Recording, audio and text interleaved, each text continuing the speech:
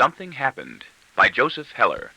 Copyright 1966 and 1974 by Scapegoat Productions, Incorporated. A portion of this book first appeared in Esquire. This recording of the reading of Something Happened was published by arrangement with Alfred A. Knopf, Incorporated, and was produced in 1980 by Books on Tape, Incorporated, which holds the copyright thereto.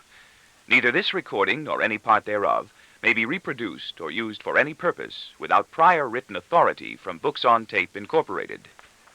Please observe the following procedures as you listen to these tapes. Our cassettes have a 15-second margin at each end. Please allow the reels to continue turning until the machine automatically stops. You may keep your book for 30 days from date of receipt by you, but after that time we charge additional rental of 25 cents per day. Dates are checked by postmark. Please return this book at the earliest possible time so another subscriber can have the use of this recording. To return cassettes to us, simply make sure they are all packaged in their plastic cassette cases and in proper order in the mailing container. Kindly seal the mailing container for return. Postage is already paid. Drop in any mailbox for return to Books on Tape. Unless you are at home during the day, you will probably find it more convenient to have tapes mailed to you at your business address rather than your home. The reason is that postmen cannot leave packages if no one is there to receive them. Should a cassette fail to play properly, tap it lightly against a hard surface to free the reels. If this does not work, call us at the number which appears on the enclosed copyright information card. Give us the name of the book and number of the cassette. We will immediately send you a replacement at no charge. Discard the broken cassette. Something Happened by Joseph Heller. The following material appears on the dust jacket of the book. This is Joseph Heller's first novel since Catch-22, which was published in 1961 and has become the most celebrated novel of its decade, speaking for and to an entire American generation. Something Happened is different from Catch-22 in both substance and tone, but it is certain to have a comparable effect. As it opens, he gets the willies.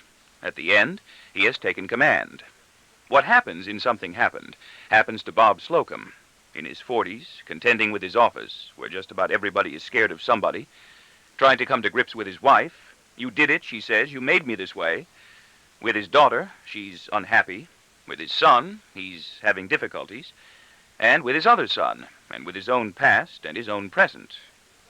Like his own children, like all children, Slocum once was new, valuable, eagerly waiting to grow into the good life sure to come. Now he is what he is, and his life is what it is. What happened? What happens? Something. I get the willies. I get the willies when I see closed doors. Even at work, where I'm doing so well now, the sight of a closed door is sometimes enough to make me dread that something horrible is happening behind it, something that's going to affect me adversely. If I'm tired and dejected from a night of lies or booze or sex or just plain nerves and insomnia, I can almost smell the disaster mounting invisibly and flooding out toward me through the frosted glass panes. My hands may perspire, and my voice may come out strange. I wonder why. Something must have happened to me sometime. Maybe it was the day I came home unexpectedly with a fever and a sore throat and caught my father in bed with my mother that left me with my fear of doors, my fear of opening doors and my suspicion of closed ones. Or maybe it was the knowledge that we were poor, which came to me late in childhood, that made me the way I am. Or the day my father died and left me feeling guilty and ashamed because I thought I was the only little boy in the whole world then who had no father. Or maybe it was the realization, which came to me early, that I would never have broad shoulders and huge biceps, or be good enough, tall enough, strong enough, or brave enough to become an all-American football player or a champion prize fighter. The sad, discouraging realization that no matter what it was in life I ever tried to do, there would always be somebody close by who would be able to do it much better. Or maybe it was the day I did open another door and saw my big sister standing naked, drying herself on the white tile floor of the bathroom. She yelled at me, even though she knew she had left the door unlocked and that I had stumbled in on her by accident. I was scared. I remember also, with amusement now, because it happened so long ago, The hot summer day, I wandered into the old wooden coal shed behind our red brick apartment building and found my big brother lying on the floor with Billy Foster's skinny kid sister, who was only my own age and even in the same class I was at school. I had gone to the shed to hammer the wheels and axles from a broken baby carriage I had picked up near a garbage can and used them on a wagon I wanted to make out of a cantaloupe crate and a long plank. I heard a faint, frantic stirring the moment I entered the dark place, and felt as though I had stepped on something live.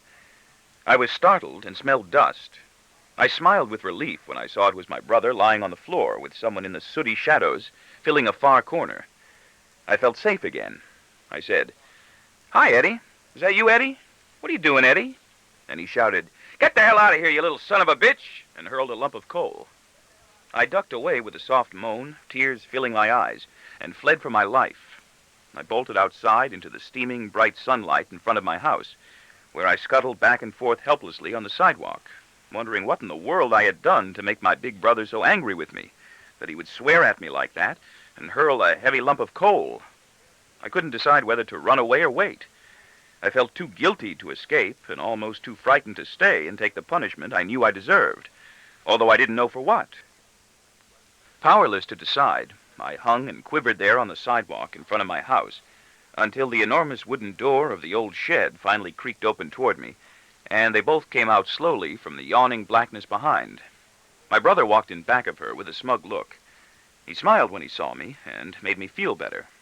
It was only after I saw him smile that I noticed the girl in front of him was Billy Foster's tall and skinny kid sister, who was very good in penmanship at school, but could never get more than a 70 on a spelling, geography, or arithmetic test, even though she always tried to cheat. I was surprised to see them together. It had not entered my mind that he even knew her. She walked with her eyes down and pretended not to see me. They approached slowly. Everything took a long time. She was angry and said nothing. I was silent too.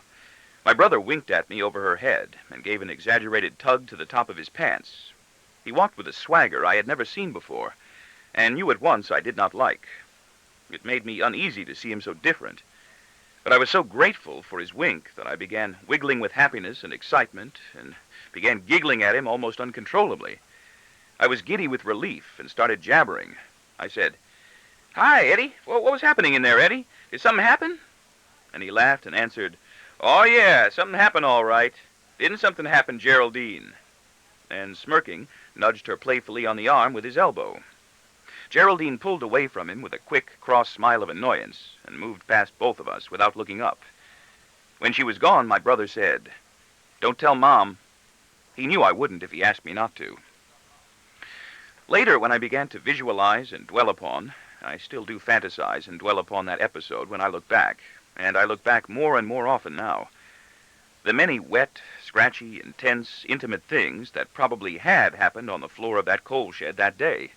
I was amazed and almost marveled out loud at the idea of my big brother joined in sex with Billy Foster's skinny kid sister, who was even a few months younger than I was and had big teeth and was not even pretty.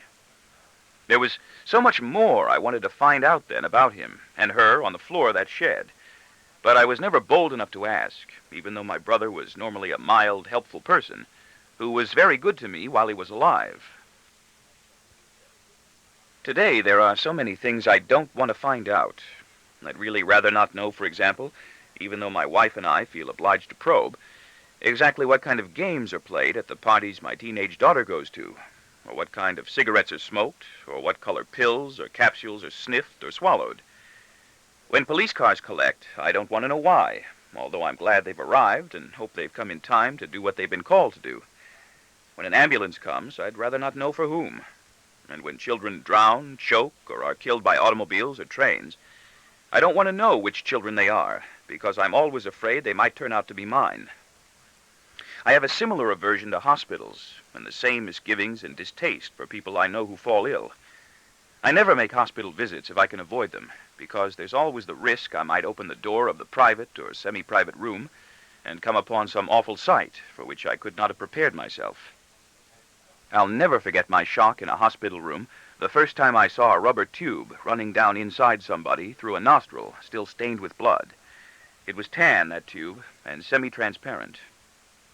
When friends, relatives, and business acquaintances are stricken with heart attacks now, I never call the hospital or hospital room to find out how they are, because there's always the danger I might find out they're dead. I try not to talk to their wives and children until I've first checked with somebody else who has talked to them and can give me the assurance I want that everything is no worse than before. This sometimes strains relationships, even with my wife, who is always asking everybody how they are and running to hospitals with gifts to visit people who are there. But I don't care. I just don't want to talk to people whose husband or father or wife or mother or child may be dying, even though the dying person himself might be someone I feel deeply attached to. I never want to find out that anybody I know is dead. One time, though, after someone I knew did die, I braced myself, screwed up my valor, and feigning ignorance, telephoned the hospital that same day to inquire about his condition. I was curious. I wanted to see what it would feel like to hear the hospital tell me that someone I knew was dead. I wondered how it was done. I was preoccupied and even titillated by this problem of technique. Would they decide he had died, passed away, succumbed, was deceased, or perhaps even had expired, like a magazine subscription or an old library card? The woman on the telephone at the hospital surprised me. She said, "Mr. Blank is no longer listed as a patient." It took nerve to make that telephone call. It took all my nerve, and I was trembling like a leaf when I hung up. Certainly my heart was pounding with great joy and excitement at my narrow escape, for I had fancied from the very first syllable, from the very first digit I dialed, that the woman at the hospital knew exactly what I was up to, that she could see me right through the telephone connection, and could see right into my mind, and would say so. She didn't. She just said what she was instructed to say and let me escape scot-free. Was it a recorded announcement? And I never have forgotten that tactful procedure. Mr. Blank is no longer listed as a patient. Mr. Blank was dead. He was no longer among the living. Mr. Blank was no longer listed as a patient, and I had to go to his funeral 3 days later. I hate funerals. I hate funerals passionately because there's always something morbid about them, and I do my best to avoid going to any, especially my own, And funerals I do have to attend, I try not to speak to anyone. I merely press palms and look overcome. Occasionally I mumble something inaudible, and I always lower my eyes, the way I see people do in movies. I don't trust myself to do more. Since I don't know what to say when somebody dies, I'm afraid that anything I do say will be wrong. I really don't trust myself anymore in any tight situation whose outcome I can't control or predict. I'm not even happy changing a fuse or an electric light bulb. Something did happen to me somewhere that robbed me of confidence and courage and left me with a fear of discovery and change and a positive dread of everything unknown that may occur. I dislike anything unexpected. If furniture is rearranged even slightly, even in my office, without my prior knowledge, it is like receiving a blow in the face or a stab in the back. I dislike everything sudden. I'm angered and hurt by surprises of every sort. Even those surprises that are organized to bring me pleasure always end with a leaden aftertaste of sorrow and self-pity, a sensation that I have been planned against and exploited for somebody else's delight, that a secret has been kept from me, that a conspiracy has succeeded from which I was excluded. I am not the easiest person to live with. I loathe conflict with everyone but the members of my household. There are many small day-to-day conflicts with which I am simply unable to cope any longer without great agony and humiliation. A disagreement with a repairman who is cheating me out of service or a small amount of money, or a conversation of complaint with one of those blankly elusive people who work in the business offices of telephone companies. I would sooner let myself be cheated. Or the time the mice got into the apartment before I became a minor executive with my company and began earning enough money to move out of the city into my own home in Connecticut, which I hate. I didn't know what to do about those mice. I never saw them. Only the cleaning woman did, or said she did. And one time my wife thought she did. And one time my wife's mother was almost sure she did. After a while, the mice just disappeared. They went away. They stopped coming out.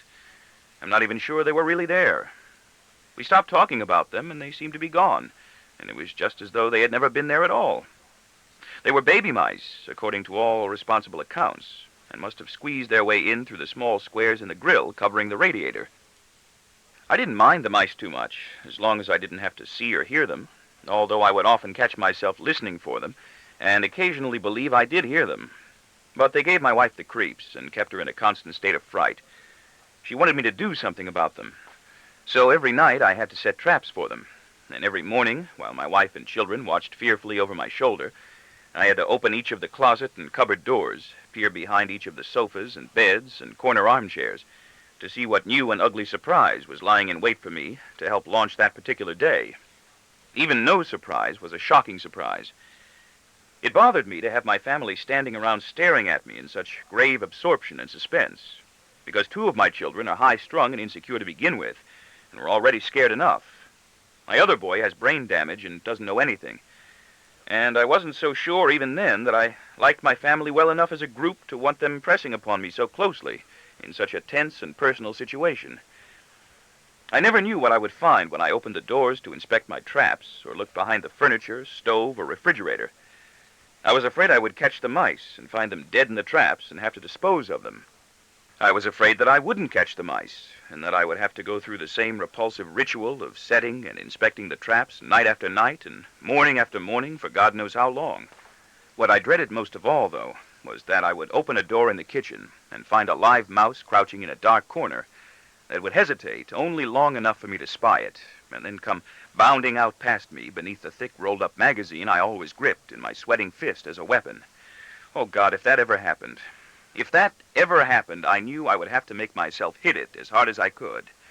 I knew I would have to force myself to swing at it with all my strength and try to bludgeon the poor thing to death with one solid blow. And I knew I would fail and only cripple it. Then as it lay there before me, still struggling on its smashed and broken legs, although I would not want to, I knew I would have to raise the heavy magazine and club it again, and perhaps then again, until I had killed it completely. The possibility of finding a live mouse behind every door I opened each morning filled me with nausea and made me tremble. It was not that I was afraid of the mouse itself. I'm not that silly. But if I ever did find one, I knew I would have to do something about it. The office in which I work. In the office in which I work, there are 5 people of whom I am afraid. Each of these 5 people is afraid of 4 people, excluding overlaps, for a total of 20. And each of these 20 people is afraid of 6 people, making a total of 120 people who are feared by at least one person. Each of these 120 people is afraid of the other 119, and all of these 145 people are afraid of the 12 men at the top who helped found and build the company and now own and direct it. All these 12 men are elderly now and drained by time and successive energy and ambition. Many have spent their whole lives here. They seem friendly, slow, and content when I come upon them in the halls. They seem dead, and are always courteous and mute when they ride with others in the public elevators. They no longer work hard. They hold meetings, make promotions, and allow their names to be used on announcements that are prepared and issued by somebody else. Nobody is sure anymore who really runs the company, not even the people who are credited with running it. But the company does run. Sometimes these 12 men at the top work for the government for a little while. They don't seem interested in doing much more. 2 of them know what I do and recognize me because I've helped them in the past, and they have been kind enough to remember me, although not, I'm sure, by name. They inevitably smile when they see me and say, "How are you?" I inevitably nod and respond, "Fine." Since I have little contact with these 12 men at the top and see them seldom, I'm not really afraid of them. But most of the people I am afraid of in the company are. Just about everybody in the company is afraid of somebody else in the company, and I sometimes think I am a cowering boy back in the automobile casualty insurance company, for which I used to work very long ago, sorting and filing automobile accident reports after Mrs. Yerger was placed in charge of the file room and kept threatening daily to fire us all. She was a positive, large woman of overbearing confidence and nasty amiability, who never doubted the wisdom of her biases. A witty older girl named Virginia sat under a big Western Union clock in that office and traded dirty jokes with me. "My name's Virginia, Virgin for short, but not for long." She was peppy and direct, always laughing and teasing, with me anyway, and I was too young and dumb then to see that she wasn't just joking. Good God. She used to ask me to get a room for us somewhere, and I didn't even know how. She was extremely pretty, I think now, although I'm not sure I thought so then. But I did like her, and she got me hot. Her father had killed himself a few years before. Much went on there in that company, too, that I didn't know about. Virginia herself had told me that one of the married claims adjusters had taken her out in his car one night, turned insistent, and threatened to rape her or put her out near a cemetery until she pretended to start to cry. I was afraid of open doors in that company, too, I remember, even when I had been sent for by one of the lawyers or adjusters to bring in an important file or a sandwich. I was never sure whether to knock or walk right in, to tap deferentially or rap loudly enough to be heard at once and command admission. Either way, I would often encounter expressions of annoyance and impatience, or feel I did. I had arrived too soon or arrived too late. Mrs. Yerger bullied us all. In a little while, nearly all of the file clerks quit, a few of the older ones to go into the Army or Navy, the rest of us for better jobs. I left for a job that turned out to be worse. It took nerve to give notice I was quitting, and it always has. I rehearsed my resignation speech for days, building up the courage to deliver it, and formulated earnest, self-righteous answers to accusing questions about my reasons for leaving, that neither Mrs. Yerger nor anyone else even bothered to ask. I have this thing about authority, about walking right up to it and looking it squarely in the eye, about speaking right out to it bravely and defiantly, even when I know I am right and safe. I can never make myself believe I am safe. I just don't trust it. That was my first job after graduating, or being graduated from, high school. I was 17 then. That older, witty, flirting girl under the Western Union clock, Virginia, was only 21. Too young now by at least a year or two, even for me. And in every job I've had since, I've always been afraid I was about to be fired. Actually, I've never been fired from a job. Instead, I receive generous raises and rapid promotions because I'm usually very alert at the beginning and grasp things quickly. But this feeling of failure, this depressing sense of imminent catastrophe and public shame, persists even here, where I do good work steadily and try to make no enemies. It's just that I find it impossible to know exactly what is going on behind the closed doors of all the offices on all the floors occupied by all the people in this and all the other companies in the whole world who might say or do something intentionally or circumstantially that could bring me to ruin. I even torture myself at times with the ominous speculation that the CIA, FBI, or Internal Revenue Service has been investigating me surreptitiously for years and is about to close in and arrest me for no other reason than that I have some secret liberal sympathies and usually vote Democratic. I have a feeling that someone nearby is soon going to find out something about me that will mean the end, although I can't imagine what that something is.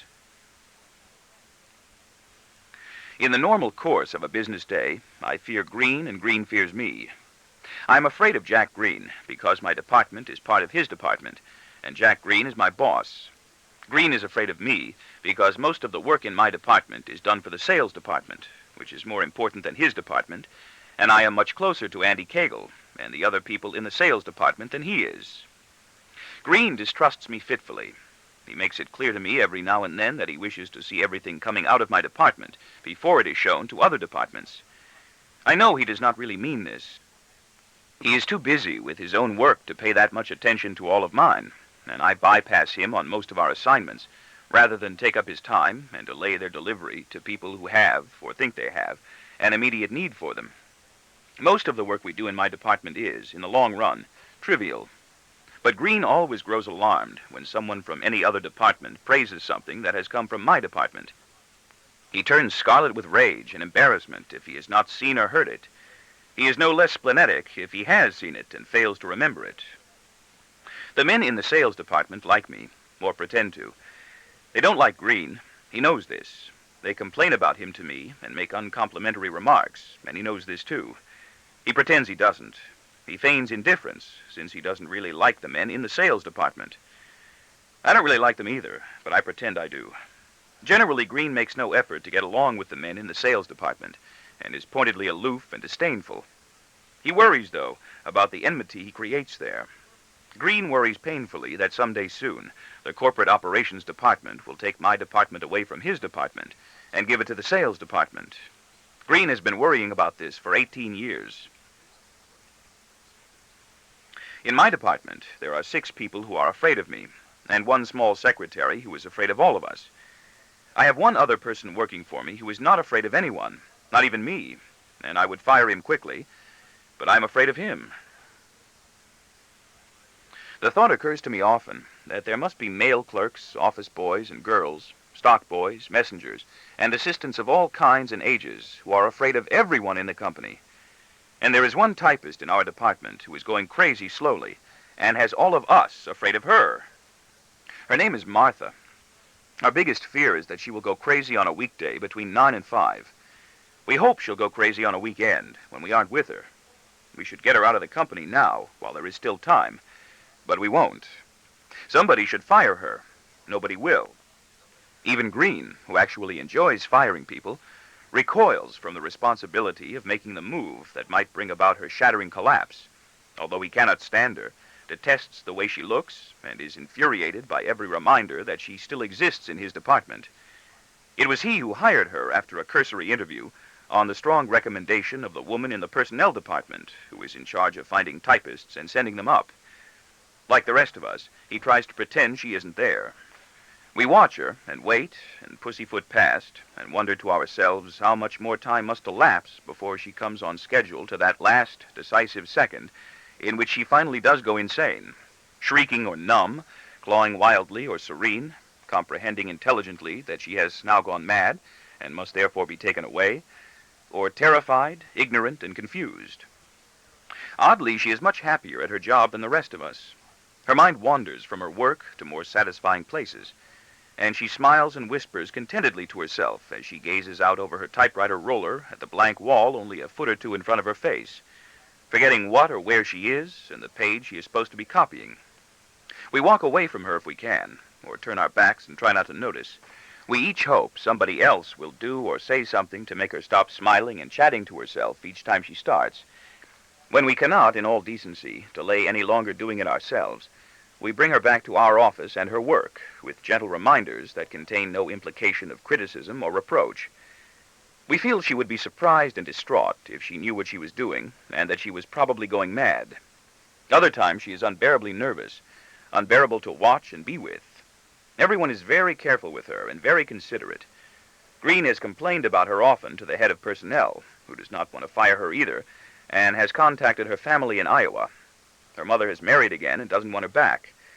Martha has bad skin. Everyone resents her and wishes she would go away. The company is benevolent. The people for the most part are nice, and the atmosphere for the most part is convivial. The decor of the offices, particularly in the reception rooms and anterooms, is bright and colorful. There is lots of orange and lots of sea green. There are lots of office parties. We get all legal holidays off, and take days off with pay whenever we need them. We have many 3- and 4-day weekends. I can't face these long weekends anymore, and don't know how I survive them. I may have to take up skiing. Every 2 weeks we are paid with machine-processed checks, manufactured out of stiff paper. They are not thick enough to be called cardboard, that are patterned precisely with neat rectangular holes and words of formal official warning in small black block letters that the checks must not be spindled, torn, defaced, stapled, or mutilated in any other way. They must only be cashed. If not for these words, it would never occur to me to do anything else with my check but deposit it. Now, though, I am occasionally intrigued. What would happen, I speculate gloomily, every 2 weeks or so as I tear open the blank buff pay envelope and stare dully at the holes and numbers and words on my punched card paycheck, as though hoping disappointedly for some large, unrectifiable mistake in my favor. If I did spindle, fold, tear, deface, staple, and mutilate it, it's my paycheck, isn't it? Or is it? What would happen if deliberately, calmly, with malice aforethought and obvious premeditation, I disobeyed? I know what would happen. Nothing. Nothing would happen. And the knowledge depresses me. Some girl downstairs I never saw before, probably with bad skin also, would simply touch a few keys on some kind of steel key punch that would set things right again, and it would be as though I had not disobeyed at all. My act of rebellion would be absorbed like rain on an ocean and leave no trace. I would not cause a ripple. I suppose it is just about impossible for someone like me to rebel any more and produce any kind of lasting effect. I've lost the power to upset things that I had as a child. I can no longer change my environment or even disturb it seriously. They would simply fire and forget me as soon as I tried. They would file me away. That's what will happen to Martha the typist when she finally goes crazy. She'll be fired and forgotten. She'll be filed away. She'll be given sick pay, vacation pay, and severance pay. She'll be given money from the pension fund and money from the profit-sharing fund, and then all traces of her will be hidden safely out of sight inside some old green cabinet for dead records in another room on another floor, or in a dusty warehouse somewhere that nobody visits more than once or twice a year, and few people in the company even know exists. Not unlike the old green cabinets of dead records in all those accident folders in the storage room on the floor below the main offices of the Automobile Casualty Insurance Company, for which I used to work when I was just a kid. When she goes crazy, her case will be closed. I had never imagined so many dead records as I saw in that storage room, and there were thousands and thousands of even deader records at the warehouse I had to go to once or twice a year, when a question arose concerning a record that had been dead a really long time. I remember them accurately. I remember the garish look of the data in grotesquely blue ink on the outside of each folder. A number, a name, an address, a date, and an abbreviated indication of whether the accident involved damage to property only, PD, or damage to people, PI, for personal injury. Often I would bring sandwiches from home, bologna, cooked chopped meat with lots of ketchup, or tuna fish, or canned salmon and tomato, and eat them in the storage room downstairs on my lunch hour. And if I ate alone there, I would read the New York Mirror, a newspaper now also dead, and then try to entertain myself by going through some old accident folders picked from the file cabinets at random. I was searching for action, tragedy, the high drama of detective work and courtroom suspense, but it was no use. They were dead. None of the names or appraisals or medical statements or investigations or eyewitness reports brought anything back to life. The Mirror was better, and even its up-to-the-minute true stories of family and national misfortunes read just like the comic strips. What impressed me most was the sheer immensity of all those dead records, the abounding quantity of all those drab, old, sagging cardboard file cabinets, rising like joined, ageless towers from the floor almost to the ceiling. That vast, unending sequence of unconnected accidents that had been happening to people and cars long before I came to work there, and were happening then and are happening still. There was a girl in that company, too, who went crazy while I was there. She was filed away. And in the company I worked for before this one, there was a man, a middle minor executive, who went crazy and jumped out of a hotel window and killed himself. He left a note saying he was sorry he was jumping out of the hotel window and killing himself, that he would have shot himself instead, but he didn't know how to obtain a gun or use one. He was picked up off the ground by the police, probably, and filed away. I think that maybe in every company today, there is always at least one person who is going crazy slowly. The company is having another banner year. It continues to grow, and in many respects, we are the leader in the field. According to our latest annual report, it is bigger and better this year than it was last year. We have 29 offices now, 12 in this country, 2 in Canada, 4 in Latin America, and 11 overseas. We used to have 1 in Cuba, but that was lost. We average 3 suicides a year. 2 men, usually on the middle executive level, kill themselves every 12 months, almost always by gunshot. And 1 girl, usually unmarried, separated, or divorced, who generally does the job with sleeping pills. Salaries are high, vacations are long. People in the company like to live well and are unusually susceptible to nervous breakdowns. They have good tastes and enjoy high standards of living. We are well educated and far above average in abilities and intelligence. Everybody spends, nobody saves. Nervous breakdowns are more difficult to keep track of than suicides because they're harder to recognize and easier to hush up. A suicide, after all, is a suicide. There's something final about it. It's the last thing a person does. But who knows with certainty when a person is breaking down? But nervous breakdowns do occur regularly in all age and occupational groups and among all kinds of people. Thin people and fat people, tall people and short people, good people and bad people. In the few years I've been in charge of my department, 1 girl and 1 man here have each been out for extended absences because they broke down. Both have been fixed and are now back working for me, and not many people outside my department know why they were gone. One of them, the man, hasn't been fixed too well, I think, and will probably break down again soon. He's already turning into a problem again, with me and with everyone else he talks to. He talks too much. In an average year, 4 people I know about in the company will die of natural causes, and 2.5 more, 2 men 1 year, 3 the next, will go on sick leave for ailments that will eventually turn out to be cancer. Approximately 2 people will be killed in accidents every year, one in an auto, the other by fire or drowning. Nobody in the company has yet been killed in an airplane crash, and this is highly mysterious to me, for we travel a lot by air to visit other offices or call on customers, prospects, and suppliers in other cities and countries. When regular full-time employees do go on sick leave, they are usually paid their full salary for as long as the illness lasts, even though it may last a lifetime, for the company excels in this matter of employee benefits. Everybody is divorced, not me though. Everyone drinks and takes 2 hours or more for lunch. The men all flirt. The women all respond, except for a few who are very religious or very dull, or a few very young ones who are out in this world for the first time and don't understand yet how things are. Most of us like working here, even though we are afraid, and do not long to leave for jobs with other companies.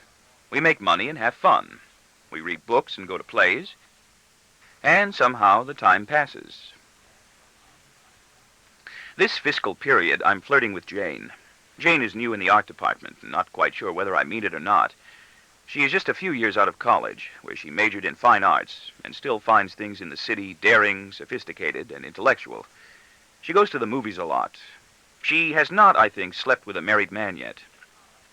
Jane is assistant head of the art department in Green's department. There are only 3 people in the art department. She has, like the rest of us, much time in which to brood and fantasize and make personal phone calls and kid around with whoever in the company, me, wants to kid around with her. She has a tall, slim figure that's pretty good, and a clogged duct in one eye that makes it dribble with tears. She wears loose lambswool sweaters that hug the long points of her small breasts beautifully. Often my fingertips would love to hug and roll those same long points of her small breasts just as beautifully, but I know from practice that my desire would not remain with her breasts for long. They make a convenient starting place. Her good figure, prominent nipples, and clogged tear duct give me easy openings for suggestive wisecracks that cover the same ground as those I used to exchange with that older girl Virginia under that big Western Union clock in the Automobile Casualty Insurance Company. The company is still in business after all these years, at the same place, and probably the clock, too, is still there, running, although the office building is now slated to come down. Except that now I am the older, more experienced, and more jaded one, and can control and direct things pretty much the way I choose. I have the feeling now that I can do whatever I want to with Jane, especially on days when she's had 2 vodka martinis for lunch instead of 1. I personally hate vodka martinis and mistrust the mettle of people who drink them. Or 3 whiskey sours instead of 2. I could, if I wished, take her out for 3 vodka martinis after work one day, and then up to Red Parker's apartment nearby, and the rest, I bet, would be easy as pie, and possibly no more thrilling. I can make Jane laugh whenever I want to, and this, I know, can be worth more than half the game if I ever decide I seriously do want to play. But I'm not sure either whether I mean it or not. Probably I should be ashamed of myself, because she's only a decent young girl of 24. Possibly I should be proud of myself, because she is, after all, a decent and very attractive young girl of only 24, whom I can probably lay whenever I want to. I have her scheduled vaguely somewhere ahead, probably in the weeks before the convention, when I will be using everybody in the art department a great deal. I don't really know how I'm supposed to feel. I do know that girls in their early 20s are easy and sweet. Girls in their late 20s are easier but sad, and that isn't so sweet. They are easy, I think, because they are sweet, and they are sweet, I think, because they are dumb. On days when I've had 2 martinis for lunch, Jane's breasts and legs can drive me almost wild as she parks her slender ass against the wall of one of the narrow corridors in the back offices near the art department when I stop to kid with her. Jane smiles a lot and is very innocent. She thinks I'm a very nice man, for example, although she is not, of course, without some sex experience, about which she boasts laughingly when I taunt her with being a virgin, and denies laughingly when I taunt her with being a whore. I make teasing, rather mechanical and juvenile jokes. I've made them all before to other girls and ladies in one variation or another. About her eye or sweater, or the good or bad life I pretend she is leading, as I lean down almost slavering toward the front of her skirt. I don't know how she can bear me in these disgusting moments, but she can, and gaze lecherously over the long stretch of her thighs underneath, even though I know already I would probably find her legs a little thin when I had her undressed, and would probably describe her as a bit too skinny if I ever spoke about her afterward to anyone. I think I really do like Jane a lot. She's cheerful, open, trusting, optimistic, and I don't meet many of those anymore. Till now, I've decided to do nothing with her except continue the lascivious banter between us that tickles and amuses and encourages us both. Maybe her face and her figure are a little too good. I used to like girls who were tall and heavy and slightly coarse, and maybe I still do. But I seem to be doing most of my sleeping these days with girls who are slim and pretty and mostly young. My wife is tall and slim, and used to be very pretty when she was young. The people in the company who are most afraid of most people are the salesmen. They live and work under pressure that is extraordinary. I would not be able to stand it. When things are bad, they are worse for the salesmen. When things are good, they are not much better. They're always on trial, always on the verge of failure, collectively and individually. They strain, even the most secure and self-assured of them, to look good on paper. And there is much paper for them to look good on. Each week, for example, a record of the sales results of the preceding week for each sales office and for the sales department as a whole for each division of the company is kept and compared to the sales results for the corresponding week of the year before. The figures are photocopied on the latest photocopying machines and distributed throughout the company to all the people and departments whose work is related to selling. In addition to this, the sales record for each sales office, for each quarter of each year, for each division of the company, and for the company as a whole, is tabulated and compared to the sales record for the corresponding quarter of the year before. Along with this, cumulative quarterly sales totals are also kept, and all these quarterly sales totals are photocopied and distributed too. In addition to this, quarterly and cumulative sales totals are compared with quarterly and cumulative sales totals, estimated, of other companies in the same field, and these figures are photocopied and distributed too.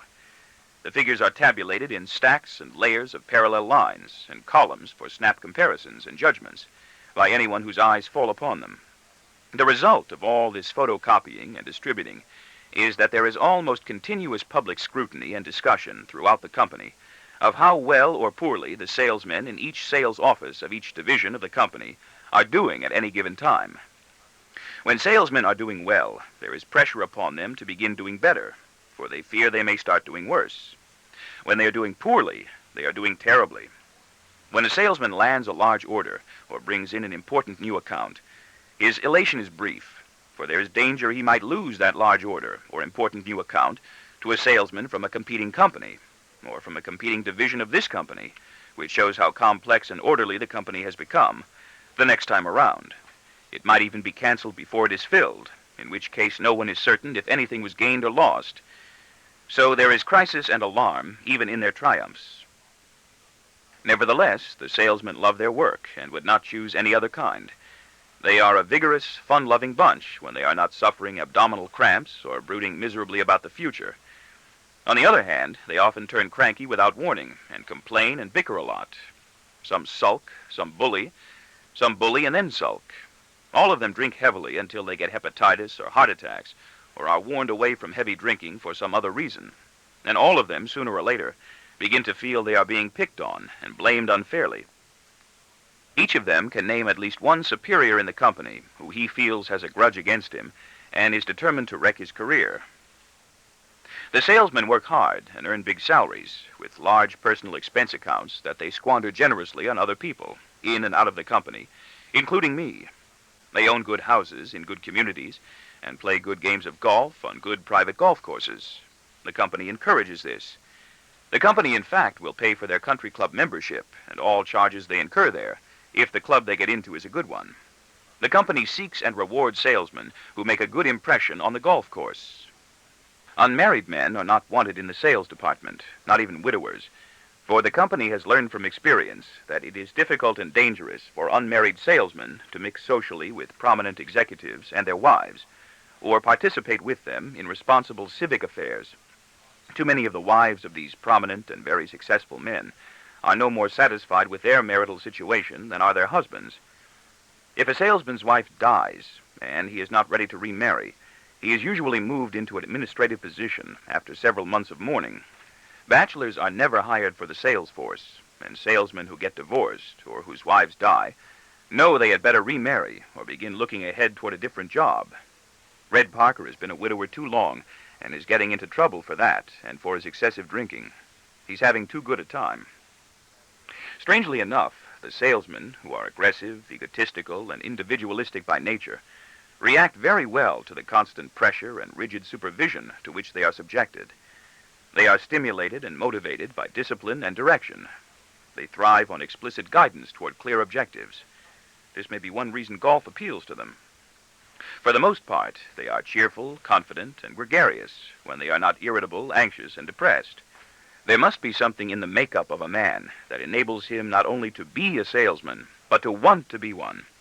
Ours actually enjoy selling, although there seem to be many among them who suffer from colitis, hernia, hemorrhoids, and chronic diarrhea. I have one hemorrhoid, and that one comes and goes as it pleases, and is no bother to me at all, now that I've been to a doctor and made sure it isn't cancer. And not to mention the frequent breakdowns from tension and overwork that occur in the sales department, as well as in other departments, and the occasional suicide that pops up among the salesmen about once every 2 years. I have one hemorrhoid, and that one comes and goes as it pleases, and is no bother to me at all, now that I've been to a doctor and made sure it isn't cancer. And not to mention the frequent breakdowns from tension and overwork that occur in the sales department, as well as in other departments, and the occasional suicide that pops up among the salesmen about once every 2 years. The salesmen are proud of their position and of the status and importance they enjoy within the company. For the function of my department and of most other departments is to help the salesmen sell. The company exists to sell. That's the reason we were hired, and the reason we are paid. The people in the company who are least afraid are the few in our small market research department who believe in nothing and are concerned with collecting, organizing, interpreting, and reorganizing statistical information about the public, the market, the country, and the world. For one thing, their salaries are small, and they know they will not have much trouble finding jobs paying just as little in other companies if they lose their jobs here. Their budget, too, is small, for they are no longer permitted to undertake large projects.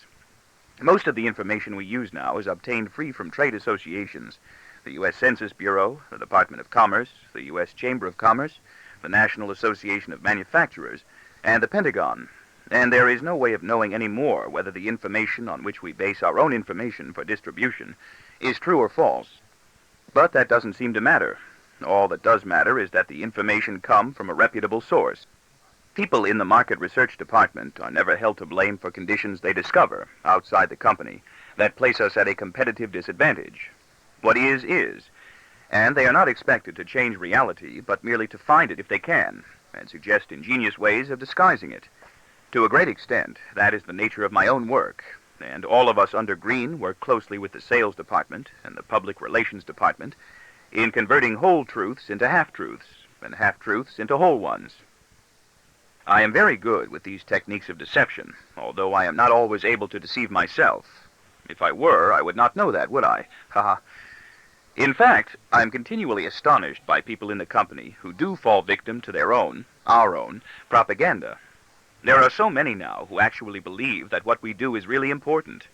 This happens not only to salesmen, who repeat their various sales pitches aloud so often that they acquire the logic and authority of a mumbo-jumbo creed, but to the shrewd, capable executives in top management who have access to all data and ought to know better. It happens to people on my own level and lower. It happens to just about everybody in the company who graduated from a good business school with honors. These are uniformly the most competent and conscientious people in the company, and also the most gullible and naive. Every time we launch a new advertising campaign, for example, people inside the company are the first ones to be taken in by it. Every time we introduce a new product or an old product with a different cover, color, and name that we present as new, People inside the company are the first to rush to buy it, even when it's no good. When salesmen and company spokesmen begin believing their own arguments, the result is not always bad, for they develop an outlook of loyalty, zeal, and conviction that is often remarkably persuasive in itself. It produces that kind of dedication and fanaticism that makes good citizens and good employees. When it happens to be a person in my own department, however, the result can be disastrous, for he begins relying too heavily on what he now thinks is the truth and loses his talent for devising good lies. He is no longer convincing. It's exactly what happened to Holloway, the man in my own department who broke down, and is probably going to break down again soon. But it's true, don't you see? He would argue softly to the salesmen, the secretaries, and even to me, with a knowing and indulgent smile, as though what he was saying ought to have been as obvious to everyone as it was to him. We are the best. The point he missed is that it didn't matter whether it was true or not. What mattered was what people thought was true. He is beginning to smile and argue that way again, and to spend more time talking to us than we want to spend listening to him. My own wish, when he is buttonholing me or bending the ear of someone else in my department, is that he would hurry up and have his nervous breakdown already, if he's going to have one anyway, and get it, and himself, out of the way. He is the only one who talks to Martha, our typist who is going crazy, and she is the only one who listens to him without restlessness and irritation. She listens to him with great intensity, because she is paying no attention to him at all. Everyone grew impatient with him, and he lost his power to understand, as he is losing this power again, why the salesmen, who would come to him for solid proof to support their exaggerations and misrepresentations, turned skeptical, began to avoid him, and refused to depend on him any longer, or even take him to lunch. He actually expected them to get by with only the truth.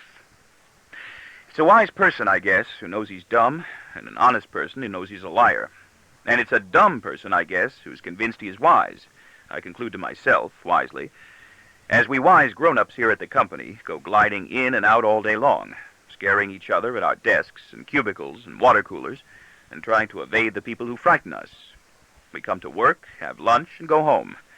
We goose-step in and goose-step out, change our partners and wander all about, sashay around for a pat on the head, and promenade home till we all drop dead. Really, I ask myself every now and then, depending on how well or poorly things are going with Green at the office, or at home with my wife, or with my retarded son, or with my other son, or my daughter, or the colored maid, or the nurse for my retarded son, is this all there is for me to do? Is this really the most I can get from the few years left in this one life of mine? And the answer I get, of course, is always yes.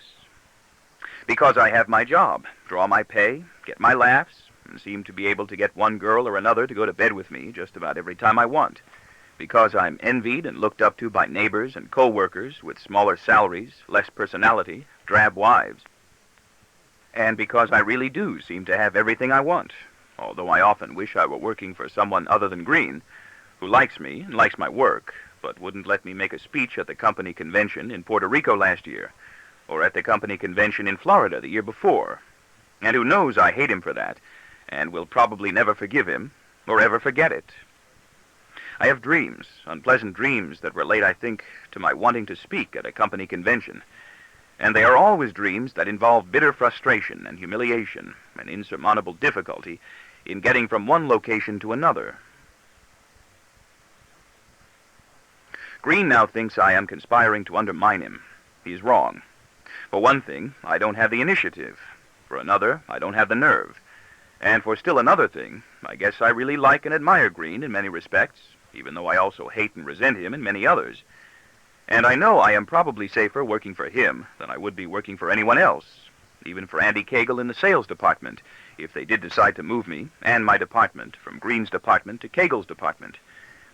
In many ways, and on many occasions, Green and I are friends and allies, and do helpful, sometimes considerate things for each other. Often I protect and defend him when he is late or forgetful with work of his own, and I frequently give him credit for good work from my department that he does not deserve. But I never tell him I do this, and I never let him know when I hear anything favorable about him. I enjoy seeing Green apprehensive. I'm pleased he distrusts me.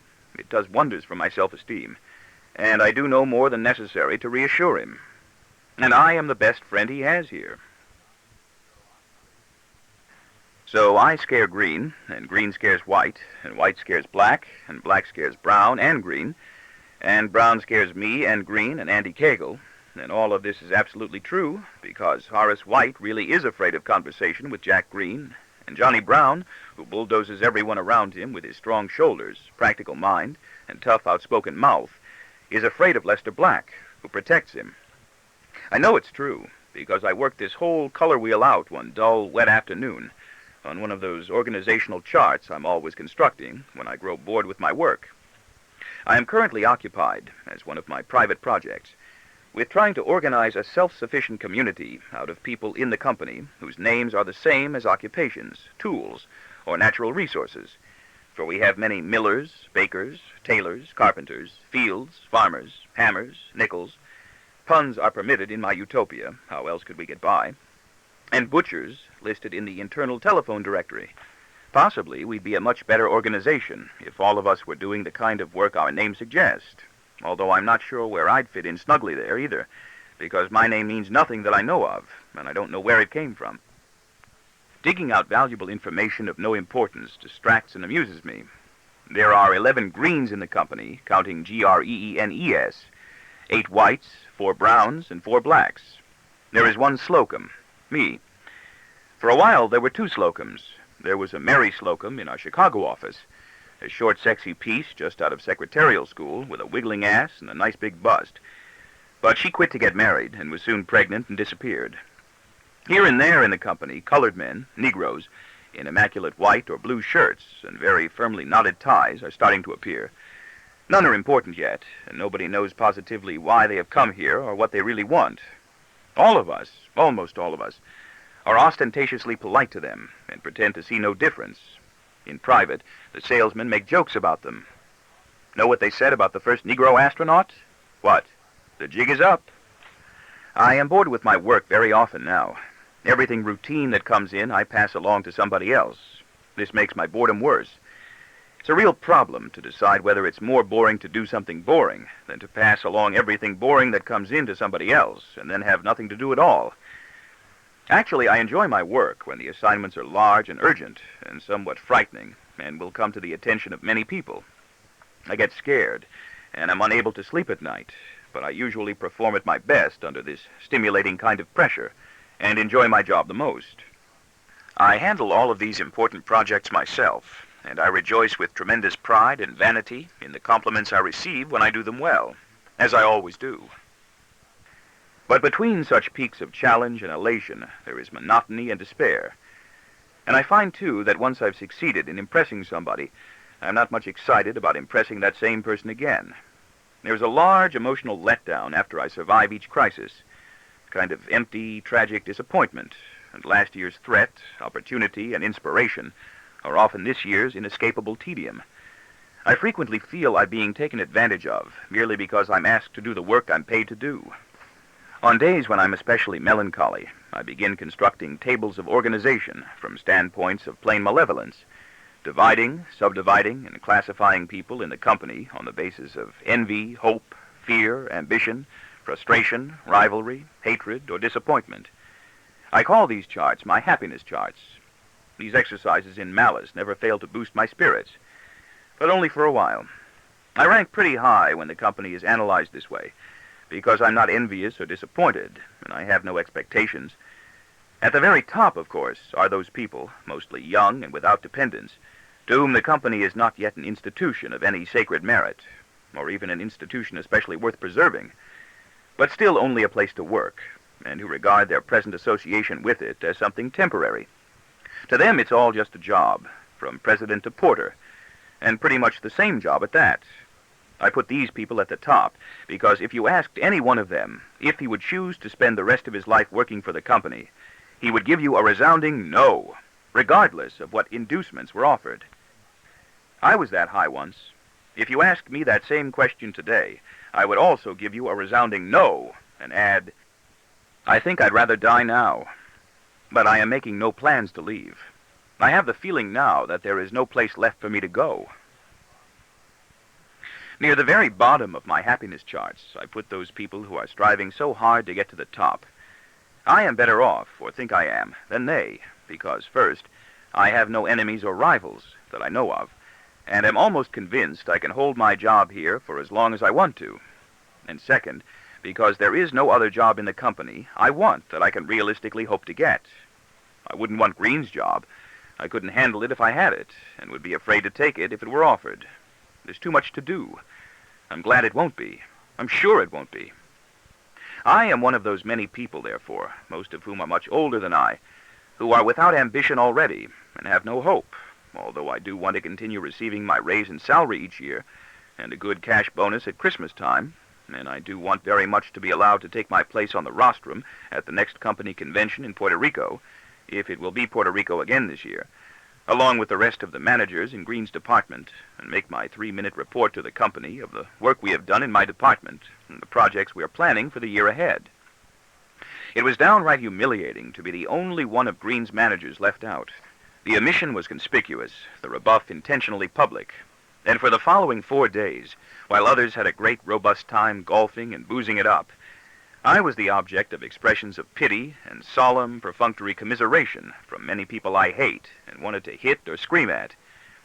It was jealousy and pure petty spite that made Green decide abruptly to push me off the schedule after we were already in Puerto Rico and the convention had gotten off to such a promising start, and after I had worked so long and nervously, I even rehearsed at home just about every night, to the wonder and consternation of my family, on my speech for the 3-minute segment of the program allotted to me, and had prepared a very good and witty demonstration of 18 color slides. "Stop sulking," Green commanded me curtly, wearing that smile of breezy and complacent innocence he likes to affect when he knows he is cutting deep. "You're a rotten speaker anyway, and you'll probably be much happier working the slide machines and movie projectors and seeing that the slides of the others don't get all mixed up." "I want to do it, Jack," I told him, trying to keep my voice strong and steady. What I really wanted to do was burst into tears, and I was afraid I would. "I've never made a speech at a convention before, and you aren't going to make one now. This is a good talk I've got here. It's dull and self-conscious, and of no interest to anyone. I've prepared some fine slides. You aren't going to use them," he told me. "You did the same thing to me in Florida last year, and I may do it again to you next year. It isn't fair. It probably isn't." I waited. He added nothing. He is so much better at this sort of ego-baiting than I am. It was my turn to speak, and he had left me nothing to say. "Well," I offered, shrugging and looking away. "I don't care if it's fair or not," he continued then. "We're discussing an important company convention, not a college commencement exercise. I've got to use what little time they give us on the program as effectively as possible." "It's only 3 minutes," I begged. "I can use those 3 minutes better than you can." He laughed suddenly, in the friendliest, most inoffensive fashion, as though nothing of consequence had just happened, letting me know, in that arrogantly firm and rude manner of his, that the argument was over. "You must understand, Bob," he bantered, while I thought he might actually throw an arm around my shoulder. He never touches me. "That this ambition of yours to make a little speech is nothing more than a shallow, middle-class vanity. I'm as shallow as you are, and as middle-class as the best of them. So I'm going to take your 3 minutes away from you and cover you and your department in my own speech." "You bastard," I thought. "You're the boss," I said. "That's right," he retorted coldly. "I am. And you've already received more than enough attention here for an employee of mine. I want to make certain that nobody in this company gets the idea you're working for Andy Cagle and not for me, or that you're doing a better job in your position than I'm doing in mine. You get what I mean?" I certainly did, then. Green was reasserting his ownership of me publicly by demonstrating his right to treat me with contempt. And in his own long, rather self-conscious and pedantic speech to the convention, he covered me and my department in a single aside. "And Bob Slocum and his people will help when you feel you really need them, provided your requests are not unreasonable." And that was all, even though the 2 projects I had prepared for the coming year were the real high spots of the whole convention. Everyone was enthusiastic about them, even executives from other divisions of the company, who were there as guests and observers. Several asked to meet me and expressed the wish for work of similar kind and quality in their own areas of the company. I could have had a grand, triumphant time that week, if not for Green's kicking me off the schedule. The salesman, who would have had to use those projects in connection with their own work, congratulated me over and over again, and never stopped slapping my back as they drank their whiskey in the evening and their Bloody Marys at breakfast in the morning, although some were already implying that they would want to discuss some modifications with me for their own purposes when the convention was over and we were back in New York. And even Arthur Barron, who was boss of all of us in this division, drifted over to me on the terrace of the hotel during one of the twilight cocktail parties to tell me that both my projects were the best of their kind he had ever seen and would probably be very useful. Arthur Barron, who is tactful and soft-spoken, addressed his comments to Green, who was standing beside me on the terrace, because he does not like to be seen standing alone. I was Green's roosting place for the moment, while he took his bearings, and I knew he would walk from me to someone more important as soon as he spied an opportunity. At crowded social or business gatherings, Green never leaves one person unless he has someone else to move to. Green laughed quickly and gave all credit for the work to me. Then he promptly diminished its importance by declaring he had not even seen any of it until that same afternoon, which was not true, since his criticism and suggestions all through the previous 10 weeks had helped enormously, and nothing had been included without his inspection and approval. Green went on to observe, with another pleasant laugh, that the excellent response to something prepared by me without his knowledge or assistance all went to prove what a superb administrator he was. All I was able to get into Arthur Barron was a mumbled, "Thanks, I'm glad." The only legitimate goal of a good administrator, Green continued affably, smiling directly at Arthur Barron and excluding me from his attention entirely, is to make himself superfluous as quickly as possible, and then have no work of his own to do until he's promoted to vice president or retires. Don't you agree? Arthur Barron chuckled softly in reply and said nothing. He turned from Green to me, squeezed my shoulder, and moved away.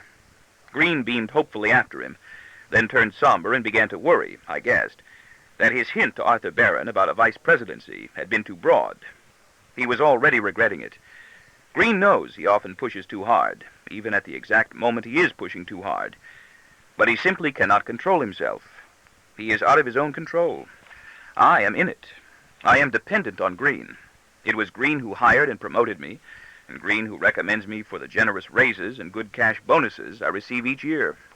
You were a third-rate assistant when you came to work for me, he likes to joke when we are getting along comfortably with each other, and I turned you into a third-rate manager.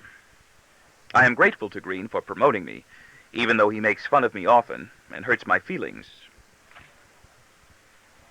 Green is a clever tactician with long experience at office politics. He is a talented, articulate, intelligent man of 56, and has been with the company more than 30 years. He was a young man when he came here. He will soon be old. He has longed from the beginning to become a vice president, and now knows that he will never succeed. He continues to yearn, and he continues to strive and scheme, sometimes cunningly, other times desperately, abjectly, ineptly, because he can neither admit nor deny to himself for very long that he has already failed. Green fawns compulsively and labors clumsily to curry favor in every contact he has with someone in top management, or someone near top management. He knows he does this, and is ashamed and remorseful afterward for having demeaned himself in vain. He is willing to demean himself, but not in vain.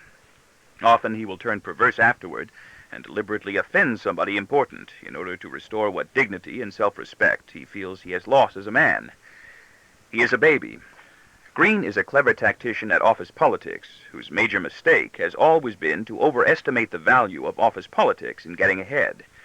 He has refused to recognize that promotion to high place in the company has invariably been based on certain abilities and accomplishments. He has never really understood why so many of less intelligence, taste, knowledge, and imagination have gone so much further than he has, and have become vice presidents. He does not see that they work hard continuously, and that they believe in the company, that they do well and meticulously whatever they're asked to do, and that they do everything they're asked to do, and that they do only what they're asked to do, and that this is what the company wants. Green will not grant that these people are all luminously well qualified for the higher positions into which they are moved. At least they appear to be well qualified for their new positions at the time the promotions are made. Periodically errors occur, forecasts miscarry and people fail, a man tires, weakens in will, or buckles under new responsibilities at the office or new problems at home, and ceases to operate as anticipated, and we have another minor malfunction in personnel. We have another nervous breakdown or another executive, the envy of rivals and subordinates, who resigns, in quiet disgrace, for a job with another company, or is pushed aside to allow someone else to move through, or retires early, or puts a bullet through his head. Periodically, I would imagine, we have single instances of all. A man breaks down, is pushed aside, resigns or retires, and then puts a bullet through his head, although I am unable to think of anyone offhand who has succeeded in traversing this full gamut of defeat. The company survives all mishaps. While other men in high position work hard and believe in the company, Green worries hard and still tries to believe in himself. He has a vacillating infatuation for Mildred, a young divorced girl in his department who helps coordinate production, and he surprises her often in the office or at the banks of elevators by kissing her suddenly and noisily on the mouth, always though with a flippant, loud remark to denote indifference, and only, I suspect, when someone else is there to see. Other times he will stride past her without notice, or make some terse criticism of her work or the appearance of her desk, humbling and wounding her cruelly without provocation. And she, of course, adores him in return, and is scared stiff. That is, I think, the way Green wants all people to feel about him, adoring and scared stiff. He is, I think, as big a coward as I am, yet he is the only person in the company with enough courage to behave badly. I envy that. I am cordial and considerate to many people I detest. I'm cordial and considerate to just about everybody, I think, except former girlfriends and the members of my family. I trade jokes convivially with several salesmen who annoy the hell out of me and make me waste much of my time with their frantic and contradictory requests. I get drunk with others who bore and irritate me and join them at orgiastic parties with secretaries, waitresses, salesgirls, housewives, nurses, models from Oklahoma, and airline stewardesses from Pennsylvania and Texas. I have 2 men in my department I'd like to fire, and 1 girl, and there are days when I would truly like to be rid of them all. But I try not to show how I feel, and I'll probably never do anything about any of them, except keep hoping sullenly that they'll disappear on their own. I'm glad that Martha, our crazy typist, isn't going crazy in my department, because I know that I wouldn't have the nerve or competence to do anything about her before she finally falls apart. There's a fellow executive in the merchandising department I have lunch with once or twice a month, who I secretly wish would drop dead. Once a year we have him to dinner, always with a lot of other people, and once each spring he has us to lunch on his goddamn boat. I know so many people I want to be mean to, but I just don't have the character. Green, on the other hand, is notorious for being frank and unkind. He is frank, I suspect, just to be unkind. He would rather make a bad impression than no impression. He tries extremely hard to be inconsiderate to people on his own level and lower. He creates tension, terror, and uneasiness in an organization that values harmony, dreads disagreements, conceals failure, and disguises conflict and personal dislike. He is aggressive and defensive. He attacks others and is sorry for himself. People in the company, for example, do their best to minimize friction. We are encouraged to revolve around each other 8 hours a day, like self-lubricating ball bearings, careful not to jar or scrape, and to avoid quarreling with each other openly. It is considered much better form to wage our battles sneakily behind each other's back than to confront each other directly with any semblance of complaint. The secret attack can be denied, lied about, or reduced in significance, but the open dispute is witnessed and has to be dealt with by somebody who finds the whole situation deplorable. We are all on a congenial first-name basis, especially with people we loathe. The more we loathe them, the more congenial we try to be, and our wives and children are always inquired about familiarly by their first names, even by people who have never met them, or met them only once. The right to this pose of comfortable intimacy does not extend downward to secretaries, typists, or mailboys, or more than 2 levels upward through the executive hierarchy. I can call Jack Green Jack, and Andy Cagle Andy, and even Arthur Barron Art, but I would not call anyone higher than Arthur Barron anything but Mr. That would be not only dangerous, but rude, and I am always hesitant about being rude to anyone but the members of my family, even when it isn't dangerous. Even Jane in the art department still calls me Mr. Slocum, respectfully, when we meet, sometimes by telephone appointment when I'm feeling especially frivolous, and kid around in one of the back corridors, and Jane and I have gone pretty far with each other by now in conversation. I used to encourage the girls I was after to call me by my first name, but I've learned from experience that it's always better and safer and more effective to preserve the distinction between executive and subordinate, employer and employee, even in bed, especially in bed. People in the company are almost never fired. If they grow inadequate or obsolete ahead of schedule, they are encouraged to retire early or are eased aside into hollow, insignificant, newly created positions with fake functions and no authority, where they are sheepish and unhappy for as long as they remain. Nearly always, they must occupy a small and less convenient office, sometimes one with another person already in it, or if they are still young, they are simply encouraged directly, though with courtesy, to find better jobs with other companies and then resign. Even the wide-awake young branch manager with the brilliant future who got drunk and sick one afternoon and threw up into the hotel swimming pool during the company convention in Florida 2 years ago wasn't fired, although everyone knew he would not be permitted to remain. He knew it too. Probably nothing was ever said to him, but he knew it.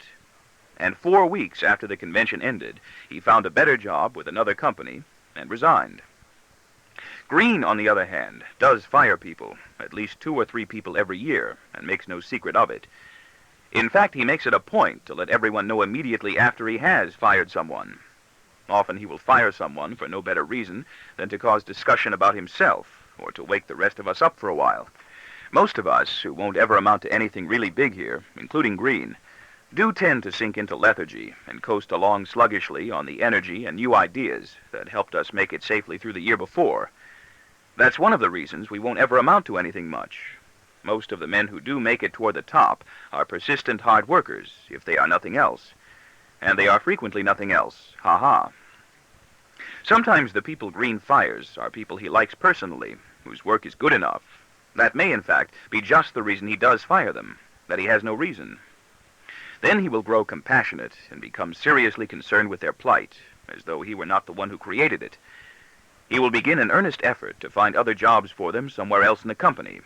He is usually not successful, for his zest for canny advantage quickly replaces his original and uncharacteristic good intention, and his approach turns malicious and self-defeating. He'd be perfect for you, is one method Green likes to use in recommending someone in his department to someone who is the head of another department. He just isn't good enough for me. Once he has made his point in enough places, he soon forgets about the people he has fired, and they go away. He is charming, ha-ha. At the important company planning sessions that are held out of town every 3 months at some luxurious resort hotel or plush country club with a well-known golf course, division and department heads, I'm told, normally do not argue or complain or express dissatisfaction aloud with each other's work or viewpoint. But Green does. Green criticizes, ridicules, and disparages impatiently, and he always protests vehemently against any cuts in his own budget or any new curtailments of his activities. Then he is sorry. Green rocks the boat impetuously, and is fearful afterward that he is going to sink. He is better read than most of the people in the company, and affects a suave, intellectual superiority that makes even Arthur Barron slightly uncomfortable, and makes Andy Cagle and everyone else in the sales department feel crude and graceless. I am much better educated than Green is, and I think more intelligent, but he is glib and forward, and I am not. News of Green's repartee and audacious bad behavior at these planning sessions — Green does not even play golf — usually trickles down to us, mainly through Green himself, and we are often proud to be working for him. But I know he is tormented each time by the fear that this time he has at last gone too far. Green worries that none of the important people in the company really like him, and he's right. He is wrong, though, when he surmises it is only because they envy him. He really isn't likable. And then there are the many other worries that I know assail Green, because the company is large and mainly Protestant. Green, for example, is afraid of Philip Reeves, a timid, underpaid young employee in Green's own department. And this amuses me greatly, because I know that Philip Reeves, who is Protestant, English, and went to Yale, is afraid of Green. Each complains to me about the other. Reeves confides in me because he thinks I am capable, honest, and unpretentious. He knows I drink and lie and whore around a lot, and he therefore feels he can trust me. I am absolutely terrified every time I have to go into his office, Reeves complains to me about Green. He'll make some sarcastic remark as soon as I walk in, and I won't be able to think of a single intelligent thing to say in reply. I freeze. It's as though I'm paralyzed and struck dumb. It's all I can do to nod or shake my head or mumble answers to his questions. And I stand there almost speechless with an idiotic smile on my face while he goes on and on making caustic remarks. I can't say that I blame him. Afterwards, I hate myself for being so stupid and tongue-tied. I'm absolutely terrified every time I have to speak to him in my office. Green complains to me about Philip Reeves. It's those goddamn manners of his, I guess, and that vulgar good breeding. I can cope with good manners, and I can cope with good breeding, but I can't cope with good manners and good breeding. They throw me off stride, and it's like listening to some total idiotic stranger running off at the mouth as I hear what I'm saying and realize what I'm doing.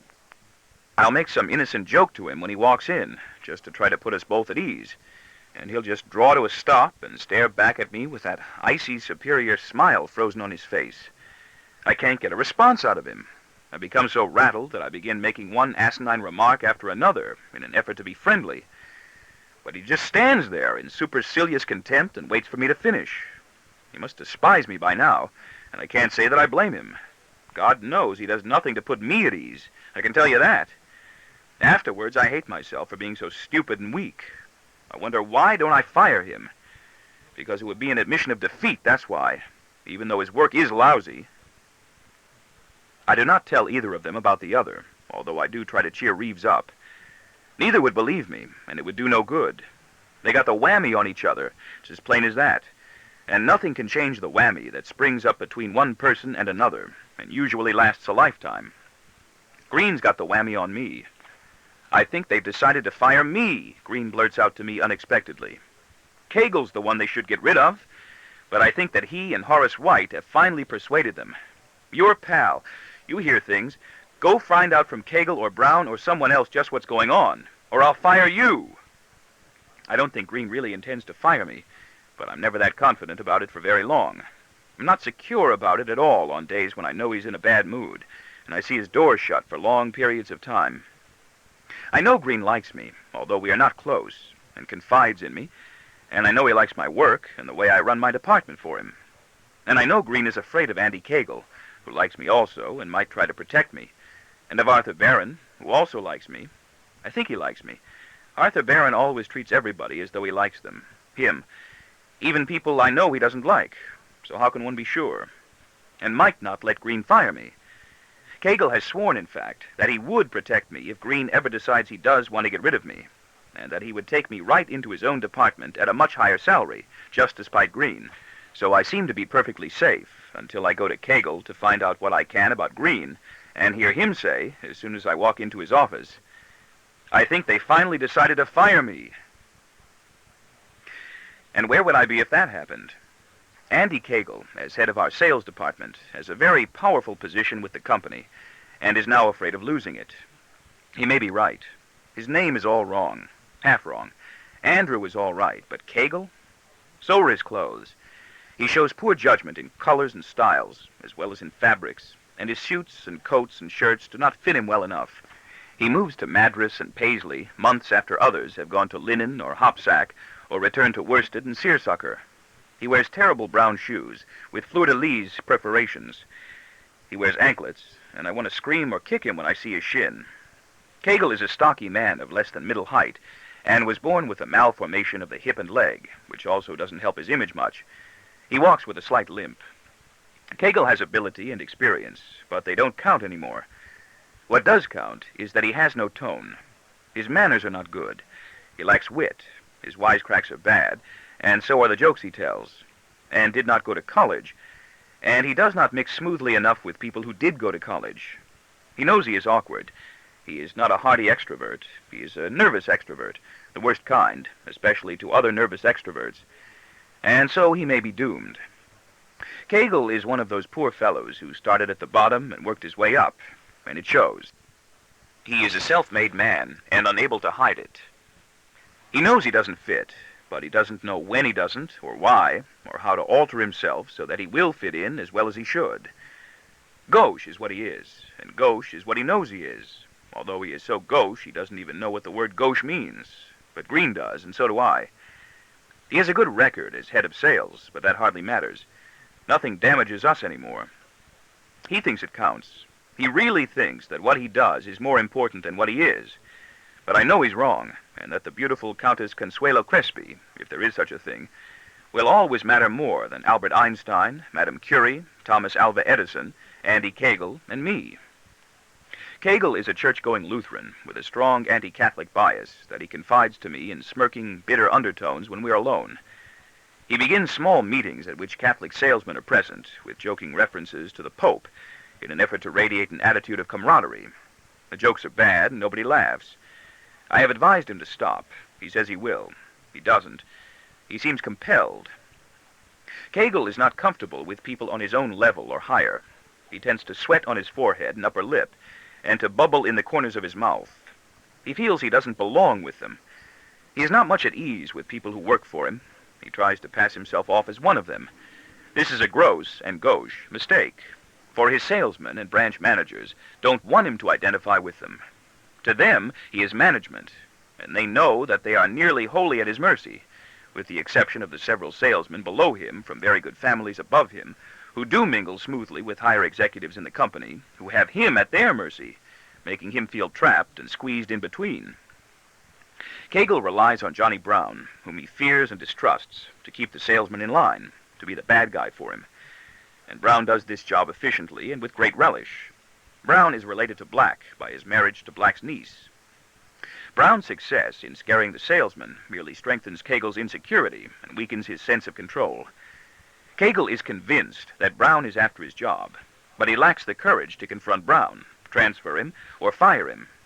Kegel, wisely, avoids a showdown with Brown, who is blunt and belligerent with almost everybody, especially in the afternoon if he's been drinking at lunch. Kegel would rather go out of town on an unnecessary business trip than have a showdown here with anybody about anything, and he usually manufactures excuses for travel whenever his problems here or at home with his wife and children build toward a crisis he wants other people to settle. He hopes they'll be over by the time he returns, and they usually are. With the exception of Brown, whom Kegel hates, fears, and distrusts, and can do nothing about, Kegel tries to like everyone who works for him, and to have everyone like him. He is reluctant to discipline his salesmen or reprimand them, even when he, or Brown, catches them cheating on their expense accounts, or lying about their sales calls or business trips. Kegel lies about his own business trips, and like the rest of us, probably cheats at least a little on his expense accounts. He is unwilling to get rid of people, even those who turn drunkard, like Red Parker, or useless in other ways. This is one of the criticisms heard about him frequently. It is occasionally made against him by the same people other people want him to get rid of. He won't, for example, retire Ed Phelps, who wants to hang on. "I'd throw half those lying sons of bitches right out on their ass," Brown enjoys bragging out loud to me and Kegel about Kegel's sales force, as though challenging Kegel to do the same. "And I'd put the other half of those lazy bastards on notice." Kegel wants desperately to be popular with all the lying sons of bitches and lazy bastards who work for him, even the clerks, receptionists, and typists, and goes out of his way to make conversation with them.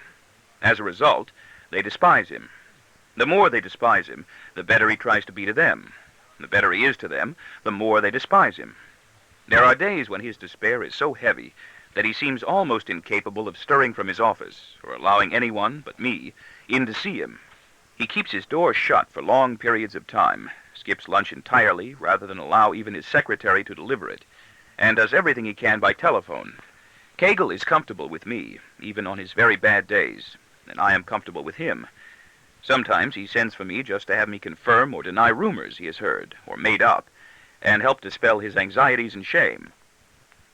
I do not test or threaten him. I pose no problem. On the contrary, he knows I aid him, or try to, in handling the problems created by others. Kegel trusts me, and knows he is safe with me.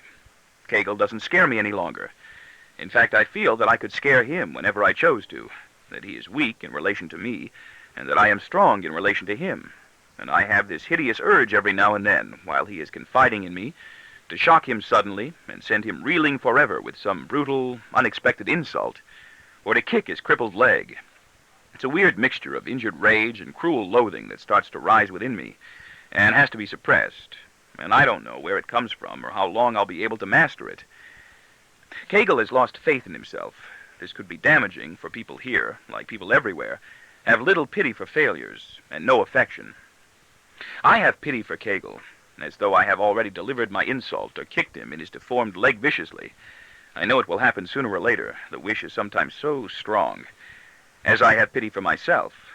I'm sorry for him because he is basically a decent person, if not especially dazzling or admirable. I do worry and sympathize with him often, because he has been good to me from the day I came to work here for Green, and is good to me still. He makes my job easier. He relies on my judgment, takes my word, and backs me up in disputes I have with his salesmen. Many of his salesmen, particularly the new ones, hold me in some kind of awe because they sense I operate under his protection. A number of the old ones who are not doing well hold me to blame, I'm sure, for having helped bring them to ruin. Invariably, in these disagreements with his salesmen, I am right and they are wrong. I am patient, practical, rational, while they are emotional and insistent. It is easy for me to be practical and rational in these situations, because I am not the least bit endangered by the business problems that threaten them. Kegel often comments jokingly to Arthur Barron and other important people, sometimes even in my presence, that I would be much better in Green's job than Green is. Kegel does this with a gleam of mischief, if I am there, because I have begged him not to. I'm not certain if Kegel really believes I would be better than Green, or is merely making an amiable gesture that he thinks will honor me and get back to Green to irritate and concern him. Because Andy Kegel is good to me and doesn't scare me any longer, I despise him a little bit too. I try my best to conceal it, although I am often surprised to discover a harder edge to my sarcasms and admonitions than I intended. There is something cankered and terrifying inside me that wishes to burst out and demolish him, lame and imperfect as he is. I try my best to help and protect him in just about every way I can. I am the only one who even offers regularly to carry censures and instructions from him to Johnny Brown that he shrinks from delivering himself, although I will never risk anything with Brown after lunch if I can possibly avoid it. Along with everyone else who knows Brown, I endeavor to steer clear of him after lunch, unless I need him on my side in an argument with someone else, when he is apt to be red-eyed and irritable with drink and in a contrary, bellicose mood. Brown, in a bad temper, with whiskey working inside him, always gives the clear impression that he is eager for a fist fight, and there is no doubt that with his deep chest, sturdy shoulders, and thick, powerful hands, he can handle himself in one. And there is also no doubt that Brown is usually right. The current and recurrent antagonism between Kegel and Brown is over call reports again. The salesmen are reluctant to fill out these small, printed pink, blue, and white forms, pink for prospects, blue for active, and white for formerly active, that is, accounts that have lapsed and are therefore prospects again, though not necessarily lively ones, describing with some hope and detail the sales calls they have made, or allege they have made.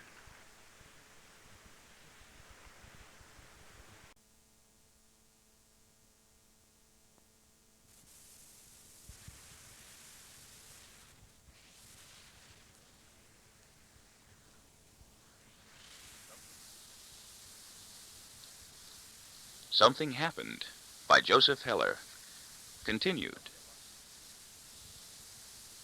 The salesmen are reluctant to fill out these small, printed pink, blue, and white forms, pink for prospects, blue for active, and white for formerly active, that is, accounts that have lapsed and are therefore prospects again, though not necessarily lively ones, describing with some hope and detail the sales calls they have made, or allege they have made. The salesmen are reluctant to come to grips with any kind of paperwork more elaborate than writing out order forms. They especially hate to fill out their expense account reports and fall weeks, sometimes months behind. The salesmen know beforehand that most of the information they will have to supply in their call reports will be false. Brown maintains that call reports are a waste of everybody's time, and he is reluctant to compel the salesmen to fill them out. Kegel is afraid of Brown, and he is reluctant to compel Brown to compel the salesman to fill them out. But Arthur Barron wants the call reports. Arthur Barron has no other way of keeping familiar with what the salesmen are up to, or say they are, and a no more reliable source of knowledge on which to base his own decisions and reports, even though he is certainly aware that most of the knowledge on which he bases his decisions and prepares his own reports is composed of lies. I try to keep out of it and expel an air of innocence and sympathetic understanding to all concerned. I would rather sit here in my office, writing, doodling, flirting on the telephone with Jane, or talking to a good girl named Penny I've known a long time, or classifying people in the company and constructing my happiness charts, than get mixed up in this one. I don't care about the call reports, and don't have to. The matter is trivial. Yet it seems to be one of those trivial matters that might destroy a person or two, and I don't see how I can gain favor with one person in this situation without losing favor with another. So, prudently, I contrive to keep as far away from it as I can, although I will manage to mention every now and then to a salesman I happen to be with on some other business that Kegel, Brown, or Arthur Barron has been asking about his call reports, and that it is extremely urgent that they be handed in as soon as possible for prompt study and evaluation. I don't manage to mention, and never would, that I think they're a waste of everybody's time but mine. In this and other small ways, I do what I can to be of help to Kegel and Brown and Arthur Barron. I give him advice, and I bring him gossip and news and portents from other parts of the company that I think will be of value or concern to him. What do you hear? He wants to know. About what? You know. What do you mean? Jesus Christ, he complains. You used to be truthful with me. Now I can't even trust you either. What are you talking about? I hear that I'm out and Brown's in, and that you probably know all about it. I was tipped off in Denver. You're full of shit. I like your honesty. I like yours. Kegel grins mechanically, sardonically, and moves with his slight limp across the carpet of his office to close the door. I smile back at him and settle smugly into his brown leather armchair. I always feel very secure and very superior when I'm sitting inside someone's office, with the door closed, and other people, perhaps Kegel or Green or Brown, are doing all the worrying on the outside about what's going on inside.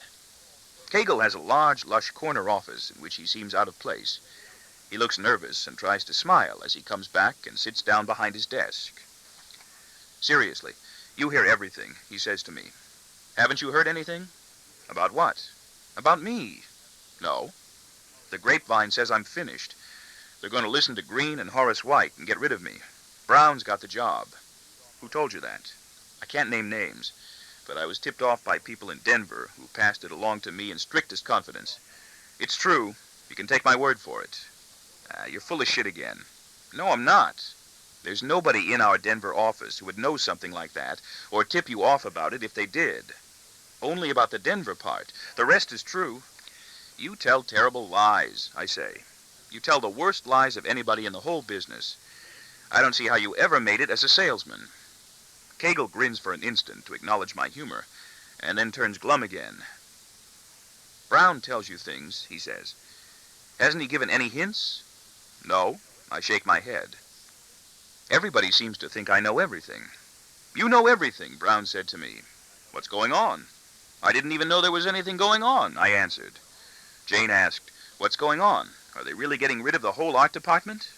I wouldn't let them get rid of you, honey, I answered, even if I had to pay your salary myself. I shake my head again. And it's probably not true. They'd never put Brown in. He fights with everybody. Then you have heard something, Kegel exclaims. No, I haven't. Who would they put in? Nobody. Andy, why don't you stop all this horse shit and buckle down to your job if you're so really worried? If you're really so worried, why don't you start doing things you're supposed to do? What am I supposed to do? The things you're supposed to do. Stop trying to be such a good guy to all the people who work for you.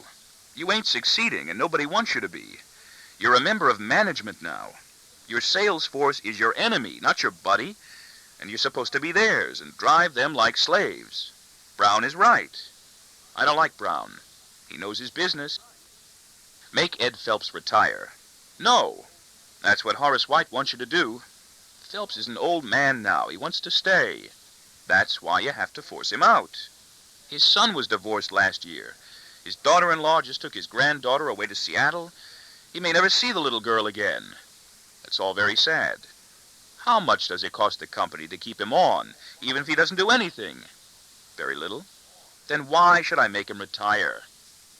Kegel is right here, and I like him enormously for his determination to let Phelps stay. Phelps is old and will soon be dead anyway, or too sick to continue. Because he's past the official retirement age, and Horace White wants you to. I don't like Horace White, Kegel observes softly, irrelevantly. And he doesn't like me.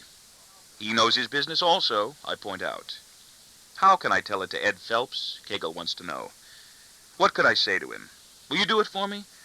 It's not so easy, is it? Get Brown to do it, I suggest. No. It's part of your job, not mine. But it's not so easy, is it?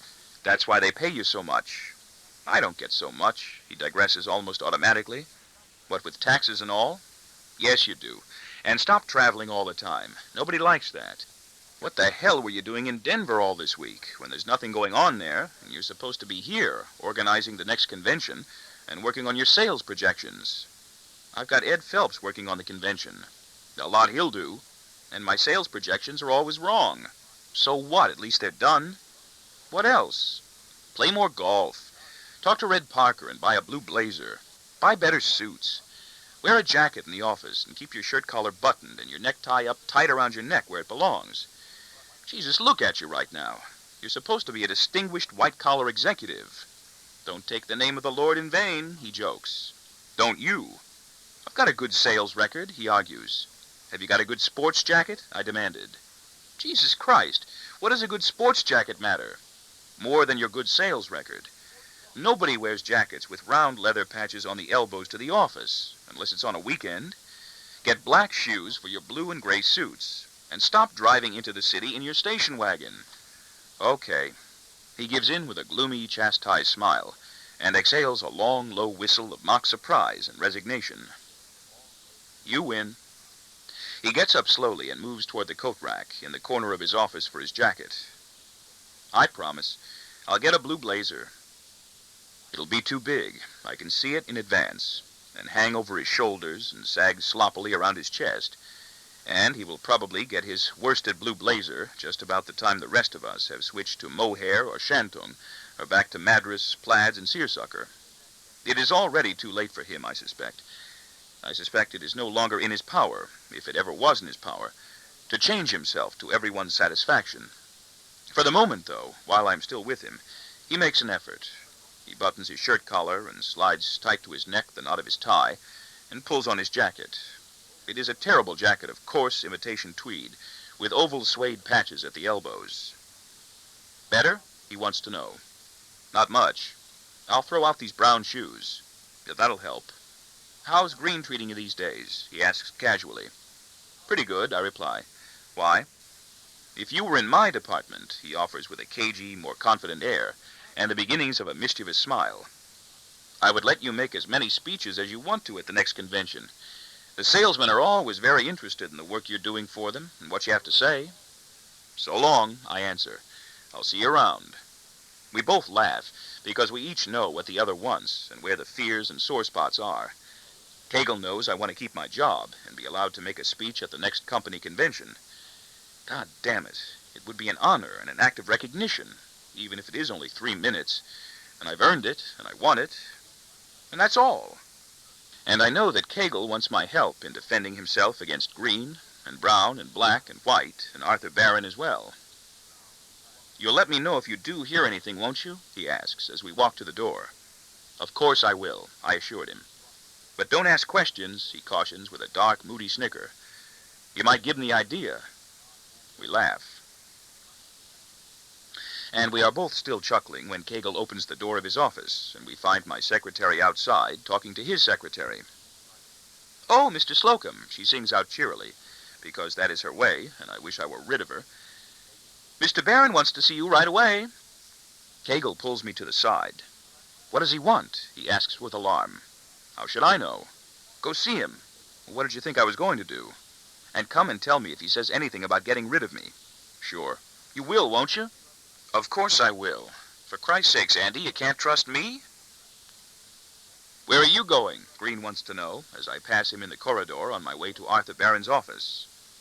Arthur Barron wants to see me. Green skids to a stop with a horrified glare, and it's all I can do not to laugh in his face. What does he want with you? Green wants to know. Haven't any idea. You'd better go see him. Yeah, I thought of doing that. Don't be so goddamn sarcastic, Green snaps back at me angrily, and I lower my eyes, abashed and humbled by his vehemence. I'm not even sure I trust you either. I'm sorry, Jack, I mumble. I didn't intend that to sound rude. You come to see me as soon as you finish talking with him, he orders. I want to know what he says. I want to know if I'm being fired or not. What was Cagle talking to you about? Brown asks when I bump into him. He wanted to know what you were up to while he was away in Denver. I was correcting his mistakes and protecting his goddamn job. That's what I was up to, Brown retorts. That's just what I told him. You're a liar, Brown tells me pleasantly. Johnny, that's what they pay me for. But everybody knows it. So? So I guess it doesn't matter. A diplomat, Johnny, not a liar. Yeah, a diplomat, Brown agrees with a gruff and hearty laugh. You lying son of a bitch. I was just coming to see you, Jane says to me. I want to show you this layout. I stare brazenly at her tits. I can see your layout. She starts to giggle and blush deliciously, but I turn serious. Not now, Jane. I have to go see Arthur Barron. Oh, hello, Mr. Slocum, Arthur Barron's secretary says to me. How are you? You look fine today. The door to Arthur Barron's office is closed, and I don't know how to cope with it, whether to turn the knob and go right in, or knock diffidently and wait to be asked. But Arthur Barron's 28-year-old secretary, who is fond of me and having trouble with her husband, he's probably queer, nods encouragingly and motions me to go right through. I turn the knob gingerly and open the door. Arthur Barron sits alone at his desk and greets me with a smile. He rises and comes forward slowly to shake my hand. He is always very cordial to me and everyone, and always very gentle and considerate. Yet I am always afraid of him. He's got the whammy on me, I guess, just as everyone I've ever worked for in my whole life has had the whammy on me. And I guess he always will. Hello, Bob, he says. Hi, Art. Come in. He closes the door noiselessly. Sure. How are you, Bob? Fine, Art. You? I want you to begin preparing yourself, he tells me, to replace Andy Cagle. Cagle? I ask. Yes. Not Green? No. Arthur Barron smiles, knowledgeable and reassuring. We don't really think you're ready for Green's job yet. There is polite irony here, for we both know that Cagle's job is bigger and more important than Green's, and that Green would be subordinate to Cagle if Cagle were of stronger character. The proposition stuns me, and for a few bewildered seconds I have absolutely no idea what to say or do, or what expression to keep on my face. Arthur Barron watches me steadily and waits. I've never done any real selling, I say finally, very meekly. We won't want you to do any, he replies. We want you to manage. You're loyal and intelligent, and you've got good character and good work habits. You seem to have a good understanding of policy and strategy, and you get along well with all kinds of people. You're diplomatic, you're perceptive and sensitive, and you seem to be a good administrator. Is that enough to encourage you? Cagle's a good man, Art, I say. He's a good salesman, Bob, Arthur Barron replies, emphasizing the distinction. And you'll probably be allowed to keep him on as a salesman if we decide to make the change and you decide you want to. Well, I know I'd want to. We'll probably let you keep him as an assistant even, or as a consultant on special projects with people he'd be good with. But he hasn't been a good manager, and we don't think he's going to be able to get better. Cagle doesn't go along with the rest of us on too many things, and that's very important in this job. He lies a lot. Horace White wants me to get rid of him just because he does tell lies to us. He still travels too much, although I've told him I want him to spend more time here. He dresses terribly. He still wears brown shoes. That shouldn't count, I know, but it does count, and he ought to know that by now. He doesn't send in my call reports. Most of the stuff on the call reports isn't true. I know that, but I have to have them anyway for my own work. Brown is in charge of that, I have to point out. He doesn't control Brown. Well, that isn't easy. He's afraid of him. Well, so am I admit. And so am I, he admits. But I would control him or get rid of him if he worked for me. Would you? Brown is married to Black's niece. I wouldn't let that matter. We wouldn't let Black interfere if it came to doing something about Brown. Would you let me fire him? If you decided you really wanted to, although we'd prefer to transfer him. Cagle could have him fired, but by now Brown has a better grasp of specifics than he has. Cagle never wants to fire anybody, even the ones who are drunks or dishonest or useless in other ways. He won't fire Parker or retire Phelps, and he doesn't cooperate with Green. And he still discriminates in the people he hires, although he's been warned about that too. It's a very big job, I say. We think you might be able to handle it. If I couldn't, let's not think about that now. I have to, I say with a grin. He grins back sympathetically. We'd find another good job for you somewhere else in the company if you found you wanted to stay here, unless you did something disgraceful or dishonest, and I'm sure that wouldn't happen. You don't have to decide now. This is just an idea of mine, and it's anything but definite, so please keep it secret. But we're trying to look ahead, and we'd like to know what we're going to do by convention time. So give it some serious thought, will you? And let me know if you would take it if we did decide to move Kegel out and give it to you. You don't have to take it if you don't want to. I promise you that. And you won't be penalized if you don't. He smiles again as he stands up and continues in a lighter tone. You'll still get your raise this year and a good cash bonus, but we think you should. And you might just as well begin preparing yourself while you make up your mind. What should I do? Keep close to Kegel and the salesman, and try to find out even more about everything that's happening. Decide what realistic goals to establish and what changes you would have to make to achieve them if we put you in charge. I like Andy Kegel. So do I. He's been very good to me. It isn't your fault. We'd move him out anyway. He'll probably be happier working for you on special projects. Will you think about it? Of course. Good. You'll keep this quiet, won't you? Sure. Thank you, Bob. Thank you, Art. What did Arthur Barron want? Green demands, the instant I'm out in the corridor. Nothing, I answer. Did he say anything? No. Anything about me, I mean? No. Well, what did he say? He must have wanted to see you about something. Oh, he wants me to put some jokes in a speech his son has to make at school. Is that all? Green snorts with contempt, satisfied. I could do that, he sneers. Better than you. Up yours, I think in reply, because I know I could squash him to the ground and make him crawl like a caterpillar if I ever do find myself in Kegel's job. But he does believe me, doesn't he? What did Arthur Barron want? Johnny Brown asks. He wants me to put some jokes in a speech his son has to make at school. You're still a liar.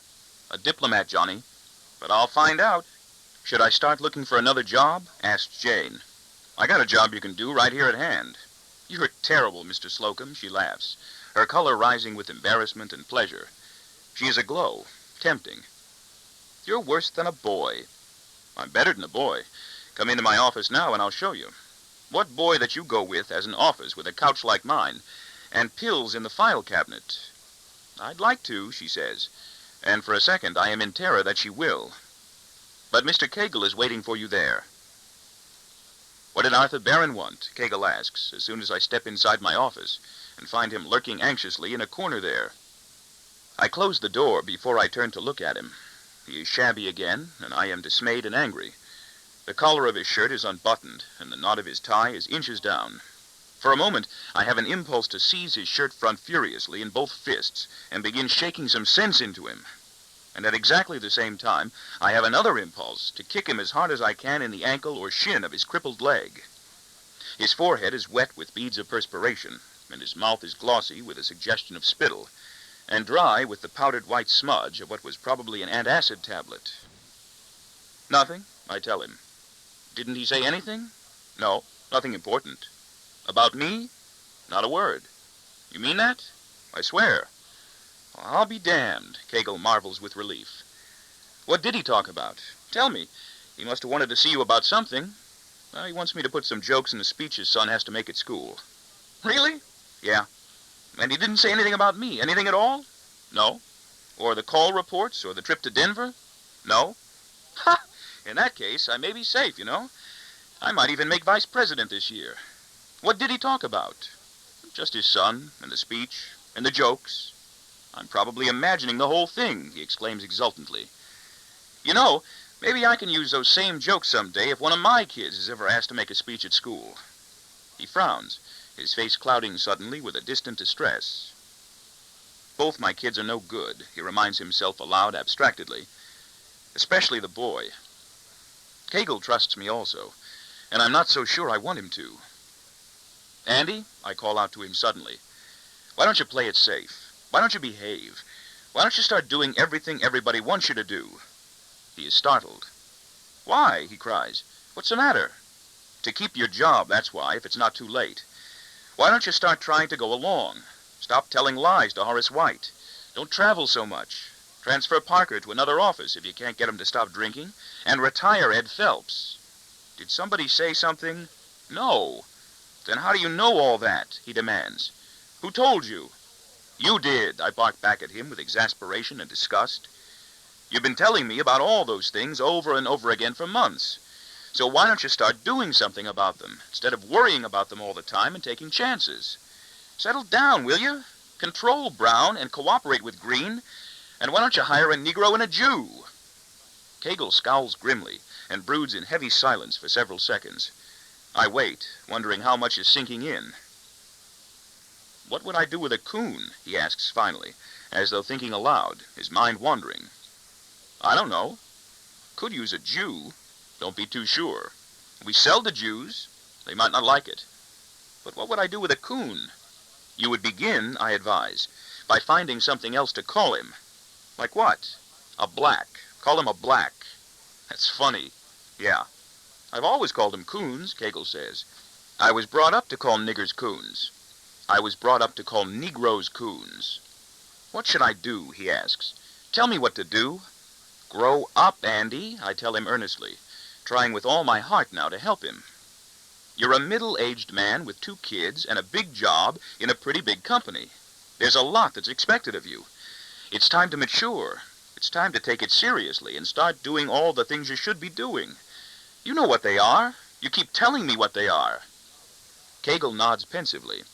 His brow furrows as he ponders my advice without any hint of levity. I am getting through to him. I watch him tensely as I wait for his reply. Cagle, you bastard, I want to scream at him desperately as he meditates solemnly. I'm trying to help you. Say something wise. For once in your mixed-up life, come to an intelligent conclusion.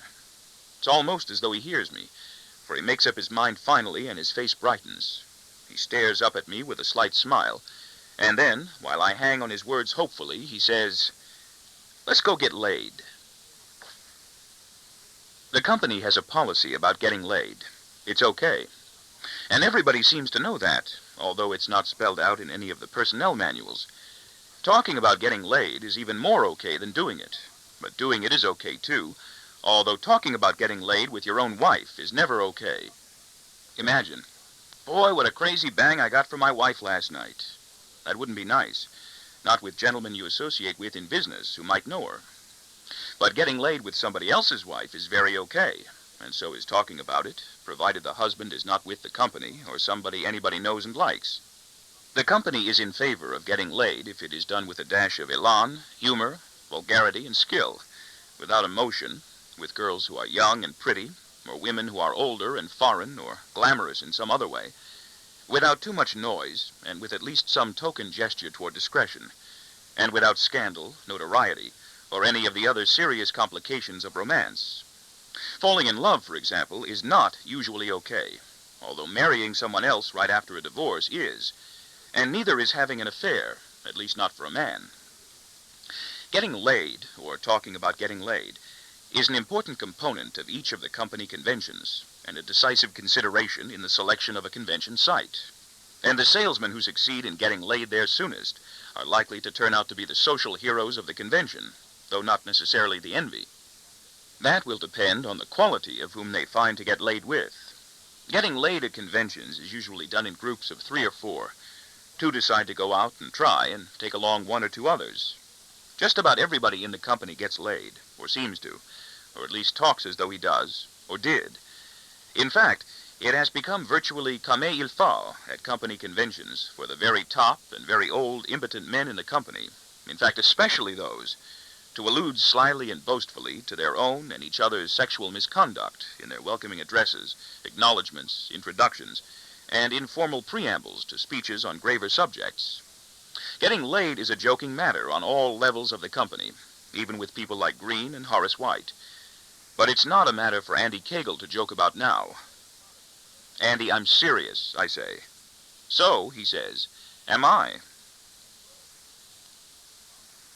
I close the door of my office after Cagle leaves, sealing myself inside and shutting everybody else out, and try to decide what to do about my conversation with Arthur Barron. I cancel my lunch appointment and put my feet up on my desk. I've got bad feet. I've got a jawbone that's deteriorating, and someday soon I'm going to have all my teeth pulled. It will hurt. I've got an unhappy wife to support, and 2 unhappy children to take care of. I've got that other child with irredeemable brain damage, who is neither happy nor unhappy, and I don't know what will happen to him after we're dead. I've got 8 unhappy people working for me who have problems and unhappy dependents of their own. I've got anxiety. I suppress hysteria. I've got politics on my mind. Some are race riots, drugs, violence, and teenage sex. There are perverts and deviates everywhere who might corrupt or strangle any one of my children. I've got crime in my streets. I got old age to face. My boy, though only 9, is already worried because he does not know what he wants to be when he grows up. My daughter tells lies. I've got the decline of American civilization and the guilt of ineptitude of the whole government of the United States to carry around on these poor shoulders of mine. And I find I am being groomed for a better job. And I find, God help me, that I want it.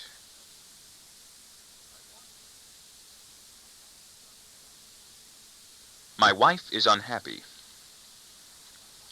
My wife is unhappy. She's one of those married women who are very, very bored and lonely, and I don't know what I can make myself do about it, except get a divorce and make her unhappier still. I was with a married woman not long ago who told me she felt so lonely at times she turned ice cold and was literally afraid she was freezing to death from inside, and I believe I know what she meant. My wife is a good person, really, or used to be, and sometimes I'm sorry for her. She drinks now during the day and flirts, or tries to, at parties we go to in the evening, although she doesn't really know how. She's very bad at flirting, poor thing. She's not a joyful woman, except on special occasions, and usually when she is at least a little bit high on wine or whiskey. We don't get along well. She thinks she has gotten older, heavier, and less attractive than she used to be. And of course she is right. She thinks it matters to me, and there she is wrong. I don't think I mind. If she knew I didn't mind, she'd probably be even more unhappy. My wife is not bad looking. She's tall, dresses well, and has a good figure, and I'm often proud to have her with me. She thinks I never want her with me. She thinks I do not love her anymore, and she may be right about that, too. You were with Andy Cagle today, she says. How can you tell? You're walking with a limp. There's a wretched habit I have of acquiring the characteristics of other people. I acquire these characteristics indiscriminately, even from people I don't like. If I'm with someone who talks loud and fast and assertively, I will begin talking loud and fast right along with him, but by no means always assertively. If I'm with someone who drawls lazily and is from the South or West, I will drawl lazily too, and begin speaking almost as though I were from the South or West, employing authentic regional idioms as though they were part of my own upbringing and not of someone else's. I do not do this voluntarily. It's a weakness, I know, a failure of character or morals, this subtle, sneaky, almost enslaving instinct to be just like about anyone I happen to find myself with. It happens not only in matters of speech, but with physical actions as well, in ways I walk, or sit, or tilt my head, or place my arms or hands. Often I am struck with fear that someone I am with will think I am aping him deliberately in order to ridicule and insult him. I try my best to keep this tendency under control. It operates unconsciously, subconsciously, whether I am sober or intoxicated. Generally I am a happy, pleasant, humorous drunk, with a determination of its own, in spite of my vigilance and aversion, and usually I do not realize I have slipped into someone else's personality until I am already there. My wife tells me that at movies now, particularly comedies, I mug and gesticulate right along with the people on the screen, and I cannot say she is wrong. If I'm lunching or having cocktails after work with Johnny Brown, God's angry man, by nature and coincidence, I will swear and complain a lot, and talk and feel tough and strong. If I'm with Arthur Barron, I will speak slowly and softly and intelligently, and feel gentle and astute and dignified and refined, not only for the time I'm with him, but for a while afterward. His nature will be my nature until I come up against the next person who has more powerful personality traits than any of my own, or a more formidable business or social position. When I'm with Green, though, I do not feel graceful and articulate. I feel clumsy and incompetent until I am away from him, and then I am apt to begin searching about for glib epigrams to use in my conversations with somebody else. I often wonder what my true nature is. Do I have one? I always dress well, but no matter what I put on, I always have the disquieting sensation that I am copying somebody. I can always remind myself of somebody else I know who dresses much that same way. I often feel, therefore, that my clothes are not my own. There are times, in fact, when I open one of my closet doors and am struck with astonishment by the clothes I find hanging inside. They are all mine, of course, but for a moment it's as though I had never seen many of them before. And I sometimes feel that I would not spend so much time and money and energy chasing around after girls and other women if I were not so frequently in the company of other men who do, or talk as though they wanted to. I'm still not sure it's all that much fun, although I am sure it's an awful lot of trouble. And if I'm not sure by now, I know I never will be. If I argue with someone who stammers badly, I am in serious trouble, for I have a slight stammer of my own at times, and the conversation soon threatens to disintegrate hopelessly into bursts of meaningless syllables. I am in absolute dread of talking to people who stutter. I have a deathly fear I will want to stutter too, will be lost for life if I ever have to watch the mouth of someone who stutters for more than a sentence or two. When I am with a stutterer, I can, if I let myself, almost feel a delicious, tantalizing quiver take shape and grow in both my lips, and strive to break free and go permanently out of control. I'm not comfortable in the presence of homosexuals, and I suspect it may be for the same reason. I might be tempted to become like them. I steer clear of people with tics, squints, and facial twitches. These are additional characteristics I don't want to acquire. The problem is that I don't know who or what I really am. If I'm with people who are obscene, I am obscene. Who am I? I'll need 3 guesses. My daughter is not obscene, but her speech is dirty now when she talks to her friends, and growing dirty also when she talks to us. I talk dirty too. She is trying to establish some position with us, or provoke some reaction, but my wife and I don't know what or why. She wants to become a part, too, I guess, of what she sees as her environment, and she is, I fear, already merging with, dissolving into, her surroundings right before my eyes. She wants to be like other people her age. I cannot stop her. I cannot save her. Something happened to her, too, although I don't know what or when. She's not yet 16, and I think she is already lost. Her uniqueness is fading. As a child, she seemed to us to be so different from all the other children. She does not seem so different anymore. Who is she?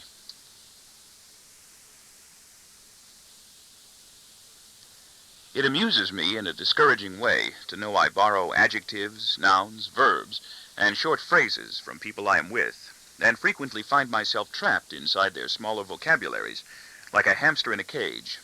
Their language becomes my language. My own vocabulary fails me, if it is indeed mine, and I am at a loss to supply even perfectly familiar synonyms.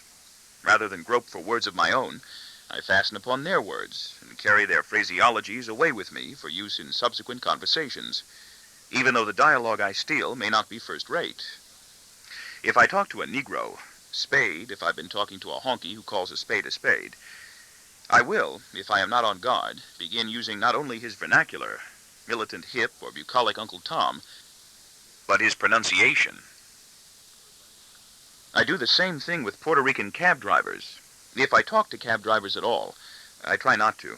I can't stand the whining malevolence of New York cab drivers, except for the Puerto Ricans. It will be on their level rather than mine. I don't know what my level is, ha-ha. And the same thing happens when I talk to boys and girls of high school and college age. I bridge the generation gap. I copy them.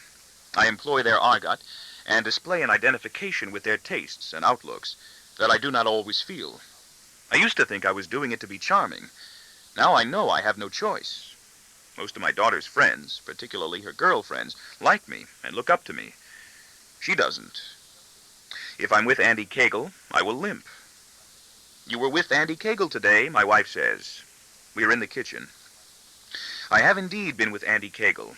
I stopped walking with Andy Cagle's limp, and I consider prudently if I have not been talking to my wife in a Spanish accent as well, for the girls Cagle and I were with this time were both Cuban and unattractive.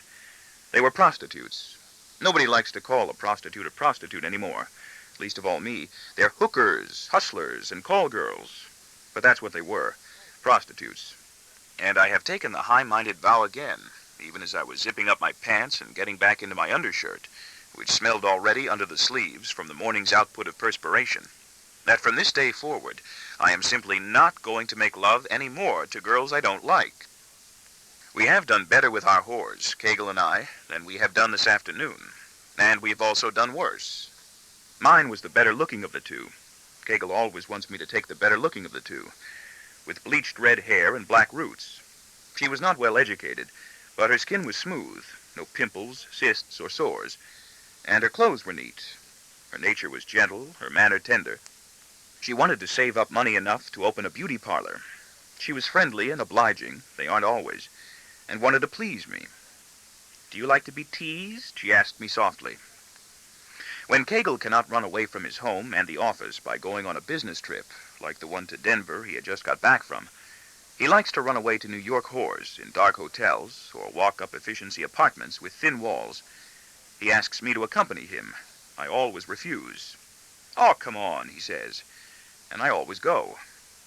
I don't enjoy it, although I definitely do enjoy my sessions with one of those extraordinary $200 call girls that are sent my way as a gift every now and then by one of the suppliers I buy from. I tell Kegel about these. All he does is smile. I don't believe he wants a pretty girl in a lovely apartment. I think he wants a whore. I felt unclean. I am inevitably repelled by the odor of my undershirt when I put it back on, even though it is my own odor and usually slight. On days when I don't wear an undershirt, the smell is there in my shirt, faint but unmistakable, even if I've used a deodorant. The smell is me, and I guess I can't get away from myself for very long. I know there is something unholy, something corrupt and definitely passé about grown men, successful executives like Kegel and me, going cold sober to ordinary whores in our own hometown. They aren't pretty or necessary, and they aren't much fun. I don't think Kegel enjoys it either. We have never gone back to the same girls, although we have gone back to the same sleazy hotels. Kegel always pays and charges it to the company as a legitimate business expense. One of the things I do enjoy is the idea of fucking the company at the same time. I pay for the taxi sometimes and buy the bottle of whiskey he likes to bring along. Once I'm there, I'm all right. I fit right in. But once I finish, I want to be gone. Generally, I'm ready to leave before he is and depart alone. Kegel hates to go home, even more than I do. If things are going smoothly for him, they don't always because of his bad leg, I leave him there with his whiskey and his whore. I never really want to go with him at all. He asks, and I do. I began biting my fingernails pretty much that same way because someone asked me to. Lord knows it wasn't my idea. I didn't even know people did such things. I don't think I was inventive enough to come upon the habit on my own. I was in the second half of my first year in elementary school, 7 years old and already fatherless. I don't remember much about my father. I did not grieve for him when he died. I acted as though he had not gone, which meant I had to act as though he had not been. I didn't miss him, since I didn't remember him, and I've never thought about him much, till times like now. All of my friends in the first grade, I had many friends in the first grade, I've always worked hard to be popular, and I have always succeeded, began to bite their fingernails the same week, for no better purpose than to exasperate the teacher, Miss Lamb. In the second grade, it was Mrs. Wolfe.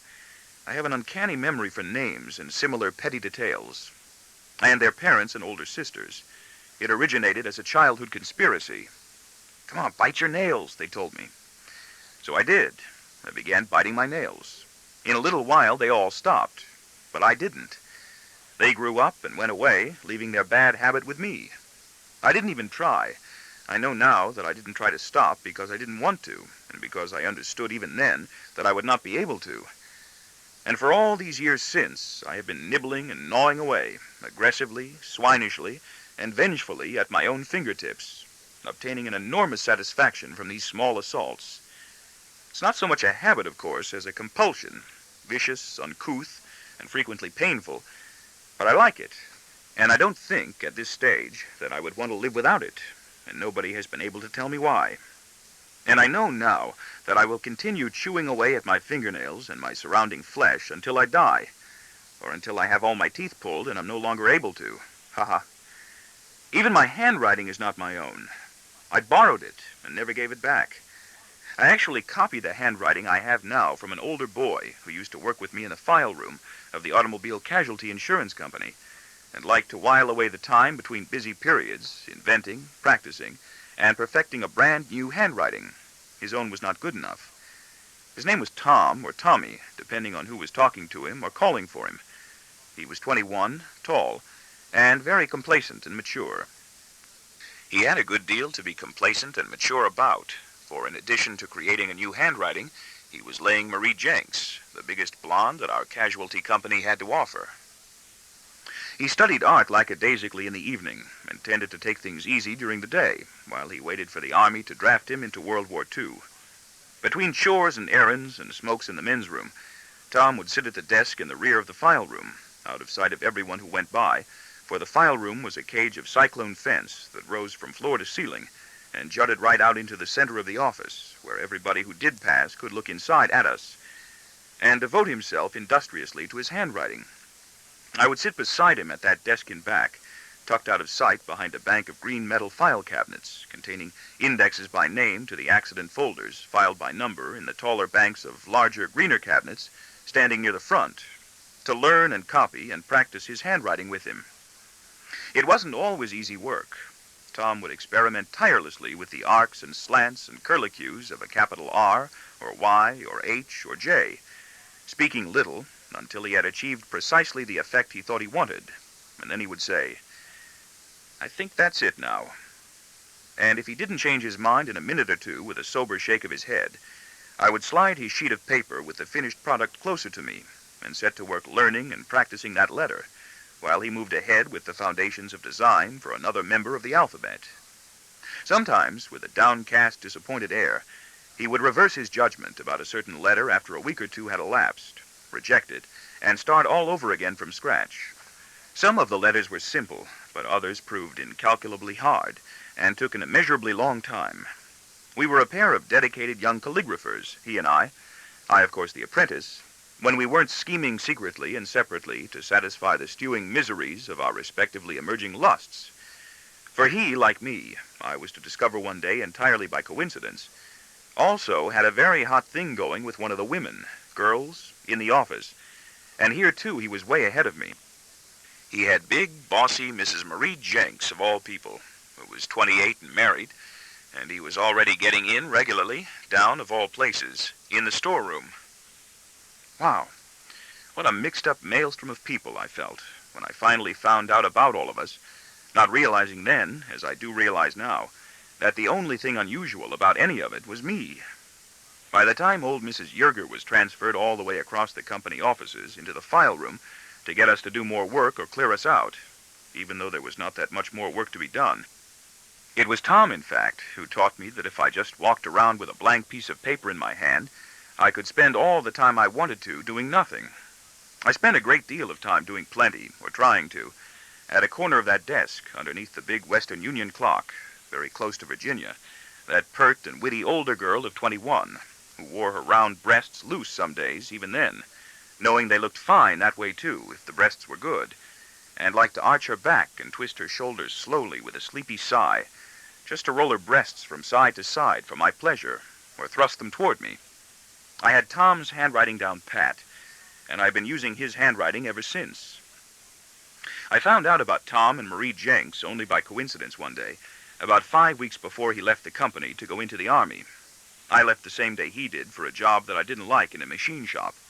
Mrs. Marie Jenks, that was what the brass nameplate on her desk called her, worked in the personal injury department for mild, short Len Lewis, who was head of the personal injury department, and who had fallen politely in love, romantically, sexually, idealistically, with my own incorrigible Virginia.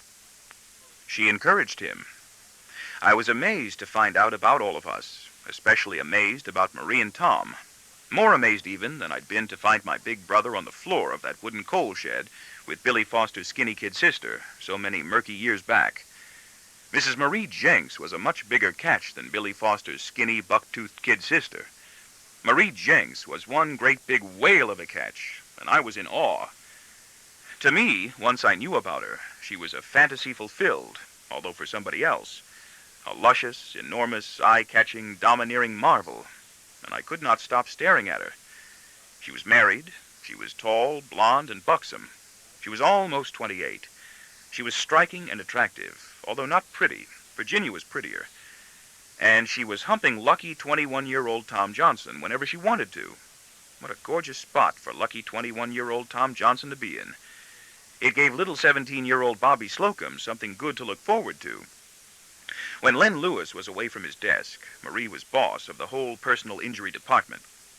She was sometimes good-humored, sometimes officious, and I and most of the men and their secretaries who had to deal with her were always a little afraid of her. She was bossy with Tom, too. She bossed him down one floor into the moldering storeroom for cabinets of dead records whenever she felt the urge. She bossed him right back upstairs when she was through. She was bossy with Tom, too. She bossed him down one floor into the moldering storeroom for cabinets of dead records whenever she felt the urge. She bossed him right back upstairs when she was through. It was because of that storeroom with its two unshaded bulbs dangling overhead from thick black wires like a pair of staring spiders that I found out about Tom and Marie. I had taken the key. I wanted to meet Virginia. He needed the key to meet Marie. They did it on the desk. I found that nearly impossible to believe, even though Tom assured me they did it there, and so did Virginia, once I began talking to her about it, and I knew it had to be true. There was no other place but the floor, and that was always dirty. I still couldn't picture it all taking place on the desk. There didn't seem room enough for a woman so tall. I've since discovered that a thimble is room enough when they really want to, and that the planet itself may prove too small when they really don't. There was only one key to the door of the storeroom, which made the place ideal for just the sort of thing so many of us, it turned out, had our minds on for so much of the normal business day, and I would not give it to him. I had already made my own plans for another one of the 2 or 3 minute assignations with Virginia, to kiss her and feel her up before she grew tense and furious all at once, with a stark, mysterious terror that always seemed to seize her without warning, and for which I was never prepared and could not understand. Her face would blanch, her eyes would darken and dart about anxiously, like frightened little mice, and she would tear herself away from me, emitting low, wild, angry gasps and whimpers as she fled in panic and bolted back upstairs. By the time I followed, she would be sitting at her desk beneath the big clock again, as though nothing had happened, and she would smile and wink at me salaciously, exactly as before. I know now that she was more emotional than I thought, and at least a little bit insane. I suppose I loved her then, but I was too naive to recognize it. I thought love felt like something else. "Come on," said Tom. "Give me the key." "I can't," I answered. "I need it." "So do I." "I need it now," he said. "Me too." "I'm meeting someone there." "So am I." "A girl," he explained. "Me too." I colored with pride, grinning. "Who?" he asked, stepping back to look at me. "Should I tell you?" "Why not? I'm your coach, ain't I?" "Virginia?" "How do you know?" "I'm not blind, and I'm not deaf." "It shows?" "It shows right out between your legs whenever you stand there and talk to her. You ought to try taking your hand out of your pocket once in a while so we can all get a good look. I'd really like to see that. You ought to carry an accident folder in front of you instead, just in case you do have an accident. Pow! What a property damage case that would be. Are you laying her yet?" "Not yet." "Do you know how?" "I'm getting there." "She can show you how." "How do you know?" I asked jealously. "I can tell. Just do it. That's the best way to learn how. Don't think about it. Just shove it in. You ought to come down now and watch me work it out." "With who?" "You'll scream it out all over the place if I tell you." "No, I won't." "Give me the key." "Tell me who it is." "Will you keep it quiet?" "Virginia?" I felt another pang of jealousy. "Marie." "Jenks? You're screaming. Are you laying Marie Jenks?" "We're laying each other. Don't turn around. She's looking right at us, waiting for you to give me the key. So you better do it, or she'll chop your head off." "She's married," I told him with astonishment. "Can I please have the key?"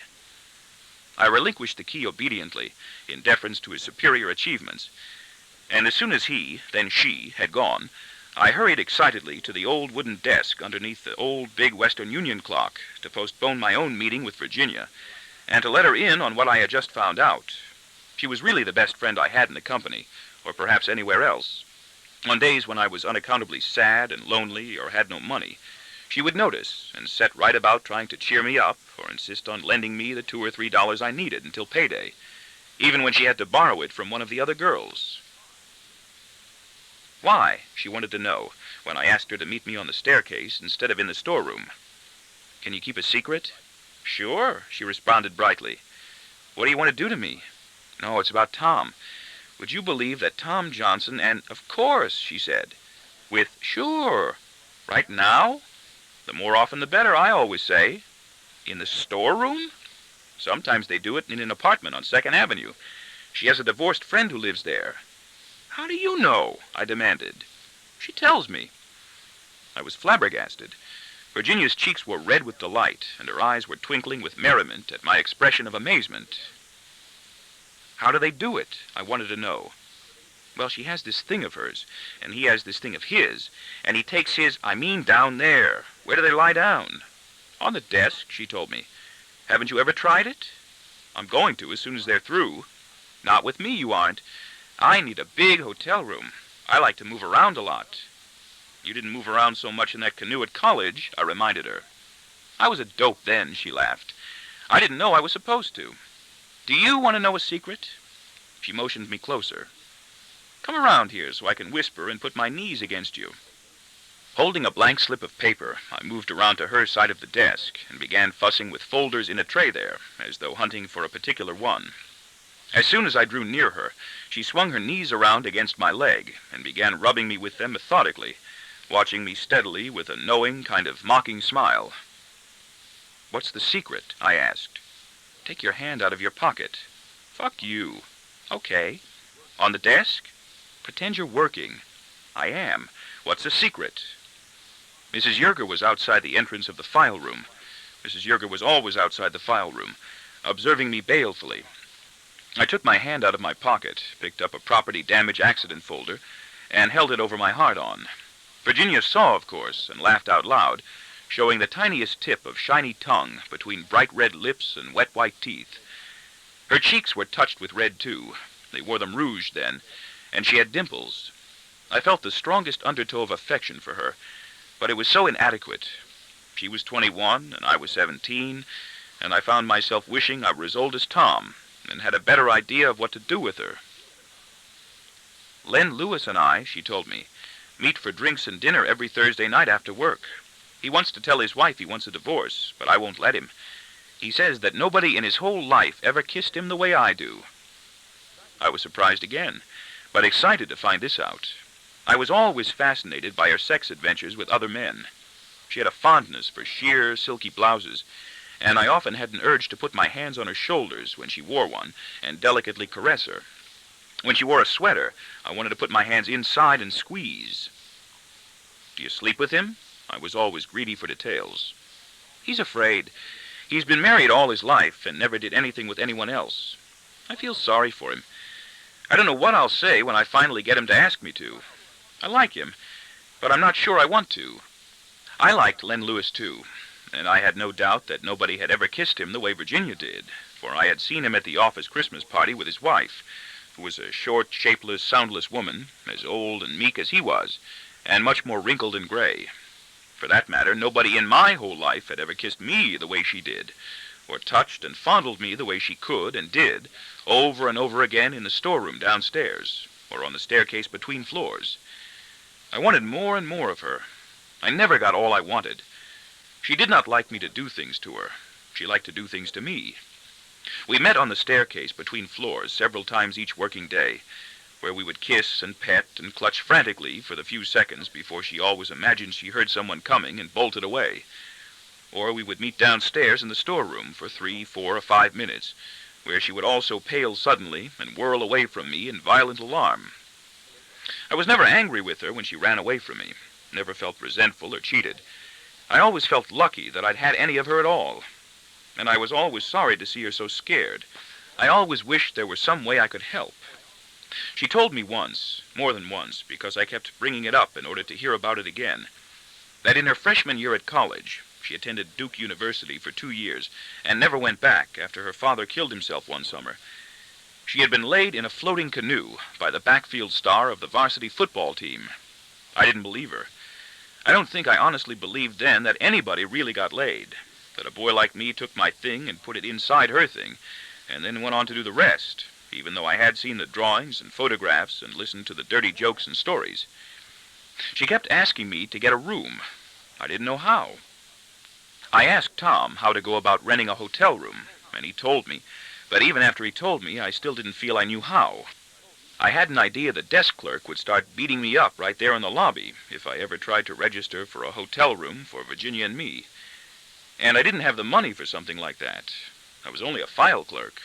I didn't even know how to take her to dinner. I never really made it with her. I never laid her. And I'm sorry. After Tom and I left the company together, I never went back, and I never saw or spoke to her again. I tried. I'm sorry. I miss her. I love her. I want her back. I remember her clearly now when I try to remember everything important that ever happened to me. I think of her often as I sit at my desk in my office and have no work for the company I want to do. And I think of her often in the evenings, too, when I sit at home with my wife and my children and the maid and the nurse and have nothing better that I want to do there either, biting my nails addictively like a starving hunchback as I slump in a chair in my living room or study and wish for something novel to occur that will keep me awake until bedtime. I liked the fact that she was short and slightly plump, and wherever my hands fell there was always something full to hold and feel. I remember how clear and smooth and bright her skin was. Her dimples deepened when she laughed. She laughed and smiled a lot. I miss that gaiety. Now I would know what to do with her. I want another chance. Then I remember who I am. I remember she would still be 4 years older than I am now, short, overweight, and dumpy probably, and perhaps something of a talkative bore, which is not the girl I'm yearning for at all. That person isn't here anymore. Then I remember she's dead. She killed herself too, just like her father. I tried telephoning her at the office after I got back from overseas. I tried telephoning her again after I'd been married a few years. I was already missing her way back then. She wasn't there. There was somebody new in charge of property damage also. I spoke to a crippled man in personal injury named Ben Zack. "Virginia Markowitz?" he said. "Oh, no. She killed herself a year and a half ago. She's not employed here anymore, didn't you know?" It was after the war, I think, that the struggle really began. So that was where the Tin Lizzie had already carried us to by then, this industrial revolution, to the third largest automobile casualty insurance company in the whole world, with a coarse, tough-talking, married bleached blonde in personal injury, PI, and a flirting black-haired girl with thick glasses and very weak eyes in property damage, PD, and all of us frying in lechery but poor old Mr. Len Lewis, who was beguiled and fortified by juvenile notions of romance that had no possibility of ever coming true. By now, he certainly must be dead. He had nothing left coming to him but those kisses from Virginia. It was a pretty tangled and funny and doleful situation there in that automobile casualty insurance company, and I didn't begin to learn about most of it until just before Mrs. Yerger came barging into the scene like a hunk of destiny, disguised as new boss of the file room, and scared me out a few weeks later. There were so many startling secrets then that everybody seemed to know but me. Today, I don't think there's a single thing I might find out about anybody in this whole world that would cause me anything more than mild surprise or momentary disappointment. Sudden death, though, still shakes me up, particularly when it strikes somebody who has always been in robust health, like my brother. Once I did find out about Tom and Marie Jenks, I turned more persistent in my advances to Virginia. It got me nowhere. I don't think I even knew then what it was I wanted to force her to do. The funny thing about each of these women, girls, women, girls, was that neither one wanted either of us ever to take the initiative. I had much more freedom with Virginia than Tom enjoyed with Marie Jenks, and got fewer results. I could go to her desk beneath the big clock whenever I chose, and talk as dirty as I wanted to, or ask her to meet me on the staircase or in the storeroom. Most times she would. Sometimes, with her naughty smile, she would be the one to suggest we meet. But she would never let me force her down onto the desk, although she continued to tempt me far enough to try, before she broke away from me and fled. Why was that? What was there that made her so frightened with me, and not frightened at all with the many other boys and men for whom she claimed she did put out and always had? I think it would all have worked out well with Virginia and me if we had gotten together in an apartment or hotel room and had plenty of time, worked out beautifully. So what? She would have taught me to go slow. If I did go slow, she might not have become frightened. And if she did not grow frightened, she would have let me do everything to her and showed me how. But so what?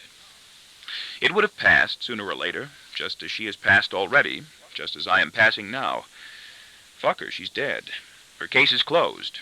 If she didn't kill herself, she'd be older than I am now, and probably a pest. She would be stout and wrinkled and suffer from constipation, gallstones, menopause disturbances, and bunion feet. And I more than likely would not wish to see her. Everything passes. That's what makes it endurable.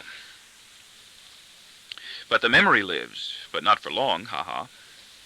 Her record may be dead, but it isn't buried. And I remember also how she used to urge me on after Marie Jenks, once she saw me lusting for that baby too. I could not stop thinking about Marie that day after I found out about her and Tom and that desk in the storeroom.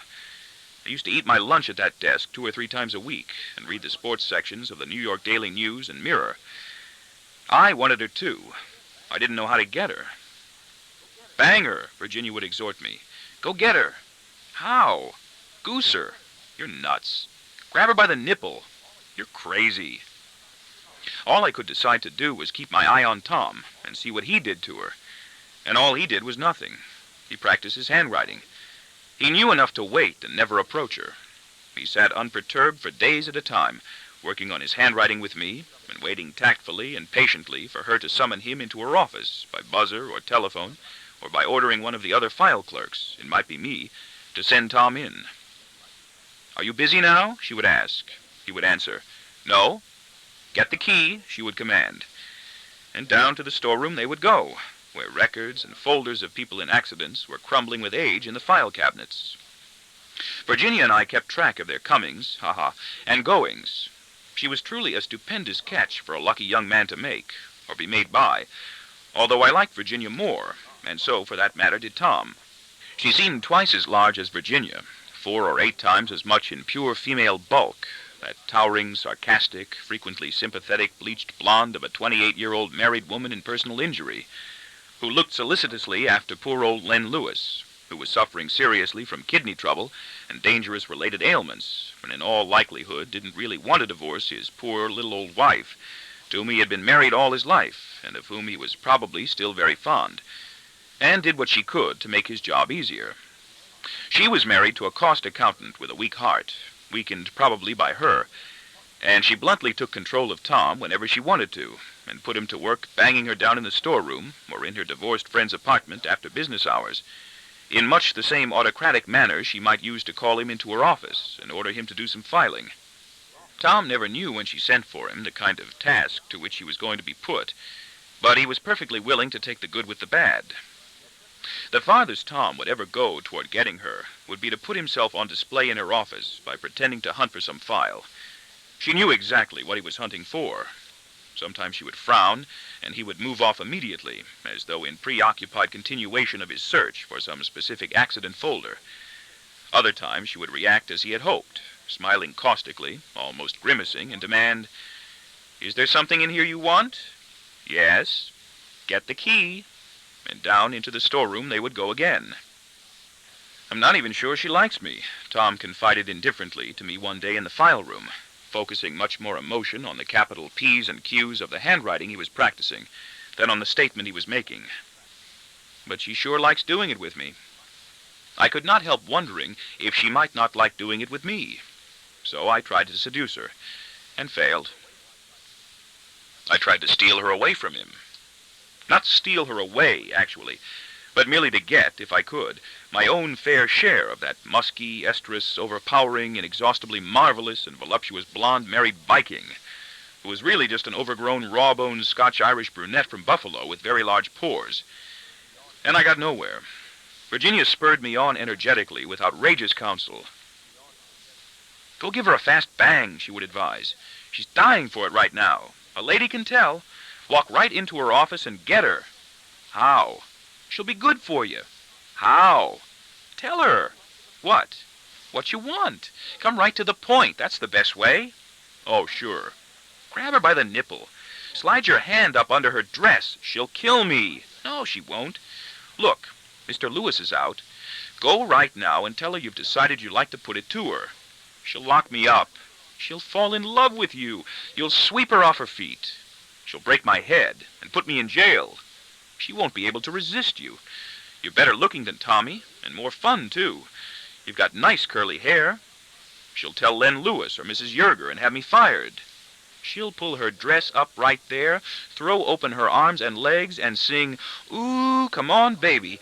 Do it to me like you did to Marie on Saturday night. Pull up your dress and sing," I countered. "If you find me so irresistible, I want to put it to you, too. Get a hotel room. Marie does it on the desk downstairs. Marie's got a big round ass. So have you. I like you, darling," she declared unexpectedly, looking up straight into my eyes. I was almost swept away by surprise. "An awful lot. Really, I do. Even though I'm smiling now when I say it, I do mean it." I was almost too stunned to reply. "What are you talking about?" I whispered fiercely. "I wish we were older," she continued wistfully, in a tone close to some boding lament. "That's what I wish. You know what I wish? I wish you were old enough to knock me around a little." I was shocked and terrified, almost enraged with her in my confusion and embarrassment.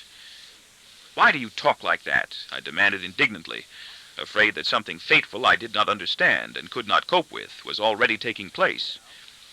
"Why do you say things like that to me now, right out here in the middle of the office?" "Because nobody who hears me will believe me," Virginia continued blithely, without lowering her voice or altering her expression of beaming innocence. "Not even you. Not a single person around us would take me seriously if I just let my voice get louder and louder steadily until it was almost a shout." Her voice rose clearly and deliberately until it was almost a shout, and everybody nearby was watching us with amusement. "And suddenly called out, 'I love you, Bobby Slocum!'" And she had to go and kill herself. Why? She was no longer an employee of the Automobile Casualty Insurance Company because she had committed suicide shortly after the war and was no longer employable. "You're a riot," I muttered awkwardly with an artificial smile. "See?" she resumed in her normal voice, as all the people around us bent back to their work. "Nobody believes me. Not even you, do you?" "What do you want?" I begged of her in bewilderment. "Tell me what to do. Look, Virgin for short, I'm only 17 years old, and I'm scared. I don't know what's going to happen to me." "Don't be scared," she answered, and now her voice did go soft with a tender care and affection. "We'll be alone soon in a hotel room, and I'll do things to you that no girl ever did to you before. I promise." We were never alone in a hotel room. A little while ago in New Orleans, a whore in a nightclub made that same promise to me in exactly those words, and then had nothing different to offer when she came to my room. "Now go get Marie. Mrs. Yerger is watching," I noticed. "She doesn't like me," said Virginia. "She doesn't like me either. She doesn't like me because I try to have fun with everybody I know, especially with you. I better look busy." "I'll keep you busy. Here." Virginia wrote the number of an accident folder on a sheet of paper. "Find this accident for me," she instructed. "It's a large property damage case with 3 personal injuries. You can probably get it from Marie Jenks," she added mischievously. "Yes, Miss Markowitz," I responded heartily enough for Mrs. Yerger to hear me, and started away briskly. "Oh, and Bobby, remember—" She beckoned me back to her desk with an important look. In a low voice, she instructed, "Grab her by the nipple." So, with Virginia goading me on, I set out to seduce Mary Jenks. I tried in the only way I could think of, by loitering. I loitered on her premises for 2 or 3 minutes at a time, whenever Len Lewis was away from his desk, and I saw her sitting in their office alone. I lurked and hovered in her view perpetually, pretending to search for accident folders, expecting her to look at me one time and perceive suddenly, in a moment of effulgent revelation, that I had dark curly hair and was better looking than Tom Johnson, and much more fun, and that she would then say to me also, "Are you busy now? Get the key." I never even came close. The most I ever got from her was, "Are you going to spend the rest of your life in here?" Or, "Why do you keep staring at me all the time like a moonstruck cow?" Or shrewdly, She knew what I was after all right, the sapient bitch. "Is there anything in here you want, or the most unkindest cut of all? You get out of here now. Send Tom in." And down to the storeroom Tom would go with her again, leaving his handwriting behind in the back of the file room for me to work on alone. And it is his handwriting that I still use. I wonder who's using Marie. Tom relied on me to cover for him in case Mrs. Yerger or anyone else came calling for him, and I did. "Tom." No answer. "Tom?" Still no answer. Where is that boy, I wonder? Downstairs in the storeroom, Mrs. Yerger, laying Marie Jenks on a desk. I could fancy myself replying. It was pretty hard, I confess, keeping my thoughts on Tom's handwriting when I knew he was down in the storeroom with her. Usually my imagination wandered right down there with him, and I was more inclined to make dirty drawings of the two of them instead. That got to be a pretty steamy meeting place, that gloomy, silent, dingy mausoleum for dead and decaying records on the floor below. Occasionally, someone else in the company would really wish to go in there in search of an old accident, and barely miss colliding with Tom or me in a new one. It was only one floor down, but descending the two staircases of that one floor to the musty storeroom was like escaping from scrutiny into some dark, cool, not unpleasant underworld, into the safe and soothing privacy of a deep cellar or dusty wooden coal shed. I enjoyed going there often, even just to eat my sandwiches alone and read the Mirror and Daily News, or to steal away for a long smoke in the morning or afternoon, and meditate over which teams would win the college football games that coming Saturday, or what would eventually become of me and my mother and my brother and sister. My brother is dead already. His heart attacked him one day without warning in the waiting room of his business office, and it was all over for him in a matter of seconds. My mother's dead, too. My sister lives far away. We sometimes talk on the telephone. I imagine ill-humored Mrs. Yerger, who took note of everything, gave that storeroom a very thorough airing once Virginia, Tom, Marie, and I were all gone. I remember also a rape that nearly took place there one lunchtime, when Virginia was trapped with me and two older, bigger boys, who also worked in the file room. They would not let her out. She had gone too far, joked and boasted about too much, and now they would not let her go, they said, until she took care of the three of us. Virginia grew nervous quickly. We all kept talking and wisecracking compulsively, as though nothing unusual were occurring. One of them had his arms around her shoulders from behind, seeming to hug her playfully, but actually holding her almost helpless and trying to press her to the floor. And the other was soon busy with both hands under her skirt, trying to unsnap her stockings and roll her panties down. I watched with dread and keen anticipation. All of us were breathing heavily, even I, who was just watching. We wore strained, sick, determined smiles, and forced husky laughter out between quick comments in order to sustain for as long as possible the charade that it was really all in fun. It was obviously not in fun. Virginia was terrified after the first few seconds. Her cheeks were chalk white and quivering as she struggled to wrest free. I never could bear the sight of terror, not in anyone, not in my whole life, not even in people I hate. Her eyes fell upon mine in wordless panic and appeal. I intervened and let her get away. I was terrified also, as I stood up to those two older, bigger boys, and insisted they let her go. "Let her go," I said hesitantly. "She wants you," one of them said. "Let her go," I screamed with clenched fists. After Virginia had fled, they shook their heads in unbelieving contempt and told me I was stupid for letting her go, just as she was getting ready to put out for the three of us. Was I stupid? I know that by the time we got back upstairs, she was serene and gay again, and not nearly as grateful to me as I took it for granted she would be. And there was no change in her friendliness towards the others. She joked and flirted with them as before, with a show of flattering respect, as though she thought much more of them now.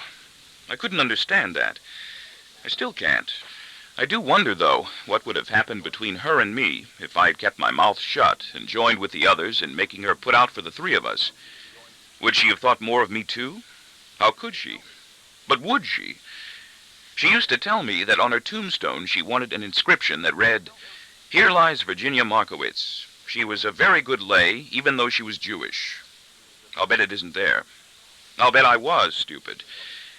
I know I never got to lay her, and I should have. I think I wanted to. I'd like to lay her now. I wish she hadn't killed herself and was still around for me to call up and make love to tell her I care for her and how much she has always meant to me. I'm glad she's not, because I'm not sure I would want her now. I don't know what I want. I know I was much more encouraged about my own future because of Virginia, Tom, and Marie Jenks. It was reassuring to learn that so many people were getting laid, that the activity was indeed so widespread. It augured well. Tom was 21 years old and had a big blonde married woman of almost 28 who let him make love to her. I took it for granted that when I was 21, I would have a big blonde married woman of 28 who would let me make love to her on a desk, too. I thought such women came along automatically. It never happened, of course. There was no Marie Jenks for me when I was 21. All I got when I was 21 was the right to vote. And by the time I finally did get around to screwing a woman of 28, it was my wife. And I was 32 and already married to her. And that was not what I had been daydreaming about at all. Today, when I have anything to do with a woman of 28, she generally turns out to be not a woman, but a girl, and often just a little girl. She is unmarried and unhappy, or married and lonely. And it isn't the same as it would have been if I had that same girl and I were only 17. It is sometimes pleasant, sometimes sad. It is never pleasant for long without turning sad, and uncomfortable, at least for me. Often they wish to become more devoted to me than I want them to be. I find close relationships suffocating. There's usually something drunken about it. That's my fault, I guess. I like to drink and get them drinking, too. Something forlorn and pathological, perhaps in both of us. They like to talk a lot, and they like to listen, to be talked to seriously. More than anything else, I think, they crave to be spoken to. I know 1 or 2 or 3 girls near 30 with whom I have become very good friends by now. I don't see any of them too often because our meetings are uneventful, at least for me, and soon turn dull. I meet many young girls I like an awful lot for a while, and feel I could love loyally for the rest of my life if I didn't know beforehand that I would grow so bored quickly. That Cuban girl this afternoon was about 26 or 28, and now that I think of her again, she wasn't really so bad. She wasn't really unattractive. She would have been a great girl to have if I were still only a kid of 17, and I knew I could have her whenever I wanted to, and didn't have to pay. She had a small child somewhere being brought up by somebody else. She wanted enough money someday to have her child back and to open her string of beauty parlors. "Do you like to be teased?" she asked me softly. And when I nodded, she said, "Who doesn't?" Now that I think of it, she wasn't bad at all. I don't know what happened to Tom. He could have been killed for all I know or care. He left me his handwriting, and I still sit at a desk in my office at the company or in my study at home and use it. I don't know what finally became of Marie Jenks. I never even found out what happened to me. Mrs. Yerger, I sense, is still there. The name is different, but the character is indestructible. The Mrs. Yergers always survive, unattracted as they are to folly or indiscretion. And so do their grim-faced Mr. Yergers, if there are any. The Mrs. Yergers don't need them, who are indistinguishable from them by everything but gender and dress. The Mrs. Yergers become not only heads of the file room, but mayors, school principals, college deans, majors, judges, government attorneys, colonels, selective service board members, American Legion officials, attorney generals, presidents of the United States of America, and managers of minor departments in companies like mine. Along with Greene and Black and Horace White, I have played the part of tyrant myself at times with people in the company who are subordinate to me. And I play it often at home with my wife and my daughter and my son, and even at times with my idiot child, who also doesn't understand what's going on. "How can you call him that?" my wife will lash out at me with strong emotion. "How can you talk about him that way? He's your own flesh and blood." By definition, I will inform her coldly, an idiot is any person who lacks the capacity to develop beyond a mental age of 3 or 4, even if he is my own flesh and blood. I abandon Kegel's limp for the time being and start around in back of her, observing her closely through the corner of my eye, trying to see how closely she has been observing me through the corner of her eye. She is not wearing her girdle, which is normally a reliable sign that she is in a cordial mood. The round-shouldered colored maid we have is now concealing herself in a far corner of our large kitchen. working noiselessly over a black wooden salad bowl we bought from a different round-shouldered colored woman in Jamaica during a vacation there. She's afraid of me, I think, and I'm afraid of her. My wife stands at the stove, stirring red wine into a pan of dark meat that might be chicken livers or chunks of beef. The bottle of wine is more than half empty, or less than half full, I move behind my wife very carefully toward a glass and some ice cubes, although I am tempted to shout, "Olé," when I think of my Cuban, and I try my best to remember on what terms she and I parted this morning, or went to sleep last night, in order to know if she is still angry with me for something I did, or didn't say, or do, that I am no longer even aware of. Is she mad or is she glad? I can't remember, and I am unable to tell, so I remain on guard. I bend a bit nearer to her with a cracker and rolled anchovy, and perceive suddenly that she is neither mad nor glad. It will make not the slightest difference to her whether we parted on good terms or bad, because she has forgotten too. She has been drinking again, and I can tell from her downcast look of furtive uncertainty that she also is trying to recall whether we are friends tonight or not. Am I mad or am I glad? She is waiting for some sign from me.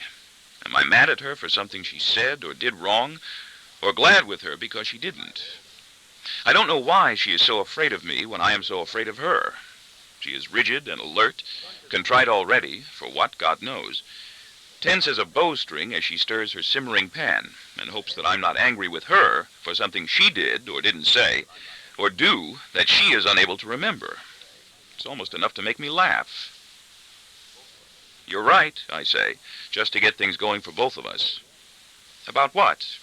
Kegel, I say, and feign Kegel's limp for one step. We had a few drinks. I'm glad they put you in a good mood. The maid takes it all in spookily with averted eyes. My apprehensions gone, I move to my wife's side and kiss her lightly on the cheek. She turns her face up diffidently, still not completely sure. She smells of wine and expensive perfume. Hungry? She asks. I will be. Looks good. Let's hope. The maid glides past us to carry the salad bowl into the dining room. How's this one working out? I ask. All right, my wife says. I had some wine, she adds hastily. I was using it to cook the chicken livers with, so I thought I'd better try some to make sure it's good. Is it good? Good enough, she smiles. Do you want some? I'll have some bourbon. I'll have more wine. Kids all right? Yes. I'm off to a fairly good start, I feel, and it may yet turn out that this evening at home will be pleasant. My wife is slightly on the defensive, which will make things easier for both of us. The children, thank heavens, have not come flying at me with grievances and demands. My daughter is in her room on the telephone. My boy is in his room watching television. The set is on loud and I can hear it. Neither has been much affected by the fact that I am there, that Daddy is home, and I am vaguely hurt by their neglect. The dog would have greeted me with more love. The maid still seems properly subjugated and gives no indication of any incipient black rebellion. We pay her well and treat her courteously, and she is probably more at ease in her position with me than I am in my position with her. I'm not totally comfortable having maids. Derek is not nearby, yapping or whimpering or trying to talk, and the nurse, or governess, we have for him now is not hanging around glaring at us as though he were our fault, as though we wanted him that way. Her job really is not to nurse or govern, but to keep herself out of sight, and to keep him out of sight as much as possible, even though he is not disagreeable to look at or have around when he's playing quietly with some brightly colored book or infantile doodad.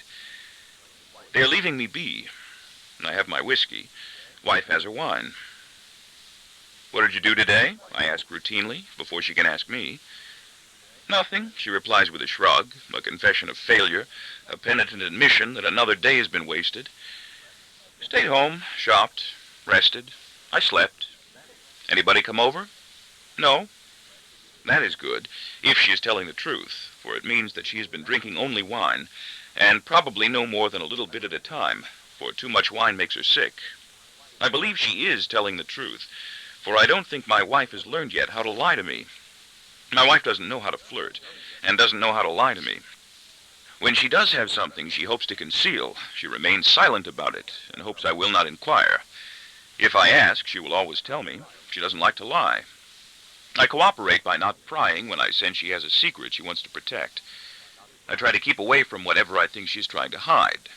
I suspect she does the same for me. I suspect she knows a great deal more about me than she discloses. Our conversations, therefore, are largely about nothing and frequently restrained. "See you soon," I say, and start away in back of her with my drink. "I want to read the mail." She nods. I pat her softly on the fanny as I pass.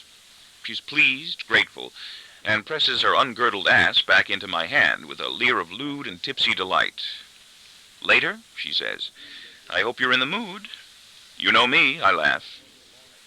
I'm sorry to see her this way. It's not the way she used to be. I may not love her anymore, but I've known her a long time now, and I do not feel like shouting, "Olé." I'm sorry my wife drinks now in the afternoon, and perhaps takes a drink or two in the morning as well. I try not to say anything to her about it. That would be humiliating, and I would not want her to fear that I was going to start bullying her about that, too. Usually she will use some offhand way of informing me that she's had a little something to drink that afternoon. She met her sister or the wife of somebody for lunch or fabric shopping and had a cocktail or double scotch before coming home. Or as she did just now, she has been cooking with wine. Sometimes she will want to tell me but wait too long and won't. And I will have the feeling that she is trembling inside herself, wondering if I have noticed and will criticize. My wife is afraid of me. I don't particularly want her that way, but it makes things easier. At times I pity her. She has never been drunk in the daytime. She does get drunk at parties and have a good time, although never at any of our own. My wife is a superior hostess. And neither of the children has ever remarked about her drinking at home during the day, so it may be that she has not let them notice. But I remember that she never used to drink at all. I remember that she never used to flirt. She never used to swear. And she is still religious. She goes to church most Sundays and tries to make the rest of us go too. None of us want to. Once in a while we will, when I decide it's a small enough way of paying her a favor we owe. She isn't quite sure about the minister we have now, and neither am I. My wife is also starting to learn how to use dirty words, in much the same self-conscious way other women take up painting at an advanced age, or enroll in adult education courses in psychology, art history, or Jean-Paul Sartre. She is not much good at that either. Her hells and damns carry too much emphasis, although her oh shits have the ring of authority by now. She is not as convincing as the rest of the men and women in our several society groups in the jaded indifference we affect toward obscenity. My 15-year-old daughter is already much better than my wife with dirty words. My daughter uses dirty language with us liberally in order to impress us with her intelligence. Often she uses it directly at us, especially at my wife, probing to see how far she will be allowed to go. She's not allowed to go far by me. And my boy, I can tell, is working up the courage to experiment at home with a dirty word or two. He isn't sure what the word fuck means, although he knows it's dirty. He was under the impression fuck was the word for sexual intercourse, until I told him it usually wasn't. It is painful for me to recall how my wife was, to know the kind of person she used to be, and would have liked to remain, and to see what is happening to her now, as it is painful for me to witness the deterioration of any human being who has ever been dear, or even near to me, even of chance acquaintances or total strangers.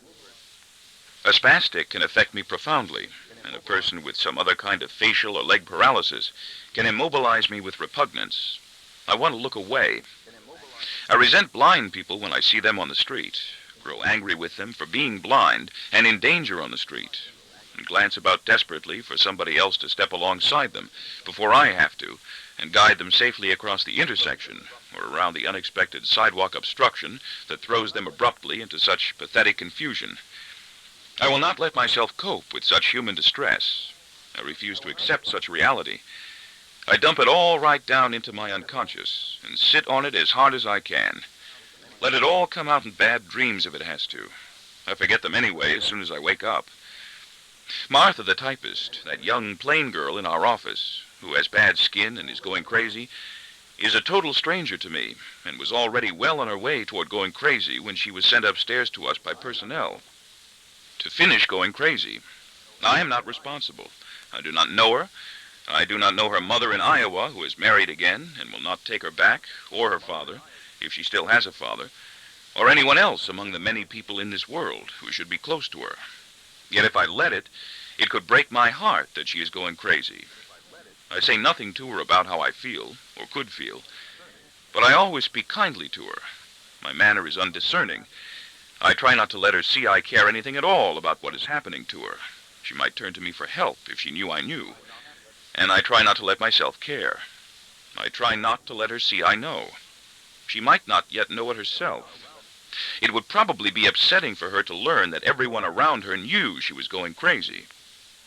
So I am silent with Martha, and I am silent with my wife, out of the same coarse mixture of sympathy and self-interest about her drinking and flirting and dirty words, as I was silent also with my mother when she had the first of her brain strokes, and am silent also with everyone else I know, in whom I begin to perceive the first signs of irreversible physical decay and approaching infirmity and death. I write these people off rapidly. They become dead records in my filing system long before they are even gone, at the first indications that they have begun to go. I say nothing to anybody about anything bad once I see it's already too late for anyone to help. I said nothing to my mother about her brain stroke, even though I was with her when it happened, and was the one who finally had to make the telephone call for the doctor. I did not want her to know she was having a brain stroke, and when she did know, I didn't want her to know I knew. I pretended not to notice when her tongue began rattling suddenly against the roof of her mouth during one of my weekly visits to the apartment in which she lived alone. The same splintered syllable, the same glottal stutter kept coming out. I masked my surprise and hid my concern. She broke off, that first time, with a puzzled, almost whimsical look, smiled faintly in apology, and tried again to complete what she had started to say. The same thing happened. It happened the next time she tried, and the next, and the time after that. Her attempt was not wholehearted. She seemed to know in advance it was futile, that it was too late. She felt all right otherwise, but she nodded when I suggested we get a doctor. And as I telephoned, the poor woman sat down and surrendered weakly, with a mortified, misty-eyed, bewildered shrug. She was frightened, and she was ashamed. The doctor explained patiently afterward that it was probably not a clot, but only a spasm. There were no such things as strokes, he said. There were only hemorrhages, clots, and spasms, in a very small blood vessel in her brain. Had the affected blood vessel been a larger one, she would have suffered paralysis too on one side, and perhaps loss of memory. But she never spoke again for as long as she lived, although she continued, forgetfully, to try, out of habit, I suppose, rather than from any expectation of success, until the second in her series of spasms, or strokes, and then stopped trying. I would visit her in the nursing home, where she hated to be.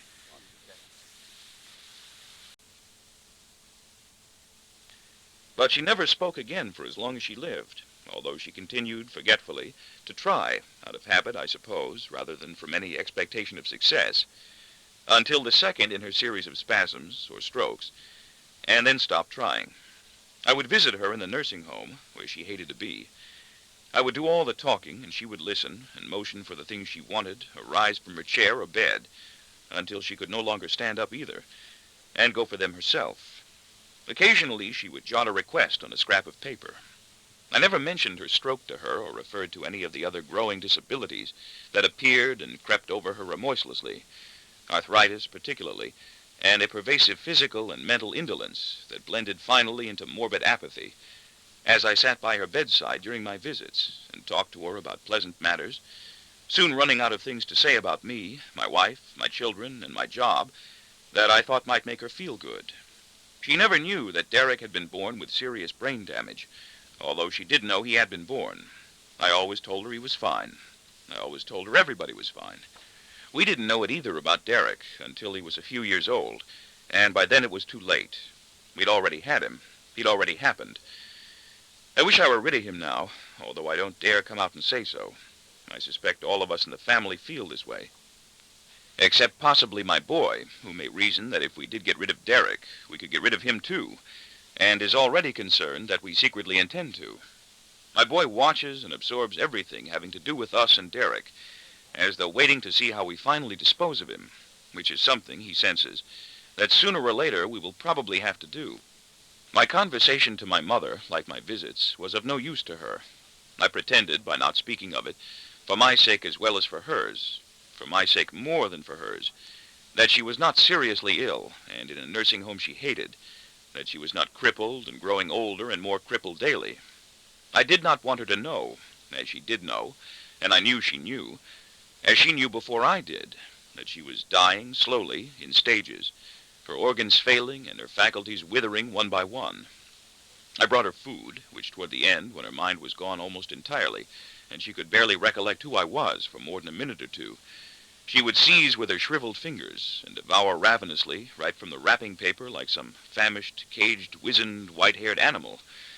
My mother. I pretended she was perfect and said nothing to her about her condition until she finally died. I was no use to her, except to bring her food, as I am no help now to our typist, who is going insane right before my eyes, and am no help either to my wife with her drinking and her flirting and her other rather awkward efforts to be vital and gay. I have visions these days when I'm lying alone in strange beds, in hotels or motels, trying to put myself to sleep, of being assailed by filthy hordes of stinging fleas or bedbugs, against which I am utterly inept because I am too squeamish to endure them and have no other place to go. I don't want my wife ever to find out she drinks too much at parties and sometimes behaves very badly with other people and makes an extremely poor impression when she thinks she is making a very good one. If she did, if she ever had even an inkling of how clumsy and overbearing she sometimes becomes, the knowledge would crush her. She would be destroyed, and she is already dejected enough. At home during the day, she drinks only wine. In the evening, before or after dinner, she might drink scotch if I do. Many evenings we will not drink at all. She doesn't really like the taste of whiskey, although she is starting to enjoy the taste of martinis and to welcome that numbing and livening effect they mercifully produce so quickly, and doesn't know how to mix cocktails. At parties now, she will drink whatever's handed her as soon as we walk in and try to get a little high as quickly as she can. Then she will stick to that same drink for the rest of the evening. If things have been fairly comfortable between us that day, and she is feeling secure, she will have a loud, jolly, friendly good time with me and everyone else, until she gets drunk, if she does, and sometimes dizzy and sick, and no real harm will be done, although she used to be a quiet, modest girl, somewhat shy and refined, almost demure, always tactful and well-mannered. If things are not so good, if she is not happy that day with me, my daughter, or herself, she will flirt belligerently. She will usually frighten away the man, or men, she flirts with. They almost never hang around long enough to flirt back, because she doesn't know how. Her approach is threatening, her invitation to seduction a challenging attack, and there may be something of a scene if I don't step in quickly enough. It will always be with some man she knows and feels thoroughly safe with.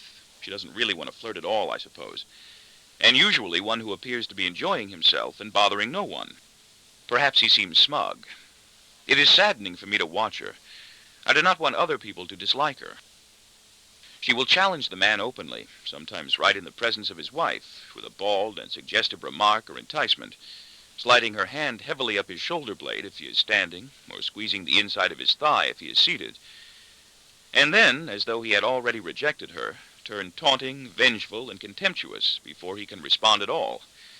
As neatly and promptly as I can, before much damage is done, I will move in to rescue her, to guide her away smoothly with a quip and a smile. I never rebuke her, although I am often furious and ashamed. I humor her, praise her, flatter. I want her to feel pleased with herself. I don't know why. You're just jealous, she will accuse defiantly, when I have led her away. Damned right I am, I reply with a forced laugh, and sometimes I will put my hands on her intimately to help persuade her I am.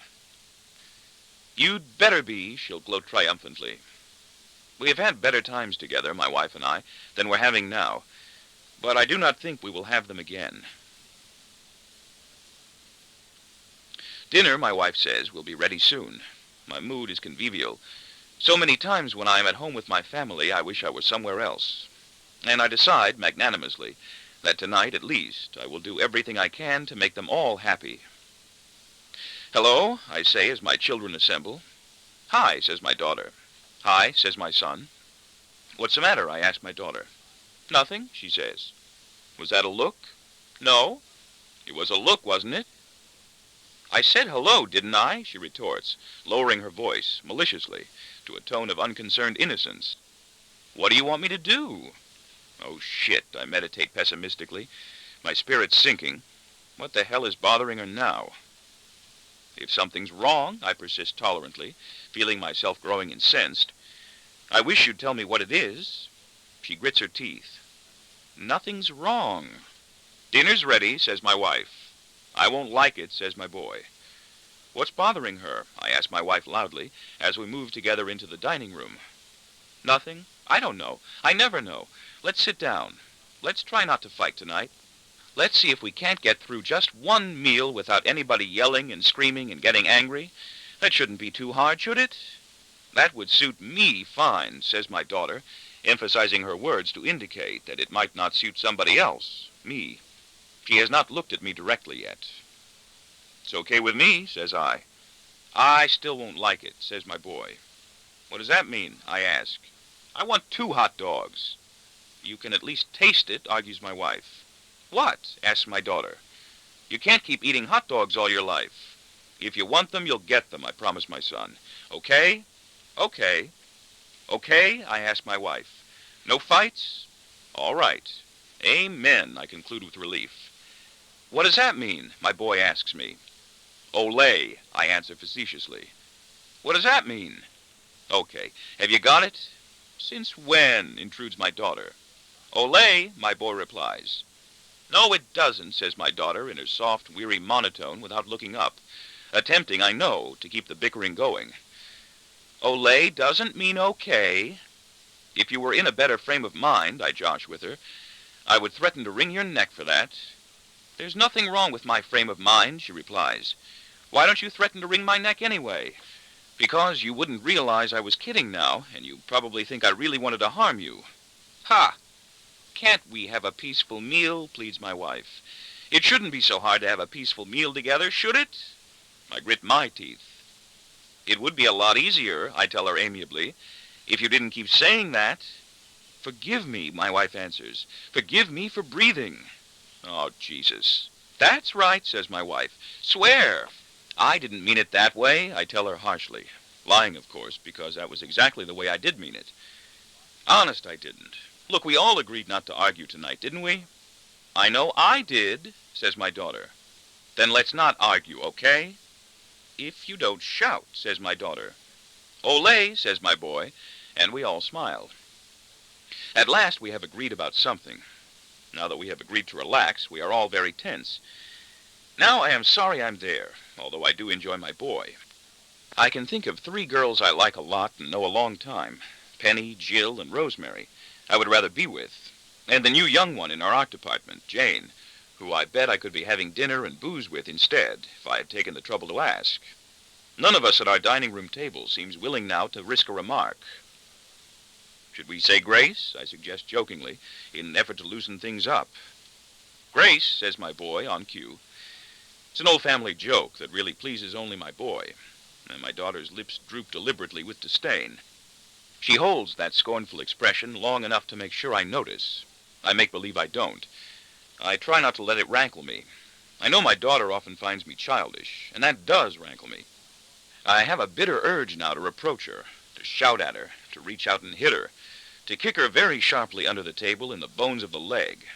I have an impulse often to strike back at the members of my family, even the children, when I feel they are insulting me or taking advantage. Sometimes when I see one of them in the process of doing something improper or making a mistake for which I know I will be justified in blaming them, I do not intercede to help or correct, but hold back in joy to watch and wait, as though observing from a distance a wicked scene unfold in some weird dream, actually relishing the opportunity I spy approaching that will enable me to criticize and reprimand them and demand explanations and apologies. It horrifies me. It is something like watching them back fatally toward an open window or the edge of a cliff and offering no warning to save them from injury or death. It is perverse, and I try to overcome it. There's this crawling animal flourishing somewhere inside me that I try to keep hidden and that strives to get out, and I don't know what it is or whom it wishes to destroy. I know it is covered with warts. It might be me. It might also be me that it wishes to destroy. and, succeeding in stifling my anger beneath a placid smile, say, "Pass me the bread, will you, dear?" My daughter does. My wife sits opposite me at the head, or foot, of the table, my boy on my left, my daughter on my right. The maid pads back and forth without talking, delivering bowls of food from the kitchen. My wife spoons large portions out into separate plates and passes them. We are silent. We do not feel free any longer to converse without inhibition in front of our colored maids. I'm not even certain of this one's name. They do not stay with us long anymore. "The salad is good, Sarah," my wife says. "I did what you told me." I am not comfortable having our maids service our food at our places, neither are the children, and I won't allow it, even though my wife, I suspect, would still prefer to have it done that way, as it was done in her own family when she was a child, and as she still sees it done in good middle-class homes on television and in the movies, and as she imagines it is also done at Buckingham Palace and the White House. I'm not comfortable being served by maids anywhere, even less so in other people's homes, where I'm never certain how much food I'm supposed to take, always have difficulty manipulating the serving forks and spoons from a sideways position, and am in continual anxiety that I'm going to bump the meat and vegetable platters with my shoulder or elbow and send them spilling to the floor. Of course, that's never happened yet. I suffer the same discomfort even when they're white. The maids, I mean, not the friends. I do not have any black friends, and probably never will, although I do see more and more pretty black girls these days that whet my appetite. They're all out of reach for me by now, I guess, unless they're Cuban or Puerto Rican. "I think it's good," my wife says. "I hope it's good." "I won't like it," my boy says. "That's enough," I tell him. "Okay." He retreats quickly. He cannot stand it when I am displeased with him. "What is it?" my daughter asks. "Chicken livers and noodles in that wine sauce you like with beef. I think you'll like it." "I won't," mumbles my boy. "Will you at least taste it?" "I don't like liver." "It isn't liver, it's chicken." "It's chicken liver. Please, taste it." "I'll taste it," he answers. "And then I'll want my hot dogs." "Can I have mine?" My wife and I watch with bated breath as my daughter pokes at the meat solemnly, almost lugubriously, with her fork, and touches a small piece to her mouth. "It's good," she says without enthusiasm, and begins eating. My wife and I are relieved.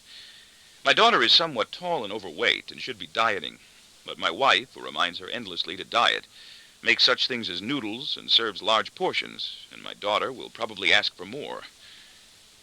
"It's delicious," I say. "Can I have my hot dogs?" "Sarah, put up 2 frankfurters." "Can I have the bread back?" I give my daughter the bread. "I've got some good news," I begin, and each of them turns to look at me. I am still brimming with excitement and conceit over Arthur Barron's conversation with me, and in a sudden generous welling of affection for them, for all 3 of them, they are my family and I am attached to them, I decide to share my joyful feelings. "Yes, I think I may have some very important news for all of us." The 3 of them gaze at me now with such intense curiosity that I find myself forced to break off. "What?" one of them asks. On second thought, I hesitate. It may not be that important. In fact, now that I think of it, it isn't important at all. It isn't even interesting. "Then why did you say it?" my daughter wants to know. "To tantalize you," I kid. "What in hell does that mean?" my boy asks. "Do you have something?" my wife asks. "Oh, maybe yes," I tease her jovially, "and maybe no." "To tease us," my daughter exclaims to my boy with mockery and distaste. My daughter makes me feel foolish again, and again I have that powerful, momentary, spiteful impulse to injure her, to wound her deeply with a cutting retort, to reach out over the dining room table and smack her hard on the side of the face or neck, to kick her viciously under the table in her ankle or shin. I can do nothing, though, but ignore her and try to maintain my facade of paternal good humor. "Then why don't you tell us?" my wife inquires. "Especially if it's good." "I will," I say. "All I wanted to say," I announce, and my spirit turns manifestly arch and tantalizing again as I pause to butter a piece of bread and take a bite, "is that I think I may have to start playing golf again." There is a thoughtful, puzzled, almost rebellious silence now, as each of them tries to figure out before the others what it is I am waggishly withholding from them, and presently intend to disclose. Golf? Asks my 9-year-old boy, who is still not certain what kind of game golf is, whether it is a good game or a bad one. Yes.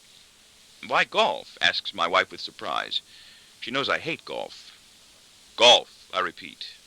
You don't even like golf. I hate golf, but it may have to be golf. Why? I bet he's getting a better job, my daughter guesses. In many ways, she is the smartest and most devious of all of us. Are you? Asks my wife. Maybe. What kind of job? My wife's reaction is suspicious, almost morose. I know she's been assuming secretly for several years that I've been longing for a different job that would take me away from home more often. Selling? Selling what? Asks my boy. Selling? For an instant, my boy is confused, almost stunned by the riddle of my reply. Then he understands it was meant as a joke, and he bursts into laughter. His eyes sparkle, and his face lights up joyously. Everybody likes my boy. Do you mean it? Probes my wife, studying me. She is still unsure whether to be pleased or not. I think so. Will you have to travel more than you have to travel now? No, probably less. Will you make more money? My daughter asks. Yes, maybe a lot more. Will we be rich? No. Will we ever be rich? No. I don't want you to travel more, my boy complains. I am not going to travel more, I repeat for him, with a trace of annoyance. I'm going to travel less. I begin to regret that I brought it up at all. The questions are coming too swiftly. I can feel my self-satisfaction ebbing away, and an army of irritations mobilizing too rapidly for me to keep track of and control. I am already replying to them with my slight stammer. Are you going to start talking to yourself again? My boy cannot resist baiting me mischievously. I wasn't talking to myself, I declare firmly. Yes, you were, my daughter murmurs. Like last year? My boy persists. I was not talking to myself, I repeat loudly. I was practicing a speech. You were practicing it to yourself, my boy points out. Will they let you make a speech this year? My daughter asks. At the company convention? Oh, yes, I respond with a smile. A long speech? Oh, yes, indeed.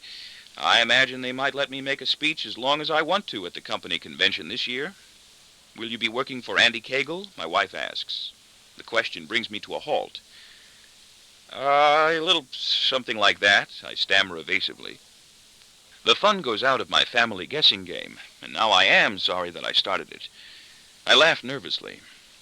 It isn't definite yet. It's all a pretty long way off. Maybe I shouldn't even have mentioned it.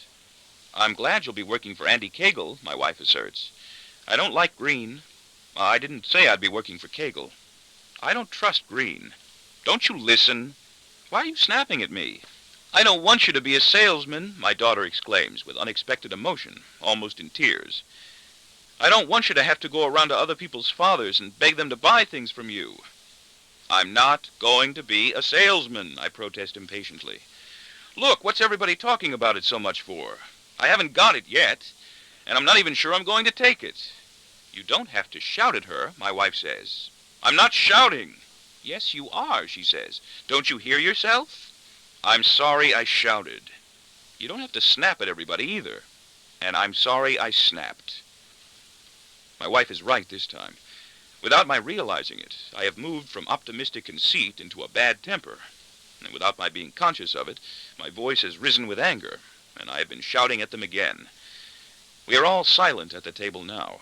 The children sit with their eyes lowered. They seem too fearful even to fidget.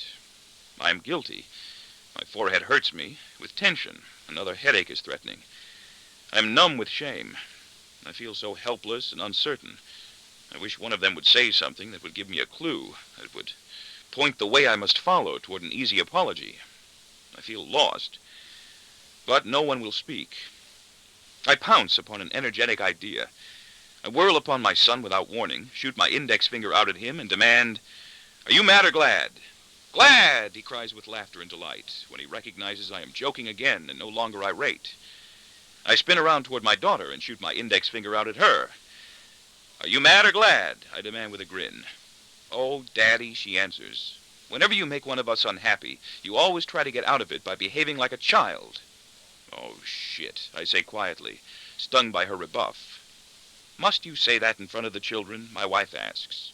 "They say it in front of us," I retort. I turn to my daughter. "Say shit." "Shit," she says. "Say shit," I say to my son. He is ready to start crying. I want to reach out instinctively to console and reassure him and rumple his soft, sandy hair. I'm deeply fond of my boy, although I'm not sure any more how I feel about my daughter. "I'm sorry," I tell him quickly. I have the shameful, shocking apprehension that if I did put my hand out to comfort him, he would cringe reflexively, as though afraid I were going to strike him. I recoil from that thought in pain. I turn to my daughter. "I'm sorry," I say to her too earnestly. "You're right, and I'm sorry. I do act like a child. Now it is my eyes that are down." "I think I want another drink," I explain apologetically as I stand up. "I'm not going to eat any more. You go on, though. I'll wait in the living room. I'm sorry." They continue eating after I leave, their voices subdued. I do such things to them, I know, even when I don't intend to. But I cannot admit this to my wife or children.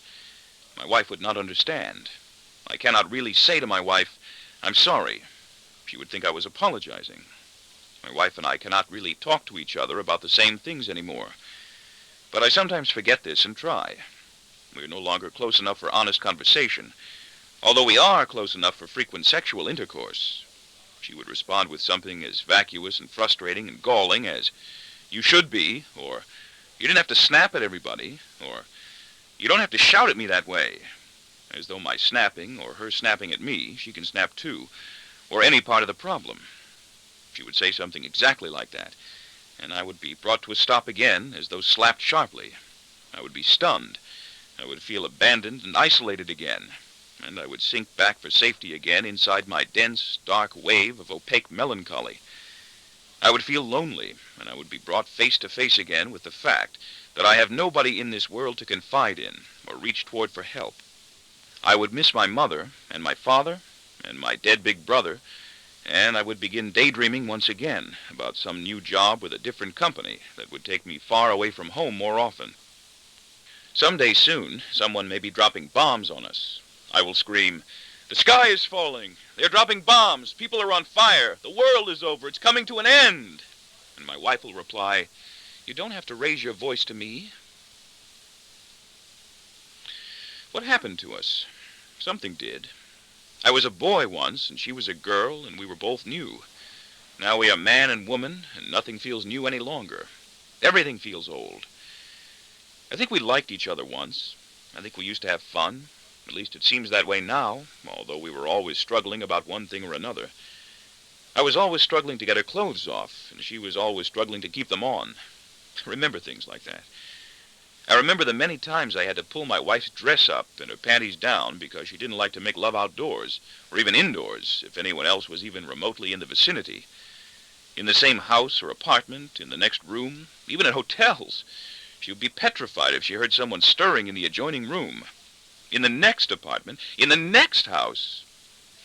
I remember the way I'd unbutton her blouse almost anywhere to get at her bra and breasts. Pale blue brassieres still drive me crazy more than black. She used to wear them. She was always afraid we'd be caught. I didn't care, although I might have cared if we'd ever been caught. I was always ripping open her slacks and tearing off her bathing suit or tennis shorts and flinging them away somewhere over my back as I went at her as fast and as hard as I could every chance I had. I was a pretty hot kid once. I didn't care whether she enjoyed it or not, just as long as I got mine. I was always trying to jump her. We were with her parents and her younger sister a lot then, and I would grab at her the second they all went out and try to bang her before any of them got back. In the country during the summer or at the seashore, I would try to lure her outside the rented house after dark and do it to her on the porch or right down on the ground or sand, although I didn't like the sand in my clothes and hair afterward, and she didn't like the ground because it hurt her ass and made it black and blue. I was always pulling at her buttons and zippers and clutching and scratching at the snaps and elastic of her underthings.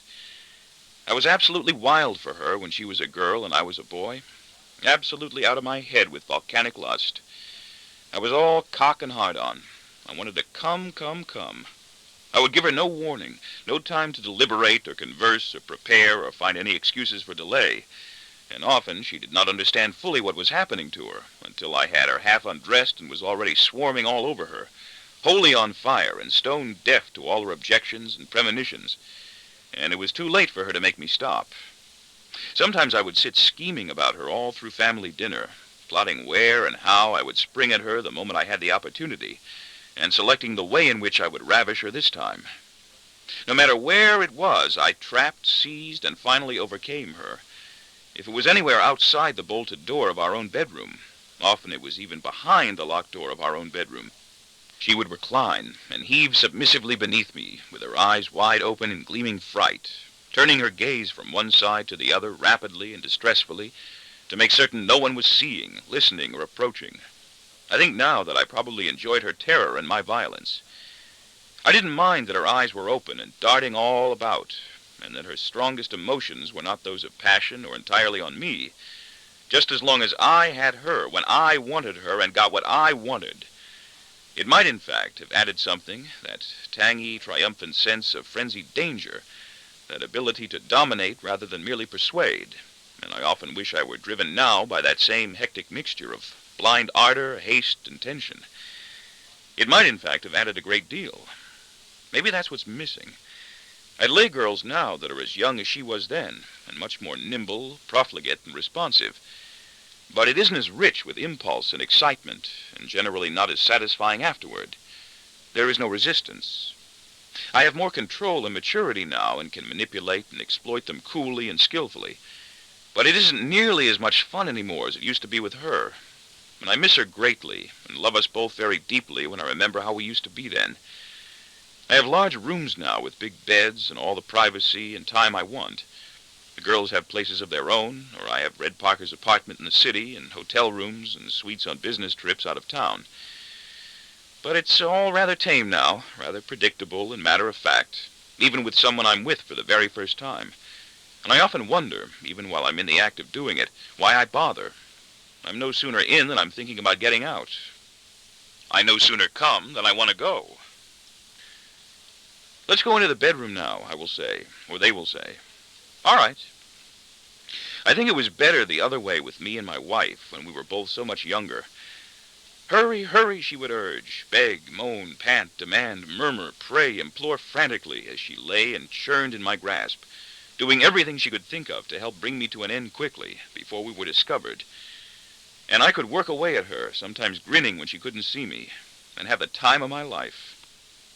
That was fun we used to have together. It was fun then, more for me than for her.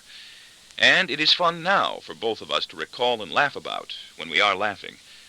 We often reminisce together warmly about some of the crazy times and places I did get her. My wife enjoys looking back even more than I do, and has a better memory for separate occasions. Remember the time in that boathouse when my father and your kid sister was doing it all summer? You sound envious. She probably got more than I did. You had no complaints. I did when I found out about her. Were you hot for her? Only when I knew about her. Are you hot for her now? Don't be crazy. She's a goddamn reactionary bitch now. You don't ever say anything to her about... I hardly even talk to her. Remember the time on the lake in that rowboat? Do I? I remember the time I once tried to do it to her right on the bottom of a rowboat, far out in the lake. I remember dead Virginia from my old automobile casualty insurance company, and I bet I could do it now also in a canoe to a carefree young co-ed like Virgin for short. But I don't think I would want to anymore, not at my age, not in a canoe. I did almost everything else to her that day, while she wriggled and kissed and fought and hugged and fretted against the bottom of that rowboat. But when it came to the nudeness of it, to the pulling of her things off and my things down, she was terror-stricken by the thought that people might be seeing us from the houses along the shore, and almost weeping miserably made me stop. So I rowed furiously to a small island a little further out. I think I must have broken the speed record for rowing that day, and laid her on the ground just inside the woods. She rolled her head from side to side with wide-open eyes flashing in anguish and fear, pleading with me desperately, please to stop or please to hurry up and finish before someone came trudging up through the trees and caught us. We were already married then. It was fun, even though we often fought about it bitterly. She would cry, and I would rage if I could not have my way with her in matters of sex and just about everything else. My feelings were easily hurt. I used to want to jump her everywhere. We are both glad now that I did. I was always throwing her halters off then, or shoving her blouses and sweaters up to go for her breasts and lips like someone starved, suffering the aching, compulsive need and joy in my heart and head and mouth and throat and in the palms of my hands.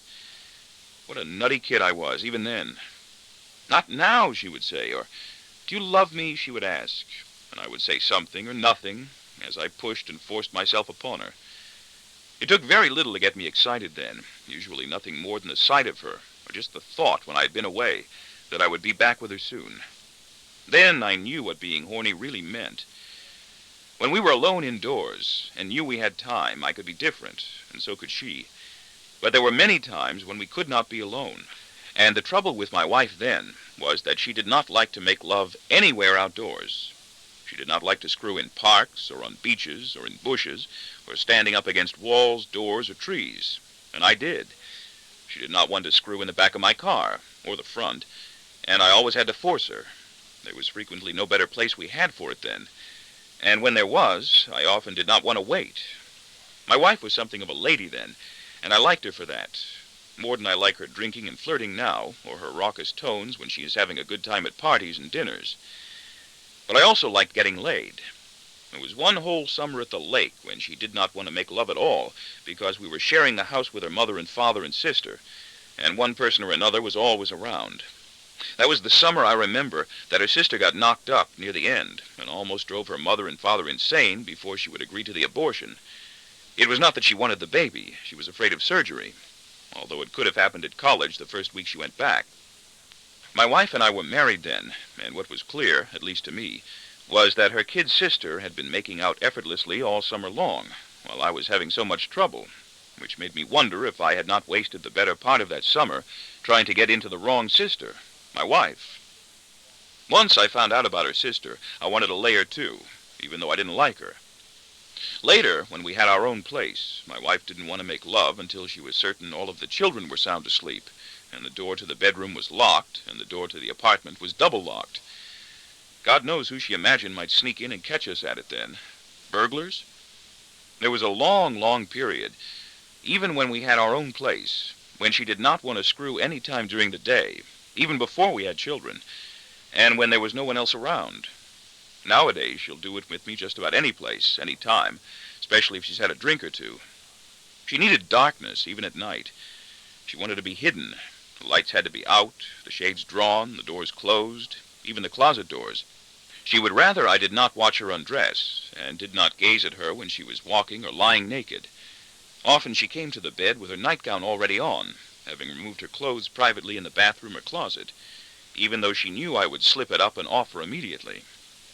Then, though, when conditions were exactly right, once she had made certain she was safe from interruption and concealed from watching eyes, when everything around us was just the way she wanted it, she could be absolutely fine in just about every way, and feel proud of herself and me afterward and in between.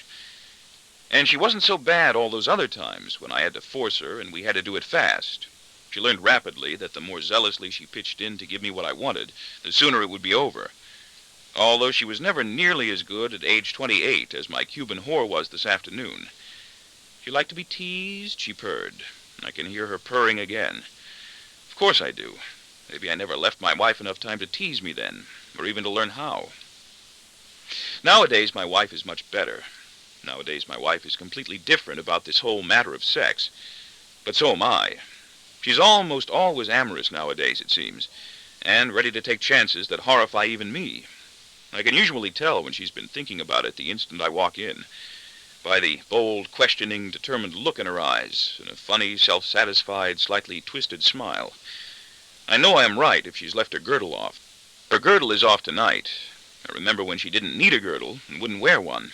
Now she'll seldom go out of the house without a girdle, even though she still doesn't need one. When she's in the mood, I have only to grip her elbow or nudge her gently toward a couch or bed, and I can have her any time I want to, and just about anywhere. Or she will come after me. She's always in the mood when she drinks, unless she is sick, and she drinks almost every day now. I have only to pass within arm's reach of her in the kitchen when she is cooking, or meet her by accident in one of the hallways, and she moves right up against me and is ready to sink down on the spot. She has even had me do it to her on the kitchen floor, in the dark or in brilliant sunlight. She lifts her own skirt now and fumbles impatiently with my pants if I'm not removing them quickly enough.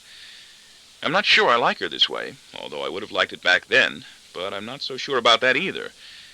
I'm really not sure I want my wife to be as lustful and compliant as one of Kegel's whores or my girlfriends, although I know I am dissatisfied with her when she isn't.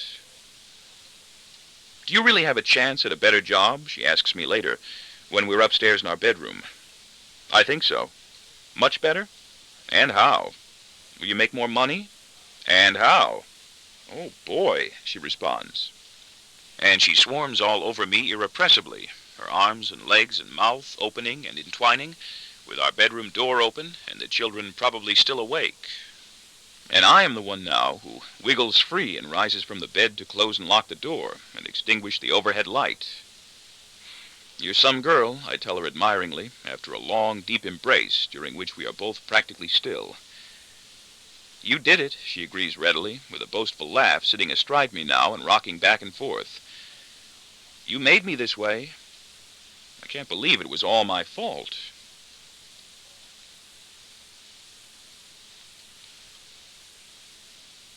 My daughter's unhappy. Both our children are unhappy, each in his or her separate way, and I suppose that is my fault too, although I'm not sure I understand how or why. I no longer think of Derek as one of my children, or even as mine. I try not to think of him at all. This is becoming easier, even at home, when he is nearby with the rest of us, making noise with some red cradle toy or making unintelligible sounds as he endeavors to speak. By now, I don't even like his name. The children don't care for him either. No one really cares for him, not even the nurses we hire, and they are paid to care for him and pretend to like him. They're nearly always unmarried women in their late 30s or older. They're very expensive and usually pretend to love him in the beginning. They act adoring and jealously protective of him for just the first few weeks, and then turn negligent toward him and impudent and reproachful with the rest of us. We turn nasty with them. They go. They either leave on their own or are fired. My wife and I take turns telling them they must go. I begin to detest all of them almost from the minute we hire them. They don't like me. I hate and fear the one we have now, who is older than I am, superstitious, and forcefully opinionated. She reminds me of Mrs. Yerger. I want to yell dirty things at this nurse now, for the debasement Mrs. Yerger made me suffer then. Every older woman I find myself afraid of reminds me of Mrs. Yerger. Every feeble old woman I see reminds me of my mother. Every young girl who attacks my pride reminds me of my daughter.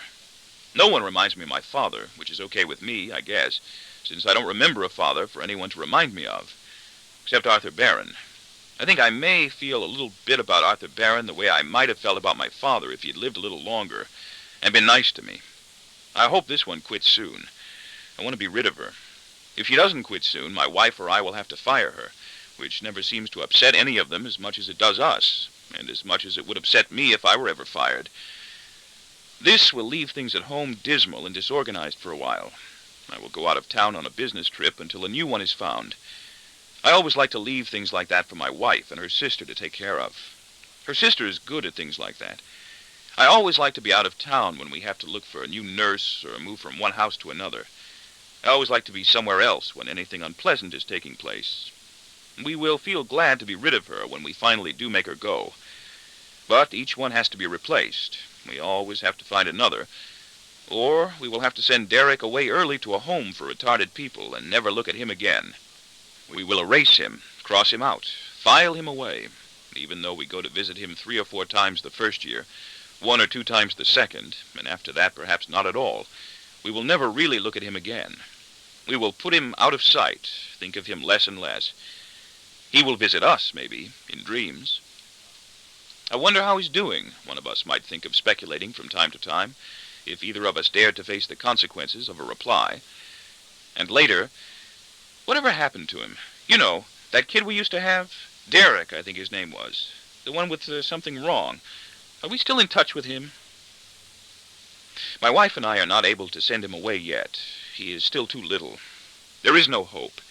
He has lots of trouble. He has let us down. He needs care constantly, and no one wants to give it to him. Not his father, his mother, his sister, or his brother. None of us really wants to play with him anymore, although we take turns making believe. My daughter, who's past 15, is a lonely and disgruntled person. She is much more than disgruntled, I know. She is unhappy, but that's the form her unhappiness tends to take, and that's the nature of the criticism and complaints with which we generally have to contend.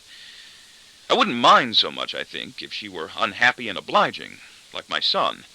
It would make things easier for me, although it does not seem to make things easier for him. She is dissatisfied with us and dissatisfied with herself. She is a clever, malicious girl with lots of insight and charm when she isn't morose and rude. She's often mean, often depressed. She resents my wife and me terribly, and as much as tells us frequently that she wishes one or both of us were gone or dead. In fact, she does tell us that, in exactly those words. And it's a lucky thing my wife and I are both sensible enough to remind each other that she doesn't really mean it, even though I know she does often mean it, and that deep inside her, probably, she often wishes, in melodramatic fantasy, that she were dead also, and that we were at her graveside and sorry. At least I'm sure she may mean it at the time she says it, and perhaps subconsciously she harbors that evil wish in regard to us always. Perhaps she really does wish that my wife or I will die soon. It would not be so unnatural for her to do so. It would not be so difficult for me to understand. For didn't I have that same repugnant wish for my mother after she fell sick, and perhaps even earlier, when she began to grow old, once I no longer needed her, and she began to need me? I was impatient for her to die, and told myself she'd be better off. If my daughter is poised, if she's looking smug and wearing her thin-lipped half-smile of calculating villainy when she remarks to my wife or me that she really doesn't think she would mind very much if my wife and or I fell sick and or died, I know she does not mean what she is saying. She is speaking for effect. She is merely searching, immaturely and compulsively, for a painful, punishing clash with us, making sadistic family small talk, so to speak, and slicing out at a sensitive old wound that she knows intuitively will open freely and bleed with pain. My daughter likes to hurt us. She sometimes professes remorse, but lets us know she doesn't really feel it. If, however, the statements gush from her in a high shriek or tumble out brokenly in gulping, hysterical sobs, then there is no ignoring the sincerity of her passionate hatred and bottomless misery. She is not, as I said, happy. In these moments she is pathetic. She would break my heart if she were somebody else's. She has a very pretty face, but doesn't believe it. She has what I believe is called a low or poor self-image. And nothing my wife or I can do will help. I realize now that I have not always given replies to her questions and comments that were appropriate. When she tells me she wishes she were dead, I tell her she will be sooner or later. When she tells me life is empty and monotonous, and that there does not seem to be any point to it, I tell her everybody feels that way now and then, particularly at her age, and that she's probably right. When she told me, in tones of solemn importance, that she wanted to have a lover before she was 18, and would want to live with him for several years, even though she was never going to get married, I nodded approvingly and wisecracked I hoped she'd find one, and was astounded when her face went bloodless with shock and she seemed about to cry. When she asks me if I ever thought of killing myself when I was young, I answer yes. And when she came to me, even that first time, to say she wasn't happy, I told her that I wasn't either, and that nobody ought to expect to be. By now, she is able to anticipate many of my sardonic retorts, and can mimic my words before I say them. Sometimes this annoys me, other times it amuses me. I don't know why there is a difference in my reaction. My error, I think, is that I always speak to her as I would to a grown-up, and all she wants, probably, is for me to talk to her as a child. I'm simply not able to stop myself from saying things to her I know I shouldn't. Sometimes the words escape from me before I can consider them, before I am even aware they have sprung from my mind and are being shaped by my mouth and tongue to fly out between my lips. And I hear my blunt or cutting remarks with a start of astonishment, as though they came from somebody else and were directed harmfully at me as well as at her, as though they had their source in some dark and frightening area of my soul with which I am not in communication. It is that same weird, perverse, glowering part of me that shelters my recurring impulse to kick Kegel's lame leg very hard, and to kick my daughter's leg under the table, or strike her. I'm never really tempted to hit my wife or my boy, and I never have. I don't think I have. I've never hit my daughter either, or kicked her. And it nourishes refreshingly that thrilling desire of mine to say very cruel things to people I like who are in trouble and confide in me and request my sympathy or help. I do rejoice momentarily in the misfortunes of friends. I cannot condone their weakness. I cannot forgive them for being in need. I experience undeniable gladness that I enjoy suppressing. I like finding out I'm better off than somebody else.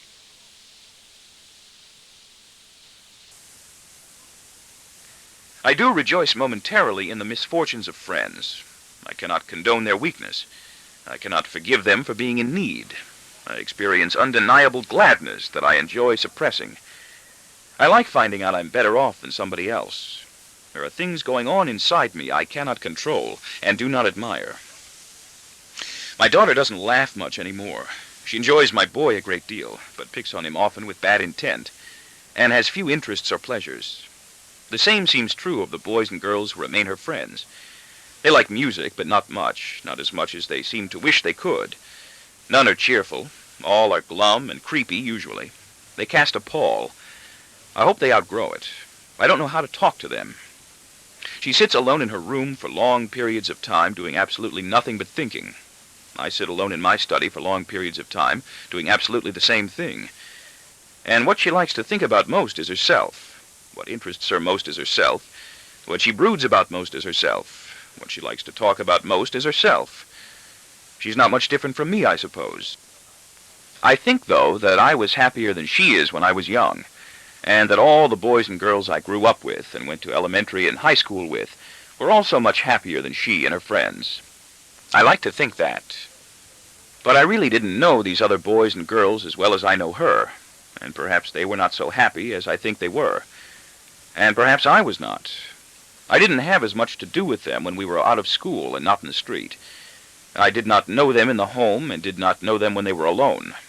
And I'm not so confident anymore that my own recollections of my childhood are as infallible as I have always believed them to be. I also think that I may have been more unhappy than my daughter when I was young, and felt even more entrapped than she does in my own sense of pathless isolation. There are long gaps in my past that remain obscure and give no clue. There are cryptic rumblings inside them, but no flashes of recall. They are pitch black and remain that way, and all the things I was and all the changes and things that happened to me then will be lost to me forever unless I find them. No one else will. Where are they? Where are those scattered, ripped pieces of that fragmented little boy and bewildered young man who turned out to be me? There are times now when it seems to me that I may not have been any place at all for long periods of time. Whatever happened to all those truly important parts of my past that no longer exist in my memory and have been ignored or forgotten by everyone else? No one will ever recall them. It is too late to gather me all up and put me together again. My life, therefore, is not entirely credible. I have trouble believing it. I can believe that it was me. I know, with Virginia in the storeroom of the Automobile Casualty Insurance Company, and me with my wife making love on our honeymoon, and me who is bored, melancholy, and reflective in my office at the company now, or in my study at home. But I can't really believe it was really me, even though I know it's true, who sang those silly military songs exuberantly so long ago as we marched slovenly along in formation in uniform, sorted accident reports in an insurance office, filed folders, shot crap, and played cards for pennies, nickels, and dimes, had satisfactory erotic dreams and was thankful for them, masturbated and was thankful that I could, read the daily comic strips and sports pages of the New York Daily News and the New York Mirror, which alas is now defunct. Soon there won't be anything left. Said goodbye to my mother 5 mornings each week if I reminded myself to say anything at all to her when I left. Carried a brown paper bag containing an apple and 2 bologna, egg, or canned salmon sandwiches with me into Manhattan for lunch. Had tantrums as a child in frenzied and incoherent arguments at home with my mother or sister, and wept inconsolably over matters I could not understand or explain. Was a hardy and impetuous patrol leader in the Beaver Patrol of the Boy Scouts of America for many years, and worked to earn merit badges, masturbated some more, even as a Boy Scout, and rode back and forth to my automobile casualty company, each day working on a very stuffy subway car crowded with tired, hostile, grimy adults who glared, sighed, snored, and sweated. That was somebody else, not me. I insist on that. It exists in my memory, but that's all. Like a children's story. It is way outside the concrete experience of the person I am now and was then. It never happened. I do insist on that. Not to me. I know I did not spend so much of myself doing only that. So there must have been a second person who grew up alongside me, or inside me, and filled in for me on occasions to experience things of which I did not wish to become a part. And there was even a third person of whom I am only aware dimly, and about whom I know almost nothing, only that he is there. And I am aware of still one more person, who I am not even aware of. And this one watches everything shrewdly, even me, from some secure hideout in my mind, in which he remains invisible and anonymous, and makes stern, censorious judgments about everything, even me. He hardly ever sleeps. I am lacking in sequence for everything but my succession of jobs, love affairs, and fornications. And these are not important. None matters more than any of the others, except that they do give me some sense of a connected past. Who cares if I get Kegel's job or not, or if I do get into young Jane in the art department's pants before Christmas, or that I was never able to graduate myself into laying older girl Virginia on the desk in the storeroom of the Automobile Casualty Insurance Company, or in a bed in a hotel, although I did squeeze her good tits many times and feel the smooth inside of her thighs. I care. I want the money. I want the prestige. I want the acclaim, the congratulations. And Kegel will care. And Green will care. And Johnny Brown will care so much he might punch me in the jaw as soon as he learns about it. And I know already I will have to begin making plans beforehand for coping with him tactfully, or getting rid of him altogether, even though he's good. But will it matter? Will it make a difference? No. Do I want it? Yes. Should I want it? Nah. But I do, damn it. I do. And there's no mistaking either the fact that my daughter does honestly covet the greater freedom enjoyed by girls and boys she knows who have lost a father or a mother through accident or illness, or whose parents are divorced or separated, even though they don't really seem to be enjoying it. They just seem to have more freedom. Who the hell would take care of you if we were divorced, or if we were killed in a plane or automobile accident? I try to explain to her tolerantly one evening during one of those frank and generally abusive discussions she persists in inaugurating regularly, usually when she observes that I have settled myself alone in my study to do some work or read a magazine. You couldn't live alone, you know that. Who would feed you and clean up after you, help you pick your clothes out and remind you to brush your teeth and help you keep your weight down? You'd have to live with someone, you know, so it might as well be us. You know, you get some pretty goddamn good things from us, too. I wish, says my wife, that you wouldn't swear so much when you have to talk to the children, and that you didn't always have to yell. Can't you see you're only scaring her? Can't you make her keep out of it, says my daughter to me sullenly, about my wife. And I wish, I reply to my wife, she's always butting in a growl that rises menacingly. But I don't know what I wish, except that I damn well wish I were somewhere else. So I grind my jaws shut without completing my sentence. My voice does have a tendency to get loud whenever I'm irritated, frustrated, or attacked, and I will stammer ferociously if I attempt to speak a long sentence with strong emotion. I wish I knew what to wish. I wish my daughter would stop complaining and feeling so sorry for herself all the time and start trying to make the best of things. She doesn't think much of us. She is nervous, spiteful, embittered, and vindictive. She is approaching sweet 16, smokes, and hates us both intensely, at least part of the time, if not nearly all of the time. I don't know what we've done, or failed to do, to account for it all. I don't know what she blames us for, but she blames us for something. I grow pretty damn spiteful and embittered myself at my inability to please her, at our failure to make her happy, and I often strike back at her in clever, malign ways. I enjoy striking back at her. Revenge is sweet, even against her, and she is not yet 16. I sometimes find myself wishing that she would run away from home, just to make things easier for me. I know my daughter hates us because she makes a point of telling us so.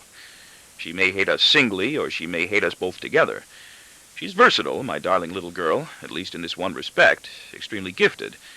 Without straining herself unduly, she can hate all three of us simultaneously, my son included. Or she can begin hating him separately and without apparent reason and be oblivious to us. Or she can hate Derek, his nurse, our house, our community. She can, of course, hate herself. With uncommon resourcefulness, she can even stop hating us for a little while, just to throw us off stride and lure us into an unguarded state of well-being that leaves us wide open for her next piercing assault. She is perverse and proud of it. My daughter can't or won't learn chemistry, grammar, or plain geometry easily, but she did learn how to smoke cigarettes at an early age, even inhale, she boasts. Marijuana, too, she intimates, without being asked. And to say motherfucker so effortlessly as to appear to have been saying it unselfconsciously to us at home all her life. And she did learn how to hate us and say cruel things that hurt my feelings and reduce my wife to plaintive tears. It took my wife and me 10 or 15 years of full-time marriage and hard and constant practice to learn how to hate each other with good, wholesome vigor and elation. When we do hate each other, we do not hate each other all the time. But my precocious daughter has learned how to do it already. Maybe a talent she has, a genuine aptitude. If it is the only talent she has. I'm often quite furious with her, but I won't give her the satisfaction of showing it. I'm often cruelly sarcastic with her in return. She hates my wife much more, and much more often than she hates me, which is ironic and unfair, because my wife loves and cares for her without limit or restraint, and would lay down her life for her, and I would not. But I get my share, too. She has enough hatred to go around. It doesn't really bother me so much anymore that my daughter hates me. I won't let it. By now I expect it.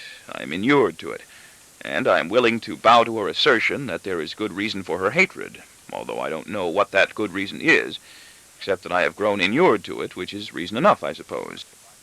Usually she will come uninvited to my study, or interrupt me when I'm working or reading a news magazine, or pretending to work or read, to tell me, in a tense, thin, childlike voice, that she endeavors valorously to hold steady and self-assured, that she has arrived at the conclusion, never come to, but always arrived, that she doesn't have any real feelings for my wife or me any longer, thinks very little of her mother and of me too, and finds it impossible to respect us. In fact, by now really dislikes us both very much.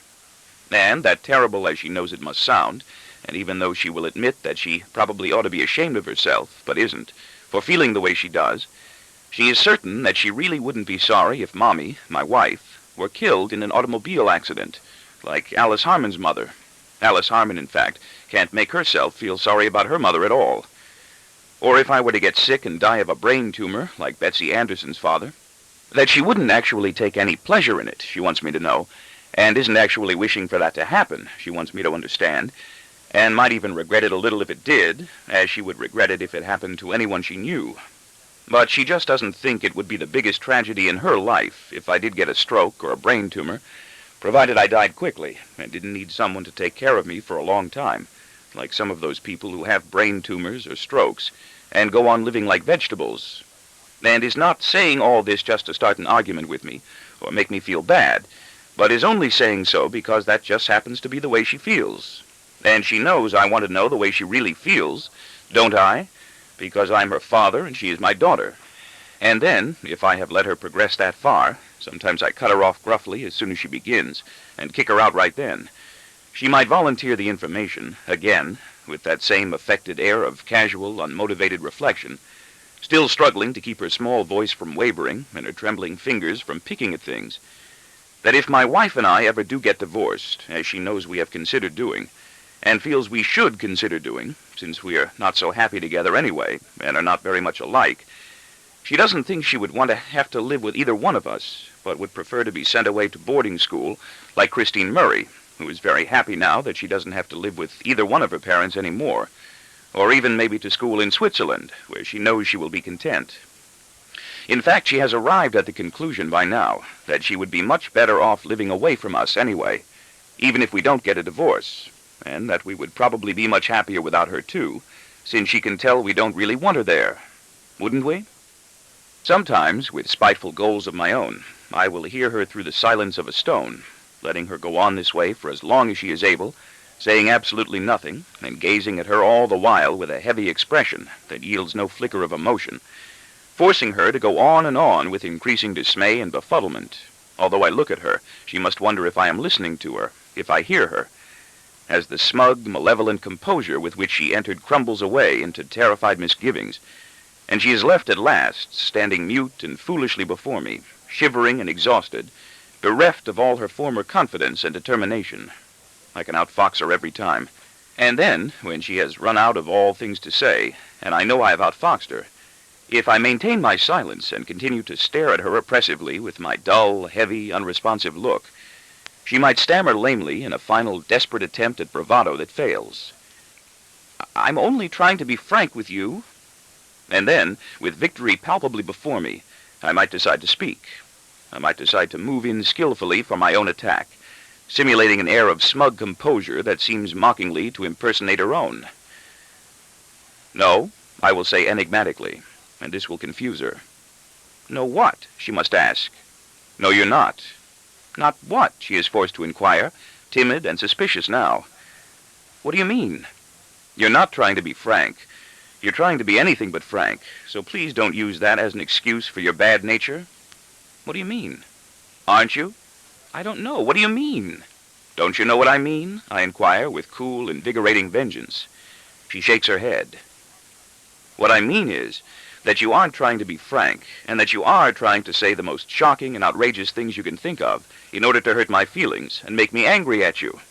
"Why would I do that?" "Angry enough to yell and begin punishing you." "Why would I do that?" "Because that's the way you are." "Why would I want you to punish me?" "Because that is the way you are. Don't you see? And that's the way you want me to feel. Don't you see that? Don't you think I can see it?" "What do you mean?" "That's what I mean." "It's a matter of supreme indifference to me," she rejoins loftily, "how you feel." "Then why bother," I mimic just as loftily, "to tell me at all?" "What do you mean?" "I mean that if how I feel is really a matter of such supreme indifference to you, why bother ever to talk to me at all? What should I do? Unless you want something. And you wonder why I bite my nails and can't sleep well and why I eat too much. Don't blame your eating too much on me. What about the rest? I eat too much also. You don't think very much of me," she alleges. "Do you?" "Not right now." "How much do you think of yourself?" "I was only trying to be honest." "Bull." "You want me to be honest, don't you?" "No." "You don't?" "Of course not. Why should I?" An unexpected answer like that always outfoxes her, strikes her speechless for a few moments, makes her stammer and regret even further that she came barging into my study so rashly in the first place to start up with me. If she tries to continue the contest, her voice will drop to a diffident murmur that is almost too faint to be heard. I will pretend not to hear any of it and make her repeat each remark. Or she will explode suddenly in a snarling, unintelligible, dramatic outburst and storm away in total defeat, banging some furniture or slamming a door. I can outfox her easily every time, but she never seems to learn, or she has learned and is drawn self-destructively to repeat these same cheerless defeats. So we go through innumerable repetitions of these same annoying, time-wasting, belittling. She makes fun of me because I'm getting fat and getting bald, and I strike back by being faster, keener, and better informed in my repartee. Frank and honest disputes with each other. I manage to win them all, although I sometimes feel wounded afterward. Over money, smoking, sex, marijuana, late hours, dirty words, schoolwork, drugs, blacks, freedom, hers. Yelling, bullying, and insults to my wife. "What will you do," she will ask baitingly, "if I come home with a black boyfriend?" Now, this is a peculiarly ingenious stroke of hers that requires lightning dexterity to counter, and with which she does succeed in confounding and vanquishing my wife. There is no way out, and I am tempted to award her accolades. If I tell her I'd object, I'm a racist. If I tell her I wouldn't, I have no regard for her. My wife succumbs by taking her seriously. I survive by skirting the trap. "I would still ask you to clean up your room," I reply nimbly, "and to stop reading my mail and showing my bank statements to your friends." Of course I'm a racist, and so is she. Who the devil isn't? "That's not answering the question," she is intelligent enough to sulk. "And you know it." "Bring one home and see," I challenge her with a snicker, because I know she is not ready to try that one on us yet. She wants me to promise her now that she'll have her own car. She's willing to promise she'll give up smoking cigarettes in return.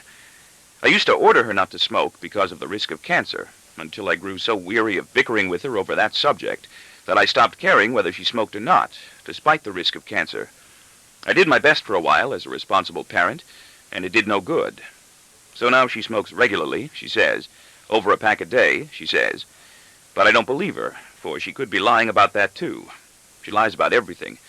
She lies to her teachers too. But she is not allowed to smoke in the house, which makes it easier for my wife and me to pretend that she doesn't smoke at all. And perhaps she doesn't. Really, who cares? I don't. And I don't have to feel forced to pretend to. If she didn't tell us, I wouldn't have to. I do smoke, she insists. I even inhale. I guess it's a regular habit with me by now. I don't think I could stop smoking cigarettes now, even if I wanted to. It's your life, I answer placidly. Over a pack a day, sometimes two. I know you wouldn't want me to be a sneak about anything like that, would you? Yes. What? I do. You would? Of course. A sneak? Yes. What do you mean? Her eyes cloud with uncertainty, and her mouth begins to quiver. I've just outfoxed her again. I do want you to be a sneak, I continue breezily, and zero in for the kill. About smoking, and all those dirty, really very vulgar words and phrases you're so fond of using so openly. You use them. I'm an adult, and a man. Mommy uses them too. Not the same ones you do. Mommy's a prude. You're a child. I'm 16. You're 15 and a half. I'm nearer to 16. So? Can't you say anything more than that? Like what? You always like to give short answers when we argue. You think it's a good trick. It is. You're so sarcastic. Be a sneak, I tell her sarcastically. I'm not being sarcastic now. It will make things easier for all of us. I give you that advice as a pal, as a really devoted father to a young daughter. Sneak outside on the porch or into the garage when you want to smoke or burn that crappy incense or do something else you don't want us to know about. And close the door of your room when you're on the telephone so we won't have to listen to you complain about us to all of your friends or see those crappy sex novels you read instead of the books you're supposed to be reading for school. You can get away with much more that way, by being a good sneak. Just don't let me find out about it, because if I do find out, I'm going to have to do something about it. I'm going to have to disapprove and get angry and punish you, and other things like that, and that will make you unhappy and me unhappy.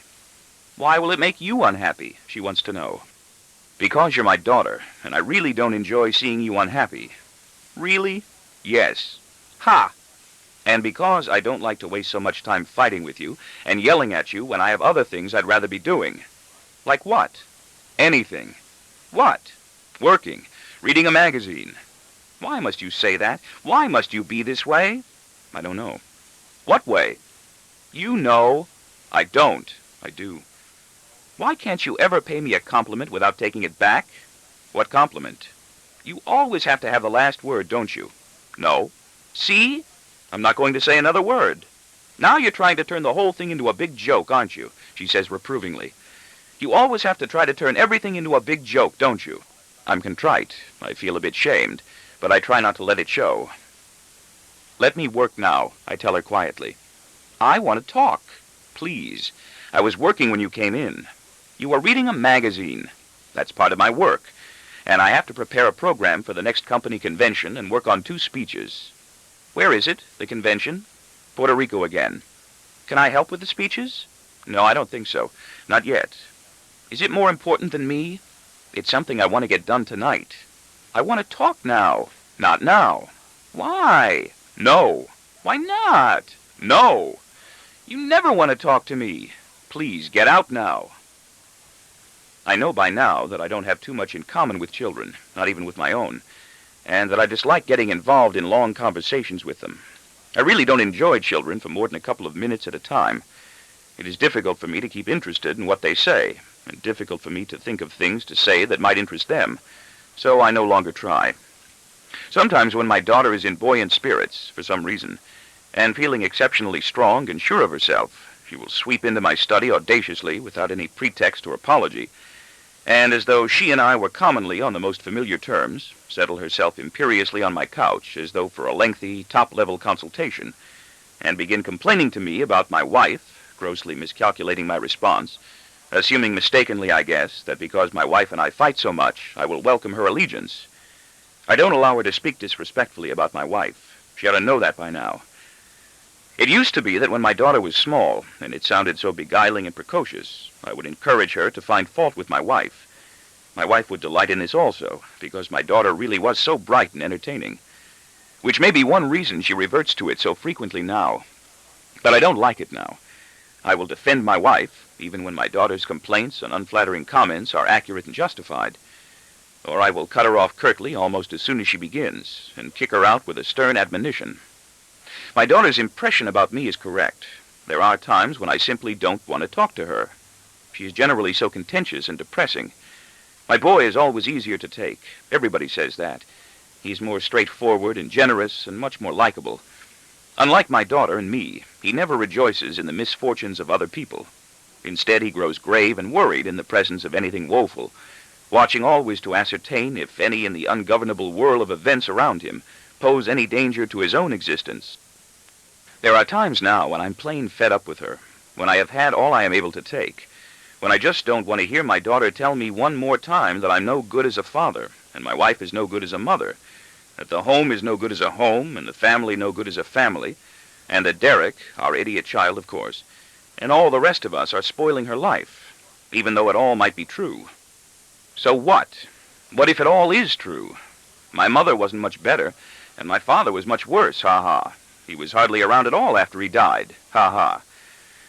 Maybe it is my fault that she does so poorly at school and lacks confidence in herself and bites her fingernails and doesn't sleep well.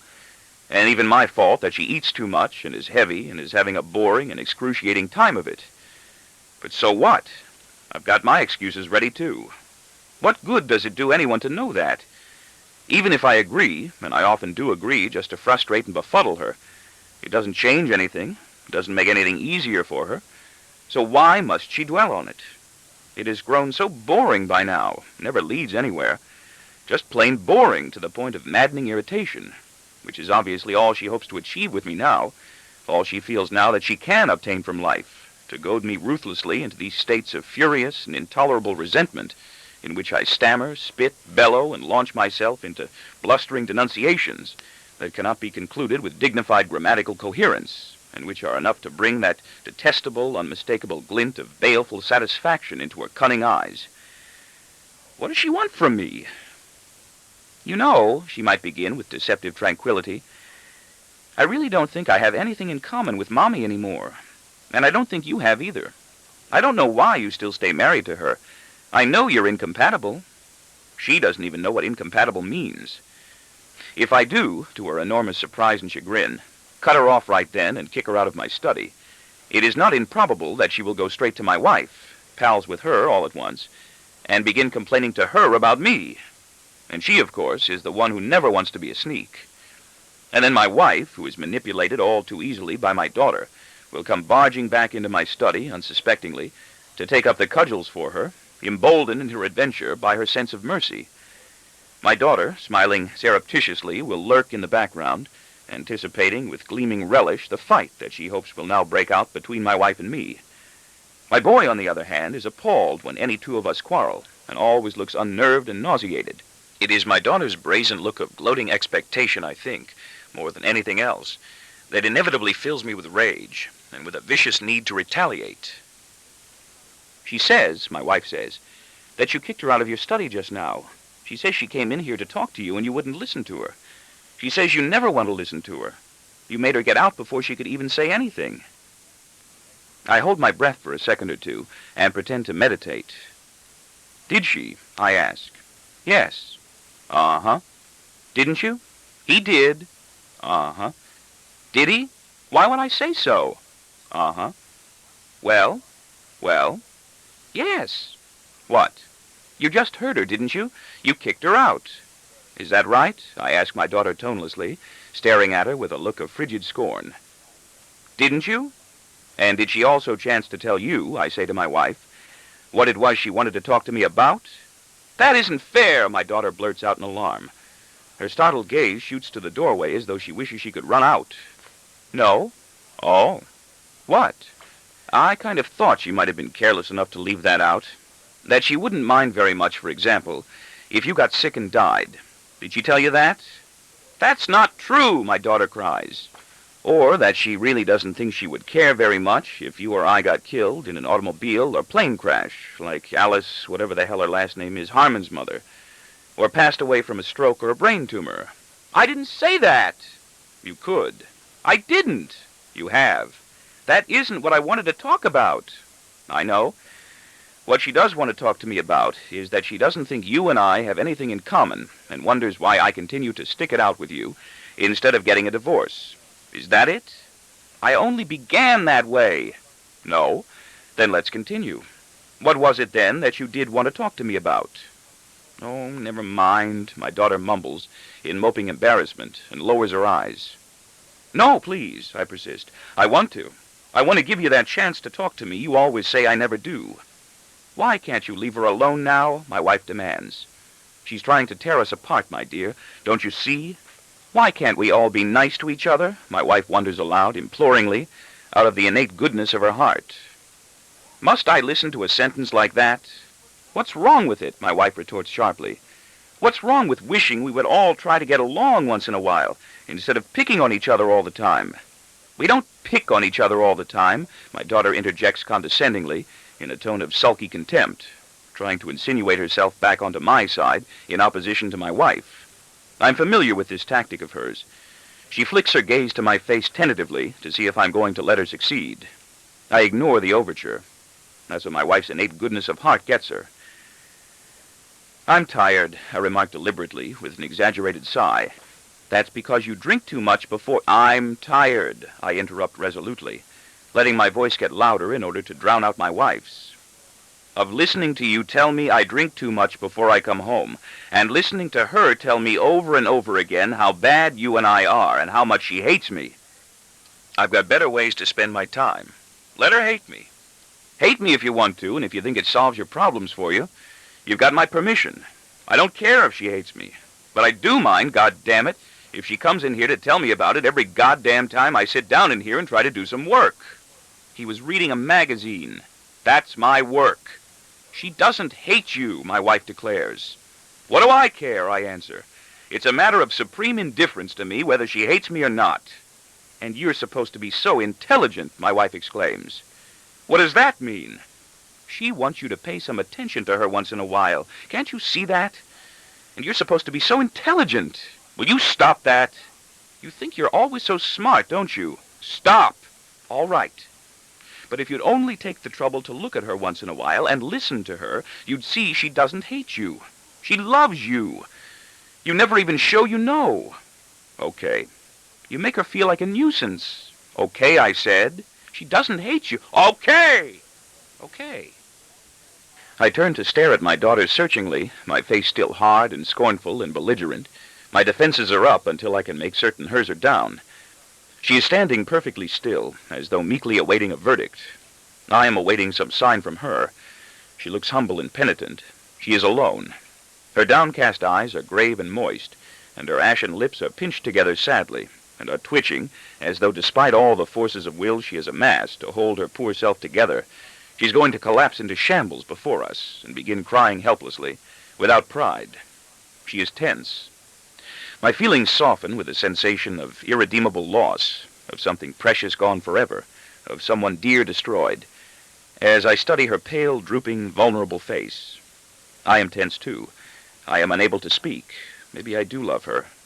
And for a second I am struck with the notion that my wife is right, that perhaps my daughter doesn't hate me and does love me, and perhaps does need to have me know it, and needs to know also, perhaps, that I may think well of her. And I begin to feel that maybe I do care very much whether she hates me or not. I don't want her to.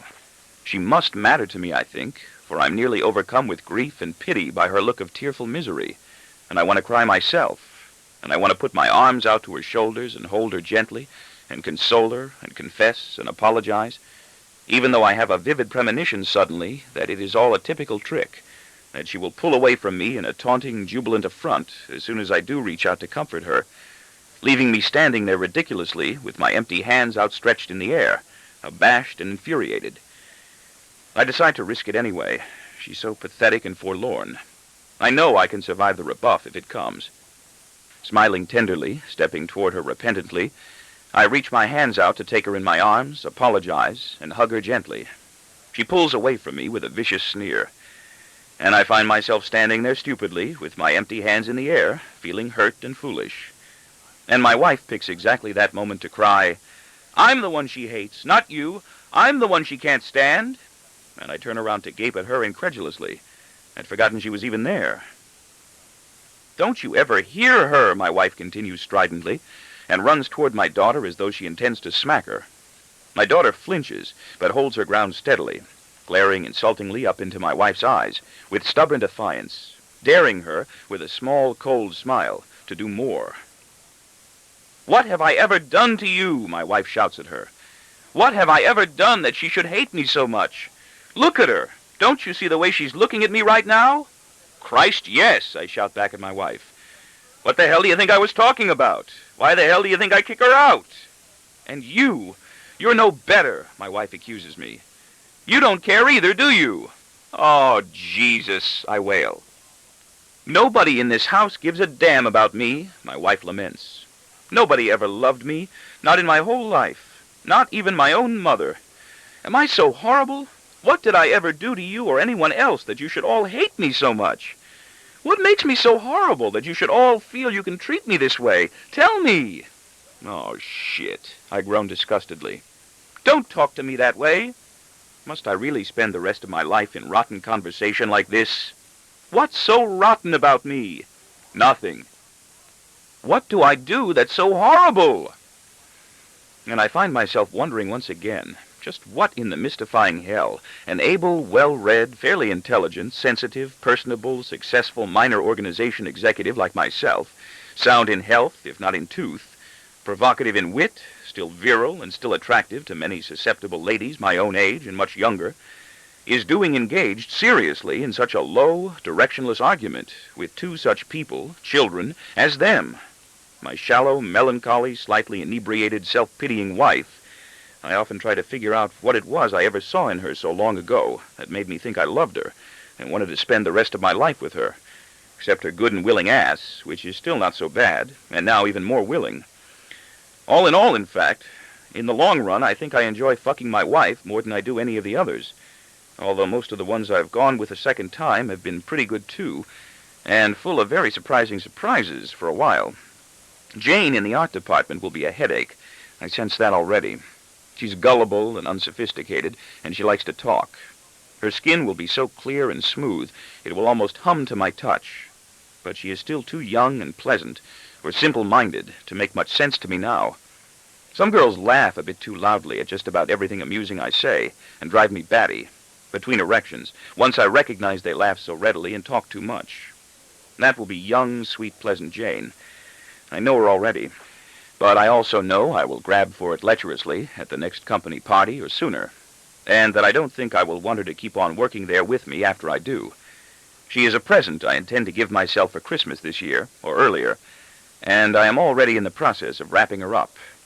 And my depressing, self-centered, self-pitying daughter, when I would much rather be concentrating on something else. On those 2 speeches I want to begin outlining. I like to get started on important things well in advance. On a long convention speech, in case I am moved up into Kegel's job by then, and am nominally in charge of the whole affair. And on my customary, unexciting 3-minute speech about the plans and activities of my department, in case I am not moved up into Kegel's job and am still working for Green, who probably won't let me give it this time either. I hate Green, and will never forgive him or forget him for what he did to me at the convention by not letting me speak. I really don't want Andy Kegel's job. I never did want to do that kind of work or have power over so many people. But I will be heartbroken now if they don't give it to me. I will feel betrayed and disgraced, and I will want to slink away alone into someplace dark and weep and never come out. I am too weak to refuse it, and too vain to be indifferent to the honor. I don't even really need the extra money. And on the list of changes I will want to recommend when I am promoted into Kegel's job. I will want to show Arthur Barron and Horace White that I am ready. There are people in nearly all our offices I will want to be rid of. I wish I could be rid of Green now, although I don't know who could replace him. "Tell me," my wife repeats shrilly. "What do I do?" "You give me," I answer, "a pain in the ass. Both of you," I add emphatically, with a long warning look at my daughter to let her know unmistakably that I am including her also this time in my ire. "Don't yell at me," my wife snaps. "I wasn't yelling," I explain. "I was speaking emphatically. I can yell too, you know." You are. And don't say things like that to me, not in front of the children. Ever again. I don't care how you talk to me when we're alone. Like what? What you said. Then stop being one. You're so clever. I know. It's no wonder they use such filthy language when they listen to you. It's no wonder they talk to me the way they do. Oh, stop. I'm not going to let you talk to me with such disrespect, my wife goes on vehemently. Not anymore. Not even when we're alone. I'm not going to put up with it. Do you hear me? Fuck off now, I tell her quietly. Both of you. My wife is stung. Tears spurt into her eyes. I'm sorry immediately. I feel small and shameful already for having said that. I could kill you for that, she tells me softly. Then kill me, I taunt. I wish there was some place I could go. I'll find one. I wish I had money of my own. I'll give it to you. That's some way, my daughter observes softly, in a petulant tone, for a father to talk to a 15-year-old child. Go, I begin, and pause to conceal a smile, for her reproof is humorous and ingratiating, and I am tempted to laugh and congratulate her. Away to boarding school. I wish I could. You can. You stop me. Not anymore. And that's some way, I exclaim, for a 15-year-old child to talk to her father. I didn't. Yes, I only and you know it. You know something, kid? I'll bet you'll never guess in a million years what I get from all these frank and honest discussions of yours that you insist on having with me. Headaches? You guessed, I declare, hoping that I will be able to make her laugh. I get piercing headaches, I continue, pompously, after I fail, for I feel myself inflating grandly and crossly with a delicious thrill of outrage. I'm nearly ecstatic with grievance, and I forge ahead vigorously in joyous pursuit of revenge. Yes, I get piercing headaches from all those brain tumors and cerebral hemorrhages you keep giving me, and stabbing chest pains from all the heart attacks you keep telling me you wouldn't feel so unhappy about if I got. I would feel unhappy if I got one. In fact, I'm starting to feel pretty damned miserable from having to listen to both of you tell me all the time how miserable you feel.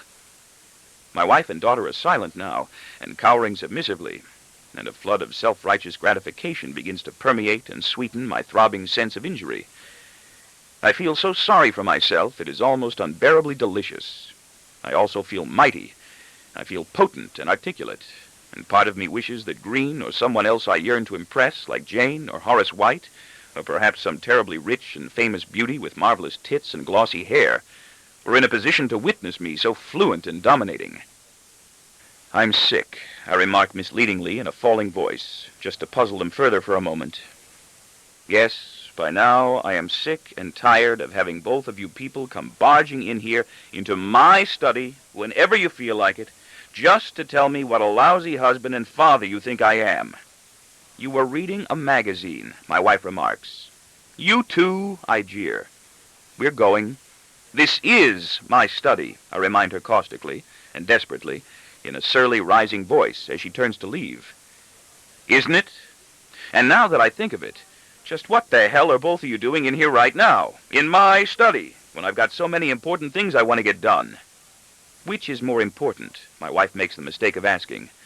Your own wife and daughter, or those other important things? Please, get out, I answer. That's the kind of question I never want to be asked again the rest of my life. All right, we'll go. So go. Come on. No, stay, I blurt out suddenly at both of them. We're going. You stay, I demand. Aren't we? All at once, it is of obsessive importance to me, more important to me now than anything else in the whole world, that they stay, and that I be the one who is driven out of my study. My eyes fill with tears. I don't know why. They are tears not of anger, but of injured pride. It's a tantrum, and I am obliged to give myself up to it unresistingly. I'll go, I cry, as both of them stare at me in bafflement. I stride toward the door with tears of martyred grief. And stop sneaking those extra chairs in, I add, with what sounds like a sniffle. What? You know what I mean. And all of you always take all my pencils and never bring them back. What are you talking about? Whenever you redecorate this goddamn house, you dump chairs in here, as though I won't notice. My wife is bewildered, and I am pleased. I am enjoying my fit exquisitely. I'm still a little boy. I am a deserted little boy I know who will never grow older and never change, who goes away and then comes back. He is badly bruised and very lonely. He is thin. He makes me sad whenever I remember him. He is still alive, yet out of my control. This is as much as he ever became. He never goes far and always comes back. I can't help him. Between us now there is a cavernous void. He's always nearby. And when I whirl away exultantly to storm out, leaving my silent wife and daughter standing there in my study, at such a grave moral disadvantage, I see my son watching in the doorway, and I stamp on him before I can stop. "Ow!" he wails. "Oh!" I gasp. He's been waiting there stealthily, taking everything in. "It's okay," he assures me breathlessly. Clutching his foot, hopping lamely on the other, he shrinks away from me against the door jamb, as though I had stepped on him on purpose, and intend to step on him again. "Did I hurt you?" I demand. "It's okay." "But did I hurt you?" "I'm sorry." "It's okay. I mean it. It doesn't hurt." "I didn't mean to step on you." "Then why are you rubbing your ankle?" "Because you hurt me a little bit before, but it's okay now. I mean it. Really, it's okay." He is supplicating anxiously for me to believe he is okay, pleading with me to stop pulverizing him beneath the crushing weight of my overwhelming solicitude. "Leave me alone, please," is what I realize he is actually screaming at me fiercely, and it slashes me to the heart to acknowledge that. I take a small step back. "See?" he asks timorously, and demonstrates. He puts his foot to the floor and tests it gingerly, proving to me he is able to stand without holding on. I see a minute bruise on the surface of his skin, a negligible white scrape left by the edge of my shoe, a tiny laceration of the dermatological tissue covering the ankle. No injury of any seriousness. He is probably the only person in the world for whom I would do almost anything I could to shield from all torment and harm. Yet I fail continually. I can't seem to help him. I do seem to harm him. Things happen to him over which I have no power, and of which I am often not even aware, until the process has been completed and the damage to him done.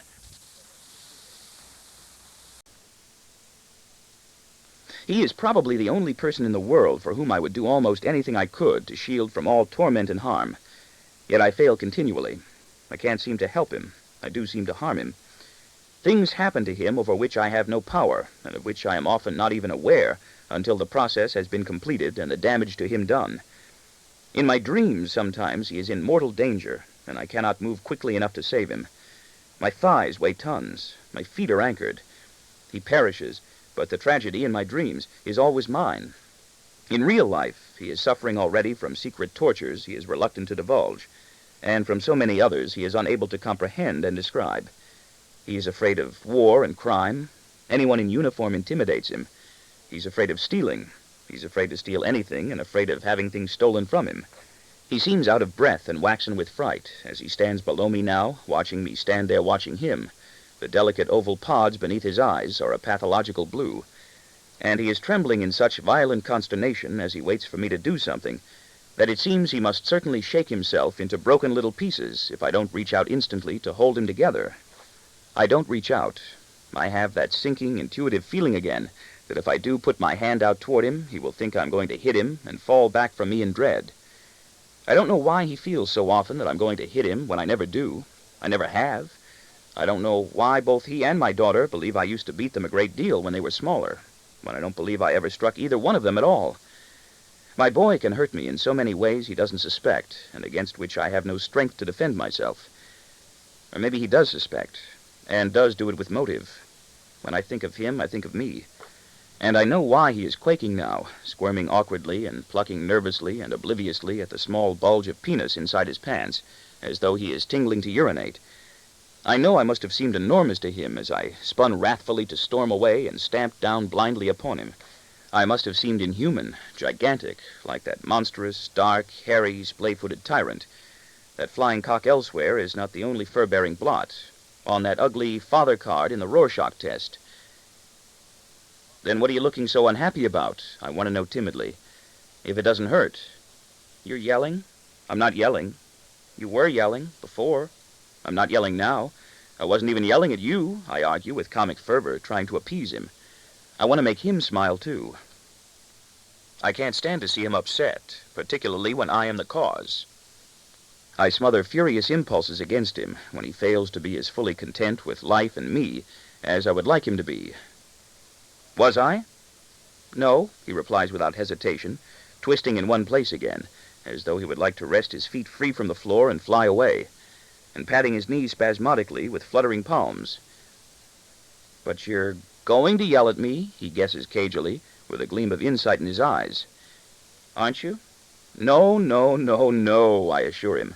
I am not going to yell at you. You will. I know you will. I won't. Why should I yell at you? You see, I told you. I'm not. You're yelling already. I'm not yelling. Ain't he yelling? I don't think he knows what he's doing. That's good, I compliment my wife acidly. That will cool things down. You know you're impossible, she answers. Whenever you get this way, I'm possible. He's possible, my daughter intones ruefully. Are you going to yell at me now? My boy asks. I am not going to yell at you at all, I tell him. I was speaking loudly only to be emphatic, I explain to him, almost in a whisper, forcing myself to smile, and imposing on my words a scrupulous and conciliatory calm. I squat to my heels directly in front of him, bringing my face almost to a level with his own, and look instructively into his eyes. He lets me take his hands. Tissues inside his hands, I feel, are beating and lurching like little fishes. Everybody in my family trembles at home but me, even though I don't want them to. I brood and sulk and moan a good deal and wish I were someplace else. I tremble elsewhere, at the office, in my sleep, alone at airports waiting for planes, in unfamiliar hotel rooms in cities I don't like, unless I drink myself sodden and have some girl or woman I can stand, who is able to spend most of the night with me. I don't like being alone at night, and always leave a small light on when I have to be. Being dead tired doesn't help. In fact, exhaustion is worse, for I don't sleep any sounder and my defenses are low and laggard. Repulsive thoughts swarm over them and invade my mind like streams of lice or other small beetle-brown biting insects or animals, and I'm slow to choke them off and force them back down where they came from. There is this animal, I sometimes imagine, that creeps up on paws in the night when my eyes are closed and eats at my face, but that's another childish story. My dreams are demoralizing. I won't reveal them. I have castration fears. I have castration dreams. I had a dream once of my mother with black muscles growing on her legs, and I know now what that meant.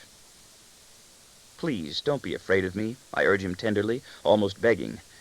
I'm not going to do anything to hurt you or scare you, now or ever. It's okay, he says, trying to comfort me. You can trust me. I'm not yelling at you now, am I? I'm speaking softly, ain't I? He nods mistrustfully, and I want to raise my voice and begin yelling at him again to make him believe I never yell at him at all. But I don't. I don't want to scare him again. I don't ever really want to frighten any of them, and I'm always sorry and disgusted with myself afterward when I do. Almost always. But only after I succeed in bullying them. If I try to bully them and fail, I am distraught. I'm frightened. I'm sorry now that I have just intimidated them all. And in speaking to my boy, I am trying to apologize to my wife and daughter as well. I want them to see I am sorry, but I don't want to say so. I want to be forgiven.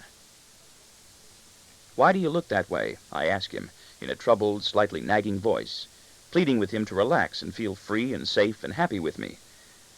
Why do you look so worried? It's okay. You can trust me, I promise. It's just the way I look. And I wasn't yelling at you before either, I continue uncontrollably. Sometimes when a person raises his voice and speaks loudly, it isn't because he's yelling at you or even angry, but only because he wants you to believe what he's saying. He does it for emphasis. He wants to be emphatic. That's what the word emphatic means. I pause in annoyance as I see my boy catch my daughter's eyes for an instant, and then roll his gaze upward with a dramatic look of tedium, as both my children are apt to do ostentatiously when one of us is lecturing them at length for doing something we deem hazardous, or inundating them with unnecessary directions or repetitious questions. I would rather have him bored with me now and making fun than panic-stricken, so I continue peaceably, persuasively, instead of reprimanding him tartly, although my dignity was offended for a second. Now that's what I was doing when I raised my voice a bit before, I continue. I was being emphatic. I wanted you to believe that I wasn't going to yell at you and that I wasn't angry with you. And it was exactly the same when I was speaking with them. I lie. I wasn't yelling at them either. I know, he says. I know it now. And I'm not yelling at you now, am I? No.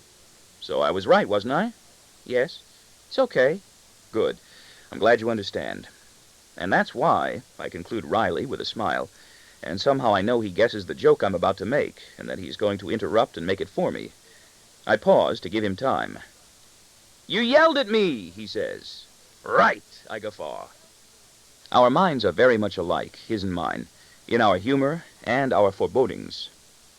Do I, he ventures ahead boldly on his wave of success, with a sidelong glance at my wife that glitters with impish intent, give you a pain in the ass, too? Oh, my, I exclaim. My first impulse is to guffaw again. My next is to protect him from any sanctimonious reproof that might come from my wife for his using the word ass. Quickly, clowning, laughing, mugging with grossly burlesqued alarm, before my wife can react at all, I cry, Now she's going to yell at you. She's not. No? Are you? But my wife is glad, not mad, and laughs merrily with relief, because she sees I am glad now, too, and not mad at her or my daughter any more. No, but you're a devil and a rascal, she upbraids him affectionately, because you knew I wouldn't yell at you this time if you said that word. What word? Asks my boy, with a feigned look of innocence. Ass? Don't say it again. Ass? You're not going to make me say it.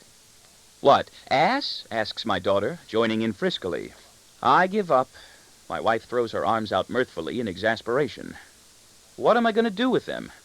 Say ass, I advise.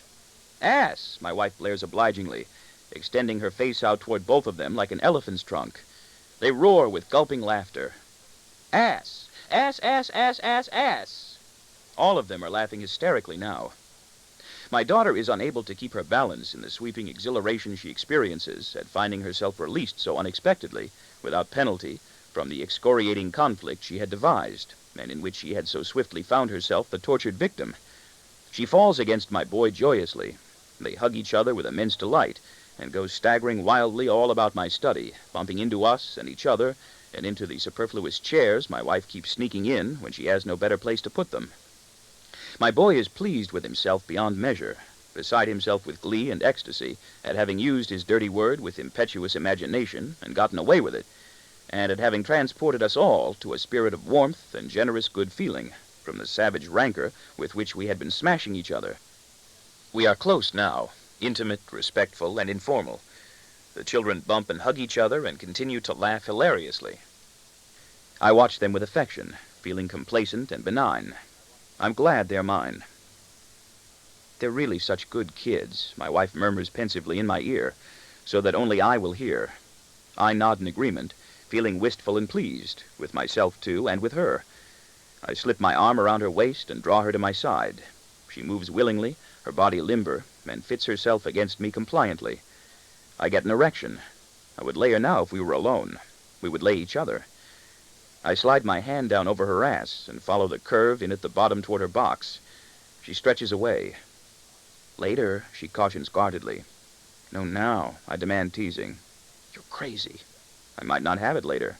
You will. You'd better, she laughs. I'll see that you do. I laugh too. And that is the needful service performed for us so regularly and artlessly by this angelic little boy of mine. He isn't real, my daughter has complained about him enviously. He's never mean. He never gets mad. Who is no better off than the rest of us, who may be considerably worse off, in fact, because he is only 9 and has already been frightened of just about everything. Heights and kidnapping, sharks, crabs, drunks, adults who stare, sheriffs, unkempt handymen, wars, Italians, and me. He isn't afraid of monsters or ghosts so much, because monsters and ghosts are silly. He is afraid of human beings. He veers away from cripples. He welcomes the phenomenon of cops, because he has the dim hope they will safeguard him from all the rest, even from me. To draw us together again by reminding us who we are and what we know of each other, to stop the three of us just in time and make us step back, by evoking and recalling to us the great need and capacity for affection each of us has hidden away very deep inside, like a yawning wound, affection for him and perhaps for each other, from mangling each other willfully, brutally, irreparably, and with much malice and happiness aforethought, if we have not maimed each other permanently already. I believe he pulls us together as a family and keeps us together. I often think of leaving, and always have. My daughter can't wait to get away, or says she can't. I think we will fall apart as a family when he grows up and moves away. I love him so much, I just know he's going to die. You like him more than me, my daughter has said. No, I answered, lying, because I do not always wish to outfox her, and because she sometimes seems so barren of hope that I find myself grieving silently alongside her, as though at an open coffin or grave in which her future is lying dead already. She is not yet sweet 16, but it sometimes seems to both of us that she has already missed all boats. When? But you must admit, darling, that in many ways he is much more likable. I know. They are not so funny to us while they are taking place, these corrosive family arguments that my daughter provokes so malignantly, and they do not always end in bedroom trysts for me and my wife, and gales of gleeful laughter for the children. They are excruciating, especially for her. I wish she would write book reports instead, or do complicated jigsaw puzzles with 1,000 pieces, when she finds herself with lots of time and no exciting way to spend it. I wish she would fall in love or something. But she can't stop. It's her compulsion. She must continue to agitate, like some dark and moody burrowing creature, with a drive to undermine and destroy. We, do not know what it is she wants that she feels we can give her. She wants to be beautiful, willowy, brilliant, famous, rich, and talented, and who can blame her? We would like her to be all that, too. Perhaps she knows it. But we don't insist. And she does not tell us. She does not know. Sometimes she confides in us without belligerence or guile. She confesses. She stands before us listlessly, her head bowed in disgrace, and in words that force their way out from her soul and flow from her lips in a low, pining, abject monotone, she says, "I have nothing to do." It breaks my wife's heart when my daughter has nothing to do. I will not let it break mine. My daughter bites her fingernails, and I suppose that is my fault, too. At least it's something I do. My boy has poor posture, and so do I. She began biting her nails around the age of 5. My boy used to suck his thumb in his sleep and raised a swollen white lump. It was the color of fungus or peeling dead skin on the joint of his finger that handicapped him at play and stigmatized him in the daytime by reminding him of its cause. We couldn't make him stop. We put casings of evil-odored bandages on his thumb at bedtime, but he sucked at it anyway.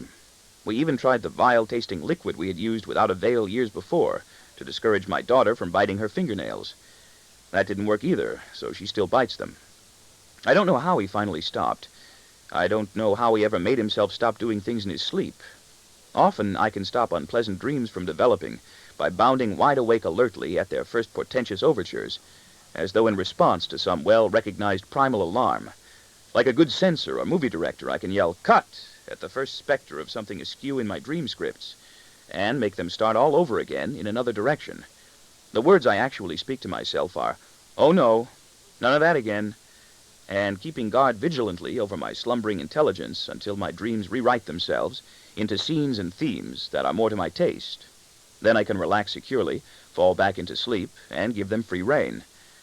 I can stop these unwelcome dreams from proceeding only if they start as I am sifting down into sleep and am still in touch with myself. Often I cannot, and I lie in darkness like a limbless baby while they run their ruthless course through me rampantly, as though I were a helpless and disembodied mind, or this tiny, armless, legless baby, still imprisoned motionlessly in a cradle or womb. I can't bear them. I forget them. They leave traces. I have them often. I have them whenever I want them. I know so many things I'm afraid to find out. She's a poor sleeper, my daughter, and except for short-lived, unfounded spells of euphoric gaiety and plan-making, which flare so suddenly and extravagantly as to seem almost feverish, prefers to cling to the tragic view she takes of her own possibilities. She is easily alarmed and often jittery. She is probably a virgin. If she weren't, she would tell me. When she isn't, she will. I visualize that approaching occasion reluctantly, more and more frequently. And I look ahead grimly to the day or evening she marches into my study to mock me with that. What am I supposed to say? I will laugh it off, of course, minimize its importance, so as not to send her into promiscuity and perversion on one side, or frigidity and abstinence on the other. What a dilemma. "Well, I'm sure other girls your age do it too, my dear," I can hear myself saying with suave insouciance. Flicking the white ash off a cigar I do not smoke. "I imagine you're not the first. Don't they?" What will I really feel? She lacks confidence in herself, and like my boy, and me, is wary of strangers, and ill at ease with people to whom she has just been introduced. I, on the other hand, am a good sleeper at times, although I like to pretend I'm not, especially when I'm sleeping at home with my wife, although I usually wait until I can no longer keep awake before I go to sleep. Ha ha. When I sleep away from home with my wife, I will have a nightmare the first or second night, usually the same one. A strange man is entering illegally through the door, which I have locked, and drawing near, a burglar, rapist, kidnapper, or assassin.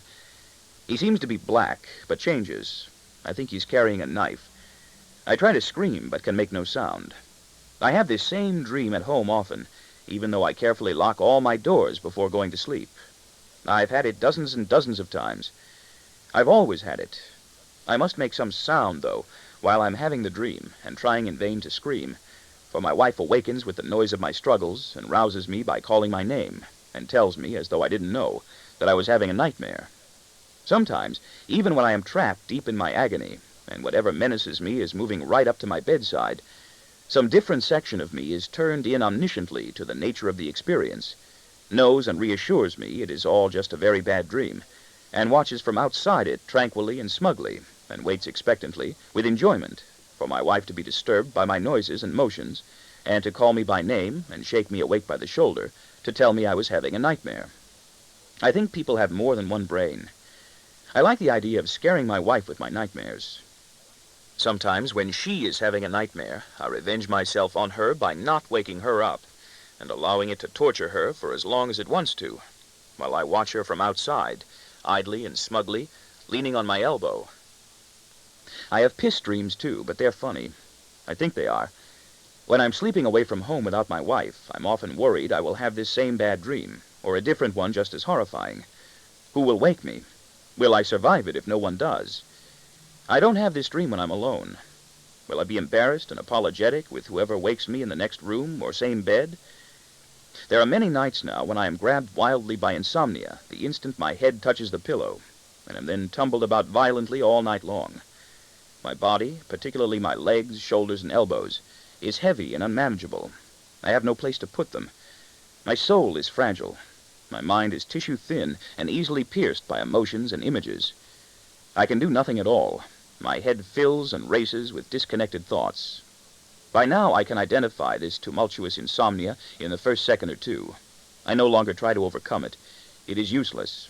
I give in to it with a sinking feeling. I lie and wake resignedly, submitting, keeping my eyes closed because that's easier, and depend on morning to come and rescue me, or for sleep to steal upon me unawares after several hours, and snatch me away from those buffeting cataracts of fantasy, fury, reminiscence, and speculation, all of it inconsequential, that race through my head in such torrential splashes. Poor me. I'm not sure I'm such a good sleeper after all, although I can generally doze off easily after lunch and sexual intercourse. I am surprised when I awake in the morning after a seizure of insomnia to realize I have been asleep. I am often aghast upon awakening from a sound, dreamless sleep to realize how far away from life I have been, and how defenseless I was while I was there. It is almost as though I truly am afraid of the dark, like my daughter and my boy, like I used to be as a child, and later. I might be unable to return. I don't like to lose touch with consciousness entirely. Dreams, even very bad, weird dreams, are my only contact with reality when I sleep. I want them. I even welcome headaches at night. I am out of existence. Where am I, then, when I am not? Filed away? I worry about things like that lately, and did when I was small. All the things I worry about now, I worried about more when I was small. I worry about the need for surgery someday for just that reason. The cutting, hammering, sawing, and stitching are all obnoxious enough. But the thought of anesthesia that benumbs the mind totally is even more repelling. Where will I be in that bottomless, measureless time between the moment they lower the cone over my nose and mouth, and instruct me to breathe deeply, as they did when I was a kid and had my tonsils out, and again when I was married already and had 2 impacted wisdom teeth pulled, and the moment the first thought stirs in my brain again, and I, like Jesus from the cave or Lazarus from the grave, am miraculously resurrected. I think an authentic miracle takes place in the universe every time I come awake again after going to sleep. What is happening to me when I am not conscious of myself? Where do I go? Where have I been? Who watches over me when I am gone to make sure I do get back? If I die under anesthesia, I will certainly be the last one to find out I have departed. I try my wife's tranquilizers when I feel it might be impossible for me to sleep and think they might help. I don't want sleeping pills. They bring to mind visions and aromas of old-fashioned funeral parlors, dentists' offices, and wax fruit. Years back, when my daughter was small, she would materialize in our bedroom in the black hours of night, or in the doorway of the living room if one or the other of us was up late. All at once she would just be there and make faint, odd, rustling noises that were barely audible. We would feel them somehow rather than hear them, until she forced us to look up and take notice of her. She could not speak. Her mouth seemed numb. She could only reply with a grunting and drowsy incoherence to the sharp questions we fired at her, and she did not remember when we questioned her again in the morning about it, after we had made her return to her own room, or claimed she didn't.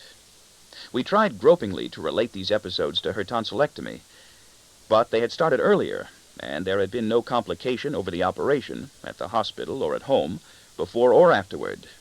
Just disillusionment. She had expected something different. It soon stopped, and we soon stopped thinking about it, since she seemed to have gotten over it. When my boy's tonsils were taken out, he didn't want to stay in his own room either. There were no complications, they told us, but for a little while afterward, he would sneak into our room in the dead of night and curl up to sleep on the carpet at the foot of our bed. He did not want to be alone. If he came in too soon, when we were still awake, we would make him go back to his own room and tell him he could leave a lamp on. Sometimes we would yell, but he would always return, or try to, no matter how many times we yelled, stealing back into our room over and over again, as quietly and slyly as he could, like some yearning creature newly born, and curl up on the floor against the foot of the bed. We would find him there when we awoke, lying on his side like a well-formed fetus, sucking his thumb. It was a chilling, heart-sickening experience for us to clamber out of sleep each day and receive as our first blow of the new morning the shocking sensation that there was another living being in the room with us. When we closed the lock of our bedroom door to keep him away, he would sleep curled up on the floor just outside. If one of us had to leave our bedroom for something in the middle of the night, we would strike his body unexpectedly as it lay there when we opened the door, and almost scream with fright. If we got out of bed in the darkness, we were afraid we might step on him. We could have let him come into bed with us, of course. We wanted to, but a doctor told us no. We didn't like to see him that way. We did not want to shut him out. I'm sorry now we did. I think the doctor was wrong. I don't know what else we should have done. She is very touchy and defensive, and will interpret even the mildest suggestions about herself as ferocious personal attacks. She is prone to disparaging herself unfairly, and she takes issue with us intensely when we defend or praise her. She will occasionally start to cry, as though we were doing the belittling. She has a definite gift for placing me in predicaments like that. She is not as tall and stout as she thinks she is.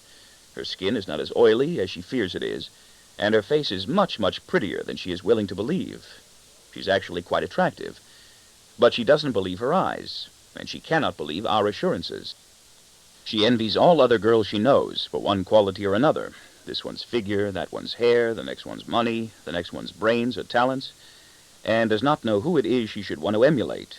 Now that she is tall for her age, she feels mammoth and clumsy. When she was shorter than most of her friends, she was convinced that only very tall girls were ever considered beautiful. When she was slender, she felt flat and sexless. Now that she is overweight a bit and has large developing breasts, she feels ungainly and believes that boys only fall in love with girls who are slim and have straight bellies. This might be funny if it were not so real for her. She cannot decide, for example, whether she wants her breasts, tits, to be larger or smaller. This might be funny, too, if she did not brood over the matter mournfully for long, silent stretches, during which she is very much withdrawn. Sometimes she sits with us and is worlds away. "A penny for your thoughts," I used to say. Now I get no answer to this gambit, just a look of disdain. She feels she is not much good at anything, and she isn't. But who cares? Who cares if she does not have any special aptitudes, talents, beauty, or social skills? She cares, and perhaps I care, and my wife, and perhaps we have let her know we care. If we said to her that we did not care about things like that, she would say to us that we did not care about her at all. She knows all the tricks. How can I tell my daughter she is the most marvelous, beautiful teenager in the world when we both know she isn't? What answer can I give her when she asks how she compares with other girls who outshine her in one way or another? She cares a great deal, and so perhaps do I. Are you very disappointed in me? She asks periodically. No, of course not, I answer. Why should I be? She knows many people and is lonely, and almost never seems to have a good time. This is infuriating to us, her obdurate refusal to be happy and have fun, although we try not to look at it in just that light. But I know I've been so enraged with her at times for having nothing to do that I've wanted to seize her fiercely by the shoulders, my darling little girl, and shake her, pummel her frenziedly on the face and shoulders with the sides of both my fists, and scream, "Be happy, goddammit, you selfish little bitch! Can't you see our lives depend on it?" I've never done that, of course, or even mentioned the impulse to my wife, who would be repelled by the brutal ugliness of the urge and regarded as abnormal and depraved, even though I know she experiences this same brutal and abnormal impulse herself. And about my wife's own endless nigglings with my daughter, I have commented, "I hope you understand that it's really your own happiness you're thinking about, and not hers." "That isn't true." My wife was adamant in objection. "Don't you think I want her to be happy? I'm thinking of her." "Balls," I replied, or wanted to, because I know it was my wife who sent her into a paroxysm of weeping by suggesting to her, apropos of nothing else we were talking about, that she have a Sweet 16 party. For it has been an unmentioned secret that she never knows enough boys or girls she likes at any one time, or who like her, to compose a decent celebration for her, and that is one of the poignant sources of her unhappiness. She thinks of herself as unpopular. She makes friends easily and discards them callously. She is still shy with boys. She has already had, I think, at least one bad sex experience of some kind, and is looking forward apprehensively to having some more. She is not comfortable with boys in the house when I am there. Was my wife as innocent in her proposal as she seemed, or did she make the suggestion with sly, perhaps unconscious cruelty? I don't know. Probably she was innocent, for my wife tends to look back with nostalgia on what she remembers as the enjoyable occasions of her own girlhood. My wife reveled like a princess in the Sweet 16 party her own mother made for her, or thinks she did. Perhaps it was the last time in her life she was allowed to feel important. My wife is one of those warm-hearted, sentimental human beings who are drawn to see some good in everyone, when I let her, and to project the rosiest colorations onto past experiences, with the result that her recollections are often inaccurate. She likes to think she loved her mother, but she knows she hated her. Her girlhood was tortured, not happy. She hates her younger sister and always has. At least I didn't begin hating my mother until she became a burden to me. I still have sad, yearning dreams about my mother, in which I am young and she is going away, and there are tears drying in the corners of my eyes when I open them.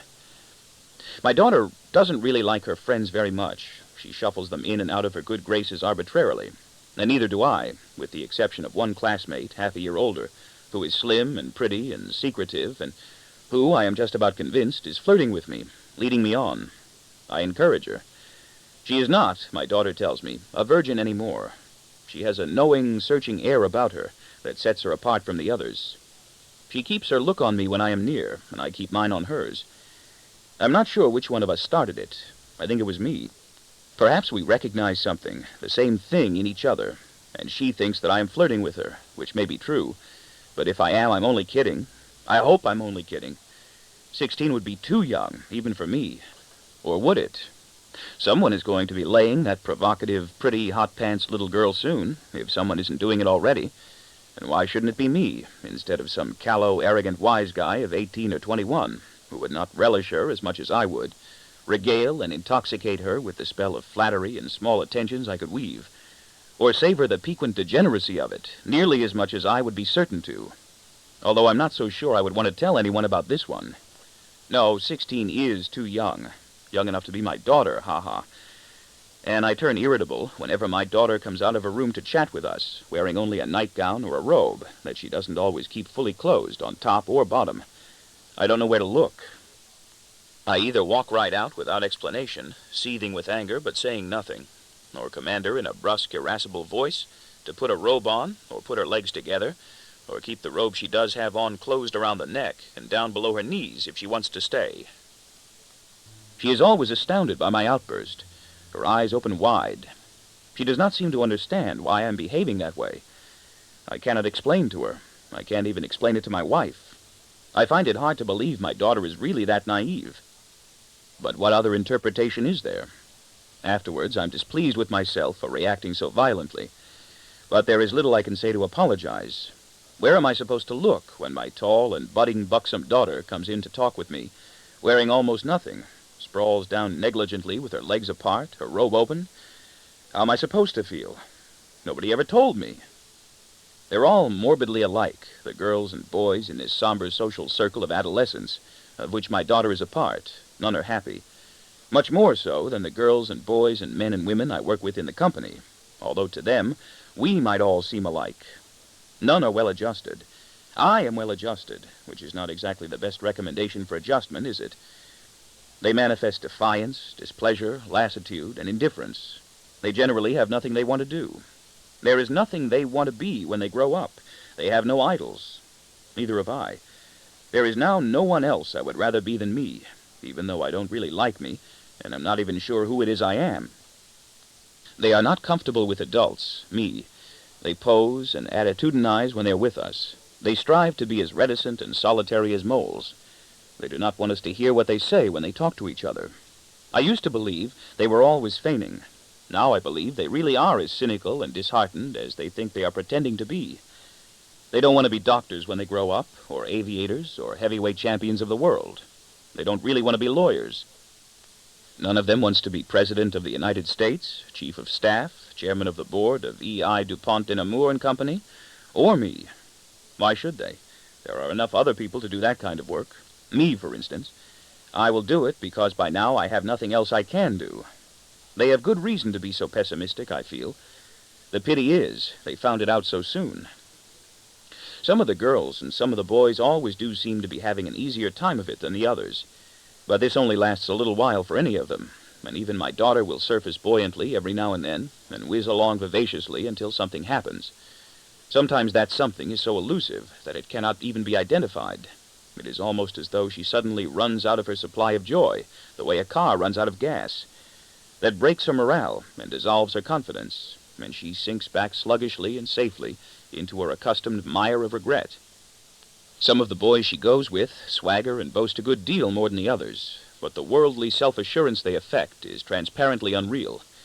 If they really were as tough and egotistical and domineering and amoral as they wish to appear, I would find them obnoxious and insufferable, for I have seen my daughter with these boys in crowded cars, and I did not like what I saw, or imagined.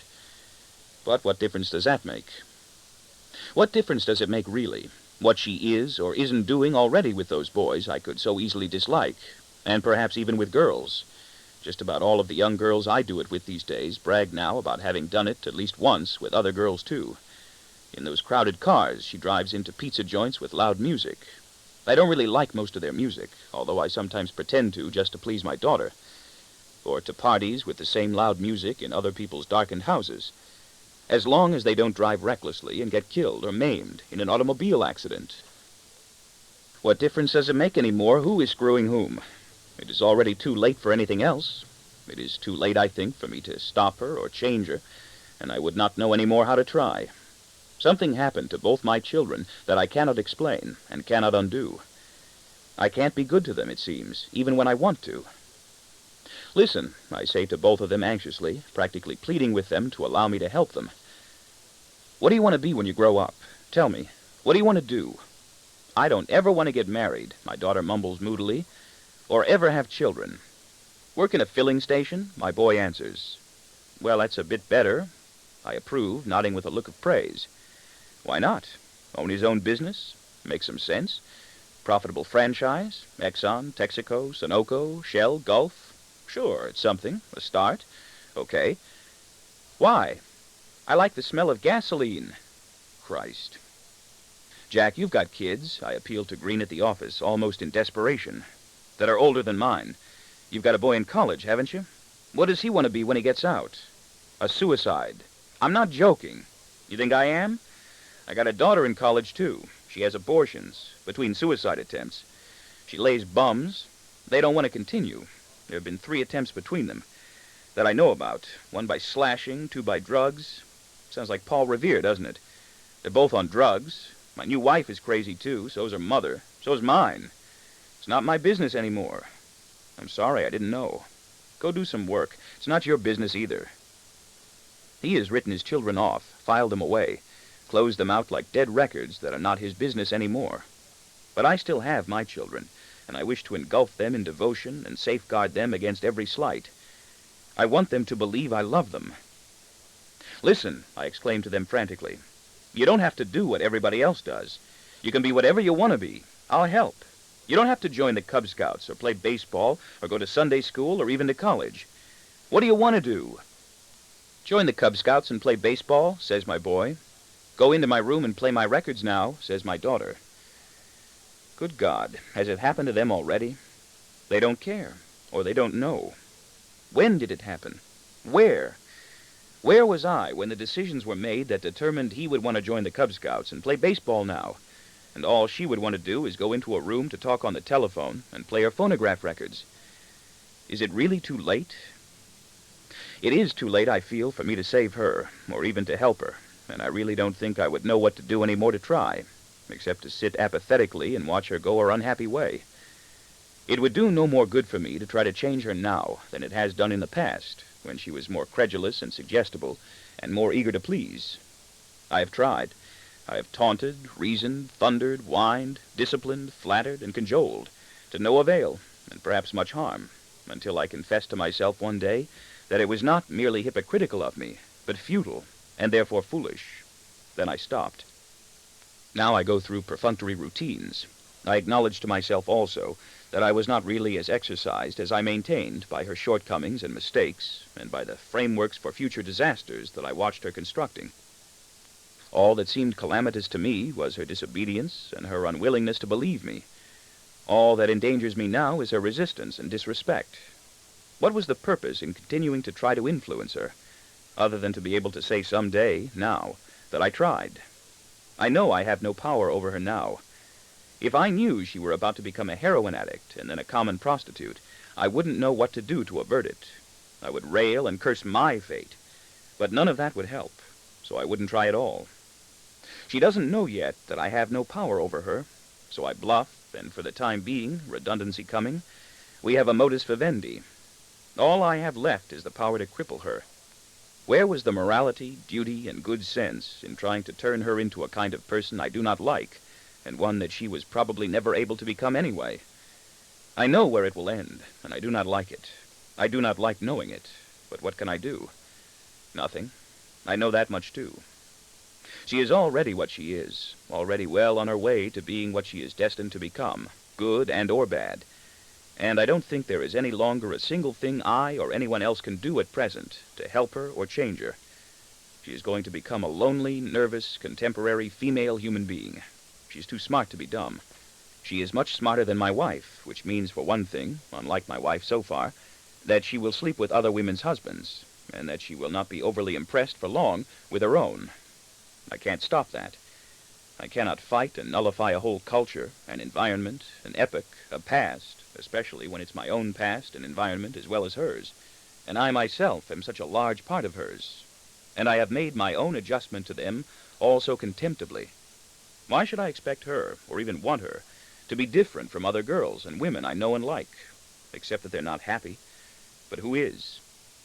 If she isn't really smoking a pack of cigarettes a day outside the house this year, she will smoke a pack of cigarettes a day outside the house next year. And if she isn't screwing for one or more boys she knows now, she'll be screwing for them later and doing other commonplace sex stunts with them as well. That's something to say about your own daughter, my wife remarks with a grimace of revulsion. Even if it's true? Yes. And yet that is precisely the thing we both would say about her if she were not our own daughter, for my wife and I have engaged in this same derogatory speculation about most of my daughter's friends, and about other people's daughters her own age and younger. It is not a matter of morals anymore, or even of decision. It is only a matter of time. And my wife, who has a romantic loyalty to the way things ought to be, ignores her own past. She prefers to forget that even we were doing it all to each other before we were married. And what's the use of making believe it isn't? I know where my daughter is heading from the girls I know who have already been there. She will not go to church like my wife. She goes now every third or fourth Sunday, only to placate my wife and place her under an emotional debt for which she will later obtain exorbitant payment. She makes fun of the service while she is there and trades laughing sidelong glances with my boy, who already finds the whole extraordinary ritual somewhat silly.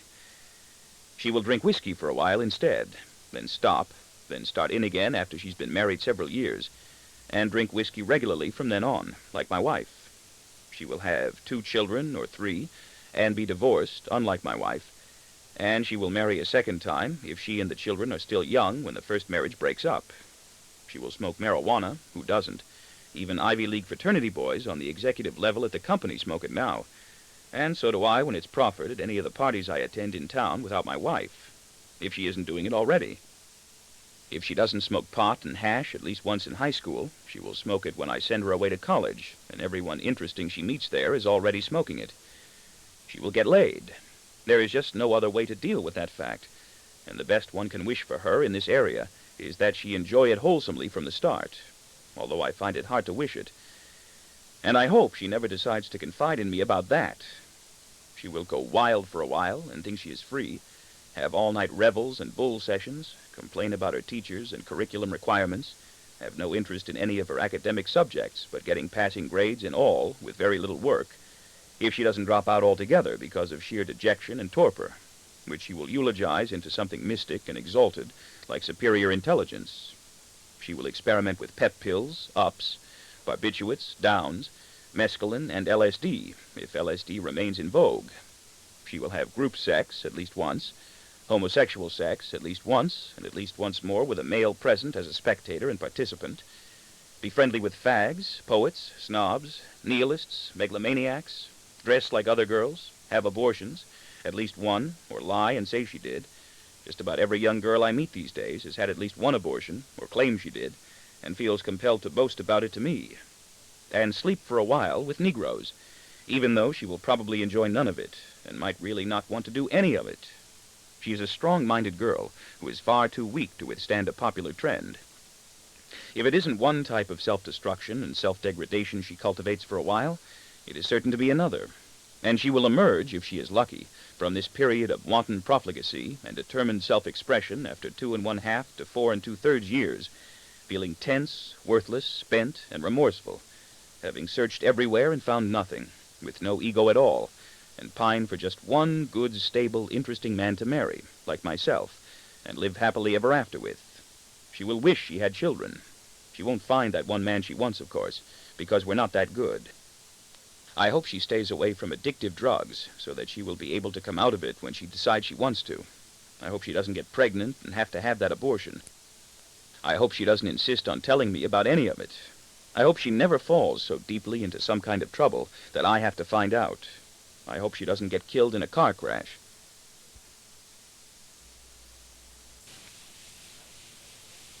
I hope she never falls so deeply into some kind of trouble that I have to find out. I hope she doesn't get killed in a car crash. I know this bumpy terrain too well, and I know she is already bouncing and tumbling through it downhill, with a will and momentum that cannot be stayed, and which is not really entirely of her own choosing, no matter what she elects to believe. The die is cast, iacta alia est, although I don't know when her dice were rolled or who did the throwing. I know I didn't. I know I must have done some horribly damaging things to her when she was little, but I can't remember what those things were, or when I did them. I swear I did not want to. There have been times I wanted to hurt, I'll admit, but never seriously, I swear, and not permanently. My daughter is already plunging downhill into her own tangled future, careening bruisingly from one obstruction right into another, and I can no more halt her descent than I could catch a boulder in an avalanche. I would be destroyed also if I tried. She is on her way. She is no longer mine. She is skidding and falling ahead, resolutely out of control, into times of arid, incomprehensible turmoil that contain no enticement and offer nothing alluring, except having something else to do and getting free of us. Think positive, please, I have urged her tartly. What do you want to be? What do you want to do? If I were presented with those same questions, I would not have a good answer any more either. A suicide? Why not? What's better? A filling station? No.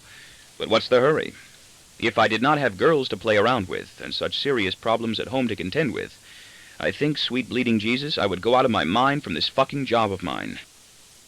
And I tend to feel that she and I have come by now to a point of tacit agreement, our modus vivendi, to the mutual understanding that each of us has already written the other off, that neither of us really belongs to the other any longer, and that we are both merely keeping up appearances, going through perfunctory routines, as I wrote my mother off a long time before I buried her, and as I now believe she did the same with me. She saw through me, I think, dim and old and speechless as she was, and indulged and babied me correctly by letting me indulge and baby her as she wasted away in that nursing home during those final months of awkward visits in which I did nothing more useful than bring her highly seasoned things to eat, and sit by her bedside for almost an hour, gazing stealthily at my watch and babbling blithe, patient nonsense in which she showed little interest. That was all the solace I could produce for each of us in those final moments we were to spend with each other in all eternity. What a chance we had, to say something. Nothing came out. I'll bet now that these inconvenient, unproductive visits were no more pleasant for her than they were for me. I made them because she was my mother. She endured them, I think, because I was her son. She was always perceptive and would see into me. Biding our time, my daughter and I, as we go through the formalities of pretending to still be related. She lives here, follows loose procedures, and has dinner with us. I talk to her, buy her things, and will continue to profess to be interested in her until she is old enough to go away to college or move away somewhere else, as she never ceases stressing she wishes to do. Some day soon, she says, maybe this summer when school is over, I think I would like to live in a place of my own, an apartment or studio, in the city, either by myself or with just one friend. And then in the fall, I think I would like to go away to boarding school. I don't really like any of my friends here. I will help you, I reply noncommittally, and know instantaneously that it is the wrong thing for me to say. I had not intended this time to be unkind, but the words themselves carry a sting of rejection that makes me smart with compunction. Seriously, I will help you find a decent, safe place, and I'll give you the money you need to pay for it and live there. I mean it. So do I. You're making a joke out of it. You'll need my help. You'll need me to sign the lease. You're too young. I want to live my own life. Who's stopping you? I retort. And now I know we are contending with each other in another one of those abrasive battles of wits. It seems to me you can, now that I've offered to pay the bills and said I'd let you go. I can outfox my daughter easily just about every time. Even when I don't want to, I can't keep my mouth shut. I don't know what else to do when we spar like that, and she tries to show me she is as good as I am. She isn't. Should I let her win? She hurts me and I hurt her. She strikes me and I strike back. She likes to browbeat my wife and me into spending excessive sums of money on her for things that have not much value to her once she owns them. It is one method she has found of exercising power over us. I permit her to succeed without resistance, comment, or complaint. It's a method I have found of outfoxing her. And it is easier for me in the long run to let these really rather negligible amounts of money go than to keep quarreling with her over them in a series of emotional discussions that might not be concluded otherwise. I win victories over her, I have found, by giving in to just about everything nettlesome she proposes. She thinks I'm immature. It galls me to hear her say so, even when she says it with approval, when I am succeeding in making her laugh. It irks me to hear her tell me that I never fully grew up, and that I am, in her opinion, still as playful and childish as a little boy. My boy is frequently distressed and offended when I try to make him and my daughter laugh in public, by singing, walking funny, or making unexpected loud wisecracks in elevators, drugstores, or supermarkets. And I have taken to wondering, wishing, bitterly now and then, after the most disruptive of these sessions with her, as I sit stewing resentfully in discontent and suffering so much sympathy for myself, why she does not oblige me by running far away from home, like so many other unhappy girls her age. I guess I might be sorry if she did. I wouldn't miss her, I think, since we don't actually have that much to do with each other anymore. But I would have to go through such elaborate efforts to find her, and so many clumsy conversations with other people about her having run away, and make things easier for me by leaving me in peace.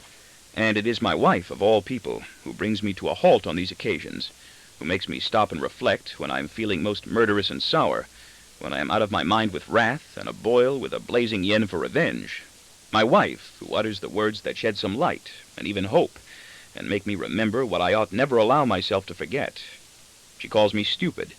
She tells me I am rotten, self-centered, insane, that I am no good. And I regret again that I ever confided to my wife the words I think my mother tried to say to me in the nursing home the last time she spoke.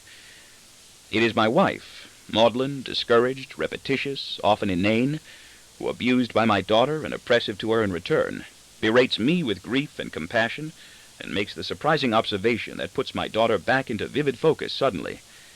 In tears, crying quietly. I have no patience any more with women who cry, and my wife knows it and tries not to. It is my wife who remonstrates with me, defending her. She's just a little girl. My daughter is just a little girl, and I try to outfox her in argument. I just can't help it. I talk to her as I would to a grown-up, to Kegel, Green, Jane, or my wife, cleverly, cogently, glibly, bitingly. I react to her unpleasant moods as I would to some insulting adult of my own age or older. I try to embarrass and defeat her in debate. I want to top her always when we trade taunts and wisecracks, and I usually succeed. If I can't be funnier, I can always get angrier and grasp my victory that way. I am ashamed. She makes me forget she is only a child. It is very important to me that I beat her in all our contests. When we discuss or dispute anything, I must be the one to deliver the most intelligent opinions. I compete with her. If my daughter criticizes me, or complains about me, or makes a disparaging joke, even a very humorous and light-hearted one, I can be as affronted, hurt, and unnerved as though some stinging jibe had been inflicted upon me by Green. I will hide my feelings from both of them, although I suspect Green sees into my skull and knows everything that takes place there. I may even want to cry. I will sulk. And it is almost as though my daughter is the adult and I am the child. Our roles are reversed, and it is somewhat eerie. I depend on her. I wanted security from her. I do not get it.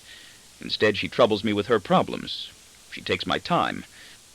I do get some of this security from my little boy, so far. Who do you like? I can fire at him almost any time with a grin.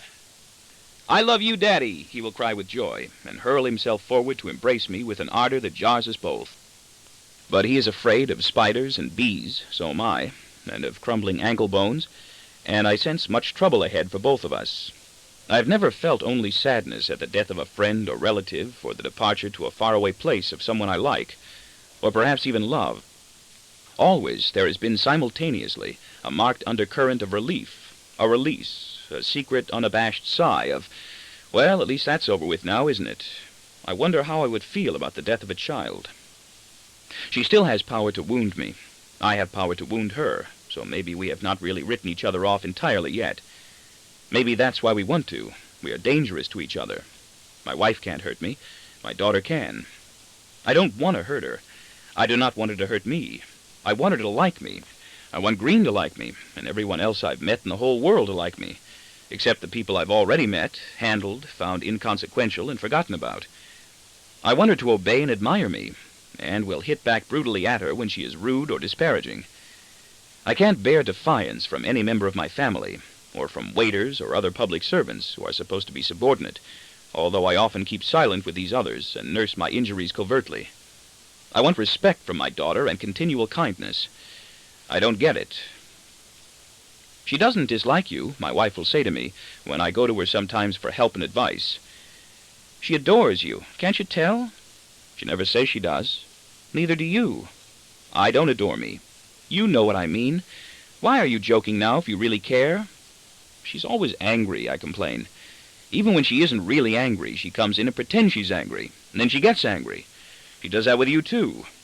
That's why she's so sensitive when you're angry with her, or pay no attention to her, or when you're even too busy to talk to her when she comes into your study to talk to you. She never really has anything she wants to talk to me about. She doesn't know what to say. To me? She doesn't know what else to talk about that will interest you. Then why does she try? She wants to impress you. She doesn't have to. Then why does she try? Your mind is always someplace else. You always act as though we're intruding, and you wish you were someplace else. With me, too. Stop it for now, will you? We aren't talking about you, or I will wish I were someplace else. I'm sorry, I didn't mean to say that now. Yes, you did, or you wouldn't have said it. Do you want to pick on me? All she does is tell you she can't stand me. And all she does is come into my study to tell me she can't stand you and start a fight with me about one thing or another. She doesn't know what else to say to you. What am I supposed to do? She's shy. With me? That's why she goes into your study so often to interrupt you. She wants you to pay some attention to her and tell her she's pretty. She isn't so pretty when she says some of the things she does. Don't you think she's pretty anyway? Do you? She could be. I think she could be very pretty if she'd lose some weight and take better care of her face and her hair. Why do you serve such fattening meals and keep cake and candy and ice cream in the house? I know. I don't know why. I forget. None of us want it but you and her. I won't do it any more. I don't know what to say to her. She doesn't know what to say to you. I don't know how to talk to her when she tells me she thinks she's fat and ugly, or asks me to tell her honestly, if she wasn't my daughter, would I think she was pretty? Would I like her?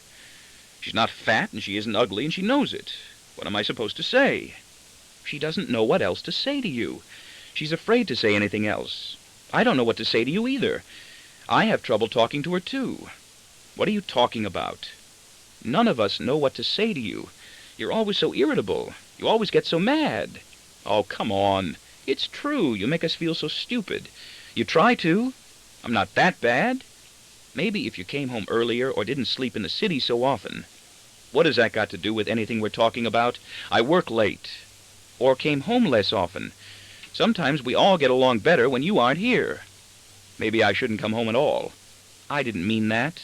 Are you suggesting a divorce? No, you know that. Why are you bringing that up so quickly? What are you complaining about? I'm not. I'm sorry I said that. I don't know. I don't know why. I didn't mean to say that. Yes, you did, or you wouldn't have said that either. People say what they mean. So do you. She thinks you hate her. I don't. Sometimes I do, when she gets me mad. She says you never look at her. What the hell does that mean? That you never look right at her, even when you're talking to her. She says you always look off to one side somewhere. She notices things like that. She thinks you despise her so much you can't even bring yourself to look at her.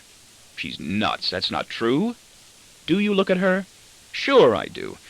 I don't know. I think I do. Why shouldn't I? She thinks you don't love her. That isn't true. Do you love her? Of course I do. Do you? You know I do. You're always criticizing her, more than I do. She's afraid. Of what? You. Shit. We never know what kind of mood you're in. That's some way we live. We never know what it's safe to say around you. I'm afraid. Of what? What do you think of what? Of you. Of all of you. You got me walking on eggs. You're all so goddamn touchy and afraid. You think I want you all afraid of me? I never know what I can say either around here without hurting somebody's feelings. It's worse than being with Green or Arthur Barron or Horace White. It inhibits me in my own house. No wonder I yell a lot. Do I really yell so much? All the time now. I don't always mean to. You're always so irritable. I'm irritable all the time now. I'm always tired. Maybe you're working too hard. I don't work hard. I worry a lot. Maybe you should try to get an easier job. Don't you ever listen to me? One where you wouldn't have to work so hard. I said I don't work hard. Well, maybe you should try to get another job. I am trying to get another job. Will it be harder or easier? Easier, I think. More responsibility, but much less pressure. More money. More worry. I don't know. Will you be able to make speeches? What are you talking about? You know what I mean. Speeches. Yeah, all I want. I hate Jack Green, she says. Why? I retort suspiciously. He's a lousy bastard, she declares passionately. I'll never forgive him for what he did to you. What? I ask, feeling my face burn suddenly and a tense, protective anger begin to rise. Not letting you make that speech at the convention last year, like everyone else? I bet he's jealous of you, that's why. I'm surprised Arthur Barron let him do that to you. It wasn't that important. I know how hard you worked on it. I know how small it must have made you feel. Are you doing this deliberately? But how did it make you feel? I don't feel any bigger being reminded of it now. See, she says, you're too sensitive to things like that. Maybe you shouldn't take this new job if you have to work too hard and worry more. Maybe I won't. To hell with money and the prestige and the success. I don't think you ought to travel more. I don't think you can keep your mind on one subject for more than 1 minute at a time, can you? That's just the kind of remark you would make to me. That's just the kind of remark you would make to her, too. I made it to you. Let's not fight now. I didn't come in here for that this time. You and I can fight later. I'm not trying to fight. Then stop needling me like an oh-so-innocent bitch, or that I'm too dumb to know what you're doing. That speech is none of your business. Why bring it up all the goddamn time if it really makes you so angry? You do it just to remind me. And I'm not angry at what you said just now about my mind. I know you think I'm the dumbest person who ever lived, and I'm not trying to pick on you now. But did you hear how you sounded just now? That's the kind of thing you would say to her. That's just the way you would sound to her. Try to remember when you talk to her that she's only 15.5 years old. My wife is right. I do not talk to my daughter as I should to a child, or would if she were somebody else's. I'm not nice to her. If my little boy misbehaves, I respond to him dotingly as a careless, mischievous, or overtired little boy who needs a kiss and a hug and the mildest of reprimands. It is a normal, predictable, endearing mistake, and I correct him tolerantly in an almost deferential way. If my teenage daughter does something wrong, it is something wrong. It is an insulting, intentional, and inexcusable attack against me that requires swift and severe retribution. I do not treat them the same.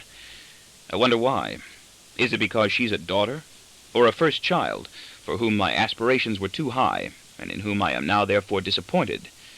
Or is it that she is already in her teens, growing up and away from me, slipping free from my authority, already preparing to live without me, to challenge frontally my wisdom, morality, and ability, and threatening to dislodge me, if she can, from my shaky stronghold of dictatorial self-esteem? Will I have to endure and survive the same assaults and rejections from my little boy when he grows up too? I hope not, for I would derive no satisfaction, I think, in vanquishing him. Thank God my third child is an idiot. I don't really mean that. What I do mean is that thank goodness I will at least be spared a rebellion from him. I know how I will feel when Derek dies, or when he is finally sent away. Relieved, liberated, and I will release a long compressed breath and say, perhaps even aloud to someone whom I may feel I can trust, well, at last that's over with too now, isn't he? I try to remember when this rivalry between my daughter and me first began. I can't. It sometimes seems that we have always been this way with each other, that we have never gotten along any better or differently. I would like to make my daughter less miserable if I can, to help her be happier and much more pleased with herself. I don't know how. I like to trap my daughter in carelessness and lies in order to make her admit she's sorry. She wants to know you love her, my wife says. She doesn't think you do. Well, I do. She knows it. How? I think I do.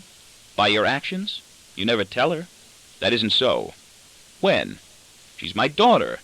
I can't say I love you to my own daughter. Why not? It sounds like incest. Only to you. She thinks you're disappointed in her. You are. You certainly let her know you are. Only because I know she can do better. She could be a good dancer or actress or piano player now, if only she'd stuck to things when she was younger. She had so much talent. She could still study dancing or acting. So don't deny it. Don't accuse me of that, too. I know what happened to me. I wish I'd stuck to something, like my mother wanted me to. I wish my father had kept out of it and let my mother make me practice more. I might be something today. You could be the King of France. I'm your wife. You never say I love you to me either. You're my wife. I don't have to. That isn't funny now. Are we talking about you again? I'm not talking about that now. I don't know what to talk about. I don't know what to do with myself. I don't know how to kill time. What am I supposed to do with time if I don't know how to kill it? Have another drink. All right, will you get it? Sure. I don't know what to do about my daughter. Me neither, my wife intones in a distant, hollow voice. She breaks my heart, she adds fretfully. She can be such a bitch when she wants to hurt me. I know. You too, a bastard. You can be such a bastard.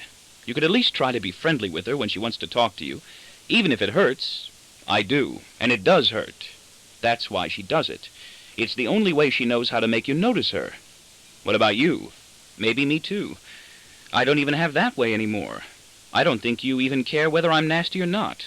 I think you just don't care. Maybe she is right. My wife can wring my conscience for a little while, if I decide to let her. But she does not have the power to hurt me anymore. which is why I think I feel secure with her, why I even might have decided it would be good for me to marry her. She wishes she did. She would like to know she means more to me than she thinks she does. Would like to believe I need her. I don't. I don't think I do. I don't let her know I do. She wants me to tell her I love her, although she has stopped asking me to. I bring her a box of chocolates every St. Valentine's Day now, and she is very pleased to receive it, although we both know it is only a box of chocolates. Still, it is a box of chocolates, and everybody in the family enjoys eating chocolates but me. Just as she has too much pride, or good sense, to delve into the subject of my sleeping away from home so often, or hint that I might be sleeping with other girls, as she does surmise about other married men we know. If that ever hopped out into the open between us, like that little mouse I was afraid of in our apartment in the city so long ago, she would have to do something about it. She would have to act, and I know she does not want to. I know that she, like me, prefers to keep us together until time, or life, runs out. I know I don't want my daughter to grow up to become the kind of girl I run around with now, none of whom can hurt me either. I pick them for that, reject them, in fact, in advance, before I even take up with them. But I don't know what kind of girl I do want her to become. She will never become the King of France either. She will never dance on the stage of Radio City Music Hall. She will be some boy's girlfriend for a short while, and then some other boy's, and then an unhappy wife and mother who will get along no better with her children than I get along with mine. And I don't know what else she can become, or anything I can do to help her toward something better, except nothing. There are really so few things that can happen to people in this lifetime of ours, so few alternatives, so little any of us can become, although neither my wife nor daughter realizes that yet. You never like to talk to me, do you? My daughter says to me softly and earnestly, speaking this time not merely for effect. Yes, I do, I reply, avoiding her eyes guiltily. She is vulnerable in her candor. I do not want to hurt her. You don't even like to look at me. I'm looking at you now, only because I just said so. You were looking over my shoulder like you always do, until I just said so. I was watching a fly. I thought I saw one. When I do look at you, you want to know why I'm staring at you. You do the same thing with Mommy. You yell. If I come in here to talk to you, you always look annoyed because I'm interrupting you, even when you're not doing anything but reading a magazine or writing on a pad. Sometimes you keep saying good night to me for an hour or two, and keep coming back in with something else you want to take up with me, 5 or 6 times. I keep thinking you've gone to bed and I can concentrate, and you keep coming back in and interrupting me. Sometimes I think you do it for spite, just to keep interrupting me. I keep thinking of other things to say. I'm not always that way. I'm the only one who ever comes in here. Am I always that way? Everybody else is afraid to. Except the maid, I say, trying a mild joke. I'm not counting her. Well, I do come in here to work, or to get away from all of you for a little while and relax. I don't know why everyone around here is so afraid of me when I never do anything to anybody, or even threaten to. Just because I like to be alone every now and then. I know I certainly don't get the impression that people around here are afraid to come in here and interrupt me when they want to, or do or say anything else to me for that matter. Everybody always is. You spend nearly all your time at home in here. We have to come in here when we want to talk to you. I have a lot of work to do. I make a lot of money, even though it may not seem like much to you. My work is hard. You keep saying it's easy. Sometimes it's hard. You know I do a lot of work in here. Sometimes when I just seem to be scribbling things on a pad or reading, I'm actually thinking or doing work that I'll need in the morning the next day. It isn't always easy to do it at the office. If you ever do say you want to speak to me, it's only to criticize me or warn me or yell at me for something you think I did. That's not true. It is. Is it? You never come into my room. Is that true? When do you? You told us not to come in. You don't want me to. You keep the door closed all the time, and you ask me to please get out if I do knock and come in. That's because you never come in. Now, that doesn't make sense, does it? Yes, it does. Mommy would know what I mean. You never want to come in. I thought you didn't like Mommy. Sometimes I do. She knows what I mean. All you ever do when you come into my room is tell me to open a window and pick my clothes up off the floor. Somebody has to. Mommy does. But they're still always on the floor. Sooner or later they get picked up, don't they? I don't think that's so important. I don't think that's the most important thing you have to talk to me about, is it? I'll try never to say that to you again. What is important? I've got posters on my wall and some funny lampshades that I painted myself and some funny collages that I made out of magazine advertisements. And I'm reading a book by D.H. Lawrence that I'm really enjoying very much. I think it's the best book I ever read. I'm interested in all that, I tell her. I'd like to see your posters and your funny lampshades and collages. What's a book by D.H. Lawrence? You don't like D.H. Lawrence. Well, my own taste isn't too good. I'd like to see what you've done with your room. Now? If you'd let me. She shakes her head. You don't want to. You'd only pretend to look around for a second and then tell me to pick up my clothes off the floor. Are they on the floor? You see, you're only interested in joking. You're not really interested in anything I do. You're only interested in yourself. You're not interested in me. You're not interested in me, I retaliate gently. When I do start to ask you questions about yourself, you think I'm snooping into your affairs or trying to trap you in a lie or something. You usually are. Not always. You do tell lies. You do have things you try to hide. You won't let me hide them. You want to know everything. Mommy, too. Sometimes they're things we should know. Sometimes they've got nothing to do with you. How can I tell until I find out what they are? You could take my word. I can't. You know that. That's very flattering. You do lie a lot. You don't enjoy talking with me. You never want to discuss things with me or tell me anything, unless it's to make me do my homework. Mommy spends more time talking to me than you do. Then why don't you like her more? I don't like what she says. You aren't being fair. If I do try to tell you something about the company or my work, you usually sneer and make snotty wisecracks. You don't think the work I do is important. You don't think it's important either. You just do it to make money. I think making money for you and the rest of the family is important, and doing my work well enough to maintain my self-respect is important, even though the work itself isn't. You know, it's not always so pleasant for me to have the work I do at the company ridiculed by you and your brother, even though you're joking, and I'm not always sure you are. I spend so much of my life at it. Why must I win this argument?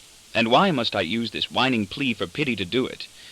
Why must I show off for her and myself and exult in my fine logic and more expert command of language and details in a battle of wits with a 15-year-old child, my own?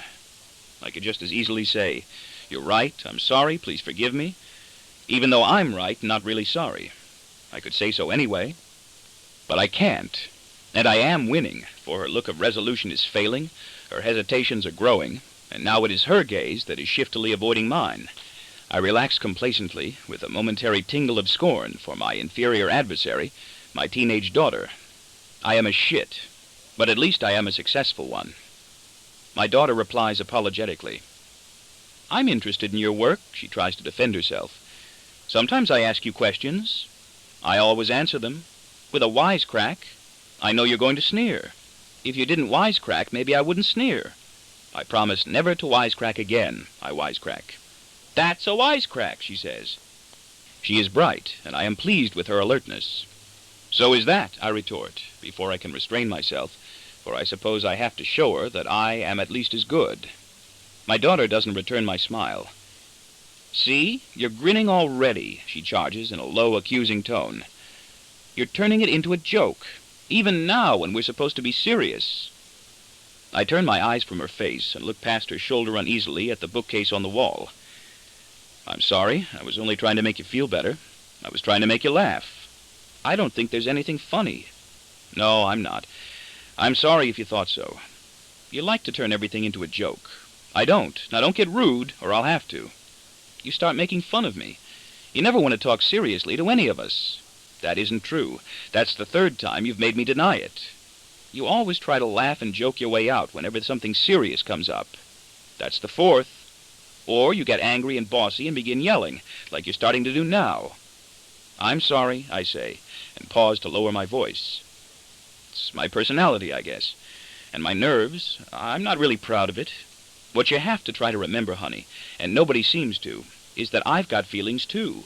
That I get headaches, that I can't always control my own moods, even though I seem to be the one in charge. I'm not always happy either. Please, go on talking to me. Why should I? Don't you want to? You don't enjoy talking to me? Yes, I do. Now? Yes. Tell me what you want to. That's how I'll know, please. Otherwise, I always have to guess. Was Derek born the way he is? Yes, of course. We think so. Or was it caused by something one of us did? Oh, he was born that way. Why? Nobody knows. We all think he was. That's part of the problem. Nobody knows what happened to him. Maybe that's what I'll be when I go to college. An anthropologist. Geneticist. Did you have to say that now? You want to learn, don't you? Not always. I thought you'd like to know the difference when you make a mistake. Not now. You knew what I meant. You didn't have to stop me just to show you're smarter, did you? You're very smart. You're very bright and very clever. Maybe you should be a lawyer. That's a compliment. I don't pay you compliments often. I'll say. You like to force people into a corner. I'm the same way. I think I try to be like you. I was happier. Was your family disappointed in you? I can't remember. Is yours? I don't know. I think my mother was, but later on, not when I was a child. When I was older and moved away. You never kiss me, my daughter says, or hug me, or kid with me, like other fathers. She has black, large shadows under her eyes, which are swollen, gummy, and red suddenly, and she looks more wretched than any other human being I have ever stared at before. I want to wrench my gaze away.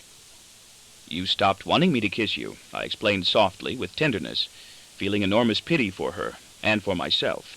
Whenever I feel sorry for someone, I find that I also feel sorry for myself. I used to want to hug you and kiss you. Then you began to pull away from me, or draw your face back with a funny expression and make a disgusted sound, and laugh. As a joke at first, I thought. But then it became a habit, and you pulled away from me every time, and made that same face and disgusted sound every time I tried to kiss you. So now you've stopped trying. It wasn't pleasant for me to be insulted that way. You were hurt? There is that glitter of too much eagerness in her expression.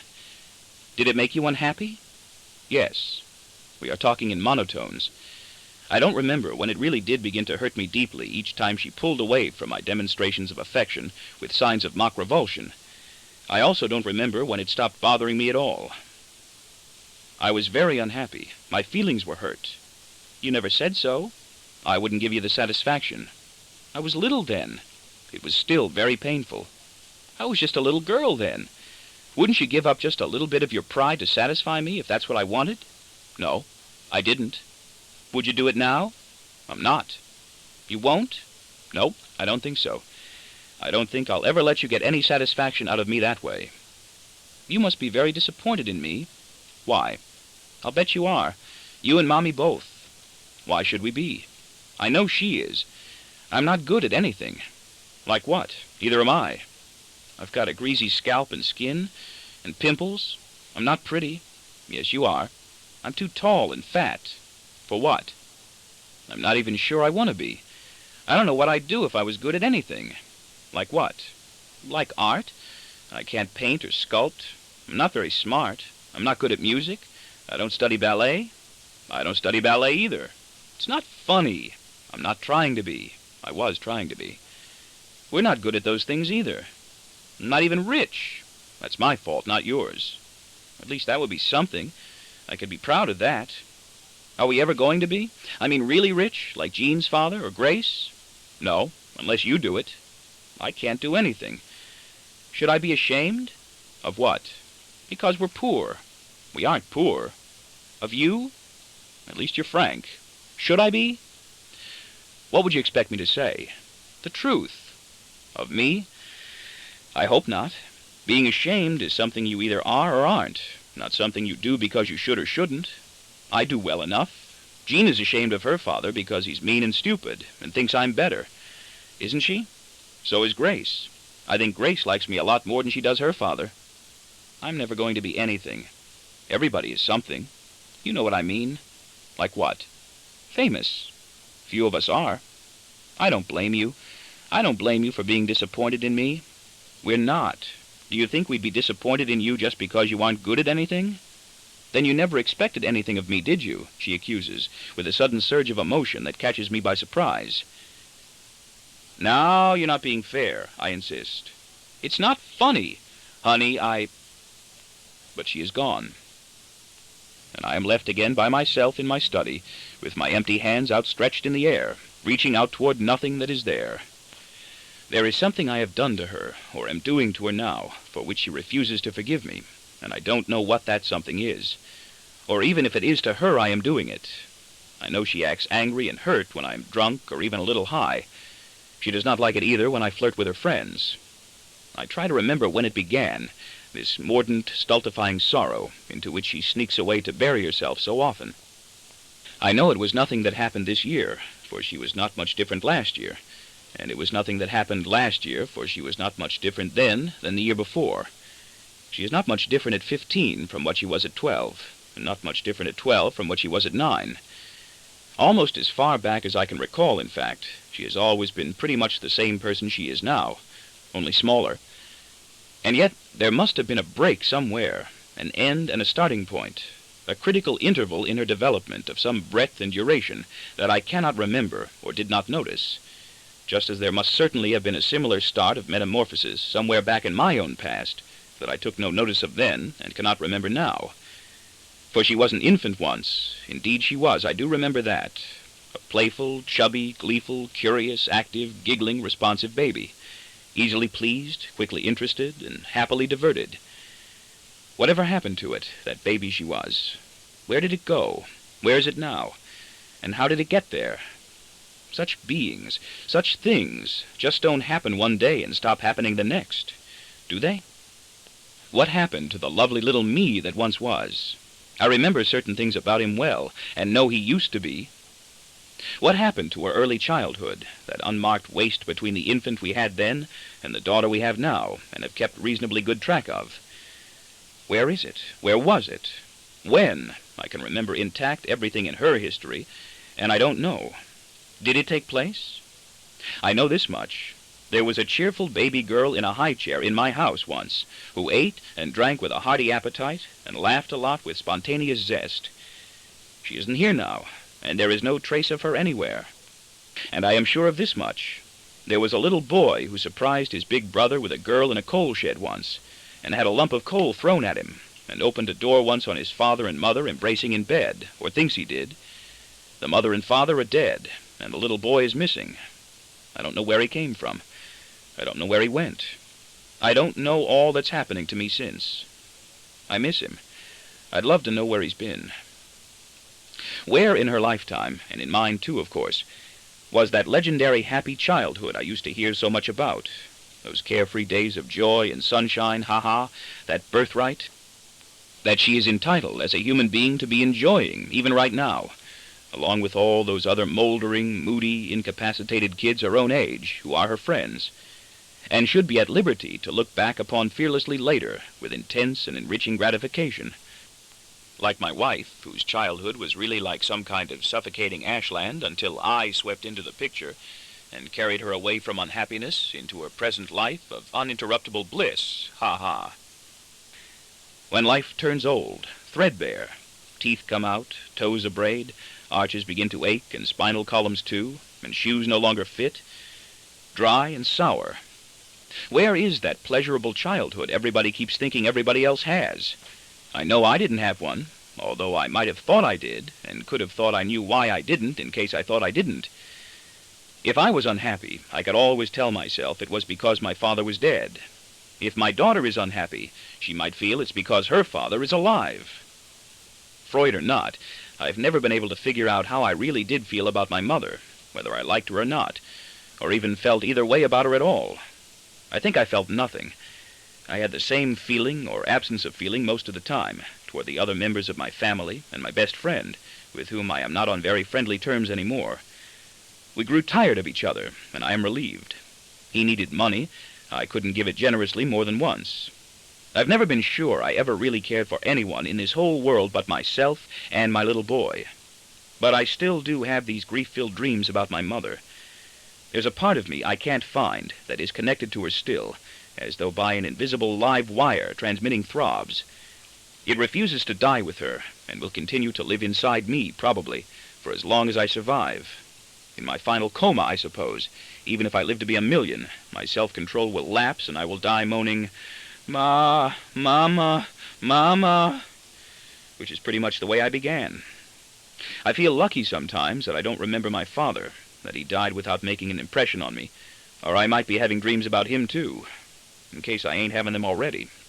He might have fucked up my life even more just by being around if he had lived.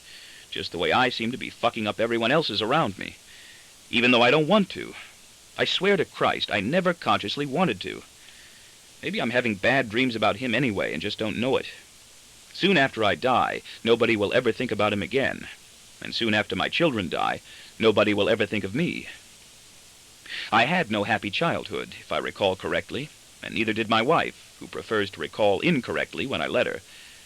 And my boy at 9, though he laughs a lot and is intent on making many good jokes, is running into stormy weather already, even though I do everything I can to try to make things easier for him. With my daughter, I've stopped trying. There does not seem to be any way left to propitiate her, except to allow her to continue forcing us to buy expensive things for her, and yield her those minute, transitory victories of ego that evaporate in an instant and dump her right back down where she was, in that same vacant, unlighted predicament of not knowing what to do next, no different than before. It is easier for me to spend the $8 or $80 on her than to argue with her why I shouldn't. I foraged through experience to try to discover when my daughter was different from now, and I must go very far back indeed to find her radiant in a high chair. She was a gorgeous, lovable child, and I feel a wistful pang of love and regret when I remember. At a birthday party in her honor, when she was either 2 or 3 years old. What a difference there is between a baby and the person it becomes.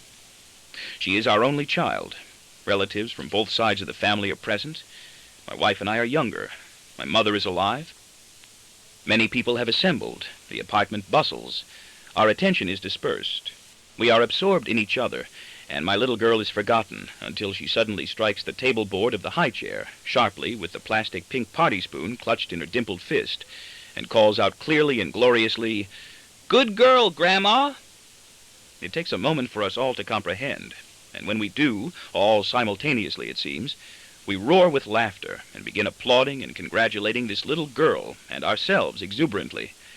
And my daughter, seeing this response of raucous gaiety she has stimulated, bounces and rocks with glee so vigorously in her high chair that we fear she will fall out or topple over. For my mother, her hair was not all white yet, her face not all desiccated and creased, had merely lifted a glass to her lips and drained it of some strawberry punch. But my daughter was watching her, and when my daughter, who was herself being trained then by my wife and me to drink from a glass, and faithfully rewarded with hand claps of delight and cries of "good girl" whenever she succeeded, saw my mother drink from a glass, she banged her own hands down with delight and approval, and called out, "Good girl, Grandma." Not long afterward, my mother could not drink from a glass unless someone held it to her lips. It was a small thing, an incident of tiny surprise, but it filled the room with rolling waves of tremendous pleasure and warmth. All of us there were happier people then, and closer to each other than we have been ever since. All of us rejoiced and united in merry praise of my daughter, and made the sunniest predictions. And my daughter was so exhilarated by the sheer volume and intensity of such good feeling and elation that she sang out "Good girl, Grandma" 2 or 3 more times, no longer spontaneously, but with discerning calculation, and bounced and rocked on her throne of a high chair, giggling her hearty laugh, luxuriating in her triumph and in the looks and words of adoration directed toward her. She knew. I was proud of her then, I remember, so pleased with what she had said, so devoted and protective. All of us marveled breathlessly at her cheerful wit and beauty. She was our miracle, and foresaw sparkling attainments. Even my mother, who tended to be cynical toward everything superstitious, was convinced, she declared, that my daughter had been born under an exceedingly lucky star, and would enjoy a brilliant, happy, unblemished future. My daughter really was a darling child, and everybody loved her then, even me. That was just about the last time I saw my daughter so happy. That was just about the last time I saw my mother happy. It was shortly afterward that I made my decision not to invite my mother to live with us, which meant she would have to live the rest of her life alone. Words were not necessary. The omission itself was an indelible statement. She never asked, never made me say so. She made it easy for me. She was very kind to me about that. Although I would have dinner with her every other week at her apartment or ours, and on appropriate family holidays, I would even drive her home. None of us wanted her, not my wife, not my daughter, not my sister, not me.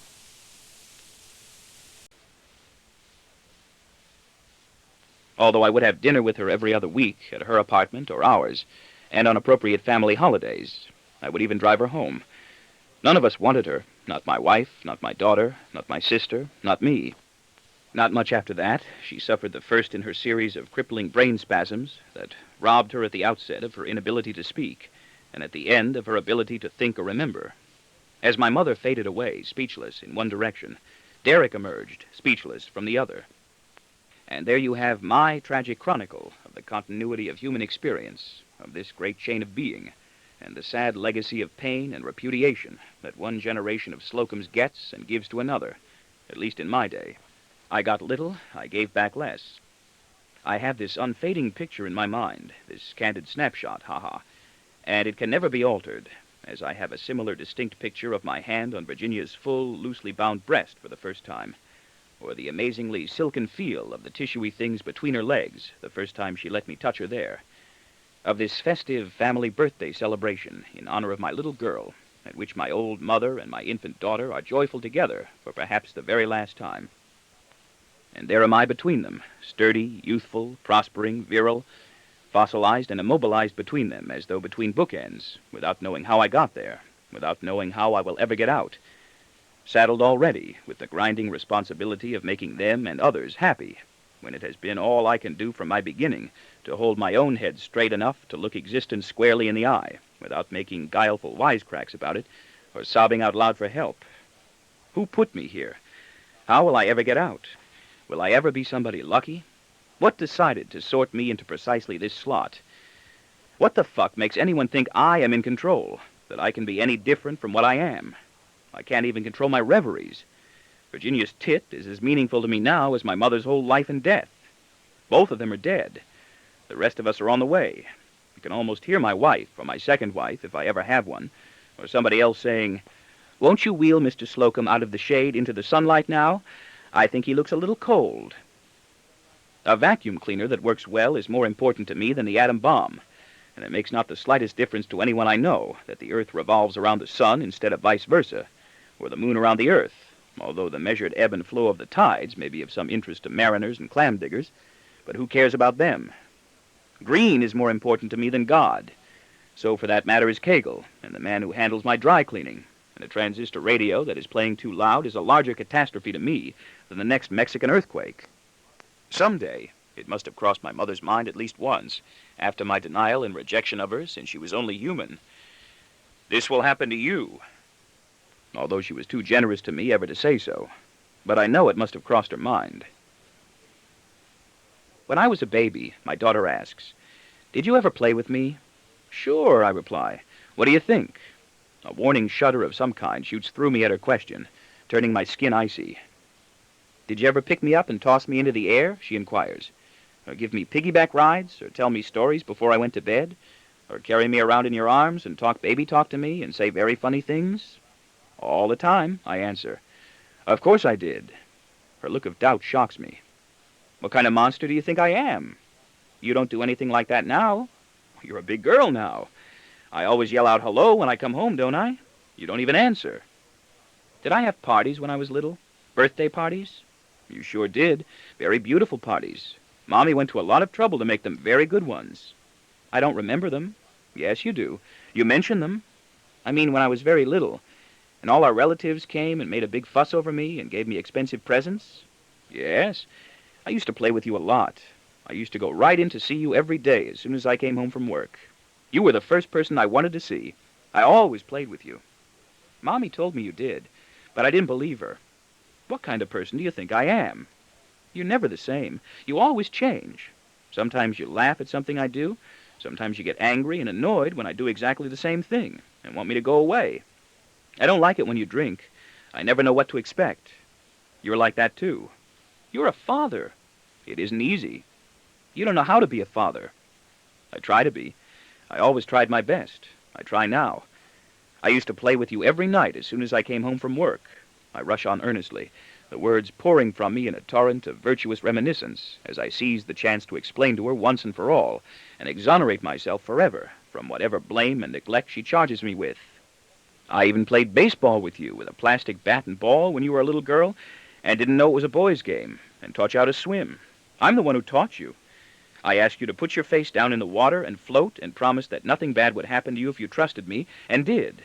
You believed me then and weren't afraid. That's how I taught you. Every day, as soon as I came home from work, you were just a little baby then, and we lived in the city. I would take my hat off, I wore a hat then, one of those funny fedoras with brims that people still wear, and put my head down near you and let you grab my hair. You used to love to do that. Maybe because I had a lot more hair then, huh? You were just a tiny little girl then, and couldn't even stand or walk. I would kiss Mommy on the cheek when I walked in, and go right in to see you every day as soon as I came home. I would bend my head down, and you would grab my hair with both your little hands and pull, and you would laugh and bounce and scream and kick your legs with such wild excitement that we were always afraid you were going to bounce right off the bed or kick your way out of the crib. You would giggle like crazy, and Mommy would watch and laugh too. We used to do that every day as soon as I got home from work. And later, when you were older, I go on rapidly in obsessive recollection. After you had your tonsils out and came back from the hospital, I used to have to tell you a story every night before you went to sleep, or you wouldn't go to sleep. You insisted. It was your right to have a story from me every night, and it usually had to be the same story. You didn't like new ones.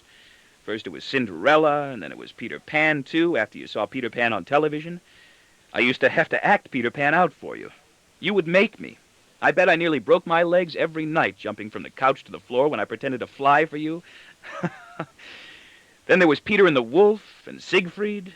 I once read you the whole story of Siegfried, and you were so soft-hearted then that you even began to cry in sympathy for that dumb blockhead Siegfried. So I never read it to you again.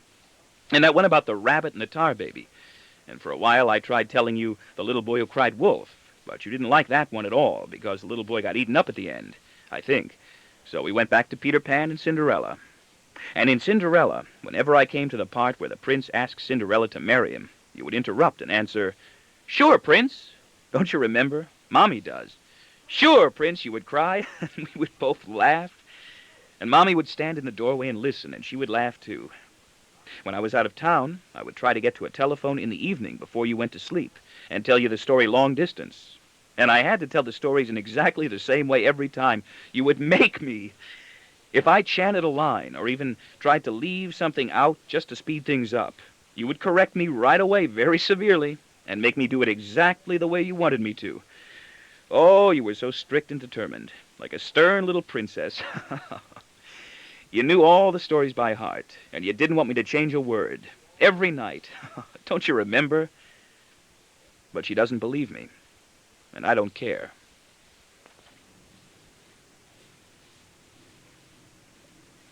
My little boy is having difficulties. My little boy is having a difficult time of it in school this year, in gym, in math, and in classes stressing public speaking, and just about everywhere else, it seems. At home with me, with my wife, my daughter. My boy seems to be having a difficult time of it in school every year now, when the new term starts. But each year seems to grow worse. He is, I'm afraid, starting to let me down. He hates gym and public speaking. He used to like gym. He never liked public speaking. Now he dreads gym, with its incessant regimen of exercises that he cannot perform well, chinning, push-ups, rope climbing, and tumbling. He abhors rope climbing, chinning, and push-ups, and is stricken almost speechless. You can almost see that bulbous, leaden lump jamming his throat, by his reluctance even to talk about them, as though merely to mention his hatred of these ridiculous gymnastic demonstrations would be to violate some clandestine taboo surrounding them, and to be sentenced to perform them awkwardly and feebly, with everyone watching, still one more time. My boy hates Forgione, the squat, barrel-chested simian gym teacher with forests of black, wiry hair curling out all over him everywhere, even through the weave of his white T-shirt, except on his head, who can break me in two with his bare hands if he ever decided he wanted to, and who tries to be helpful and encouraging to my frightened little boy in his blunt, domineering, primitive way, and only succeeds in frightening him further. He doesn't have a good competitive spirit, Forgione asserts to me complainingly. He lacks a true will to win. I don't have one either, Mr. Forgione, I reply to him tamely, in an effort to get on his good side. Maybe he gets it from me. That can't be true, Mr. Slocum, Forgione says. Everybody's got a competitive spirit. And why doesn't he? That's what I mean, says Forgione. My boy can turn frozen and look mucus green with trepidation some mornings, when he knows he will have to go to gym later that day, or delivers some kind of oral report in one of his classes. And he will disclose to us that he doesn't feel well and thinks he might want to vomit. His chest feels empty, he says, and sometimes his arms and legs feel drained of all substance as well, if I understand correctly what he is trying to say. He feels he might fall if he tries to stand, simply sag and fold inward and sink to the floor like someone deflated and without skeleton. He does not like to make oral reports in class. It's good training for him, the school says. I know from my own small experience at addressing groups that it is no training at all. Sometimes, he has hinted, he will not do as well as he is able to on written reports in order to escape being called upon to read what he has written aloud in front of the classroom as an example to others of what is superior. He lacks the true will to win. He never likes to be called upon in class unless he is positive he has the right answer. He almost never, his teachers tell us, raises his hand to volunteer a reply. He is a gifted, hard-working student. He is inhibited. He is a quick, intuitive learner. He is afraid to be wrong. He always seems to know much more about everything than he is disposed to reveal. He thinks a lot. I can't always make him out.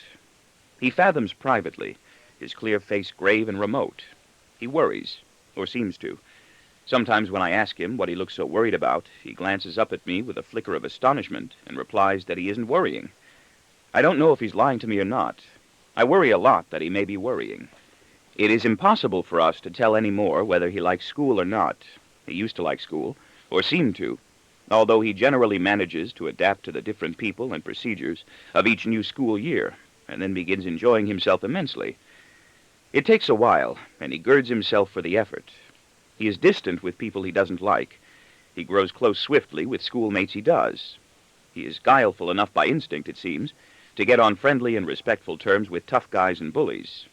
He makes many friends. He has started to keep things from me, and I don't like it. I ask questions. I try to pry details loose from him. He tries to hold on to them. I don't want him to. I want him to confide in me. Once he does make friends in school and sees himself adapting capably to whatever new systems of authority and social codes prevail, everything tends, or has tended till now, knock wood, sooner or later to turn out fine. He does well. He survives. And he celebrates the miracle of his survival with boisterous, optimistic horseplay and industry, unless something, even one thing of some meaning to him, goes wrong for him drastically. This year so far it is gym and Forgione, with those push-ups, tumbling and chinning, and that vertical rope climbing to the high ceiling of the gymnasium, with its theoretical danger of growing scared and dizzy and falling, or freezing in panic halfway up or down, although nobody I've ever heard of has. Some kids his age, he tells me, can already go almost halfway up without using their feet, like monkeys. He, like me, will never be able to. He can't get more than a single hoist above the resting knot at the bottom of the thick, bristling rope. But I won't ever want to climb ropes again, and he does. And public speaking. This year the school has decided to emphasize public speaking in the early grades. Why? They don't explain. Are they related, public speaking and physical agility? I'm reminded of those mysterious, musty dreams of danger I have. I think everybody must have them, in which I am unable to move any muscles, and am unable to speak or scream or even to utter that single word I want to, help, unable to make any noises at all, except the ones that force themselves upward through my throat, to wake my wife, and then fill me with the delicious sense of gladness when I understand that she is calling my name and shaking my shoulder to awaken me. I guess I must really hate her at times. Often I will pretend to be asleep for a few moments after I realize I am not, and continue my unintelligible moaning, just so that she will have to continue trying to awaken me. I like the concern in her voice. My wife feels responsible for my bad dreams. I'm pleased she does, make no effort to exonerate her, and feel she really is to blame when I have one. I use them to punish her. I keep digressing to me. I keep digressing from me. I wish my wife had bigger tits. I wish my wife had smaller tits. I think I really do love my little boy, though, the way a father should. At least I feel I do. And then he is apt to come very close to falling completely to pieces, to crumpling like a frail, inanimate bundle of little boy's clothes, or spilling out emotionally all over the room like a sack of broken chips of some kind, potato, poker, wooden, into a frenzy of melancholy anguish that is at once both petrifying and shattering, to us as well as to him. My wife and I go numb with terror at even the vaguest possibility of something wrong with either of our children. thanks to Derek. My wife does not want my little boy to grow up to be a fag, and worries sneakily that he will. I know she does, because I worry often about the same thing, but not as often as she does. I don't want my boy to be a fag. I have no reason yet to think he will, but I just don't want him to. My little boy is only 9 years old, and not yet able to deal like an adult with certain kinds of opposition and frustrations, and we do not know yet what all those kinds are. It seems to us he often does not even want to try. Warding things off becomes for him so futile and exhausting an endeavor as to be at times possibly just not worthwhile. He would almost sooner give up, stop struggling. It would be so much easier and more sensible, his regretful manner of tired resignation often implies, to simply stop striving, yield, and let the very worst of all those things he foresees overtake, violate, and destroy him, to succumb and once and for all be done. He used to be afraid of weird things rising from beneath his bed. Better to let them all rise up, he may feel now, than to continue waiting constantly for it all to happen to him anyway, no matter what precautions are taken, since sooner or later, inevitably, it must, and never feeling safe enough for long to cease listening for mortal disaster's relentless approach. It comes on footsteps that are almost audible. I think he may feel this way about himself, because I feel this same way about both of us. I know how it feels to have to feel this way. It doesn't feel good. I know how it feels to have to begin speculating ominously weeks before each summer ends and the new school year begins about the innumerable ordeals massing ahead of him. I know how it feels to be notified of an office meeting scheduled to take place and have no idea what it's going to be about. I know that I am already troubled grimly and sadly about whether or not I will be allowed to make even my 3-minute speech at the company convention in Puerto Rico this year, let alone about what will become of me if I do have Kegel's job by then and have to take charge of the whole event. Will I be good? As good as I know my 3-minute speech last year would have been if Green had let me give it? I think I hate that bastard Green, too, but I'd rather not admit that to my wife.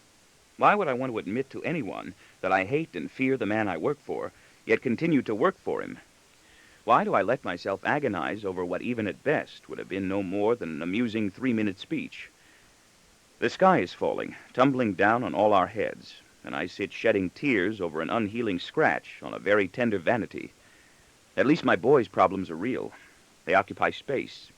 They dangle from the ceiling of a gymnasium and glower at him from the dark and evil face of a physical education teacher. To his young and practical mind, it seems so pointless to have to go through one school year making complicated adjustments to people, young, old, good, neutral, and bad, only to have the relationships all terminated when spring ends and summer comes. For him, and for me now too, the year begins in September and closes out in June. Summer marks time. Summer is for taking inventory, adding bank balances, and fucking around in. And then have to go through the same harrowing process in the fall of adapting to new relationships that he knows from the start will be dissolved as well the following spring, as methodically and insensibly as the changes in seasons themselves, and for no more beneficial purpose. The seasons do not change because we want them to. Leaving him isolated once more outside some sheltering context, the home obviously has not been substantial enough, inside which he can orient himself securely with some conviction that it is going to last a while and maintain meanings and directions that will not blur and alter suddenly without explanation. Where is a frame of reference now for any of us that extends even the distance to the horizon, only 18 miles away? My boy puzzles over things like that. How far is the horizon? 18 miles at sea level, I answer rapidly. Or only 14, I forget which. Why sea level? I don't know. Maybe if you're higher up, you can see farther. He puzzles over things like that well in advance, although not in these words, which are mine. He is only 9 and lacks my vocabulary. Where was I when I was 9? Isolated among friends in elementary school, too, where it was mandatory that I see a dentist twice a year to have my teeth fixed, and my head examined once or twice a year by a nurse right in the classroom, along with all the other kids, whites, blacks, Jews, Italians, for nits, without any of us ever being told what nits were, although the intonations signaled they were bad. That was a test I always passed. I don't know how I would have survived if I had ever failed. Once a girl peed in her seat in the classroom during a geography test, and everyone knew it. I don't know how she survived. I don't think I could have ever survived if I had ever peed in my seat in the classroom during a geography test. When my boy puzzles over things in advance, he tends to puzzle over things that perplex or torment him. He almost never sees anything good in store for him. He has wishes. He never sees them coming true, even though he knows I promise and give him just about everything he asks for, and everything else I think he wants and should have. When he does chance to think about something pleasant that is likely to happen to him, his reveries turn negative. He begins grieving it won't. He loses it before he ever has it. He is like our salesman and me, wired by experience to expect and long for the worst, just to have it over with. They pollute his summers for him. The early part of each summer is marred for him by the need to acclimate himself to the surroundings of whatever beach or country house we have decided to rent that year. He won't go away to camp, and neither will my daughter ever go again, although they don't enjoy being with us. We never know what to do with Derek. It is always so embarrassing to hide him, and equally embarrassing to disclose him. The latter part of the summer is ruined for him by the approaching fall, sometimes to my chagrin as well as his. The cares of early summer and late summer overlap, so that if one set subsides for a while, the other is present already, gnawing at his peace of mind. Sometimes he pisses me off, and I begin worrying about everything, too, including the feelings of enmity toward him that start fermenting inside me. I'm afraid I'm beginning to dislike him. I know, and am annoyed, that weeks before the end of summer he begins fretting despondently about all the trials he knows are lying in wait for him. The schoolwork, the accomplishments expected of him in gym. He welcomes running and dodging games, at which he is swift, nimble, and foxy. The new teachers, the old teachers, the principal, the assistant principal, the shop teacher, and the science teacher. He has always been leery of shop teachers and science teachers, perhaps because they're men. The music teacher. Will this one also require him to stand up in turn and sing solo a few notes in order to determine into which section of the chorus to classify him for those times when they have to perform at the weekly school assemblies? The student monitors from grades higher than his own, boys bigger and stronger than himself with license to order him about, and older, taller girls with badges and armbands of authority and with embryonic breasts starting to swell forward toward him mysteriously and threateningly. I remember how it was when I was small. And the boys and girls familiar to him from the preceding school year who will not be in his class again. He laments the loss of children he knows, boys and girls, even those he does not like, who move away into different communities or are transferred by their parents into private schools. More and more of us seem to be transferring our children into private schools, which are expensive and not much good, and then transferring them out again into other private schools that are not much better. We don't like the heads of these private schools. More and more things seem to be slipping into a state of dissolution, and soon there will be nothing left. No more newspapers, magazines, or department stores. No more movie houses, just discount stores and drugs. More and more of us, I think, not just me, really don't care what happens to our children as long as it doesn't happen to them too soon. Or the one or two who drowned or got hit by cars during the summer. The incidence of accidents suffered each year by children we know corresponds with portentous accuracy to the incidence of accidents suffered by adults I know in the company. Martha in our department is going crazy. And those others who, as a consequence of inexorable and unfathomable processes in operation in offices downstairs. Adults toiling assiduously with records of living children that are dead already on sheets and cards in folders and cabinets, have been separated from him, like our tonsils and our baby teeth, and scattered about into different classrooms. He hates changing from teachers who have been kind to him. "What are you worrying about?" I will ask him when I can no longer endure in silence the thought that he might be worrying alone. "I'm not worrying," he will reply. I wish I could be of more help to him. I wish he would let me try. "What are you worrying about?" I will ask again. "I'm not worrying," he answers, looking up at me an instant with a glimmer of surprise. "What makes you look so glum?" "I was thinking." "What were you thinking about?" I persist with a smile. "That makes you look so worried." "I don't know. I forgot already." "You looked so glum." "I don't know what that means."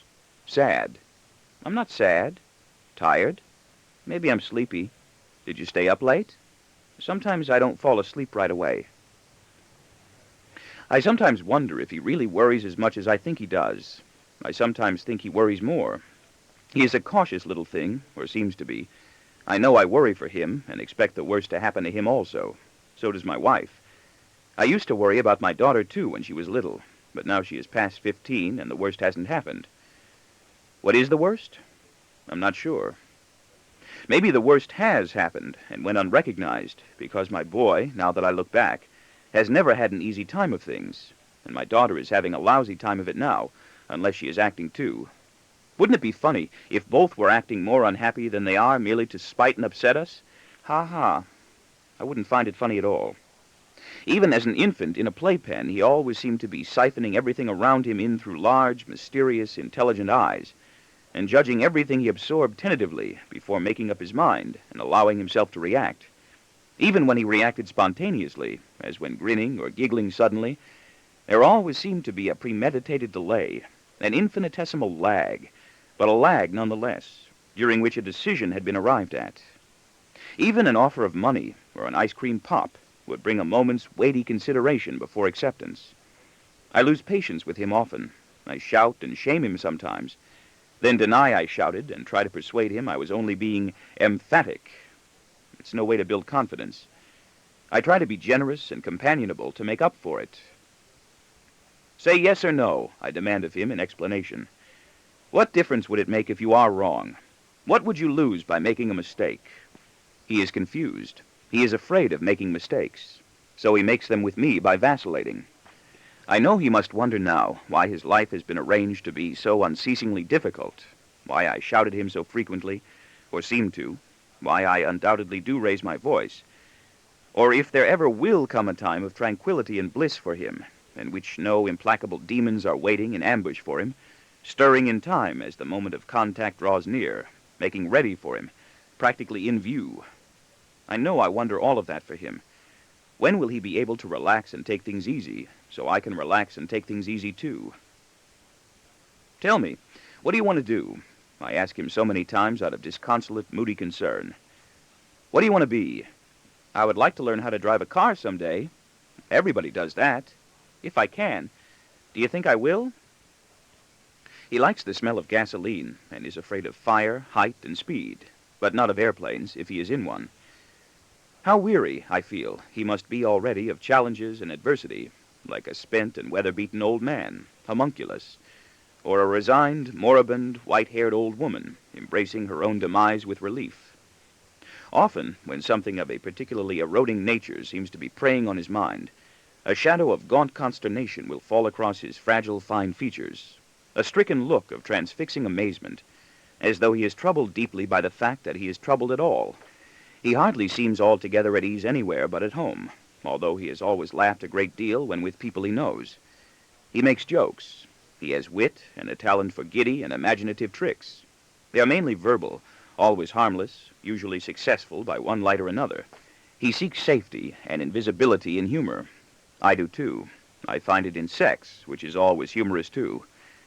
And he labors industriously to surround himself inside a womb-like atmosphere of compassion and good spirit, and survive there eternally, like the me I think I really am, swaddled cunningly inside my cocoon, hiding secretly in a foxhole no one knows is there, dissembling, peeping out guardedly nearly all the time, one part of me anyway, to reassure himself, myself, that our outer shell of protection is still there and intact, and we are there and intact too, recoiling hastily, searching in horror for some unobstructed avenue of escape, I am sure, and searching in horror in vain.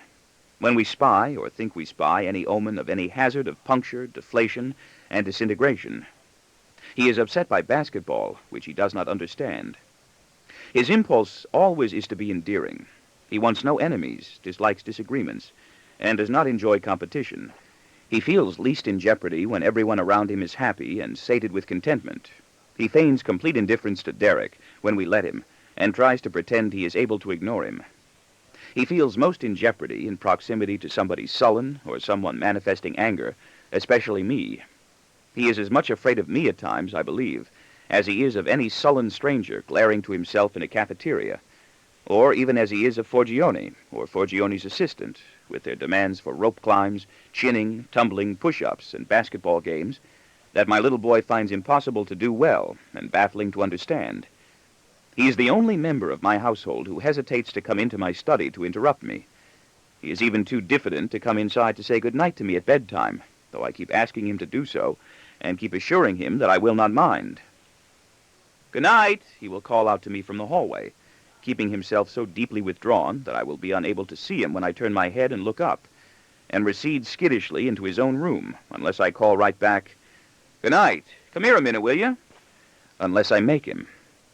Once I do make him step inside my study to talk to me. We have little to say to each other. He brings a barrier with him, or I have one of my own. But I do want to talk to him. We have nothing to talk about. I have to search for questions. He is unresponsive. He makes me interrogate him. He gives one-word replies. I think he knows I am not really interested in answers to the questions I ask him. He seems cross and stubborn with me for even trying. He is wary of strange men with mean, sinister faces, and of wild-eyed men and women in the street who talk out loud explosively to themselves. He keeps an eye out for them always. Many of them use filthy language. He is unnerved by erratic behavior of any kind, even mine when I'm drunk or kidding around in certain ways in public or with his friends. He prefers me to remain dignified when other people are around. If I do lose my temper with my wife or my daughter, or if one or the other of them begins shouting at me, my boy is apt to continue fretting over our abrupt motions and cruel threats and accusations, long after the argument is ended and the rest of us are back on favorable terms. My wife and I make endeavors now not to quarrel in front of the children, mainly because of the bad effect our fights have on him, and the salubrious effect they generally have on my daughter. They cheer her up.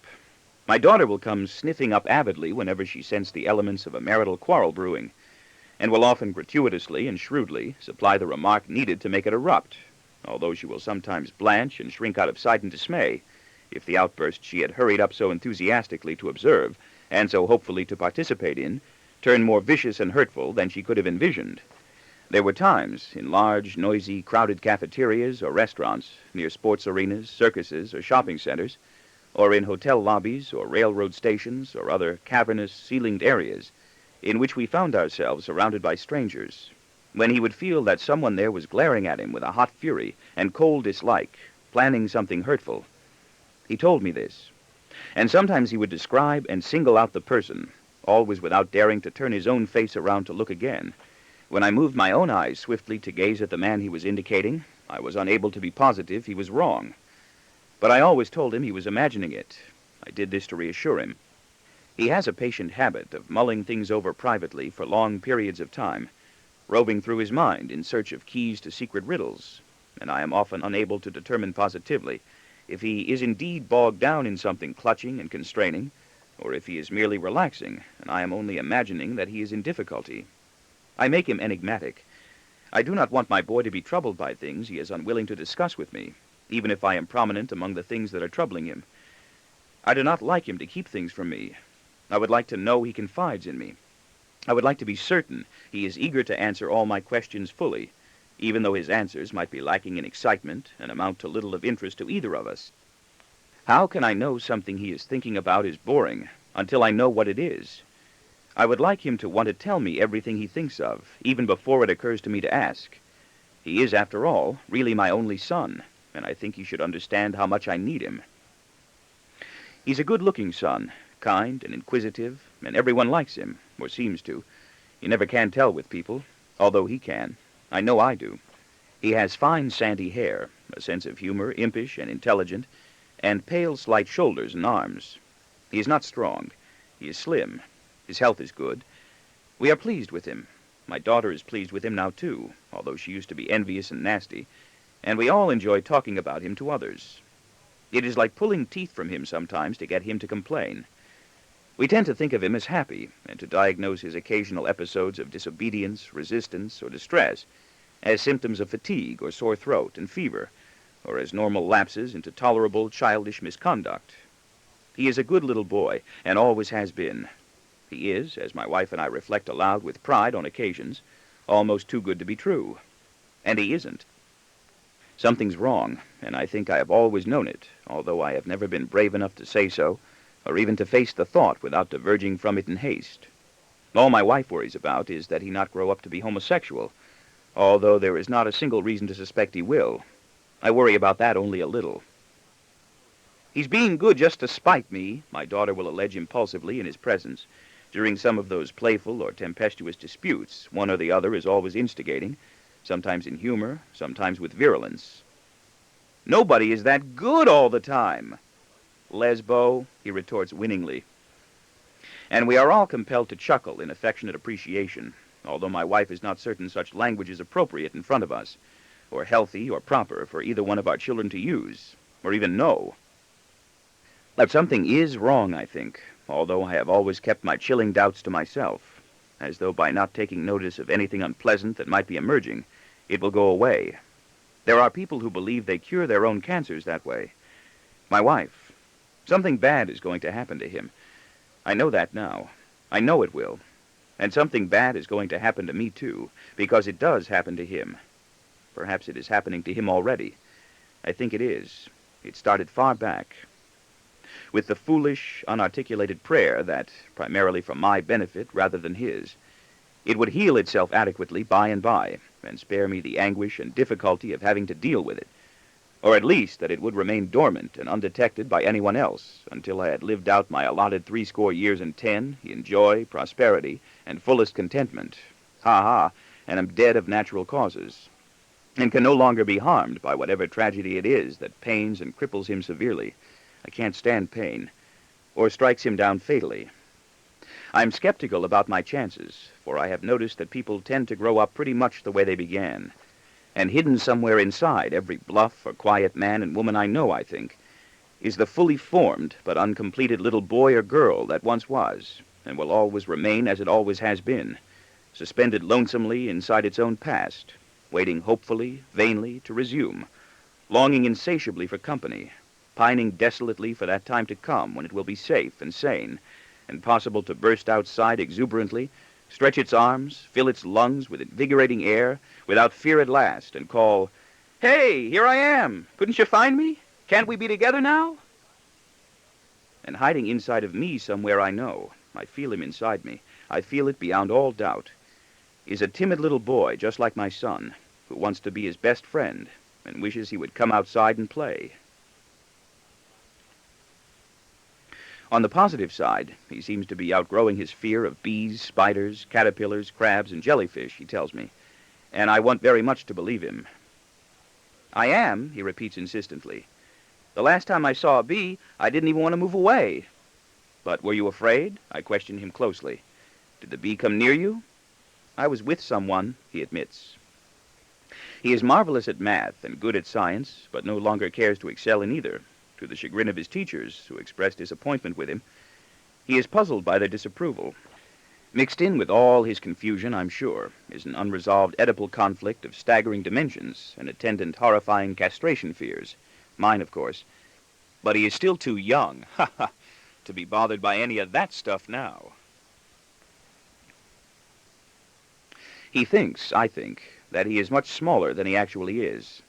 I think he thinks he is funny-looking and disappointing, and that we want to abandon him, take him somewhere far and leave him there. For what reason we should want to do this, he doesn't know. He doesn't say. Maybe he believes we want to abandon him because we think he's too small. He isn't small. He's average, and only seems small in comparison to boys his age who are taller. He's a little small, and it's no use telling him he isn't. It used to be that when we brought him someplace he had never been before, or even to certain places he had been, to somebody's home, or to a public place that was deserted, or one that was noisy and crowded, dark or bright didn't matter. He didn't like crowds, he didn't like emptiness, or the taking him there, or taking him anywhere. When we went, he was not convinced we were going where we told him we were going until we got there, and not sure, when we were there, that we intended to bring him back. He would maneuver craftily to keep his shoulder or hand against my wife or me, persevere at remaining in physical touch with one or the both of us, at least until he had scrutinized his surroundings, and us to his satisfaction, and concluded that the time had not yet come, that it was not yet the occasion of his doom. Sentence had already been passed. Only the moment of execution remained in doubt. He wants to hold on tight to what he knows he has, even though he is far from pleased by what he knows he has. He does not want to lose us. He does not want to be alone, not even at home, and usually leaves the door to his room open. He doesn't spend much time inside it. He is disturbed when he comes upon doors to other rooms in the house that are closed. The door to my daughter's room is always closed, almost as a flamboyant gesture of spite. Ours may be open or closed. And evenings and mornings when my wife and I make love, or one of us thinks there's a possibility we might, It is closed. We don't feel we want anybody to watch. Group sex will never be for us. He does not want to be with people he doesn't trust, and he does not trust people he has not known long. He does not always trust us. So who else does he have? He would take hold of our hands and be unwilling to let go. We were often embarrassed. We made him let go. Let go, we would coax. Let go of my hand. Please, let go now. The blood would drain from his cheeks and lips, which would turn blue. His lips would take on a bluish tinge when he was very tense. He would tremble, swallow, and gag, especially if, after forcing him to let go, we also then forced him to go off somewhere alone to play, or told him to sit in one place while we moved out of sight to another. He always hung back an instant with a sickened, pleading look whenever we told him to go off someplace and play. So we stopped. He would not want anyone to see his painful apprehension, even while bearing it to us. We have stopped making him come with us to places he does not want to go. He has the choice of remaining home without us. My daughter is usually too busy now to devote much attention to him. He is always saddened and disconcerted when one of our black maids or white nurses leaves, even though he might not like her. He usually does not like them, and wants no more to do with them than he has to. He feels we may be planning to get rid of him the same way. Do you want to get rid of Derek? He has asked. No, I have lied. Do you want to get rid of me? No. Why should we want to do that? Do you want to get rid of anyone? No. People who work for you? No, just one. Why should we want to get rid of you? You're too good. Suppose I wasn't. You'd still be too good.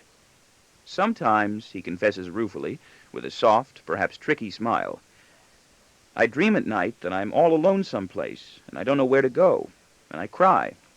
When I wake up, my eyes are wet.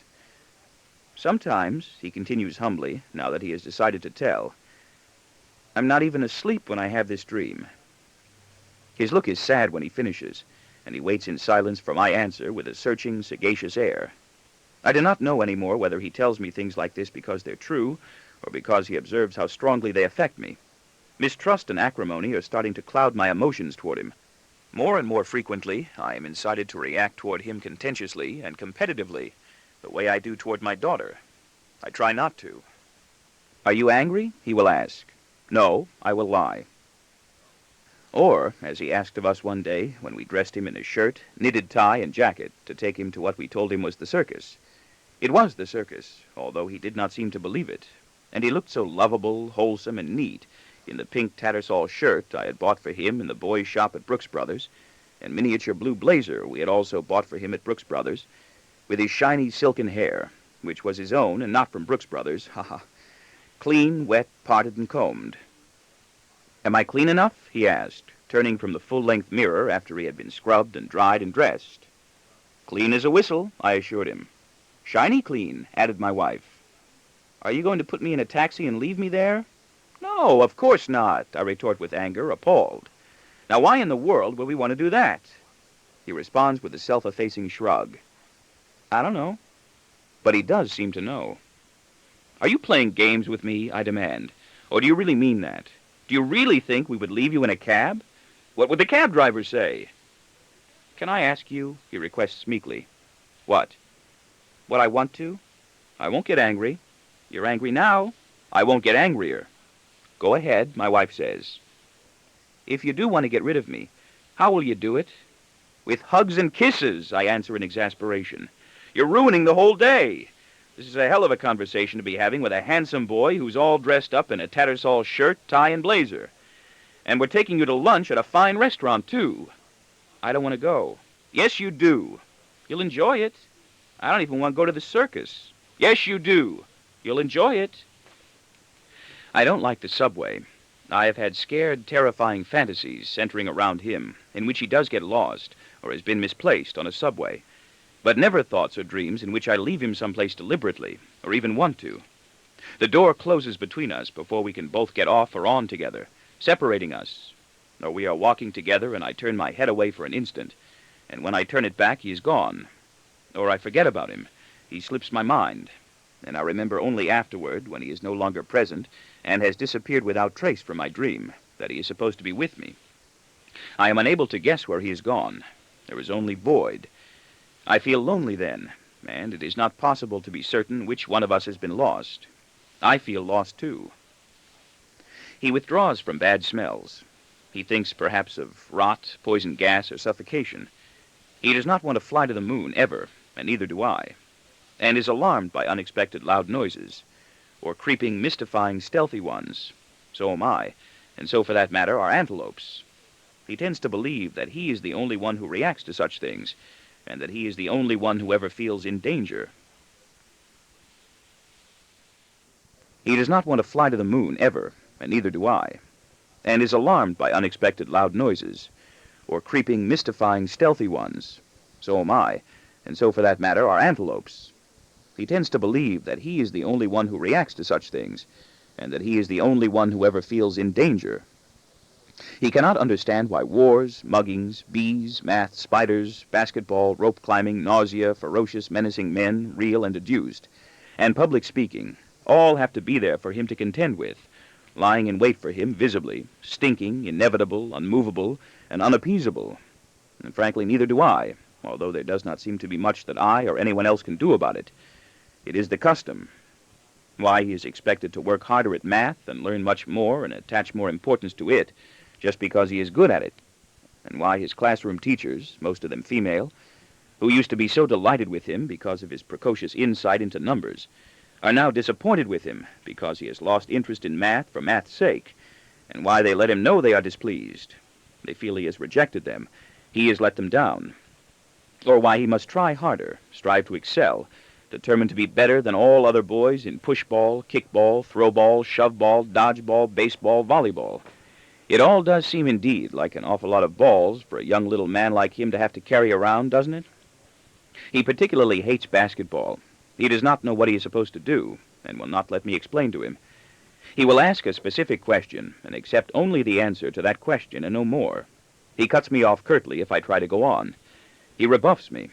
He is never sure when to shoot and when to pass, and he is too self-conscious and ashamed to confess his predicament and ask. He has never made a basket. He is afraid to try. He never shoots unless people on his team all yell at him, "Shoot, shoot!" Then he shoots and misses.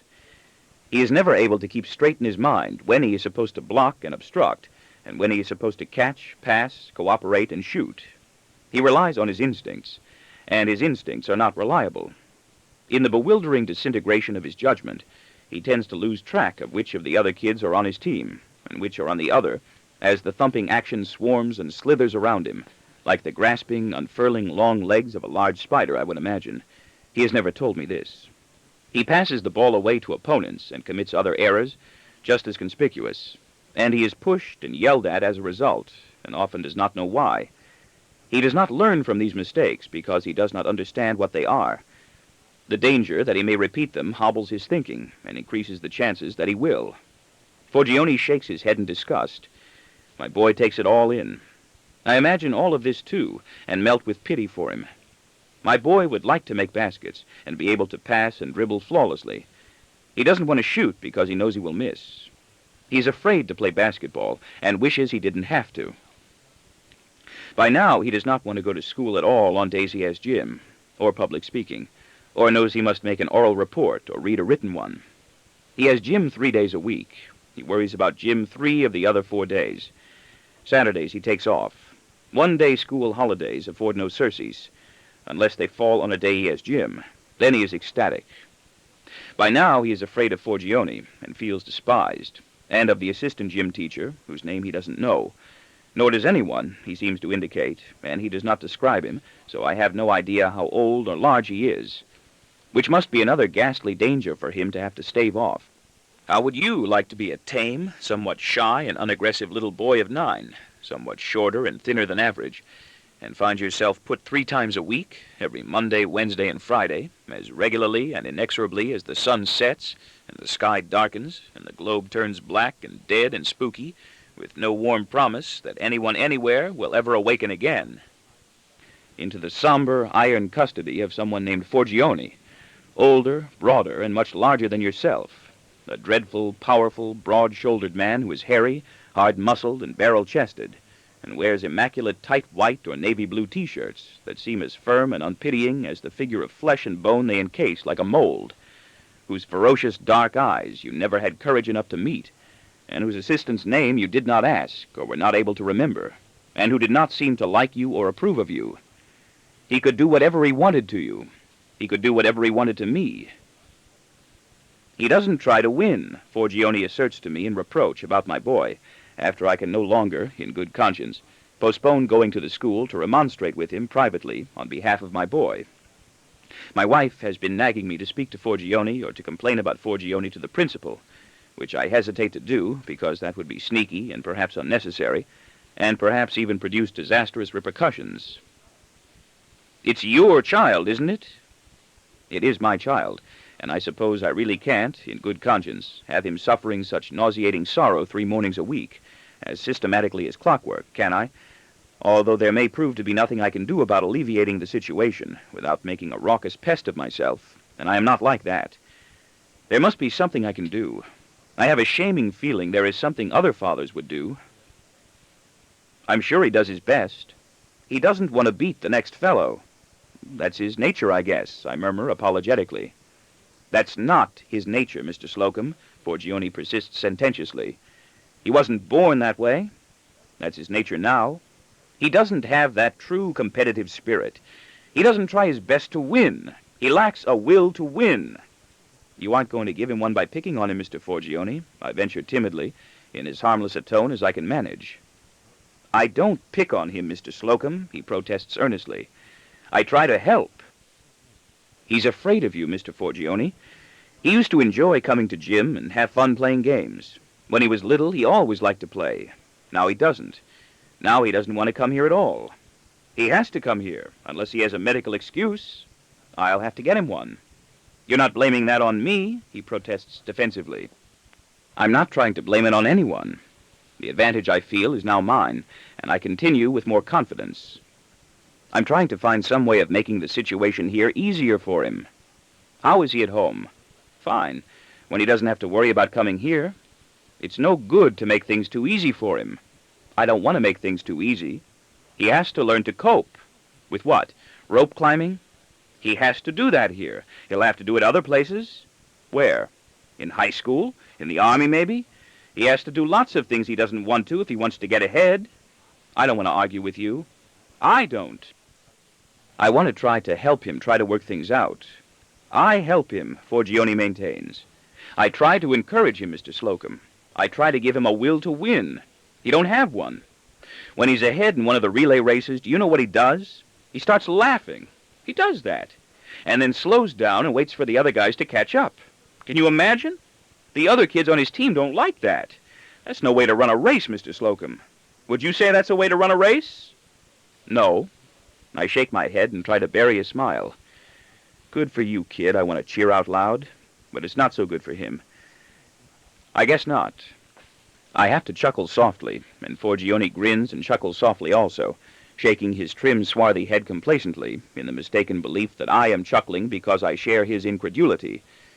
For I can visualize my boy clearly, far out in front in one of his relay races, laughing that deep, reverberating, unrestrained laugh that sometimes erupts from him, staggering with merriment as he toils to keep going and motioning liberally for the other kids in the race to catch up so they can all laugh together and run alongside each other as they continue their game. After all, it is only a game.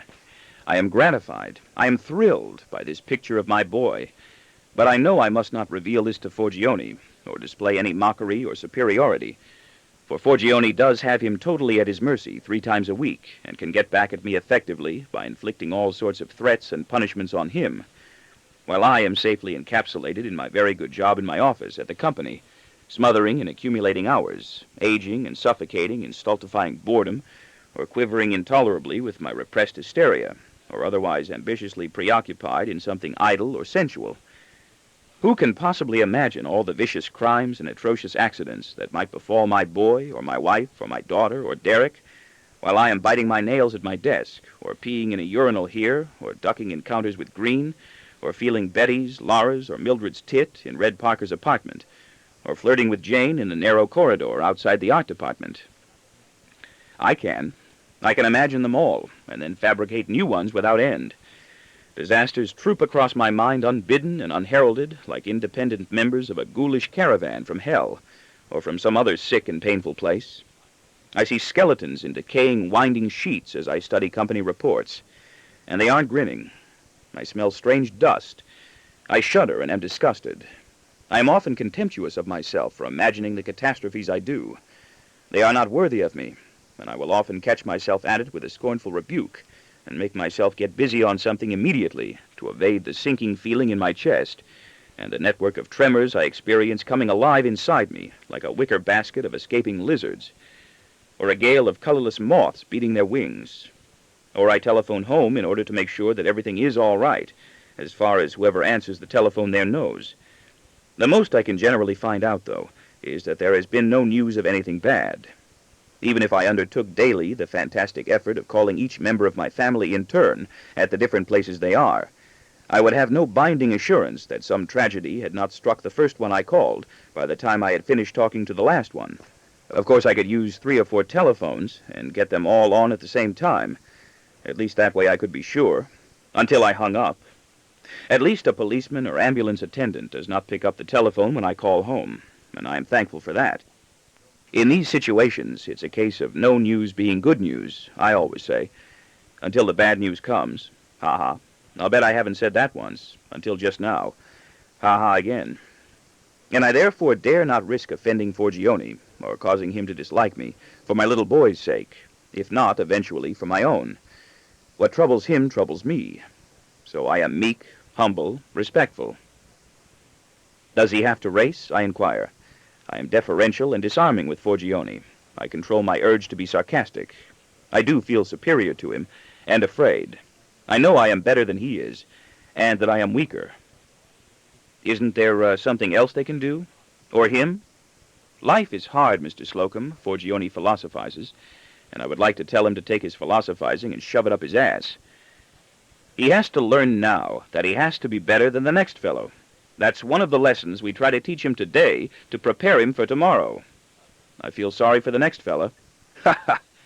Who is the next fella, poor bastard? Ha ha! Maybe he's the next fellow. That's why we try to train him now. You wouldn't want that to happen to him, would you? You wouldn't want him to be the next fellow that everybody's better than, would you? No. He's this fellow to me. He's the one I care about. That's why I came to the school to speak to you. Maybe I am riding him a little too hard, but that's only for his own good. It's better to be too hard than too easy, sometimes. Mr. Forgione, you have children, don't you? I argue back in a reasoning, slightly more determined manner, inasmuch as he has not yet smitten me dead with the short-handled hammer of his fist, and has retreated to a position of vindicating himself. You know, I can't just look the other way and allow a child of mine to come here if he's going to be so upset by things, or because he thinks you pick on him. Would you do that? I don't pick on him, Mr. Slocum, Forgione objects quickly, swallowing uncomfortably, his neck bobbing with emotion. Did he tell you that? No, but I think he feels that way. I try to help him. I don't pick on him. It's his friends. It's all his friends that pick on him. They get angry and begin to yell at him when he slows down and starts laughing and doesn't try to win, or when he passes the basketball deliberately. He does it deliberately, Mr. Slocum. I swear he does. Like a joke. He throws it away to some kid on the other team, just to give him a chance to make some points, or to surprise the kids on his own team. For a joke. That's some joke, isn't it? He throws the ball away when someone charges at him. He gets scared. It's his friends that get angry and start to yell at him, not me. I just try to get him to do things right so they won't. That's when they really get sore and turn on him. And then he starts moping and looks like he's going to cry and says he feels sick or has a sore throat and wants to see the nurse and go home. He acts like a baby. He turns green. I don't like to say this, Mr. Slocum, but sometimes he acts like a baby. I could kill Forgione for that. I could kill him right there on the spot because what he says is true, and I didn't want anyone to notice. He is only a kid, you know. I fake an indulgent laugh. He's 9 years old. How old is that? That's time to start learning some responsibility and discipline. I don't want to argue with you. I don't. I tell you this, Mr. Slocum. He's got to learn to start facing things. He's trying. He's trying very hard. Then they don't want him on their team. They complain to me that they don't want him on their team if he's not going to try. It's no secret. They do it right in front of him. Now they complain to me that they don't want him on their basketball team because he isn't any good. That isn't such a funny joke to the kids who are playing their hearts out to win. What am I supposed to do? Whose side should I take? Can't you do something? That's why I came here, to try. Can't you talk to him, Mr. Slocum, and try to explain to him why he should try to do things straight and right? It would be better for him, not me. It would indeed. With no great effort, I can picture my little boy looking scared and green with Forgione, for I have seen him often enough looking that same way with me when we're in some unfamiliar place, and he thinks I'm going to leave him there, or that I'm going to try to make him die from a diving board. How can I explain to Forgione that I like my little boy pretty much the way he is? Do I? I'm not sure. That it's all right with me if he's not competitive, aggressive, or outstanding, although there are times, I must admit to myself, when I wish he were more so, when I am displeased with him because he isn't, and would probably be more proud of him if he were. And I guess he must know that, too. He does not know yet that I have come to Forgione to try to obtain special favors for him, and I do not want him to find out. I think he might be too mortified, feel too nakedly degraded, ever to be able to face Forgione again. And I know that I will be peeved with him when I leave for having made it necessary for me to come, and for spoiling my morning and most of my peace of mind the evening before, after I made my decision to go to Forgione once and for all, and was already regretting it. And that I would like to kick all those other snarling, snapping little kids in the ass, and smash their smelly, snotty, bellicose little heads together for ganging up against him, and making it necessary for me to do something. Oh, shit. I sometimes think I could be so happy alone, but I know I would not be. Can't you leave him out for a little while if he asks you to? Is that what he wants? Yes, I think so. Although I don't think he will ask you. And I will talk to him. But don't say anything. If that's what he wants, sure. I don't pick on him, Mr. Slocum. Maybe he'll get a little of his confidence back, just for a few days. I'll try to help. Tell him he looks a little tired or something. Have him come to me with an excuse. Let him limp a little or bring a note from you saying he feels sick, so the other kids don't find out and make fun of him. It wouldn't be a lie. On days when he has gym, he does feel sick and feels like throwing up. He doesn't eat breakfast. He comes to school without eating anything. I didn't know that. Does he say anything about me? Only a little. Nothing bad. That he's scared and can't do things. He didn't ask me to come here. I'm only trying to help him when I get on him to try to make him do better and try harder. I'm just trying to get him to realize his maximum potential, so he'll do the best he can and be much better off. You ought to tell him I said that. I don't even want him to know I came here. Let him do push-ups or something for a few days and see what happens when we take the pressure off, okay? He's no good at push-ups either, or at chinning, sit-ups, rope climbing, or tumbling. In fact, I don't think I could give your boy a good rating in anything, Mr. Slocum. But running, he's pretty fast, but he doesn't always try. He kids around. I have to suppress another smile. Maybe that's hereditary, I say. I was never much good at anything either. Oh, no, Mr. Slocum, Mr. Forgione corrects me with a laugh. Anybody can be good at anything physical if he works steadily to develop himself. I hope so, I concede diplomatically. I know I used to spend a lot of time in gyms, I lie, but I never seemed to improve very much. You've got a good build, I can see that from here. Your boy could be a fine athlete, Mr. Slocum, if he'd only apply himself harder. He can run like a weasel and has quick reflexes. You should see the way he flinches when he thinks I'm going to yell at him. Or one of the kids. He may be afraid to ask you, even if I give him the note. I know what to do, though he might be too embarrassed. And you won't tell him I spoke to you. I wouldn't want him to know. Sure, no. And you're not going to get even, are you? Take it out on him because I came here to ask? No, of course not, Forgione exclaims indignantly. Why would I do that? Because you're human, I think. What kind of a man do you think I am? Cro-Magnon, I reply crisply. But that, of course, I say to myself. Outside myself, I laughed softly in a pretense of congeniality. I wonder if the time will ever come when I begin, without recognizing I am doing it, and without detecting the change, saying out loud the things I now say privately to myself, or verbalize in contemplation, and if I will therefore become psychotic, or one of those men, more often than not they are women, who talk out loud to themselves on sidewalks and buses. If that happens, I will blend my inner world with my outer world and be disoriented in both. I will be pathetic. I have trouble enough deciding which is which now, and which one is the true one. I worry gravely about all lapses of self-control. I think it may already be happening, that I do talk out loud to myself. My children tease me and say I did talk to myself out loud while rehearsing the speech I wasn't allowed to give at last year's convention. Sometimes when I'm drunk or very deeply immersed in work or introspection. Sometimes I catch myself almost mouthing words that I intend to write down when I get to my desk at the office, or in my study at home, or that I plan to say to whoever it is I'm on my way to meet. At least I think I always catch myself in time. I can't be sure. There may be times when I don't. I know I occasionally do gesticulate with hands and head when preparing myself for conversations, but that is almost in the nature of a rehearsal of which I am aware. I'm so afraid that I will start talking to myself someday that I feel I already do. People will make fun of me, or look the other way and pretend I'm not. I suffer chest pains frequently because I'm so afraid of suffering chest pains someday and dying of a heart attack. My brother died of a heart attack while waiting for something in the waiting room of his office. And my father died of something else while I was still just a boy. And my mother, as I can't forget, was struck down in her old age by a number, some of them too subtle and minute in individual effect to be counted, of cerebral vascular accidents, as they are euphemistically called. They did not seem like accidents. That set her tongue clattering inside her mouth when she tried to talk, and turned the rest of her, eventually, into bloodless pulp.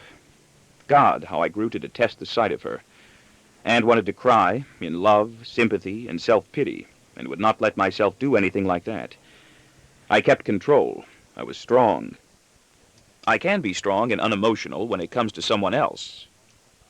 I think I may worry as much about talking out loud to myself as I worry about stuttering. I think that some of my dreams may be homosexual. I think I'm afraid I might start stuttering incurably, even when I think that thought of being homosexual. I don't know why I feel that way about those dreams, and I also feel that some of my other dreams may be heterosexual, and I do know why. I am chasing and pumping away with girls in those dreams, and almost get there. Almost get all the way in, but never do. I never even come. They always break off unfinished.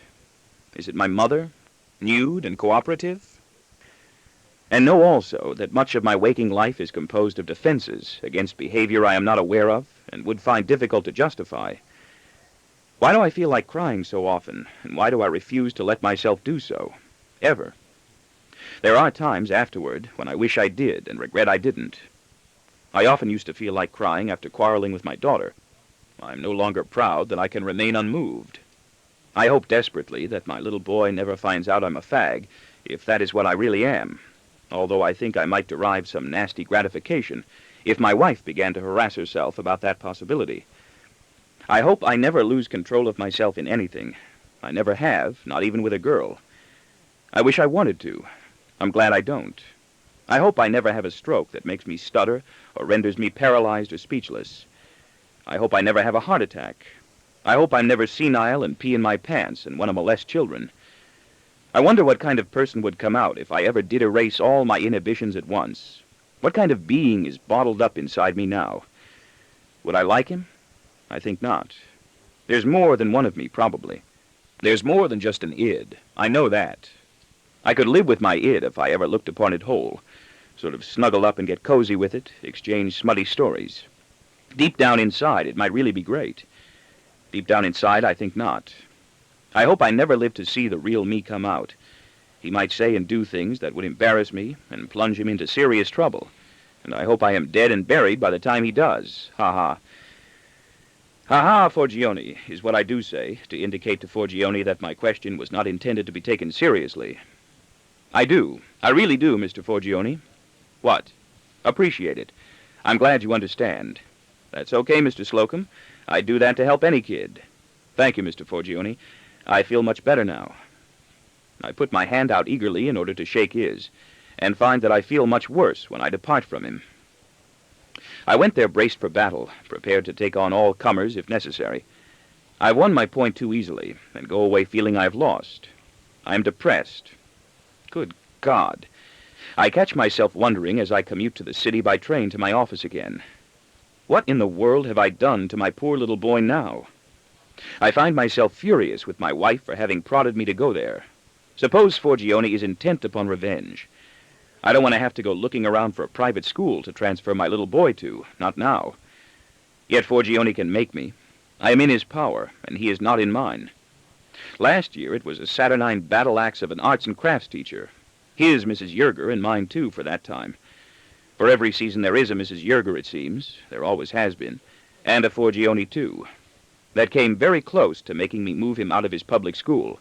He pleaded with me to let him stay, into an expensive private one that might have turned out to be just as evil. This year it is sturdy Umber Forgione, with his damned Jim and muscular physique. We moved to Connecticut to get away from Negroes. Now I've got this stocky Italian weightlifter to worry about. Does Forgione, as I now feel absolutely certain, resent my having come to the school to complain to him? Did I make a very bad impression on Forgione? And criticize and interfere with his work in relation to my child? Will he strike back at me with immense personal satisfaction by browbeating and disgracing my boy even more than he already has? Tune in the next day to find out.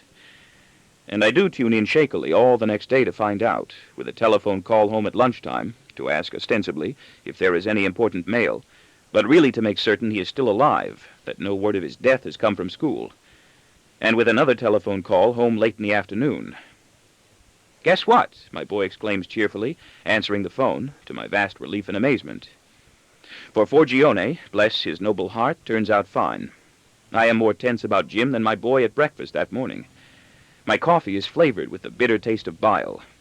Forgione is an executioner, masked in dire, enigmatic intentions, and I ponder all day long in my office over what kinds of criminal atrocities are being committed against my boy behind the brick walls, closed doors, and blind windows of that penitential institution of a school. I am more tense than my boy, because I can objectify anxieties he does not even know he suffers from yet. I have an imagination that is infinitely more sophisticated and convoluted. He does not know yet about Leopold and Loeb, and I do. He does not know about cunning, older, polymorphous perverts, driven and deranged, who brutalize and murder children for no good reason. I have the same scorching foresights he has of strange, fierce, scowling men, abducting, harming, dismembering him. And there are days, or used to be when we lived in the city, and still are, even now that we have retired into the suburbs, when I will glare accusingly and belligerently, bluffing, of course, at every strange man I see in his vicinity, handymen, delivery men, construction men, insurance men, even clergymen, as potential kidnappers, sadists, ruffians, degenerates, or mad murderers who torture and mutilate their disbelieving victims before and after killing them, even though I know that's impossible. I picture it anyway. And now Forgione's face is swimming among them, heartless, symbolic, carnal, alien. I'm crazy. No wonder my boy tends to be fearful. For a long time in the city, I was too fearful to allow him to walk to school alone, even though the school building was only a few blocks away, and other kids his own age were already doing it. At the same time, I kept urging him to get up the courage to try it, pointing out to him that he was big enough and intelligent enough and would have to do it someday, and assuring him that nothing would happen to him if he waited always for the light to turn green and looked in all directions before stepping from the curb and crossing each street. I was afraid he'd get lost. I am afraid of traffic accidents. I also feared drunkards, junkies, unhappy laborers, explosions, bigger bullying schoolboys, and truants from high school come to prey on the smaller children in elementary school, most of them black, Puerto Rican, or Italian, who would take his ice cream money, tear his clothes, bloody his face, or pull his ears off. I was even afraid of falling cornices, and so I think was he. I would telephone the house 2 or 3 times a day from my office to ask if any important mail had come, or my dry cleaning, but really to make sure that everyone there was still alive, as far as anyone who was there could tell. If no one answered the phone when somebody should have, I would think of calling the police, the apartment building superintendent, or one of the neighbors, to verify that he had made it back home safely from school for lunch, which meant by deduction that he had made it to school safely after breakfast, and that he had found his way back home successfully again after school, which meant once more that he had made it back safely to school after lunch that day. "Do you want to talk to him?" my wife would ask. "Only if he has anything he wants to say to me." "He doesn't." "Do you have anything you want to say to Daddy?" "No." "Do you want to ask him anything?" "No." "He doesn't." "You sound disappointed." I would be disappointed. I'd feel he should want to talk to me, even though he had nothing specific to ask or tell. Hadn't I worried about him? I would brood about that, too, his ingratitude. After all, I was investing so much of my feelings in him, wasn't I? Every trip from home for him then was, for me, another venture into unknown perils that were inching close. I would feel about him the way I believe I used to feel about my wife and daughter, the way some passive part of me still feels every time I walk up the ramp into an airplane on an ordinary business trip. I'm not sure I will ever come down. Wouldn't it be ridiculous for me to die on an ordinary business trip? Every day that he and I and the rest of us remain alive is another miracle. Isn't it wonderful that we can still be here and have not yet been knocked off by some accident or crime? I think that. I don't trust cars. God knows who may be driving the ones close enough to collide with us. I don't trust my wife when she is driving, especially now that I know she drinks during the day. And I don't like my daughter at night in a car driven by some kid who might be drunk also, or loony with drugs. I don't really worry as much as I used to about my wife and daughter, possibly because they have both survived early childhood and seem old enough now to take care of themselves, or possibly because I no longer care for them as much as I used to, as much as I know I do care about my boy and myself. I do have morbid outlooks about myself. I don't like closed doors, sick friends, bad news. And my boy is still young and vulnerable enough, we feel, and he does too, to be very much in need of our love and our protection. And I know I do care for him, and I worry nervously about what jeopardy I have placed him in with Forgione, who, God bless him again, turns out to be just fine indeed. Forgione, in fact, proves a surprisingly good-hearted man, and he is more generous and discreet with my boy than I would have thought him capable. I don't have to do anything in gym anymore, my boy continues with elation. I don't have to play until I want to. And from that day on, my boy is a swaggering princeling. But it does not, of course, last. He treasures his respite in the beginning. He thinks he's smart. He basks in leisure, luxuriates in school and at home. Along with boys with plaster casts on hands and arms and legs, and those with heart damage or other seriously crippling deformities, he is allowed to remain out of the games and races, and to pass the time in the gymnasium watching and strutting, although he is required to report there and remain for the entire period. There is one boy in the school his own age who is totally blind, and he is excused from gym. The school keeps him as an experiment. My boy spends his time in gym, strolling around the outskirts of activities, he tells me, feeling superior. He's pulling a fast one, he feels, and wants others to observe that. He feels he ought to be envied. He isn't. He's only a temporary novelty. In a short while, though, and all at once, a transformation occurs, a draining of confidence, and he flickers in sallow indecision. He perceives that he does not want to be different. Perhaps he is startled by the threat that what he thinks he is faking will prove to be real, and that he is facing the risk of being excluded permanently, like those other boys his own age who do have heart murmurs of pathological origin and are not allowed to play, and all those others we always see wheeling and hobbling about, who are disabled and deformed.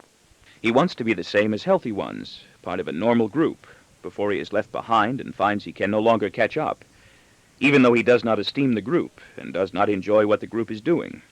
He does not enjoy being classified with those who are weak and crippled, and cannot even band together into a group of their own, because they are handicapped in separate ways, and exiled and ostracized. So he stops faking fatigue, a limp, and a sore throat, and goes to Forgione to report he thinks he feels okay again. And back he plunges voluntarily into games and races, and into chinning, rope climbing, and tumbling as well, which he still hates but consents to endure, for he cannot declare himself fit for games and races, but not for gymnastics. And now he roars like a lion and fights like a tiger. He runs like a weasel and says, "Hubba, hubba, hubba," dutifully like an eager beaver. Mr. Forgione says nice things about me now, he discloses to us smugly one day. I scored 4 points today, he tells us another. I was the second best on my team. And he learns it is easy enough for him to be good enough in sports if he has that true will to win, and even perhaps in gymnastics, if he applies himself, just as it is very easy for him to be good enough in math, even without applying himself. He is not the best at anything, but he is good enough and has lots of fun, and the ones who are the best enjoy him and want him on their teams now. They are tougher, bigger kids, and he is one of them now. He keeps cumulative, clandestine records in his mind of his own and other kids' triumphs and failures in push-ball, punch-ball, kick-ball, throw-ball, shove-ball, up-ball, ass-ball, and baseball.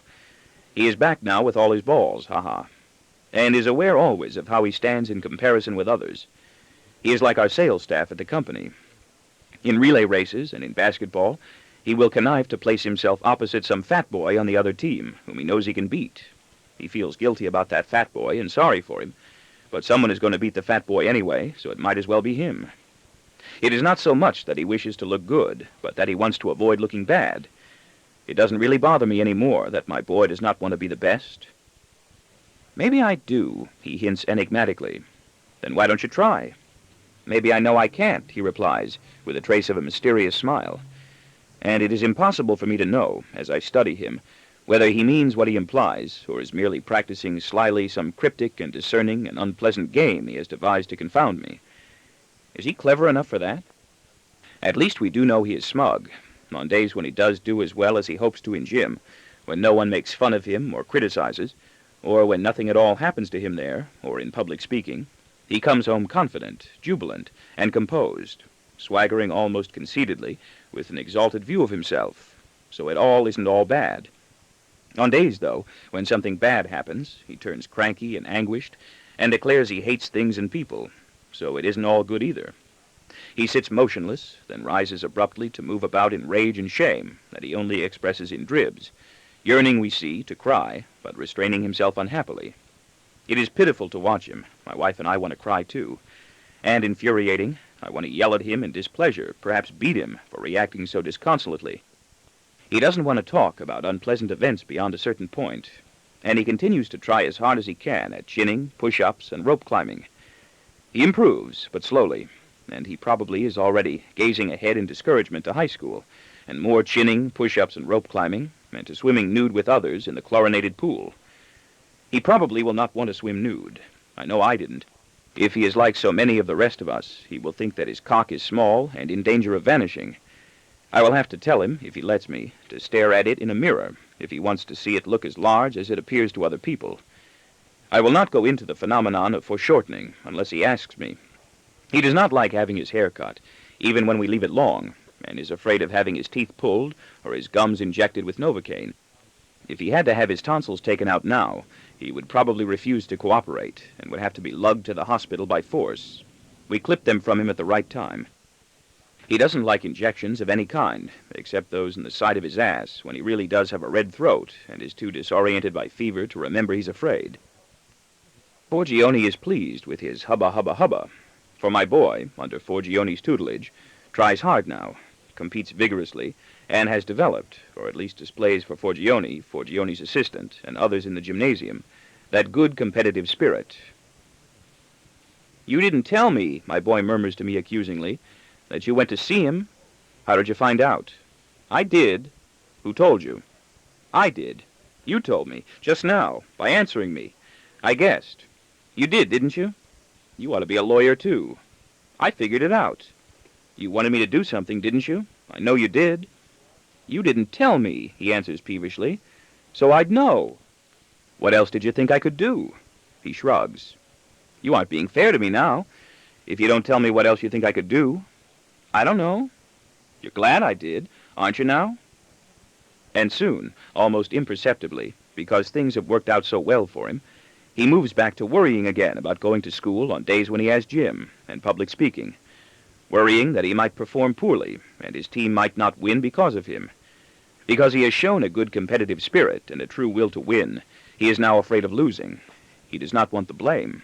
He is afraid of making errors in baseball, mistakes in basketball, stumbling or dropping the beanbag in relay races, and getting partway up the rope and being unable to come down, ever, without falling. And soon, at breakfast on days he has gym, he is depressed and pasty again, and complaining of nausea and red throats. He has belly aches and doesn't want to eat, and I am right back where I started from. I get nauseated when I see him this way, and I don't eat either. "Do you want me to speak to Forgione again?" "No, I'll manage." "I will if you want me to." "I don't." "Or to someone else. I can go to the principal." "No, don't. I'll manage." "Big shot," I respond with a laugh, trying to buoy him up. "You don't even know what manage means." "No, but I will anyway." "Okay." And he does, so far, while I watch and wait. He is waiting, too. For what? He doesn't know. I don't have to ask. The pity of it is that, instead of waiting, he could probably be having a good time, if he would only stop waiting and were allowed to develop and do things his own way. But he has never been allowed to. I wasn't allowed to either, and nobody else I can think of was. He is not being allowed to, and he will never be allowed to, not by me, by my wife, by himself, or by others. I wonder what we would all grow up to be if we were never ordered about by anyone else. Apes, probably, instead of babies. The others are all virtually superfluous by now, even for Gioni. There is enough right here at the family hearth to shackle, twist, and subdue him, and render him and all the rest of us all the more susceptible to haphazard, unfriendly others, like Forgione and Horace White, with whom I really have little contact, and whom I know I would be afraid of, even if I did not have to be. He's got the whammy on me. We were put into that relationship from the beginning, before we even met, and he is a simpleton. Horace White is a simpleton, yet I was prepared to kneel before him even before I knew he existed. What has happened to my boy and me to make us so subservient? Only my daughter has never attempted to improve, damage, educate, or train him, just to dominate and manipulate him. Once she succeeded in tearing her way through that draining, turbulent period of stunned and bitter wrath that raged through her like a flame at his having been brought into her home and family at all, even though she had been taught and promised for months that a brand-new baby brother or sister for her, and a baby for us also, would be coming into the house soon, and wasn't she happy and lucky? The irony is that she would have felt equally deprived if we had permitted her to remain an only child. She did not want Derek either, and blames herself for his affliction, at times, because she cursed him silently before he was delivered, and wished him harm. She used to try to injure my boy when he was an infant in his crib, or lying prone or supine, unable yet to walk or squirm away to safety, on our bed or on our blanket on the floor, or sitting in his stroller, or his high chair, or his playpen. She tried to push him over, and he did not know what was happening. When he was learning to walk, she would knock him down if he were not alert enough to stop her. She would try to put her fingers in his eyes. Now she stopped. They get along well now, affectionately, unless she is with friends and doesn't want him around, and almost never have any serious disagreements. He gives in readily. My daughter does not like me to shout at him. She cannot bear it when I lose my temper with him and begin shouting, and she will often scurry away in flight, with her head down, or whirl upon me hysterically and harangue me, and then scurry away before I can reply and defend myself. That's another tactic of hers, and I am often caught unawares and find myself shouting abuse or explanations into empty space after she has sped away. That makes me angrier. Sometimes when I do lose my temper with him, usually without realizing I have done so until afterward, and begin to bark demeaning, threatening remarks, I've called him sissy more than once, merely by warning him contemptuously not to act like one, although I never intend to do just that while I'm doing it, and will detest myself afterward for having done so, and seek some face-saving way of apologizing to him, usually by letting him see I am no longer angry with him, and offering to buy him something expensive I think he wants. Shouting, probably, without knowing I am doing so, and denying that if I am charged. With my lips deranged, probably, and my teeth bared, and my whole red or bloodless face glaring at him, probably, my daughter will fling herself between us heedlessly to shield him from me, holding her ground there to defend him against me, and actually start to cry. "What are you doing to him?" she will demand, with tears forming and spilling from the corners of her eyes. "Why can't you leave him alone?" She does not yield so readily to emotion when my fight is with her. When my fight is with her, she tries, with fortitude, perversity, with face-saving spite, not to let me make her cry, not to give me the satisfaction of seeing I can affect her even remotely. I am a matter of supreme indifference to her, as though that is what I want to do. It often is. I always desist as soon as I see I can, curbing my own spiteful intentions and drawing back from her mercifully. Nothing is suppressed in our family. In our family, everything is suppressed. On the other hand, my daughter can be cruel to my boy when she is with her friends, and feels no need to show him off, shutting him out rudely, discouraging especially those slouching, mumbling teenage boys from kidding with him, or tossing a ball, or paying any attention to him at all. She does not want him around when she is with her friends. She does not like to share. She will separate them and chase them away, snapping, "Don't bother with him. Don't let him bother you. Go back to your room." He does not know what is happening to him when this does. He does not know what is happening to him now. He wants to be like other boys, he thinks mistakenly, we want him to be like. He thinks he is not now the person anyone wants him to be. We don't want him to be like everybody else. We want him to be like we want him to be. But we haven't spelled that out yet, even to ourselves. So how could he know? We want him to be different and superior. But we also want him to be not much different. Frankly, I don't know what I want him to be, except no trouble. He does not know yet what he's supposed to want to be when he grows up, except that he now knows he is not supposed to want to work in a filling station. And I can't guide him. A doctor? He has no idols. A lawyer? I wouldn't want that. I have no models to give him. James Pierpont Morgan II? August Belmont Jr. III? Clara Bow? At least I had people like Joe DiMaggio, Babe Ruth, Joe Louis, and Cordell Hull I could want to be when I grew up. Although I'm glad now that I didn't grow up to be any of them. But I still don't know yet what I want to be when I do grow up. Or even what I should want to be. I'd like to be rich. I know this much. I don't want to be President of the United States.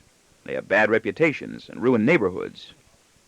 So he struggles manfully, childishly, doggedly, dazedly to change himself into everybody else his age.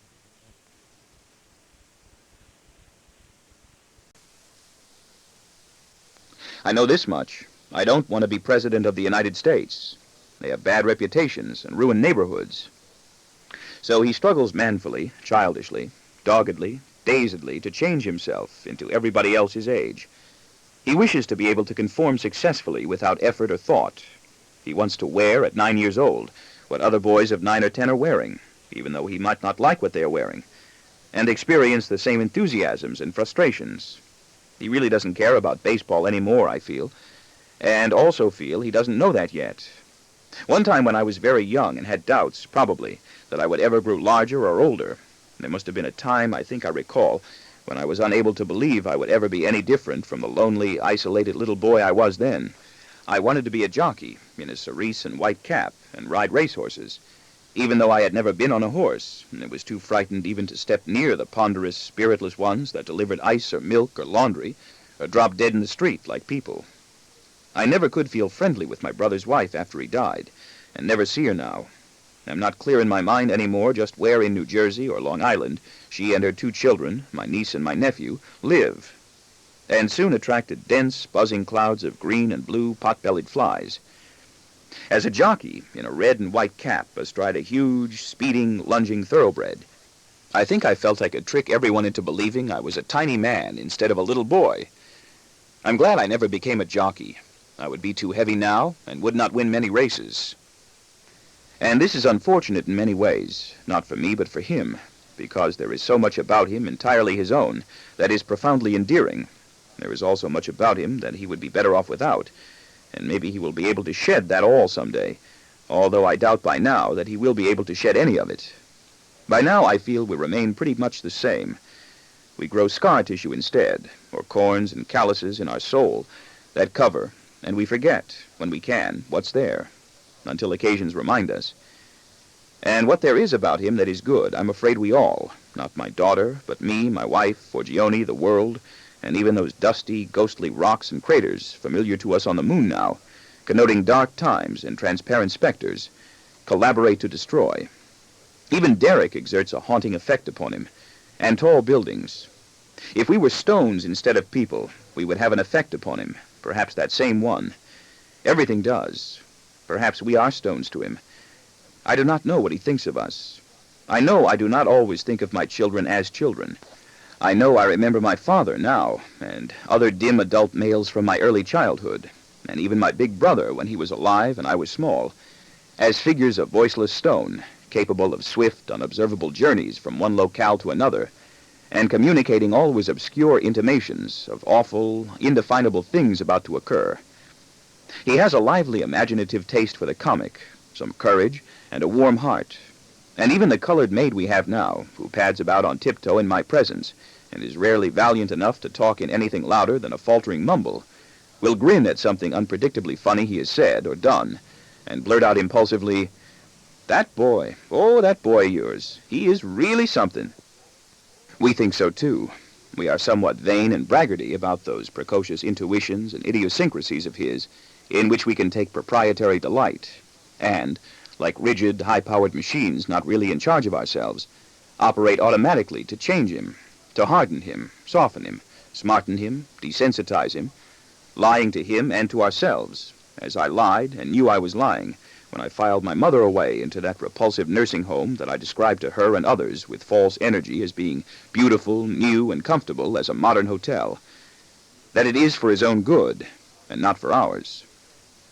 Be good, we fire at him. Don't be afraid. You can do it. Try harder. You can be anything you want to be. Don't do that. You're getting me angry. Maybe it is for his own good, and maybe it isn't.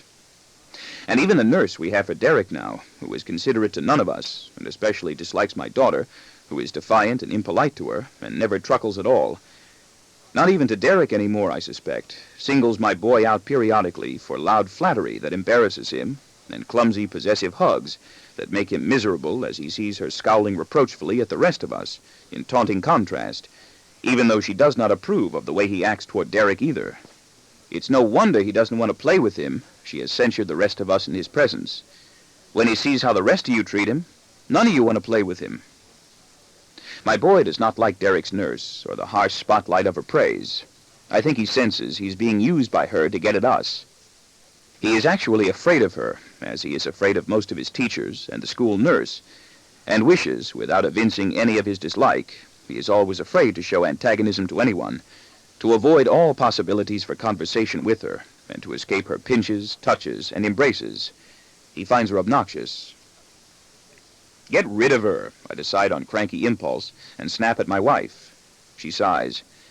I don't want to have to start again. She isn't even good to him. She doesn't keep him clean. Where should I go? Get someone young this time, can't you? Where? I wish we could get someone who would really like him. You can't, I know. They don't want to have to take care of him either.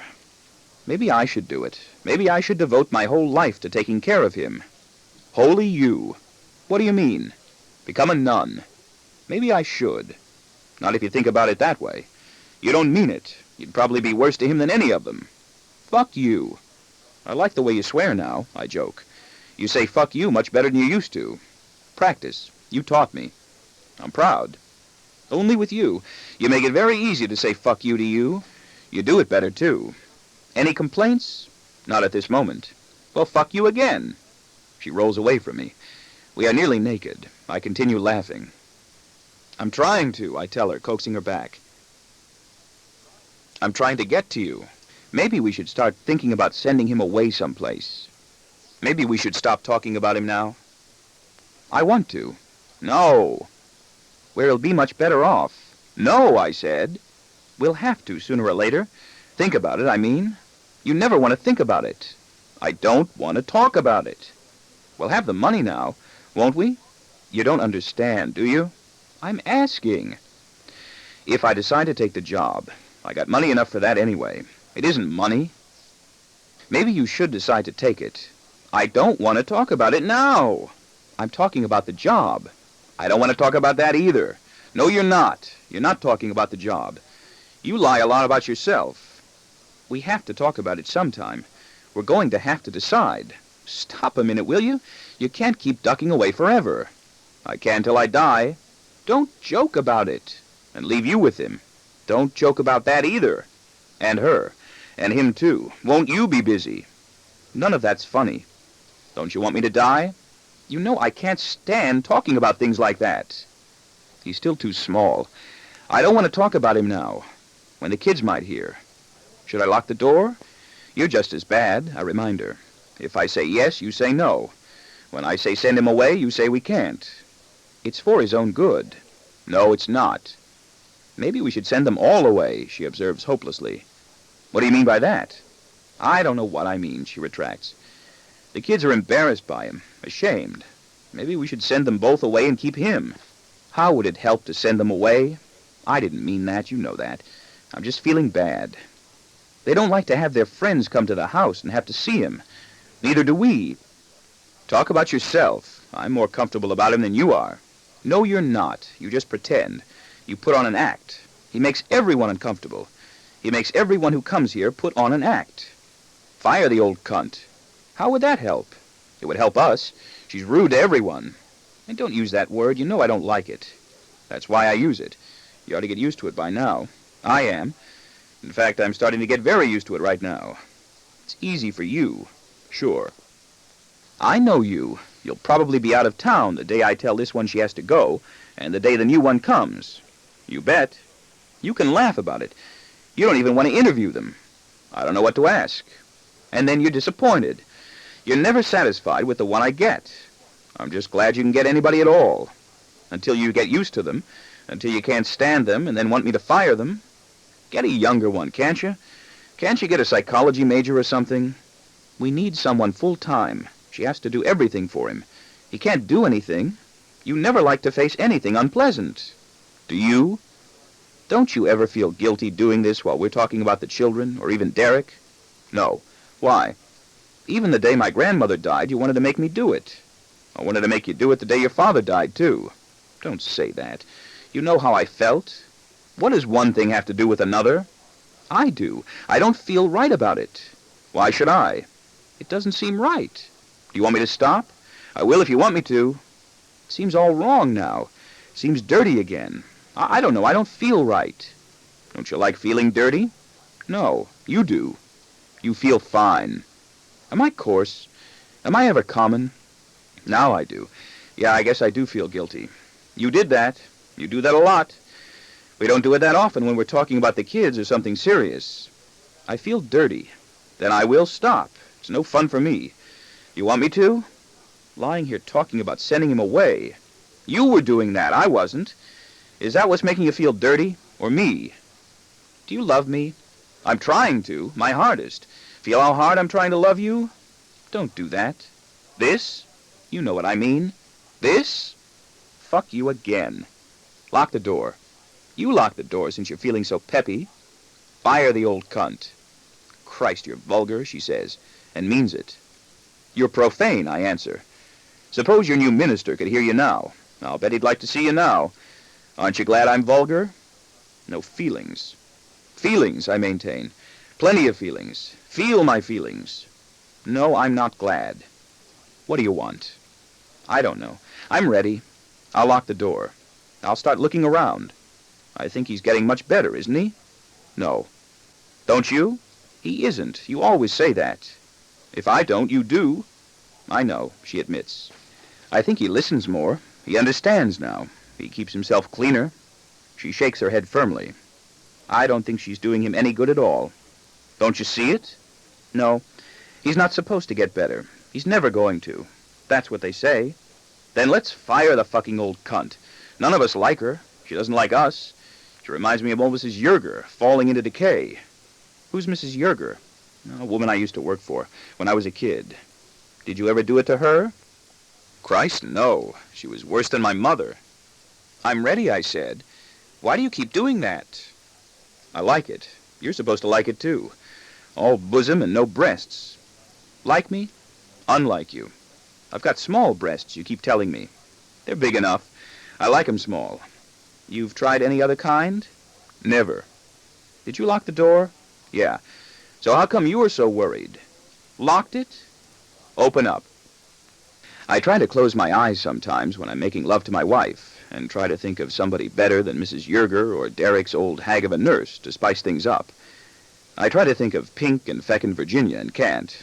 She is all silk and exotic fragrance when we begin, but my imagination lets me down, and she withers rapidly in my mind into what she would be today if she hadn't gassed herself in her prime. Although I doubt she thought of it as her prime, ha-ha. A short, dumpy pain in the ass, like just about all the rest. I wish these women's lib people would hurry up and liberate themselves, and make themselves better companions for sexists like me, and for each other. Of an offensively chattering woman 10 years older than my wife, nearly. Oh, God damn it, why can't some things other than stone remain always as they used to be?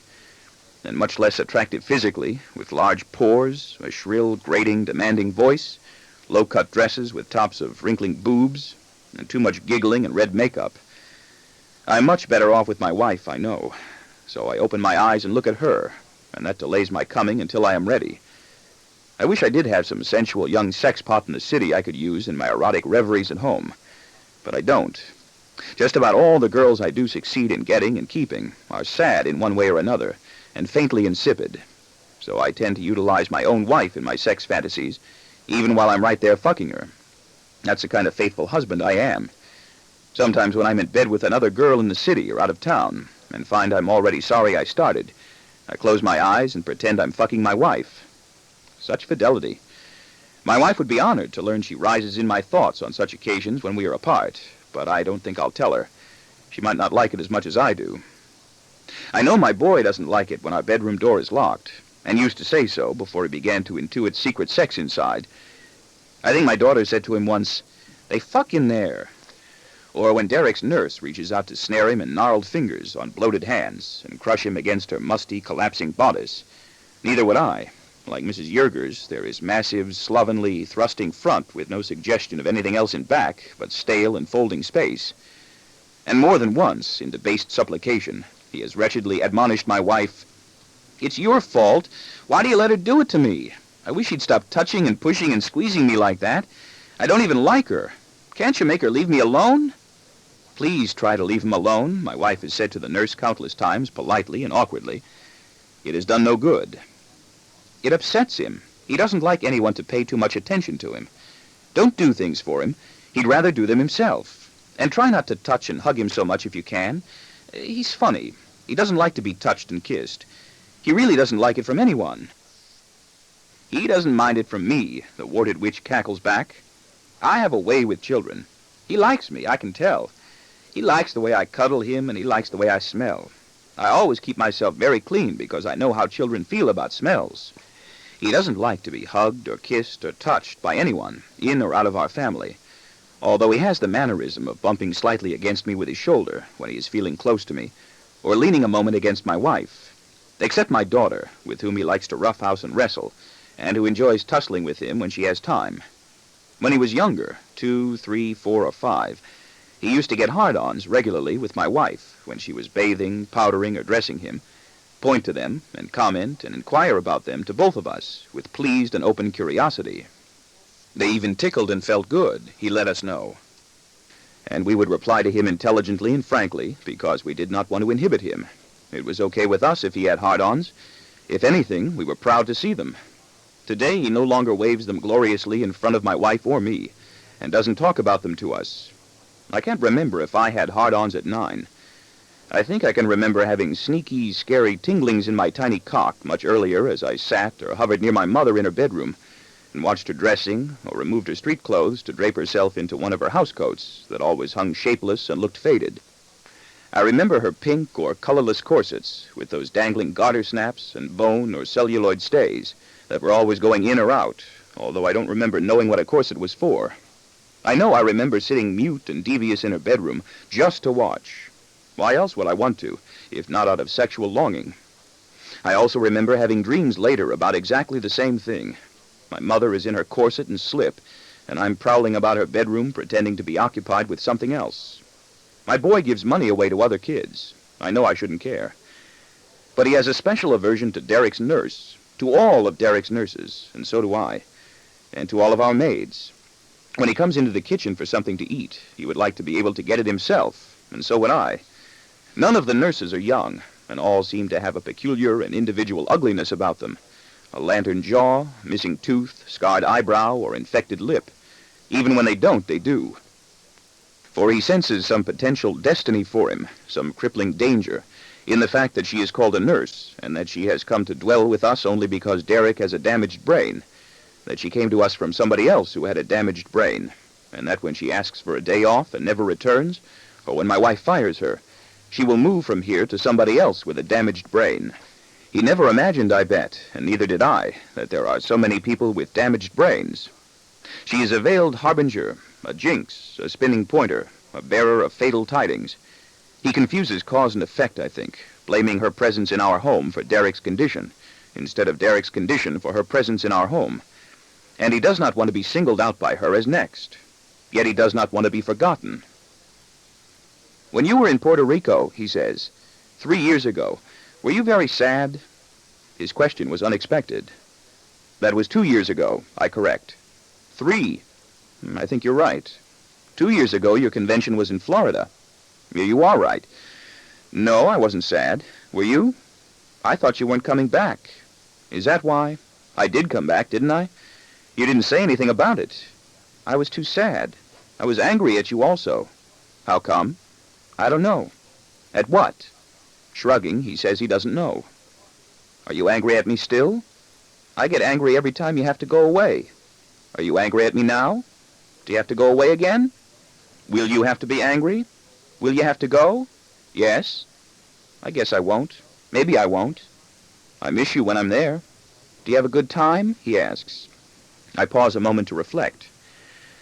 I do, I answer frankly. All in all, I work very hard at the beginning and worry a lot, but then I relax and have a good time. You don't telephone from conventions. It's hard. That's why I'm not sure you're coming back.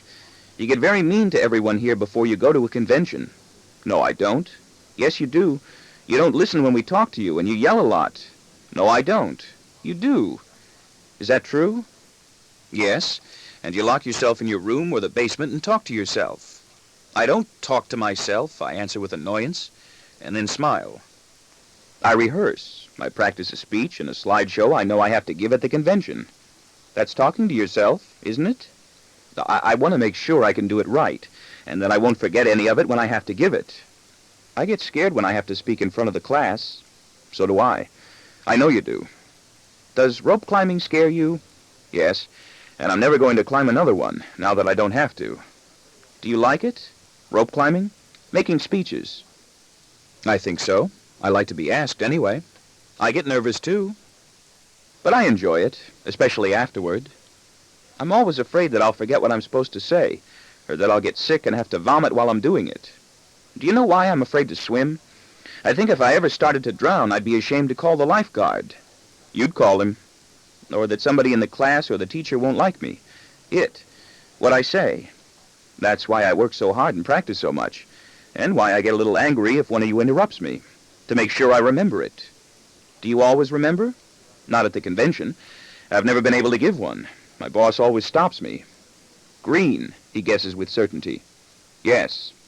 I don't like green either, he confides, lowering his eyes. Because you're afraid of him. I'm not afraid of him. You don't like him. I like him okay. You have to work for him. That's part of the trouble. When people have to work for other people, they don't always get along well with the people they have to take orders from. But it doesn't mean I don't like him, or that I'm afraid of him. Do you? No, but I like him more than a lot of the others. Why do you have to work in a place where you don't like so many people?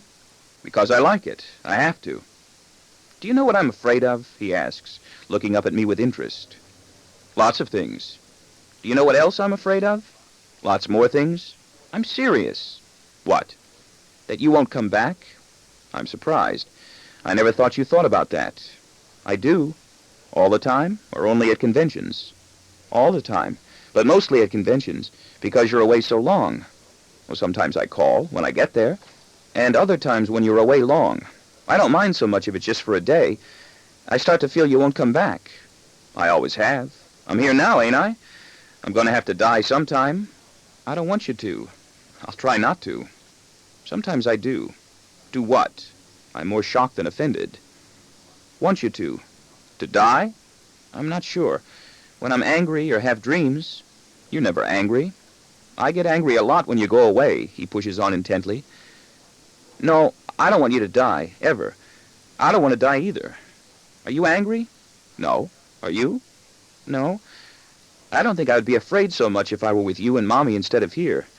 I don't want to be left alone. You wouldn't be alone. You'd be with Mommy.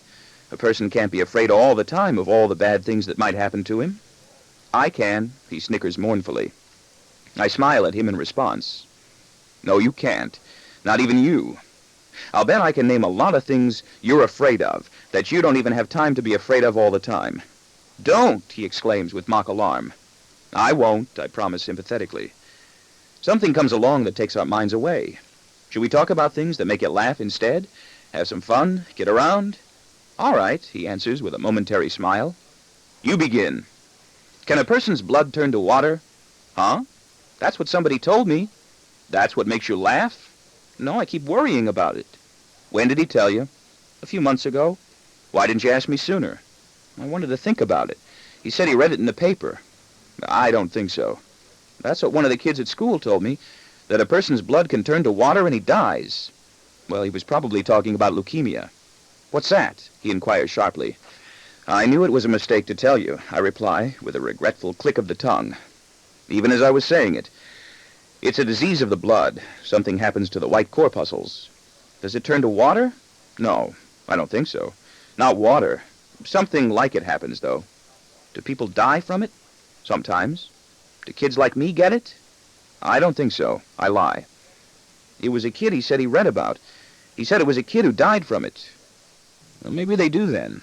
I think that once in a while... Don't tell me about it, he interrupts, putting both hands up in another comical gesture of awestruck horror that is both histrionic and real. I already have. Don't tell me any more. You always do that, I criticize him kindly. You ask me all the questions you can think of about something terrible, and then when I finish answering them, you tell me, don't tell me about it. Are you angry? Do I look it? No, of course not. Sometimes I can't tell. Sure you can. You keep telling me I yell all the time. No, I'm not angry. I want you to talk to me about things you're thinking about, especially the things you can't figure out. Do you? I will. I do. You ask me anything. Do you fuck Mommy? He asks. You said I could, he pleads hastily, as he sees me gape at him in surprise. Yes, you can, I answer. Sometimes. Why?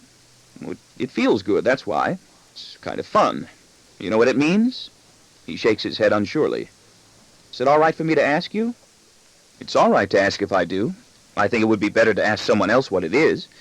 It would also be a little better if you used a different word. I don't know a different word. Screw? That's almost the same. You can use the word you want. It's a little funny, though, to use it with me. Use it. I suppose it's good enough. Are you angry with me? No. Why do you keep asking me that? Don't you know when I'm angry or not? Not all the time. I thought I yelled so much. Not all the time. You sometimes don't talk at all. Or you talk to yourself. I don't talk to myself. You bite your nails and don't even listen to any of us. Do I? What makes you think I'm angry when I'm like that? We're all afraid. That doesn't mean I am. Sometimes I'm just feeling unhappy or concentrating. I can be unhappy too, can't I? Would Mommy be angry if I asked her? What? If you fuck her? No, only because of that word. Maybe not. But don't do it in front of anyone. I better not. You already asked me. I already told you. If you ask her too, it wouldn't be to find out, would it? It would just be to see if she gets angry.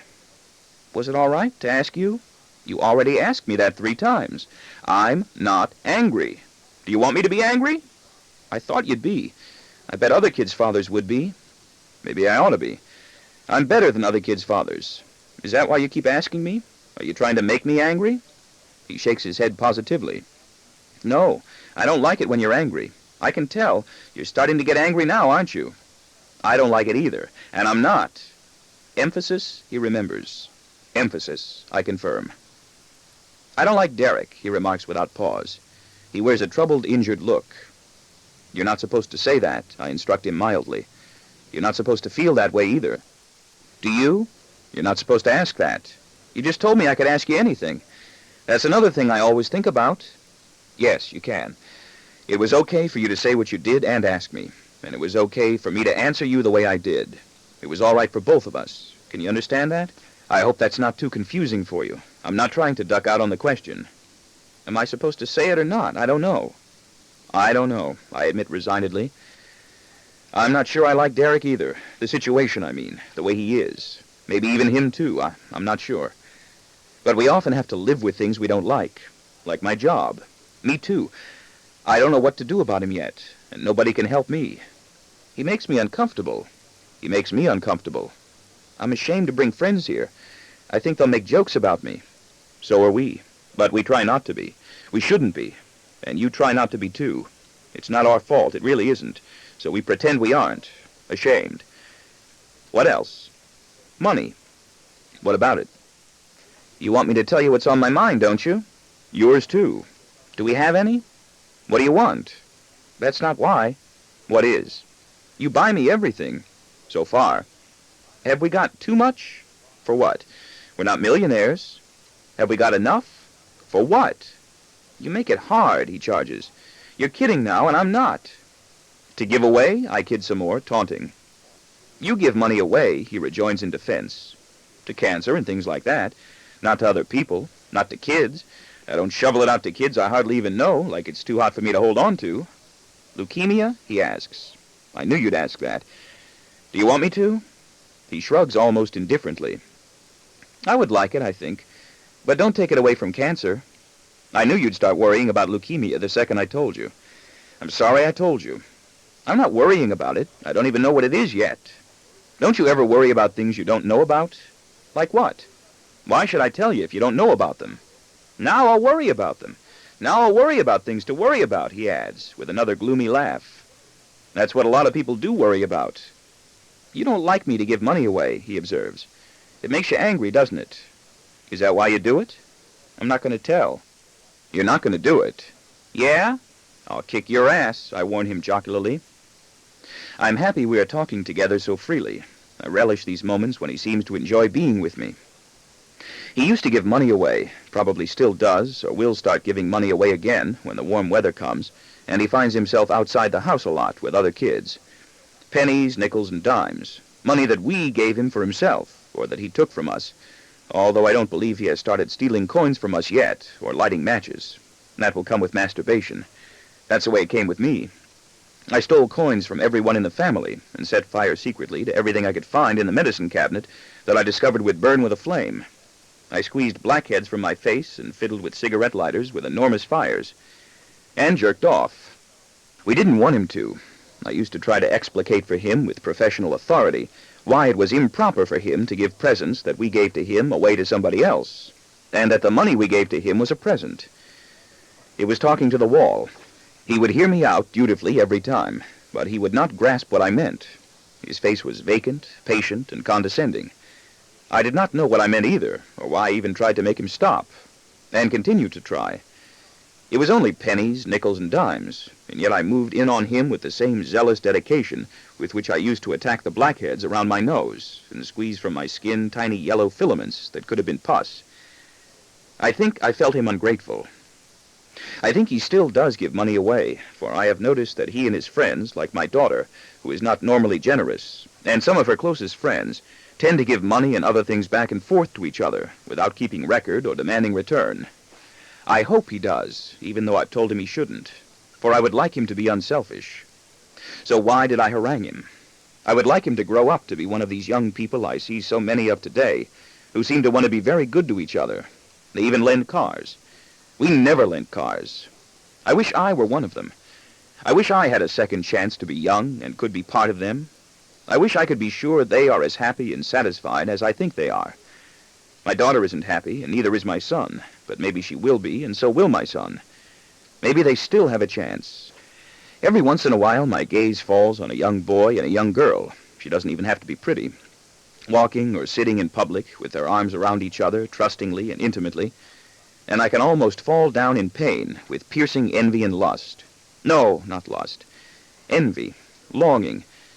Every once in a while, I do find myself with a young girl, something like that. But I think she thinks I'm square, even though she may like me and sleep with me for a while. And I think she's right. I am square. I'm even gauche.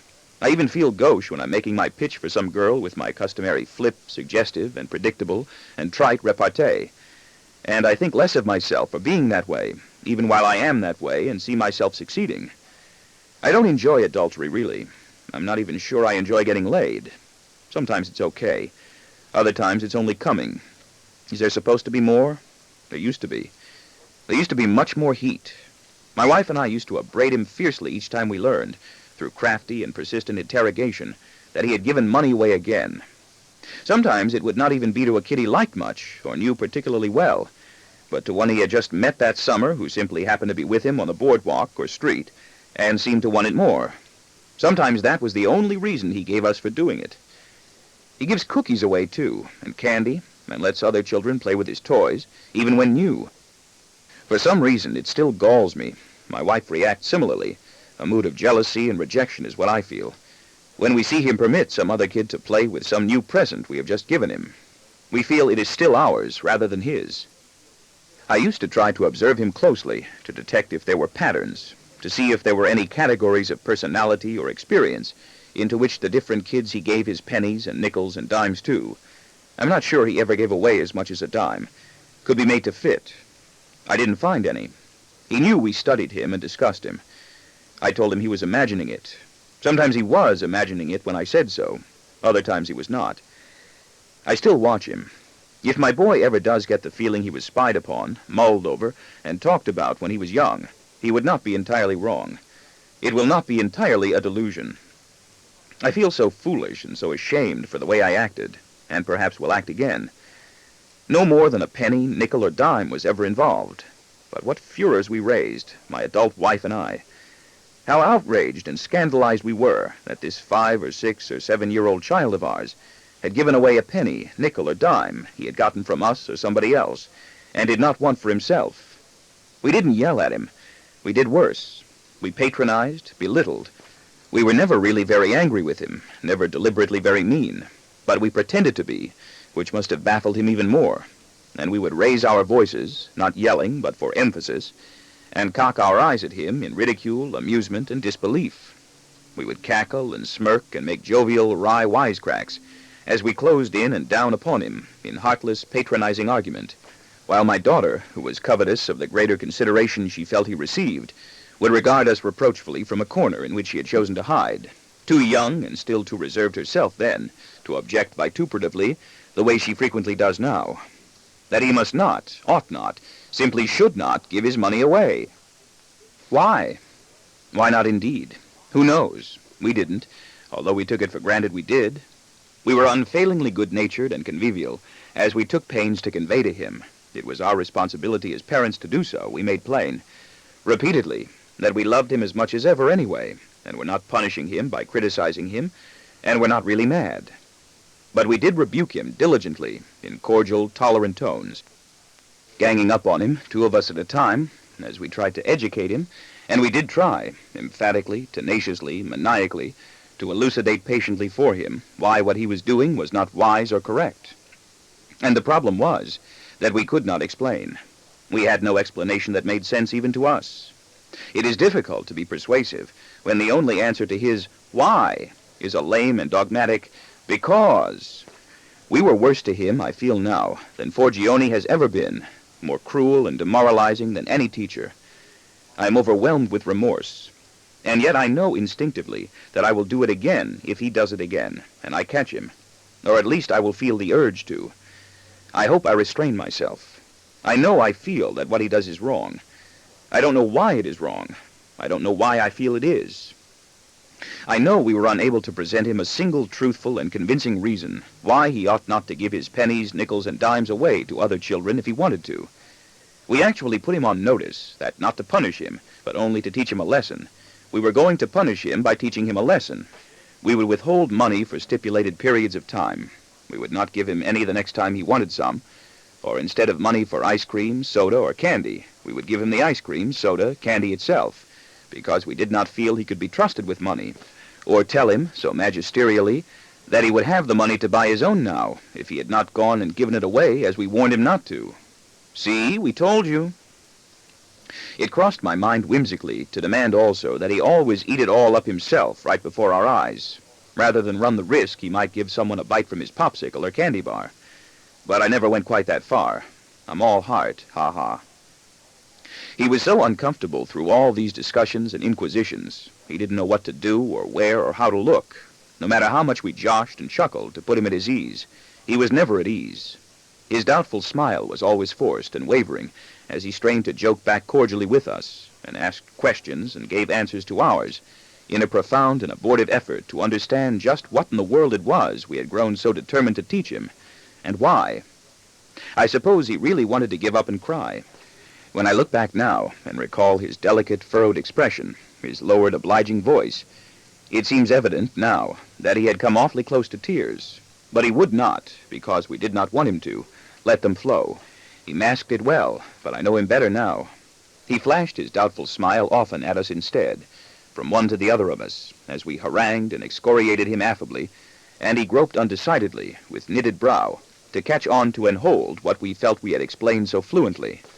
Suppose you want the penny later, or tomorrow, I would point out by way of benevolent illustration. Then I'll get another one, he would answer. Where? Here. From who? From you. I won't give you one. He squinted. How come? He asked in puzzlement. Because I won't, I said, with a conclusive gloat. How come? I shrugged. Then I'll get it from Mommy. Will you? I won't give you one either. How come? He draws back a bit and gazes at my wife. You just gave one away before, didn't you? That's how little you thought of it. He sees us watching him in silence, waiting for his next attempt. From the boy I gave it to, he says. I'll get it from him. He won't have it. He won't give it to you. He'll spend it by then. That's why he wanted it. Do you think everyone's so generous? Or he won't give it to you. Not everyone is as generous as you are, or as rich, or as well off. We're not rich. So you see, do you? We won't give it to you. You won't have one tomorrow. My boy is befuddled and gapes at us searchingly, still straining to smile and endeavoring to make some sense of the situation, twisting in confusion and plucking rapidly, distractedly at his penis. As he waits for a hint, seeks hopefully to detect some beam of light that will illuminate it all, as some kind of well-intentioned practical joke.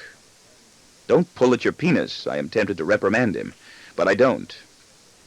Do you have to go to the bathroom? My wife does inquire peremptorily. He shakes his head with surprise, wondering why she is asked.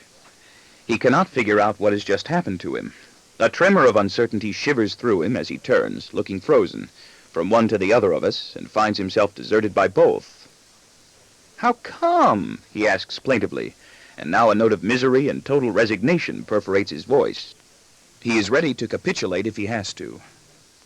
2, I summarize with lofty and deliberate relish. Teach you a lesson. What a prick I was. What a selfish, small, obtuse, and insensitive prick. I am glum with shame and repentance now, when I remember those smug and tyrannical persecutions of my little boy, and will be sickened with shame and repentance afterward, when I inflict them on him again. How can I stop myself? For my own part, I plead guilty, Your Honor, but with an explanation, sir. I honestly believe I was motivated mainly by a protective and furious desire to safeguard him against being taken advantage of by other children, even by my daughter. I never could stand to see him taken advantage of. It was as though I myself were undergoing the helpless humiliation of being tricked, turned into a sucker. My own pride and ego would drip with wounded recognition. That's when I've been most enraged with him, when I wanted to smash and annihilate him. At those times when I have felt, in a flaring outbreak of nearly unbridled bitterness, that he was allowing himself to be victimized and bullied by other children. So I bullied and victimized him instead. I have loved and grieved for him almost from the day he was born, from the first time I noticed his lonesome, ingrained predilection for staring pensively out from his crib or playpen. My daughter was not that way, and neither was Derek, who seemed placid and normal at the beginning. And I loved him also for his naive candor and absence of hostility, pitied him, and gave him black marks sullenly for his tender impulses and for his many nameless and immobilizing forebodings. He seemed lost and distant and passive to me, in a way it seemed I had once been myself, and feel I still am at times when my guard lets down and all my strength ebbs away. I have always wanted him immune to abuse and defeat, so I abused and defeated him instead with my unctuous homilies, my meddlesome intrusions on his behalf, with my nagging, endless admonitions and discourses. I could never bear to see him unhappy, and would find it difficult to pardon him whenever he was. So I made him unhappier still, purging myself of some of my own distress in the act of doing so, but always feeling smirched immediately afterwards. I can never sustain satisfaction from humbling him, as I usually can do when I humble my daughter, and always do when I win fights with my wife. With my wife, by now, I think it no longer matters very much either way to either one of us, whether I make her happy or unhappy. The difference is not so great, nor the effect lasting. By now, I think we have learned how to get through the rest of our lives with each other, and are both already more than halfway there. Who would ever have believed, long, long ago, that I would live as long as I have? But my boy is still only just beginning. What a blind, petty, domineering, and sanctimonious prick I truly was. He simply could not see, and we simply could not show him. And even while all of these disputes were going on, it was usually during the summer in the country or at the beach, where I rent a house, and all of us go almost every year, and none of us ever have a good time. None of us but Derek, who is able to take what simple pleasures he enjoys anywhere, even at home. Like Martha, going slowly crazy in our office, hearing voices that bring a glow of pleasure to her face, and playing games on country outings somewhere else as she gazes over the carriage of her typewriter and at the blank green wall just a foot or two in front of her. I wonder how she will finally go under, how she will elect to do it, and whose responsibility this Martha, our typist, really is. Green's, who hired her, or Purcell's, who screened and recommended her. She's not mine. At least in the summer, I can stay alone in the city more when the family is away, and am free to have as much fun as I can find. My wife and I were charmed extremely by his peculiar generosity, if that's what it was, and beguiling good nature. We would smile at each other in fond and complacent self-approval, and comment about him in fascination. He's really something, isn't he? And how? So lovable. We were enchanted by his novel unselfishness.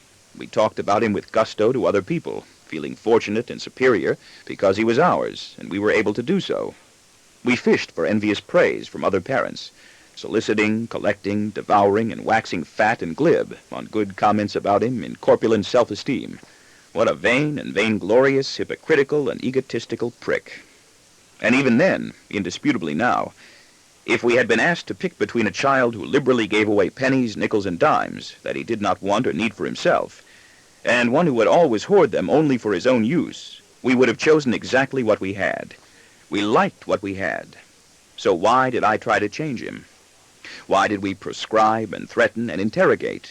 Why did we feel so affronted? Why did we not chortle and prattle complacently to him also, as we did in conceit to our friends, because he gave those pennies, nickels, and dimes away, instead of only criticizing and reprimanding him and extracting reluctant confessions and recalcitrant vows? If I were him, I know, I think I would hate me now. Why can't I leave him alone? Why can't I leave it alone even now?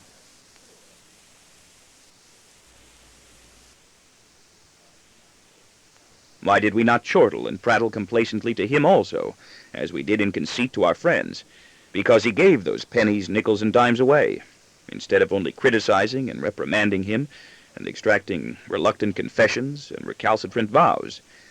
If I were him, I know, I think I would hate me now. Why can't I leave him alone? Why can't I leave it alone even now? And, of course, most contemptible of all, we did give him his penny, his nickel, or his dime the very next time he asked for it.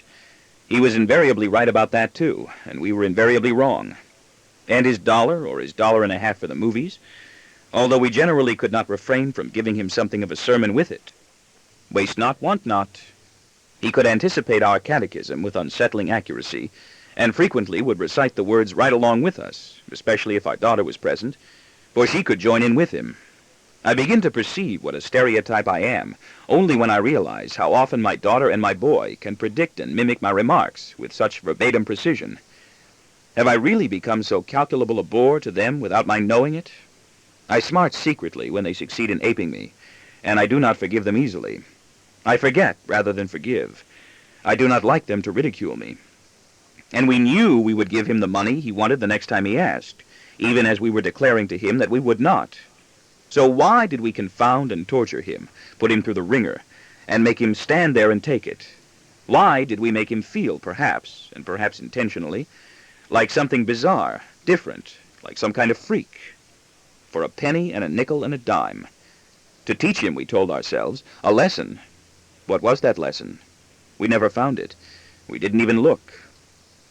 Have you learned your lesson? I would catechize him further the next time he came to me for money. Yes. What is your lesson? I would make him recite. I shouldn't give money away. Will you give it away? No. Promise? I want gum, Daddy. Do you promise? I promise. What do you promise? I won't give it away. What will you do with it? Spend it? On who? On gum. On what? On me. I want gum, Daddy. Don't you understand? I just want some gum now. If I give you more than 1 penny, what will you do? Buy more gum. And if I give you no pennies, what will you do? Buy no gum? But you had pennies yesterday, didn't you? If you didn't give them away, you wouldn't have to ask me for any today, would you? Suppose I spent them yesterday. I'd have to ask you for some today, wouldn't I? I suppose you would. But do you understand now why you shouldn't give money away? Yes. Do you? Yes. Why? Why is it wrong for you to give money away? Because, he begins, and his eyes gleam suddenly in anticipation, and he finds it is impossible to resist giving the impish reply that comes to his mind. Because, he repeats, with a reckless, mischievous laugh, and decides to plunge ahead with his joke, it makes you and Mommy angry. What a nice kid. I am so pleased. And I have to laugh along with him to let him know the risk was a good one, and that I am not going to make him pay for it. We have brisk Socratic dialogues, he and I, on just about everything. The lines fly crisply in rhythmic questions and answers, and we both enjoy them. With my daughter, I have arguments and demoralizing discussions that tend to become overladen with personal imputations and denials, even when she starts out discussing, objectively and dispassionately, life and its meaning, or her friends or mine. She has many comments to make about the people my wife and I know, as though they were any of her business. I am Socrates. He is the pupil, or so it seems, until I review some of our conversations when I'm alone, and then it often seems that he is Socrates. I know I love him. He loves me. He is nice. I am not. "You're nice, Daddy," he exclaims to me frequently. He hugs me a lot. "You know, Daddy, you're really nice sometimes," even my daughter remarks to me every now and then. So maybe I'm not really always as bad as I think I am. I enjoy being praised by anyone, even by members of my family. It makes me feel important. I grow expansive. Nobody is good always. Everybody is good sometime. And there's no predicting in what directions our words will fly, for there is no telling in advance what closely guarded observations of his might suddenly spring to his tongue and flash out almost involuntarily, or what preoccupations, deliberately, after tense inner centuries of concentrated brooding and speculation, he might choose without preliminaries to bring out into the open. And once he does decide, there will be no deterring him. "Did you have to fuck Mommy to get me?" he has asked. "That's not why," I told him. "Why what?" "Why we did it, or why we got you." "That's how, though, isn't it?" He doesn't seem to like the idea. He won't take chances he doesn't have to. Neither will I, except with girls, and even then I tend to play it very safe. He has never, to my knowledge, been in a fist fight. I wouldn't get in one now, either, unless it was clearly a matter of life or death. The apple has not fallen far from the tree. He has no taste for bullying or beating children smaller or weaker. He tries as best he can to avoid associating with anyone he's afraid of, even at the cost of giving up activities he enjoys, or forfeiting the companionship of other children he likes. He does not know what to do when an older or tougher or even smaller kid shoves him or shouts at him, or when a roving band takes away his bicycle or his baseball bat, as did happen to him in the park in the city on successive days that first time I was away at the company convention in Puerto Rico. Maybe that's why he still does not like me to go away anywhere in an airplane, although I would not have been with him there in the afternoon anyway to protect him and his bicycle and his baseball bat from that gang of Puerto Rican kids one day and Negro kids the next, so maybe it is not. Other parents, mothers, were there, and they couldn't. Everything is so much more confusing than it ought to be. On the other hand, he is capable of acts of great courage and emotional strength that leave my wife and me flabbergasted. We compliment ourselves on these too. He will sit still and docile if a doctor or dentist tells him he is about to hurt him, and submit without flinching, though white as a sheet or sallow, and with the tips of his fingers trembling, to whatever he has been told has to be done to him. I will flinch for him.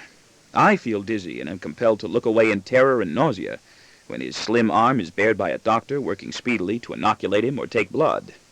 I see on his face in a doctor's or dentist's office that same sickly pallor I recognize now from mornings when he has to face Forgione later in the gymnasium, or give an oral report in one of his classes. The whole impression I have of his person when he looks this way is one of phlegm. His total substance is phlegm, but he is certainly not phlegmatic. Ha ha.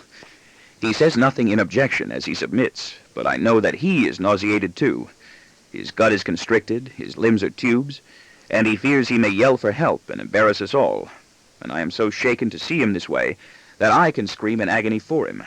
I could not bear it when he had his tonsils out, and I saw the tiny crescent crust of dried blood looped out the bottom of his left or right nostril.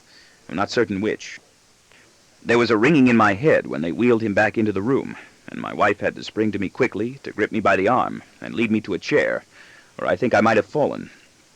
I hope he does not have to have a tooth pulled until he is old enough and hardy enough to bear it without my support. Bear it much more courageously than I would be able to bear having one of his teeth pulled out now. I am so glad he no longer seems as frightened of me as he used to be, not even of my yelling or my acidulous sarcasm when I am feeling unhappy or suffering from a headache. I remember some of the things I used to taunt and bully him about, like giving money away or being afraid to try to dive or sail or ski or ice skate, and I am saddened by shame for a minute or two. I find it remarkable that he has been able to forgive me and forget, if indeed he has forgiven me, for maybe he remembers too. I think he remembers everything. He may even remember which nostril of his it was that bore that staining crust of blood when he was transported back to us inside the hospital room. But I don't want to ask him, because I don't want to remind him of that deep and shattering trauma I suffered when he had his tonsils and adenoids pulled and clipped out, and from which I am not sure either one of us will ever fully recover. He suffered too, and did not want to stay in his own room when we brought him home from the hospital with his throat that hurt so much he could not speak or smile without pain. When he forgot and cracked a joke in a slow, croaking voice and began to smile, he was stunned by the sharp reminder of pain. We made him return to his own room. It was a pretty room with decals on the wall and a high diddle-diddle mobile hanging from the ceiling in the center. In the hospital, he was thirsty when he woke up, but we could not give him water until all the ether fumes had evaporated. He would vomit, they told us, so we didn't. His eyelids were blue. I thank God that he no longer seems to include me among the clouded swarms of demonic, treacherous, sneaky, heartless, creeping, climbing, crawling, brutal, blood-spilling, overpowering crooks, kidnappers, ghosts, and murderers that infiltrate his dreams, and mine, and of whom, just about all his small life, I understand now, he has been in such profound and enervating dread. He sensed these malign phantoms and villains rather than saw them, he said, when we brought him home from the hospital with his cut throat, but he could hear them also at the same time. Lying awake listening for noises, he would hear the same creaks and footfalls we all do, but he would imagine human beings coming to get him, scaling stone by stone the outside wall of our apartment building, boring downward from the roof toward his bedroom, descending from an opening in the sky to the sill of his fragile glass window. Their faces were hooded, or shaped in shadows they carried with them like shawls. "Why didn't you call us?" I asked. "Why didn't you tell us, instead of trying to come into our room? We thought you were just lonely. Why didn't you call me instead of just lying there and being scared? I would have sat with you. Or Mommy. You would have told me I was imagining it. You were imagining it. I hear animals, too. That's why I didn't call you." There was that one unreal period when he began to believe that I was not really me. Who else I could be, he was not able to say. He began to suspect that I was no longer really me, but someone vicious masquerading as me, who had penetrated his household, disguised as me, in order to trick him and take him away from me. Was he goading me? He was too small. It was not possible to disprove him. Every denial, every reference to reason and fact, was part of the deception. Of course, I would say everything I did say if he was right. I only proved him right. I could not prove I was me. "Why should I want to?" I asked. "Why should anybody want to?" "I don't know." "Why should I tell you I'm me if I'm not? To trick me? Why would I want to do that? To take me away? To where? Mommy, too. To get me. Why would we do that when we've already got you here with us now anyway, haven't we? I don't know. Do you think we already did get you and took you away and brought you here? I don't know. I guess we did do all that anyway, didn't we? I don't know." Now, at last, he does know I am me, and feels a bit more secure about that, or else understands that it makes no difference, for if I am not me, he has to adjust nonetheless to whoever else I am. He is in my clutches now, in either event, and must remain, no one will rescue him, until he grows old enough, if he survives, to go away. When my own tonsils were taken out, I awoke in pain at night in a darkened hospital ward with no parents there, and no nurses. Everything was dark. There was only darkness in that very strange place. I could make out forms. Nothing moved. And thirst. God, what thirst. I was racked with thirst. I felt I would die if nobody gave me water, and nobody did. Nothing was there except the eerie outlines of other beds that might have been empty. Nobody came until morning, The night was endless. I knew it would never end.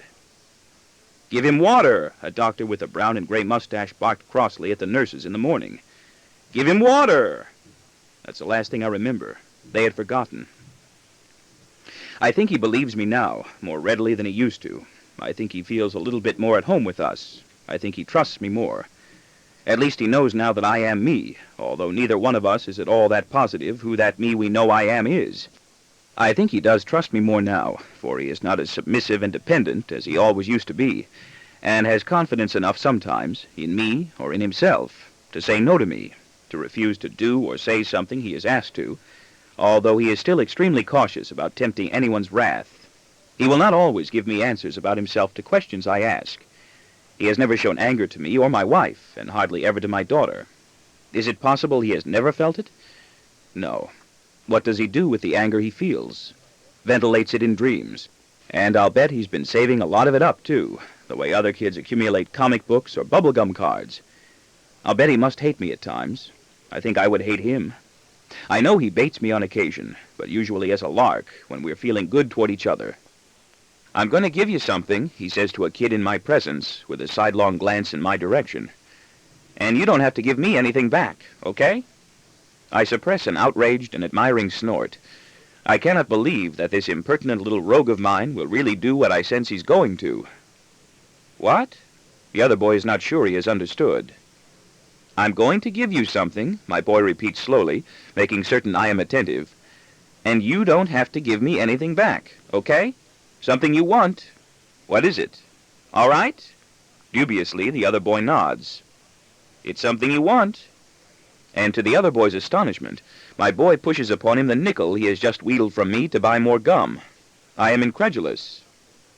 "Now, Daddy," he starts right in the instant we are alone, with his clenched hands on his hips and his head cocked to one side indignantly, in perfect imitation of me, then shakes a finger at me, again in extravagant mimicry, and launches into talk too rapid for me to interrupt.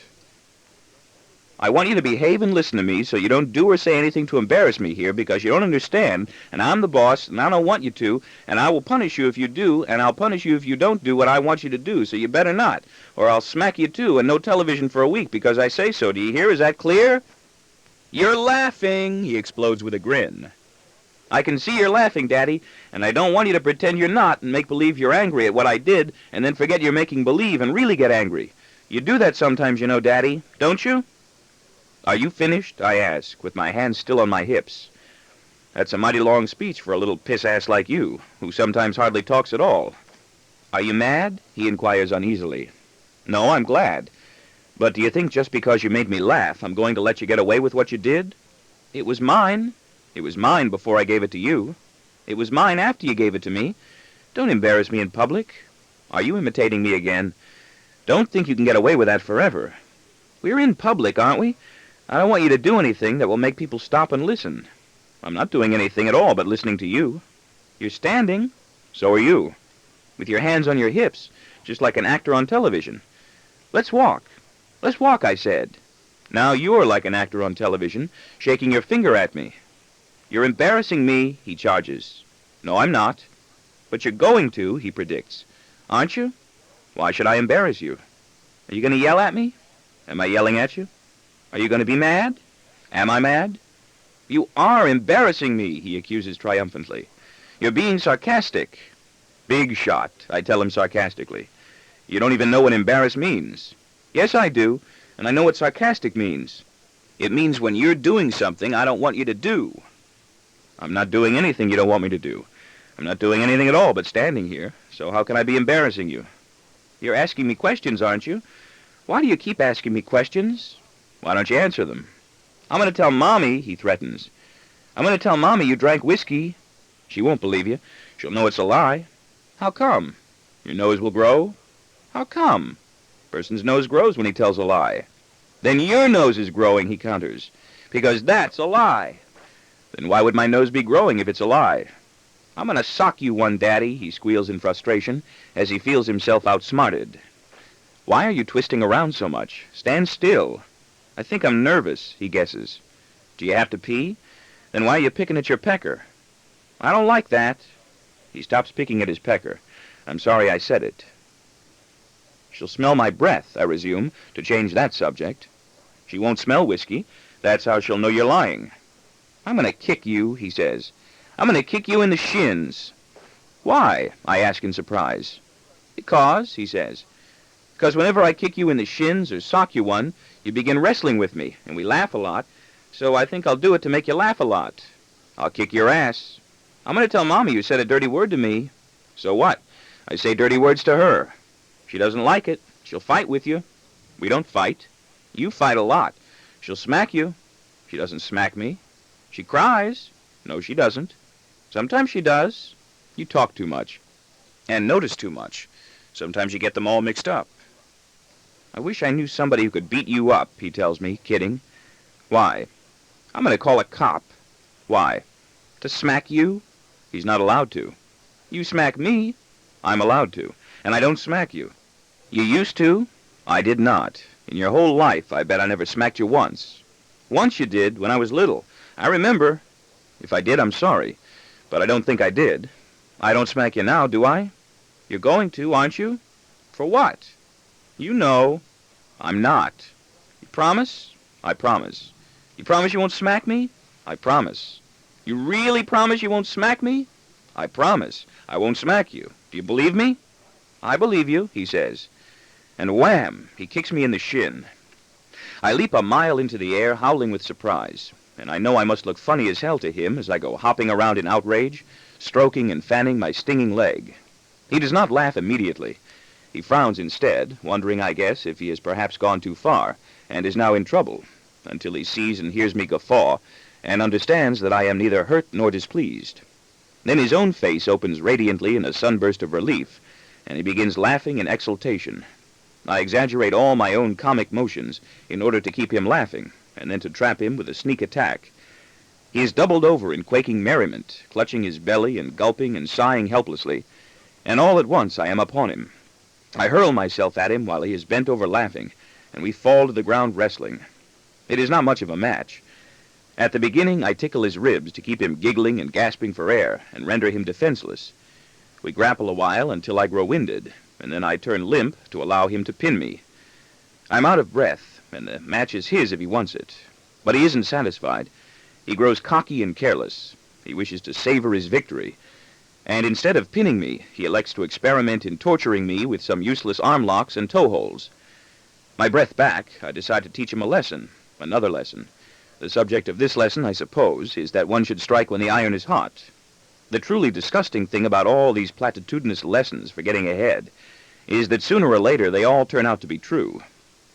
So while my boy is fiddling tranquilly with my fingers, my toes, and my foot, not certain really what to do with any of them, I bunch my muscles treacherously, fill my lungs for the effect, and in one brief and explosive leap, flip him up and over and around down into the sand.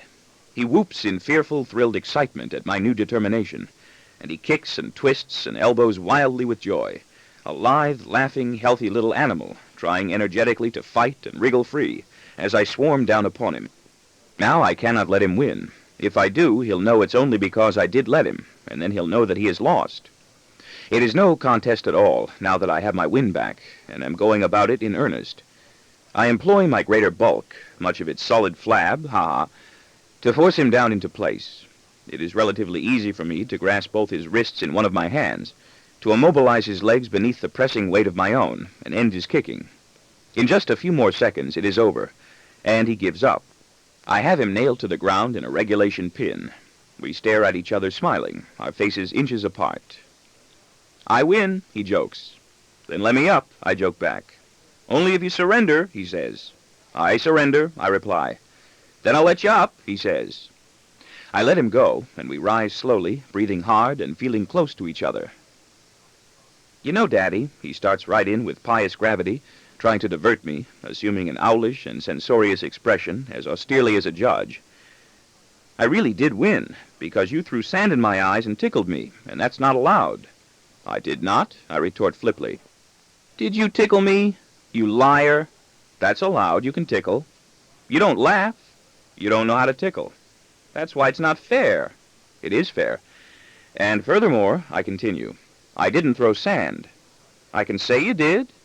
And did you know, by the way, that it's a lovely day today because the sun is shining and the bay is calm and blue, and there are 9 or 7 planets, 9, of which Mercury is closest to the sun, and Pluto is the farthest. Did you hear about the homosexual astronauts, he asks. Yes, they went to Uranus. And if, as they say, there are 7 days in each week and 52 weeks in each year, how come there are 365 days in the year instead of 364? He pauses to calculate. How come, he queries. I never thought about that. I don't know. I never thought about it either. Is that what you want to talk about now? He asks disconsolately. No, but if you want to stall, I'll stall along with you. You're not fooling me. I'm going to tell Mommy, he threatens again. I'm going to tell Mommy you threw sand in my eyes. I'm going to tell her, I rejoin. Are you? His manner turns solemn. What? Going to tell her? What? You know. What? What I did? Did you do something? I inquire with airy candor. You know. I can't remember. What I gave away? Did you give something away? Daddy, you know I gave a nickel away. When? You give a lot of nickels away. Just before, when you were right here. Why? You won't know. Tell me why. How do you know? You'll get angry and start yelling, or begin to tease me or make fun of me. I promise I won't. I wanted to, he states simply. That's no answer. I knew you'd say that. I knew you'd say that. I said you wouldn't understand. He didn't ask you for it, I argue. He couldn't believe his eyes when you gave it to him. I don't think you even know him that long. I'll bet you don't even like him that much, do you? You're getting angry, he sulks. I knew you would. I'm not. You're starting to yell, aren't you? I'm just raising my voice. You see? You're faking, I charge, and give him a tickling poke in the ribs. And I know you're faking, so stop faking and trying to pretend you can fool me. Answer. He grins sheepishly, exposed and pleased. I don't know. I don't know if I like him or not. I only met him yesterday. See, I'm smart. Then why? You know what I mean. Why did you give your money to him? You'll think I'm crazy. Maybe you are. Then I won't tell you. I know you aren't. Do I have to? Yes. No. You want to. I can see you do. So you have to. Come on. I wanted to give him something, he explains very softly. And that was all I had. Why did you want to give him something? I don't know. He tells me this so plainly, truthfully, innocently, as to make it seem the most plausible and obvious reason imaginable. And I do understand. His frankness is touching, and I feel like reaching out to embrace him right here on the spot and rewarding him with dollar bills. I want to kiss him, but I think he will be embarrassed if I do, because we are out in public. I want to tousle his hair lightly. I do. Tenderly, I say to him, that's still no answer. How come? He inquires with interest. It doesn't tell why. It's why. It doesn't tell why you wanted to give him something. Why did you want to give him something? I think I know. You sure keep after me, don't you? Why did you want to give him something? Do I have to tell? No, not if you don't want to. I was happy, he states with a shrug, squinting uncomfortably in the sunlight, looking a little pained and self-conscious. Yeah? And whenever I feel happy, he continues, I like to give something away. Is that all right? Sure. I feel again that I want to kiss him. It's okay? He can hardly trust his good fortune. And I'm glad you were happy. Why were you happy? Now it gets a little crazy. Go ahead. You're not crazy. Because I knew I was going to give it away. He pauses a moment to giggle nervously. To tease you, he admits. Then when I knew I was happy about that, I wanted to give the nickel away because I was happy about wanting to give the nickel away. Is it okay? You're making me laugh. You're not mad? Can't you see that you're making me laugh? How can I be mad? Then I'll tell you something else, he squeals with ebullient gaiety. Sometimes I feel like laughing for no reason at all. Then I feel like laughing just because I know I feel like laughing. You're smiling, he cries suddenly, pointing a finger at my face, and begins shrieking with laughter. Why are you smiling? Because you're funny, I shout back at him. It's funny, that's why. You're funny, that's why. Are you going to tell Mommy I gave money away? Are you? You can't tell her either if I don't. Otherwise I'll get in trouble. You can tell her, he decides. Then you can tell her too. Was it all right? Sure, I comfort him. It was all right. In fact, it was better than all right. It was very nice. And I'm glad you talked to me. You don't always talk to me. I rest the palm of my hand lightly on the back of his head as we start walking again and head toward the boardwalk. My hand feels unnatural there, as though I am stretching a small elbow and arm muscle into an unaccustomed position. I move my hand to his shoulder. I feel a strain there, too. I'm not used to holding my boy, I realize. I'm not used to holding my daughter, either. But suppose I want to prepare him and shield him against everything injurious in the world, and I cannot stop myself. He pulls away from me with an impatient lurch of his shoulders, frowning. Daddy, I knew you were going to say that. And I knew you were going to say that, I laugh in reply. But my heartiness is false. What else am I going to say? I want it from myself later or tomorrow. Then I'll get it back from him. But suppose... Yeah? He doesn't have it or won't give it to you? He won't. Then I'll get another nickel. From who? I won't give it to you. From you. I won't give it to you. I won't, I warn you. You will, he replies to me directly, ending his imitation of us. You always say that. You always say you won't, and then you always do. So why do you say that? Won't you? Yes, I concede, in a long syllable of total surrender, succumbing pleasurably to his childlike charm and intelligence. I'll give it to you. I'll even give it to you now, before you want it. So what, his sage and ironic expression seems to say to me, am I making such a bogus fuss about? I knew you would, he summarizes in triumph. He walks beside me with a lighter, more contented step. I always will. I want you to know. Do you? I watch him nod. I see his brow tighten a bit with recollection and perplexity. Pretty good pals now, ain't we? I ask. You and me? I used to be afraid of you. I hope you're not now. Not as much.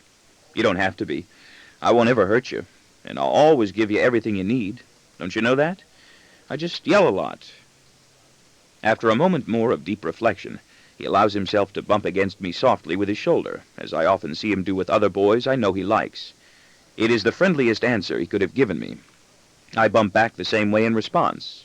He smiles to himself. Daddy, I love you, he exclaims with excitement, and throws his face against my hip to kiss me and hug me.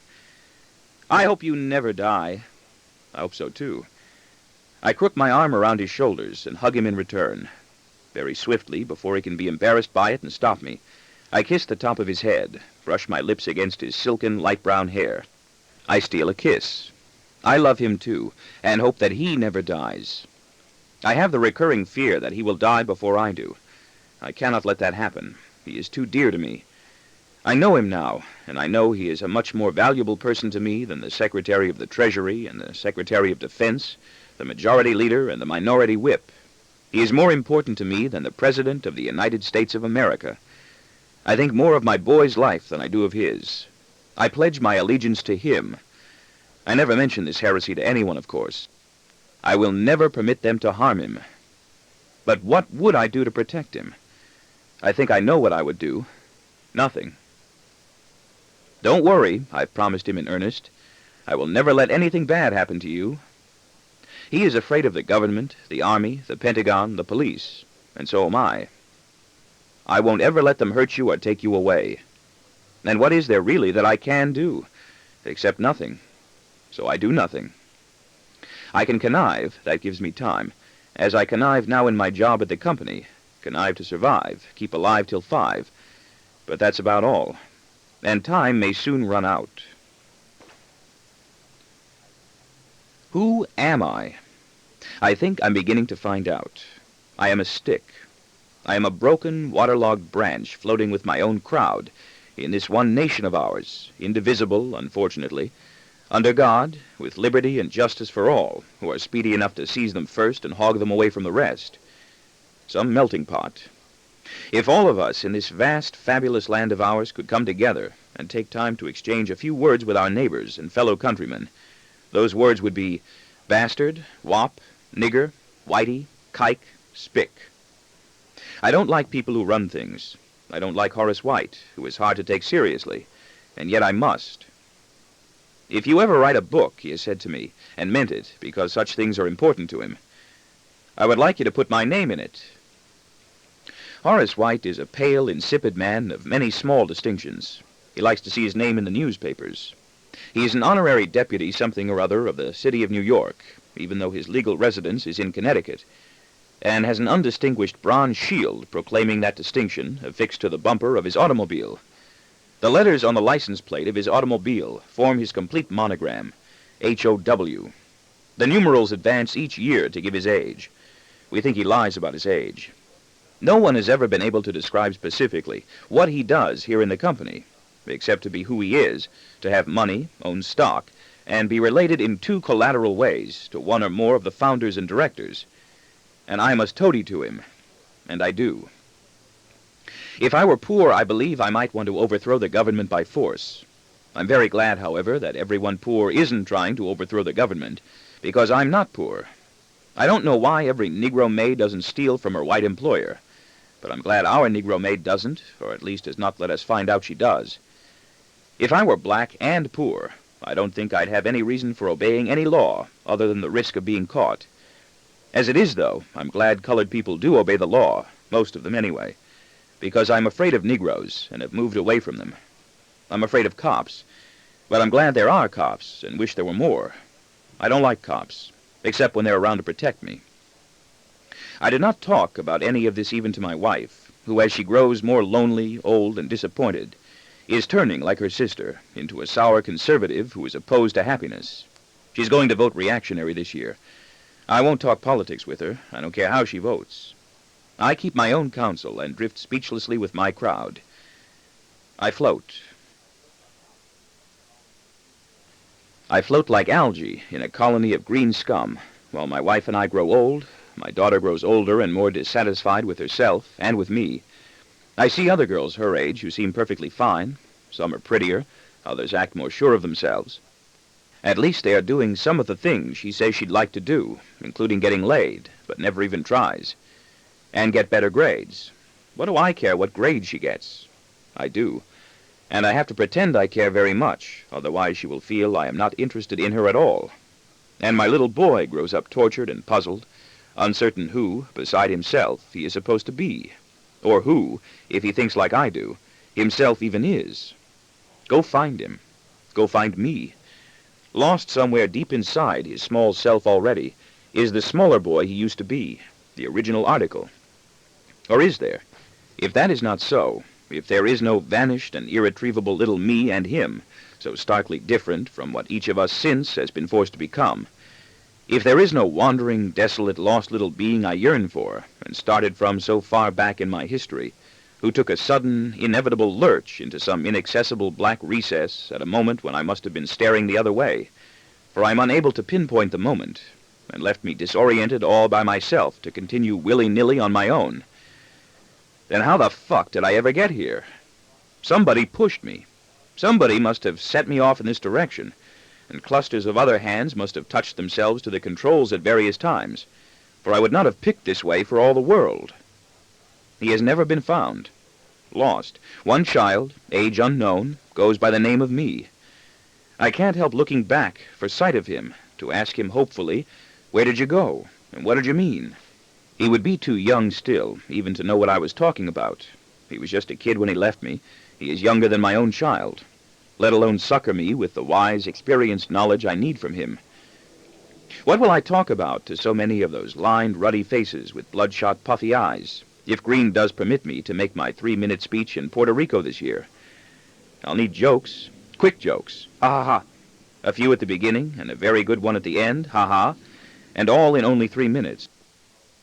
We might just as well float like algae in colonies of green scum for as long as the tides will continue to carry us, and when they no longer support us, then what? Or which of the many dangers he pictures are real, and which are merely hideous and fantastic daydreams?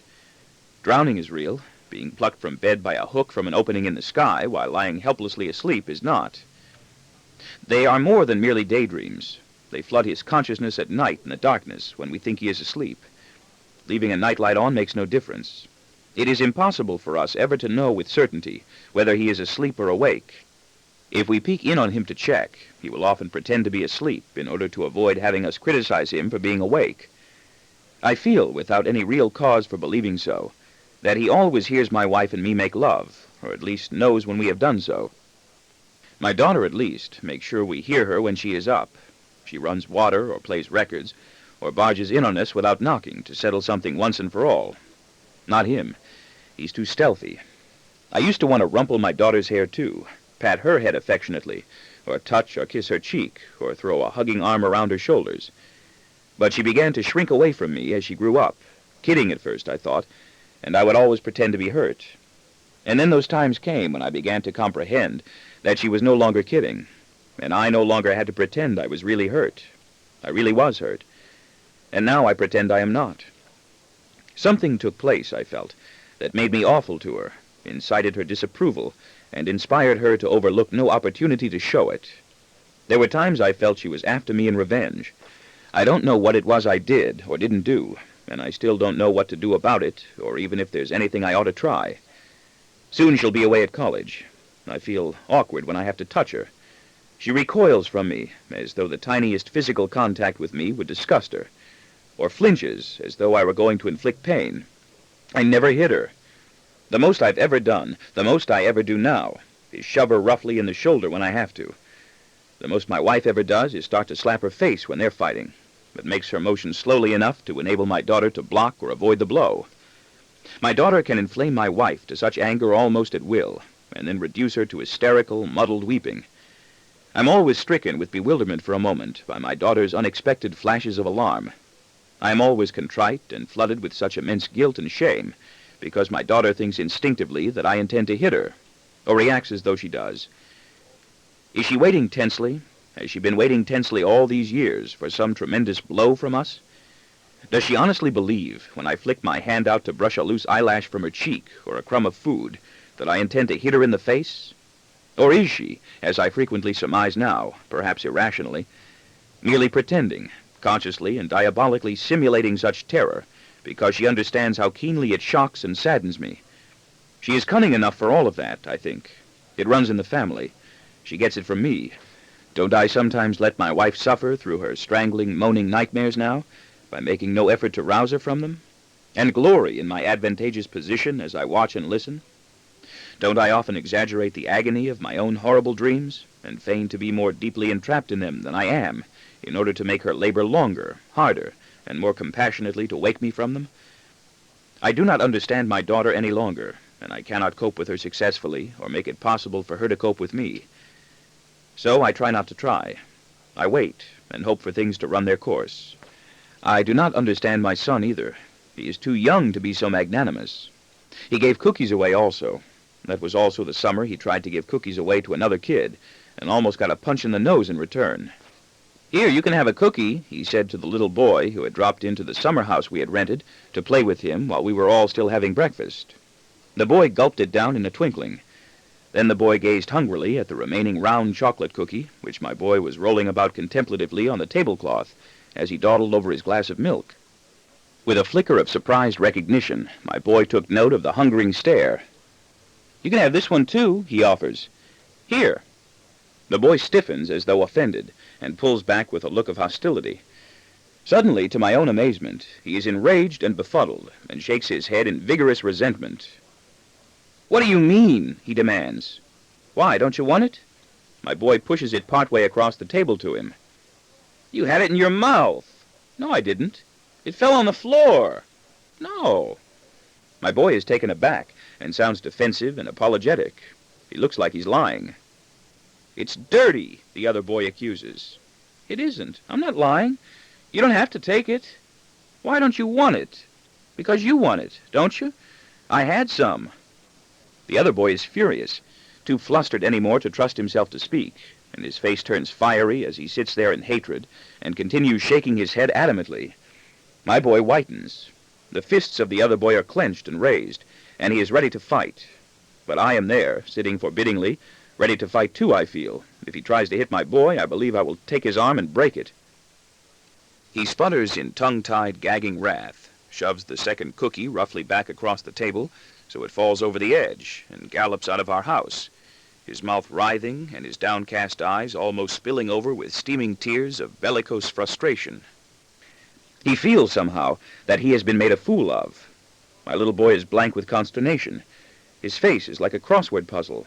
He cannot understand what he has just done, simply by offering cookies, to cost him a friend and make for himself a young new enemy who wishes to injure him. He looks about wanly in pleading confusion and tries to smile. You can't give things away, not so generously, I explain for him, with a weak, sympathizing smile. Why? He asks. I shrug. I don't know. People get suspicious. I don't like bugs, he complains. I don't like it here. Do we have to spend the whole summer? We do. I don't like it here either. You go to the city. I have to. I'm glad we didn't send you away to camp. I'm glad you're here when I come out. I'm not. That was also the summer in which my boy was having a difficult time of it. My boy has always been having a difficult time of it seems, and my wife and I are finding it more and more fatiguing. In the playgroup in which we enrolled him, to ensure that he would have fun and much to do with other kids during the day. At the beginning he was very happy there and eager to go. He was astonished and overjoyed to find himself among so many other boys his own age, whom he considered his friends. Boisterously and proudly, he would point them out to us when he came upon them on the boardwalk at night, or at the beach, or in different parts of town. That's my friend, he would announce with elation. That's my friend. I know him. I know him from playgroup. That's my friend also. Sometimes he would wave, and they would rush to greet each other, or they would bump shoulders wordlessly in recognition as they passed. That's my friend also from playgroup, he would continue every time. That's my friend too. He's older. He took so much pleasure in having them, as though he had never before conceived it possible that he could be on sociable terms with so many people. He was radiant when any came to the house looking for him. He would entice them inside to show them off. This is my friend, he would say. These are my friends. My daughter was that way too when she was little, still is with boys, but much more subtle and blasé in the manner in which she takes pains to let us see or find out about a boy she wants us to think is interested in her. I wonder what in the world my wife and I ever did to our children to make them believe we thought they would never be able to make friends. I'm not sure anymore that we did anything, that all of it is our fault.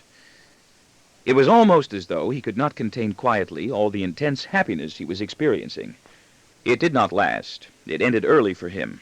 Things soon began happening at that playgroup to disquiet him, and before long he was as reluctant to go there as he is now to go to gym and Forgione.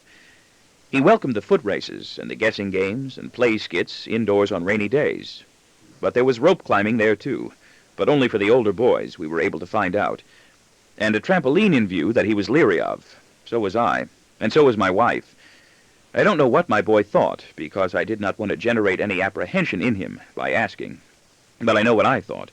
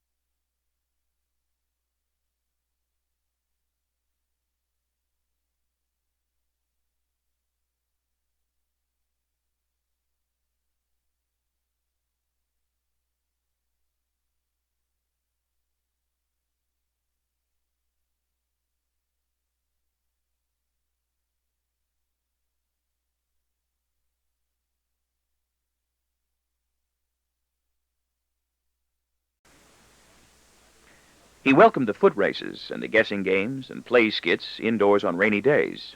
But there was rope climbing there too, but only for the older boys, we were able to find out, and a trampoline in view that he was leery of. So was I, and so was my wife. I don't know what my boy thought, because I did not want to generate any apprehension in him by asking, but I know what I thought. I was afraid he might go bouncing all the way up to the surface of the moon, bump his head, and come bouncing back down to that trampoline on the back of his neck, with his spine broken, and both of his legs and arms paralyzed. I just did not want him to have to try it. And far in advance, he was tormented by the deep water swimming test he was told all the boys in his age group would have to pass before the summer was over, and be given lessons to pass. He didn't even want the lessons. There were also constant rumors of jellyfish in the water, and sea lice and horseshoe crabs. There were rumors of boxing bouts and wrestling matches. He spied a pair of boxing gloves on a hook in a shed, and believed he would have to fight, although there never was any boxing or wrestling. There never was anything dangerous there for the children. It was a good day camp, I guess, as far as good day camps go, but I soon found myself detesting it because my boy began having difficulties there. New games were introduced quickly that my boy did not understand, and other children from previous years there did, and no one, not the counselors or any of his friends in the playgroup, took sufficient time to explain or was tolerant and considerate of his blunders when he made them. He was too shy to ask any question more than once, even when the reply he received was incomprehensible or incomplete. He was doing things wrong consistently. The counselors were busy flirting with each other. The girls wore knitted T-shirts, many wore no bras, and even the tiny-titted ones looked good.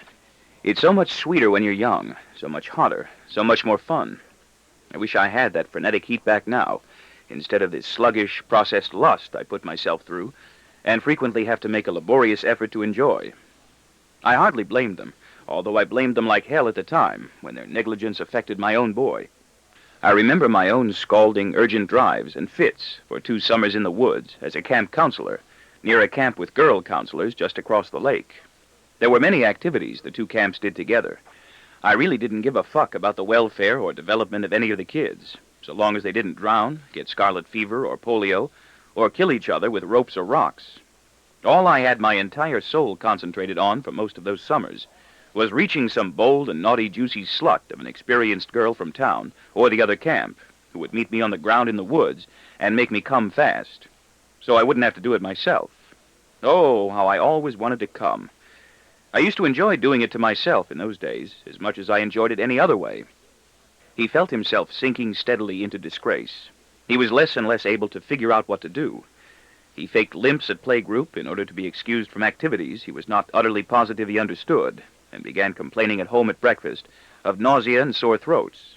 It was like it is at school now. There was no beginning, it seems, and there might be no end. One morning he retched and seemed to throw up the very little he had eaten, because he did not want to go. We took his temperature, and he had no fever. We made him go. It was wrong of us to make him go. I know that now, and everybody we talked to about it says it was wrong. But nobody has been able to tell me what would have been right. I wandered by there secretly, later that day, to observe him, and I was jubilant at what I saw. It was a relay race, and he was 10 yards ahead, my joyous little boy. I was so proud to spy him, carrying a heavy medicine ball in his arms that he had to deliver to the next runner on his team. He was laughing. His giggles rang out clearly over everything. He was laughing so hard as he ran that he was faltering in his stride, and his knees wobbled and buckled. He was reeling with greater and greater outpourings of laughter, and soon staggered and almost falling, doubled over with his deep choking blast of irrepressible merriment as he leaped and stumbled and lumbered and galloped through the sand, slowing down steadily, intentionally it appeared, for he was motioning heartily to the fat, wheezing, unhappy little boy he was racing against on the other team to hurry and catch up so they could laugh together and run the rest of the way side by side, as though he had something funny he wished to reveal to him before they got there. My boy was still laughing. His face and teeth and mouth were all gleaming, when he handed the medicine ball off to the next boy on his team, who, instead of running, flung it back at his feet, and a whole surly gang of enraged people, it seemed, including some of those tall, sun-tanned counselors in white T-shirts, descended upon him like ferocious animals and began screaming and swearing at him. A few were soon screaming at each other and shoving. My heart stopped, and I was frozen to the spot. I could not believe it. It was a mob scene. My boy was aghast. He did not know how he had sinned. He did not know what to do. As he stood there dumbfounded, twisting grotesquely in bewilderment, a bigger, broad-shouldered boy with black hair and a furious face charged up to him out of the swirl of others like a bull gone berserk, and rammed him viciously in the chest with the hardened heels of both hands. My boy fell back a few steps. His knees were buckling again, turning white as a sheet. Oh, God, I thought, he's going to vomit or faint, or cry, and make me ashamed, and waited limply. He did nothing else. He stood there. He did not speak or protest or cast his eyes about. He did not even lift his arms to protect himself or hit back as the other boy made ready to run at him again. But he did not look as though he intended to flee or beg for help. I shuddered and thought that I might puke. The other boy rushed forward again and slammed my boy in the chest with his open hands, then stood daringly with his fist poised high in an open challenge to my boy to begin fighting back. Again my boy staggered backward a few steps from the force, recovered his balance, and just waited. He would not fight back. He would not defend himself. But he would not run away. And he would not ask for aid or pity. That much seemed clear. There was defiance in his stillness. For a fleeting instant, I was enthralled by the dignity and courage I sensed he was showing by just holding his ground and waiting for the next battering charge. He would not move to save himself. I did not move to save myself. For a second, I could actually make myself feel proud. But that wasn't enough. I wanted him to have more guts. I wish I had more guts. I heard myself rooting for him to strike back. "Move, you dope," I pleaded to myself. "Why don't you move, you dope?" And then, with a numbing, devastating shock that made my head feel faint, I saw that his eyes were red and swollen and brimming with tears, and that his lips were bloodless as ashes and quivering. And then I understood why he did not move. He could not move. He was paralyzed. He was devoid of all power and ability to act or think. He could not even panic. He did not move because he could not move. He did not speak because he could not speak. He did not hit back because he could not hit back. He did not cry out or cast his gaze about for help because he couldn't. The thought was not there. He had no voice. Here was that bad dream of mine coming to life. Here was onrushing death and degradation bearing down upon him once more in the senseless, stupid action of a little, slightly sturdier boy, looming suddenly in this situation as large as a giant, who my boy had recently tried to give 2 chocolate cookies to. It was the same one, or maybe it wasn't. And he could not move, neither could I, to avert it or mouth the words necessary to call attention to it and release himself from that lifelong, terrifying nightmare of mine. I am there, and someone can get me. I am dead already because I cannot free my feet or yell for help. I am speechless, too, although I feel I want to. He was affixed. He was frozen to his spot, too, as I was frozen to mine. He was fossilized, flat, brittle, and destructible. He was already dead if anyone wanted to kill him. One of the playgroup counselors, in slow motion it looked to me, intervened just then to save him. 2 counselors, actually. The second, a chunky blonde girl with big breasts. Breasts seem to be growing bigger and bouncier on young girls these days. They seem to be growing them bigger on older girls, too, and middle-aged women. In summer, the beaches hang with them. I like breasts, until I begin to see so much of so many of them. I used to like them more. And get things going again, and I realized I'd been holding my breath just about all that time, and that all my muscles were tensed for violence, and arrested by the urge to use them. I realized that if that other little boy, whom I already hated, had charged at my boy one more time, I might have lost control and stormed into that children's play area like someone roaring and insane, and smitten him dead right there and then. Or else, in a reaction away from that impulse, I would have murdered my boy.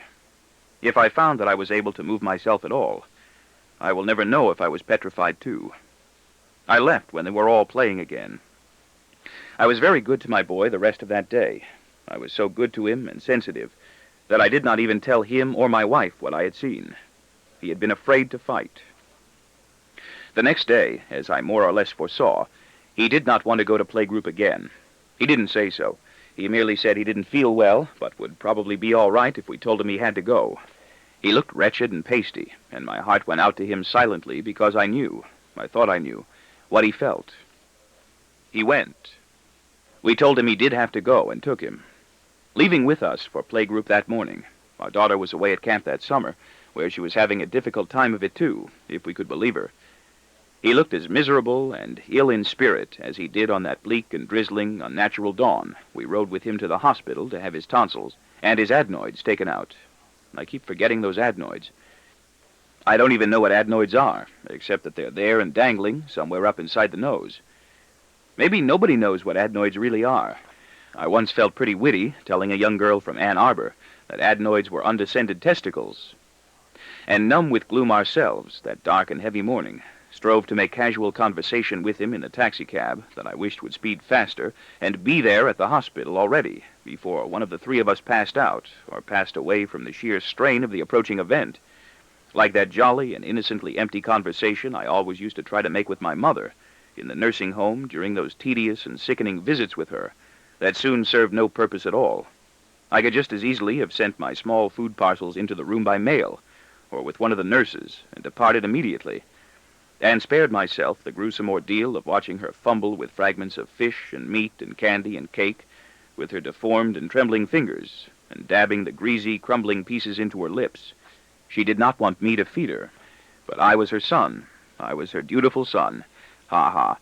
And willing to suffer penitentially with her, part of every weekend at first, then every other weekend, then every third or fourth weekend, until she began to fail rapidly, when for some hypocritical reason, to absolve myself, it turned into every weekend again, for 5 or 10 or 15 minutes, but not an especially grateful one.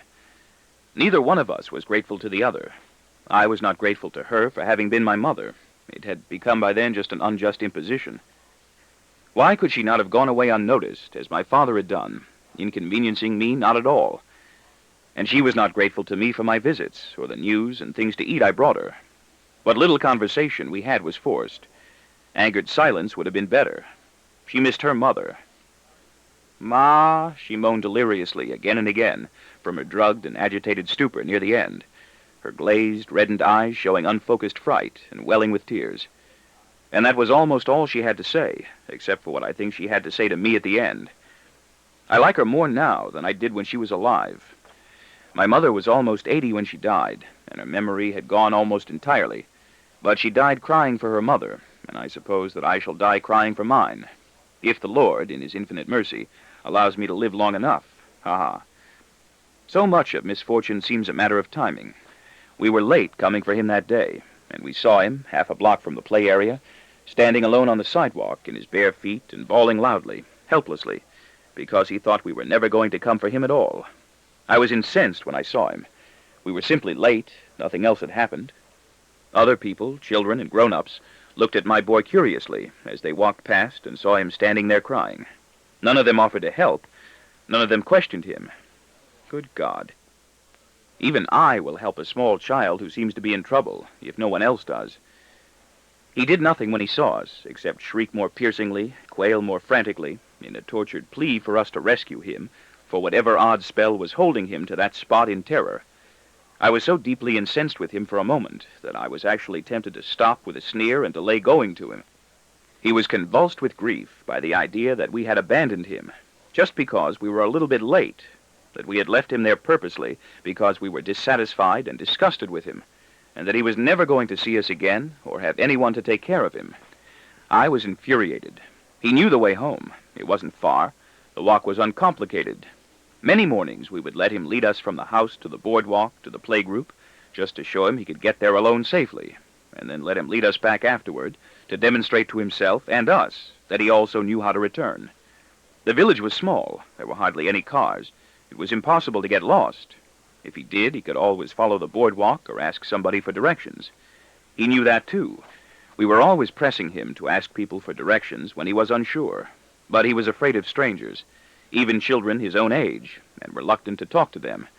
When he did, he mumbled inaudibly with lowered eyes, and whoever he asked always requested him sharply to repeat what he had just said. "Do you know how to get there?" my wife and I would ask. "You know how. Are you sure you won't get lost? Which way do you turn from here? Do you see you can't get lost? Even if you turned here instead of there, or a block later, you would still wind up on the boardwalk or the main avenue. You can just follow the people or ask somebody if you do get lost. Will you get lost?" Yet he had gone only far enough to be almost out of sight of the playgroup area, where the few remaining counselors were languidly cleaning things up, and could go no farther. Even when he recognized us and saw us coming, he did not move, as though even to budge one hair's width away from that agonizing place he occupied would be to risk fainting away over some invisible precipice and swoon out of existence. He remained stationary on the pavement in that single spot on his tiny bare feet, as though every bone in his ankles had already been crushed. I noticed then, I think, for the first time, how his feet pronate, how his arches are almost flat, and how large and sharp and close to the ground his ankle bones are. And even to continue standing there was excruciating and unendurable. He couldn't move, and he couldn't stay where he was. He did not rush to us. He howled. We were salvation, God, his only hope for life. But we had to go all the way to him in order to save him, while his gaping, glistening eyes fastened on us frantically. He would not, could not, take even one step toward us to assist in his own rescue and abbreviate his torment. It was pitiful, pathetic, heart-rending, and I fought back violent surges of anger and impatience and the feeling I might lose control and start berating him right there and then. I wanted to hit him. I felt he deserved it, and felt I would have done so if he were older and bigger. My wife quickened her pace and moved out ahead of me, and I plucked at her elbow to hold her back. "Don't run," I hissed at her. "You'll scare him." But it was me he waited for, my presence and protection he needed, and he did not begin walking again until he had felt for my hand and was able to grip it solidly. I had the impression then, as I have now, that if we had turned away from him and gone back, or if, for some unavoidable reason, we had not come for him at all that day, he would have remained stranded unalterably on that same spot, at which by invisible forces he would have been brought to a stop, a tiny mark on the surface of the world, no greater than the dimensions of his own naked footprints, until he had perished or collapsed from exposure, hunger, thirst, fear, or fatigue, or until some unnaturally concerned and curious lady or man had gone searching for a policeman to notify him that there was a small boy standing in one place on the sidewalk who had been crying there all day and night and was in danger of dying from starvation, fright, or loneliness. I had the feeling then, and I sometimes have it now, that he would have failed to survive without my wife and me, will not be able ever to exist without the two of us to sustain him. And he may have that feeling too. What will he do when we die? What will Derek do? If you were swimming, he asked me recently, and thought you were going to drown, would you yell for the lifeguard and let everybody on the beach see them save you? Or would you let yourself drown? I don't know which I'd do. I do know, though, that I no longer go swimming in water over my head. I would be embarrassed to yell for a lifeguard. I would be embarrassed to call for a doctor at night if I thought I was having a heart attack but wasn't sure. "You don't have to be afraid," I told him. He clung to my hand and walked beside me gingerly with his head down, making each step he took on his bare feet a delicate, probing test. His chest panted, his ribs and breastbone heaving, as though they might splinter and stab through his fine, translucent skin. "I don't feel well," he said. His tears dried slowly, staining. "I felt sick. We'll take your temperature. Do you feel sick? I was afraid you were never coming for me. If you really feel sick, when we get back to the house, we'll call a doctor and have him fix you up, so you've got nothing to be worried about. I didn't feel well this morning, either. I don't know what you're so scared about. You couldn't get lost coming back to the house even if you tried. I knew you'd think I was making it up." He didn't go back to playgroup the following morning. He didn't want to, and we didn't make him. He adored us for allowing him to stay at home. He never went back. "Don't you want to go back there at all?" I asked at breakfast on Sunday. "He doesn't." We let it drop. But after that, he had little to do. He had no other kids to play with, no more friends. He spent much of each day on the beach with us, sifting sand, and saying nearly nothing. He wanted to remain indoors a great deal. He read picture books and built lots of models of cars, planes, and aircraft carriers that he took no pride in completing and no joy in preserving. He had no interest in anything. He reread comic books and stared torpidly and sporadically at the television set. He offered to help my wife with the housework. This made her nervous. His attention span was nil. He could not concentrate for long on any of the jigsaw puzzles we bought him. He seemed forgetful. He glued himself to us and went with us almost everywhere, holding on. He did not want to go into town, but did not want to be left behind. "Must you both go?" he would ask despondently. He did not want to be left alone, and tried to remain with one or both of us always, except at bedtime, when he had to go off into his own room in a different part of the house. And even then he would awake very early each morning. Sometimes he awoke in the middle of the night, and ease himself into the doorway of our bedroom, just to assure himself that we were still there and breathing. He remained there persistently, making enough soft noises to disturb one or the other of us. "What is it?" my wife or I would demand, in an exasperated groan. "What do you want?" "Breakfast?" he would lie, if it was already light. It was spooky.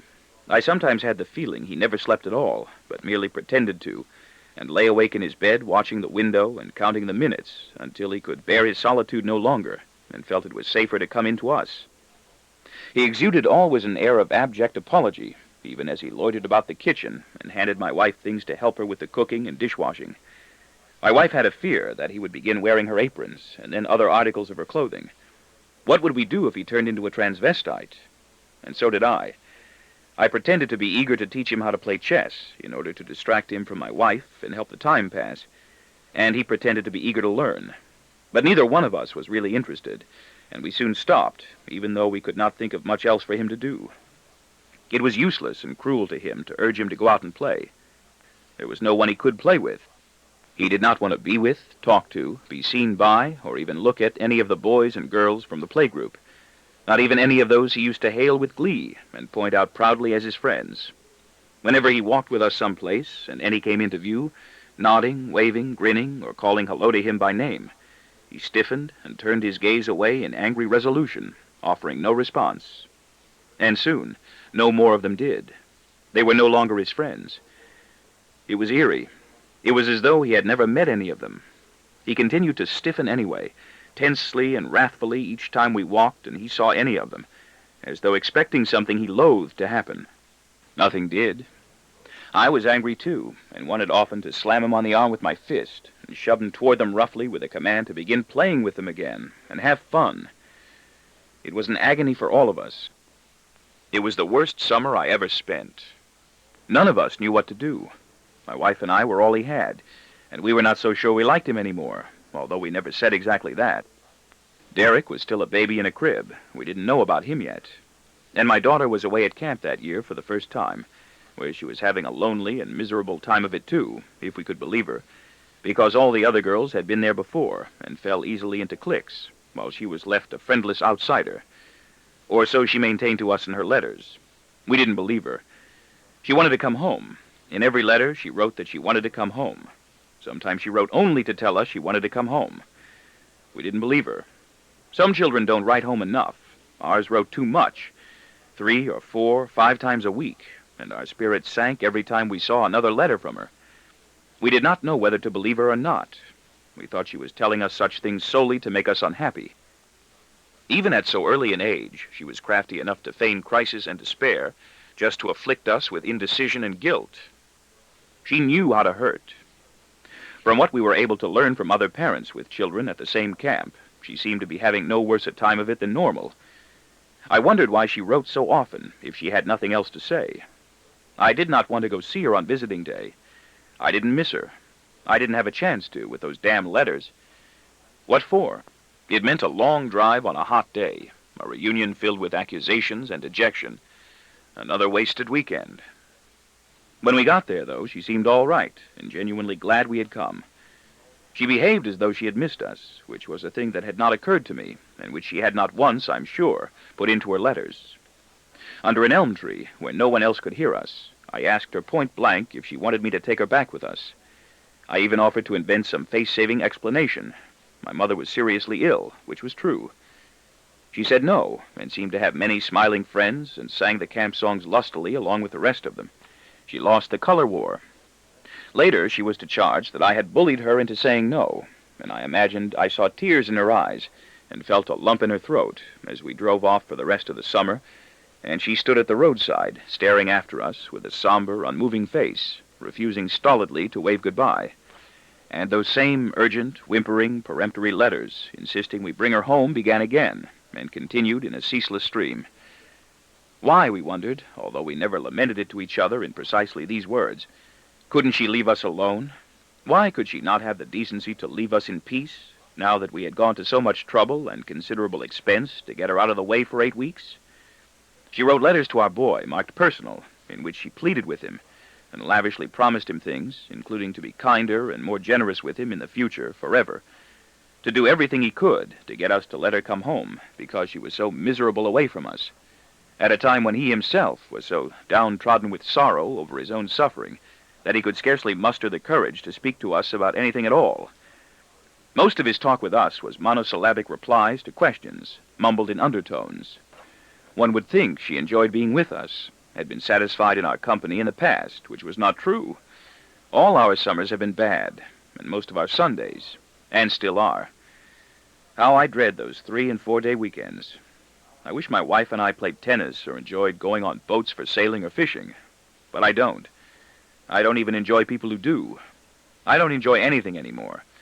I don't know how to explain to my boy just what the hell was going on with my daughter each time he received another letter from her, declaring she was miserable and begging him to beg us to allow her to come home.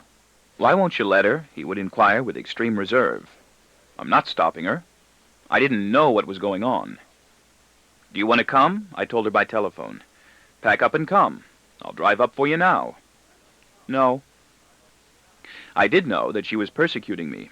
She could indeed have been homesick and unhappy, but she was also using that unhappiness with cool detachment and calculation to upset and oppress us all. As she persecutes me deliberately, that same way still I feel. And that was how we passed the time. Somehow the time passed. It must have passed very slowly for him. He liked playing baseball then, and enjoyed being good at it. He loved catching flies and getting hits and scooting around the bases. Now he had nobody to play with. Somehow the time always passes, doesn't it, with no help from us and in spite of anything that is going on, as it passes for me now at the company, as it passed ultimately for my much younger daughter then away at camp, and passes now uneventfully for my wife at home, with the help of a sneaky and avenging slurp from the wine bottle every half hour or so during the morning and afternoon, and an energetic bang in the box from me at night, 1 or 2 times a week or so, if I come home and feel up to it, and as it passed for my poor old mother, when she was bedridden with arthritis and painful cramping limbs and joints, and stricken speechless by her brain spasms, and just about all she had left to her for that last little while was a consciousness that understood dismally how little she had left. All she had left was me, yet she held on, clawed fingers and all. Even in those final comas, she held on stubbornly and willfully for dear life, ha-ha. But her kidneys failed her treacherously. It was a stealthy, unsuspected betrayal from underneath. And in the end, ha-ha, she died, crying for her mother, moaning, "Ma, ma, ma," in a drone that was clear and loud, although the doctor said she felt no pain and did not know what was happening. How did he know? Then I could bury her. At last I could bury her, although she had died about 16 months before. I had a mother once who died 16 months before she was buried, at least as far as I was concerned. My sister lives far away with diabetes and other family problems of her own, and didn't come to the funeral. I didn't want her to, and told her it wasn't necessary. I would handle and pay for everything. We aren't close. I wasn't close to my mother. I was mad at her. "Hey, look, Ma," I could have argued with her, with good reason, at any time during those 16 months. "You're dead already, don't you know? You died one day exactly 2, 4, 6, 8, 10, 12 months ago, right in front of my eyes, and now you're just hanging around. I didn't know it at the time, but I felt it, and I turned away from you with a lump in my throat and sobbed, or wanted to, and grieved for you secretly for over a week, because something inside me knew that you were dead and gone. You were dead, but not gone. I lost my mother a while ago, and keep remembering and losing her again. But you're not her. You're just hanging around. Now you're just hanging around, ruining my weekends and costing me money, splotching my moods and splattering my future. You've been hanging around ever since. You're depressing everybody. What do you want me to do? What are you hanging around for?" Oh, boy. Oh, boy, oh, boy, oh, boy. I could never say that, even to myself, while she was alive. But that was the way I think I felt. I can say it now. That was the longest I had to wait for anyone's funeral, and she waited with me almost as long. God willing, I will have to wait even longer for my own. Soon, I know, I will have to start. I know how I will begin. I'll have bladder and prostate trouble. That's if I'm lucky, and don't have a coronary occlusion or stroke first. Perhaps some hernia or hemorrhoid operation will be thrown in gratuitously, also, just to divert me from my bladder and prostate troubles, while I'm hanging around waiting for my burial services to be allowed by law to begin. But I know I'll probably want to hang around as long as I can, too. Pain, pity, self-revulsion, and all. clinging with weakening fingers to vaporous mirages above the bedsheets and muttering, "Ma, ma, ma, ma," to the end, instead of "ha, ha, ha." Perhaps only then, when there is room left in the brain for just one memory, and throat and mouth left for just one word, will green, white, black, brown, Kegel, Arthur Barron, wife's sister, 3-minute speeches in Puerto Rico, and a drunken, blousy young whore I didn't even want in Detroit last week, ridiculing me obstreperously at a party as she rejected advances I did not even make. Perhaps only then will galling events and presences like these be expunged from my teeming inventory of trivial slights and defeats I've never been able to absorb and detoxify, and will be filed away with me into oblivion and dead records once and for all. That's the way I will put an end to the world. I will not want to go. They will have to drag me down, writhing and moaning, I like to think now, while I fight with mind, eyes, ears to remain. But I know I will probably be undermined also by a liver or 2 kidneys, while I'm concentrating all my forces on top, and I will lose the battle without even knowing I've gone. I will give up the ghost without sensing I'm doing so. Morphine will help befog me. I don't ever want to go. I hope I outlive everyone, even my children, my wife, and the Rocky Mountains. I don't think I will. There are valves in my heart. There are valves in my car. If General Motors is unable to produce a valve guaranteed to last longer than 1 more year, what chance has random nature? I cannot help feeling sorry for myself. I cannot help feeling sorry for him. I felt sorry for him then. I feel sorry for him now.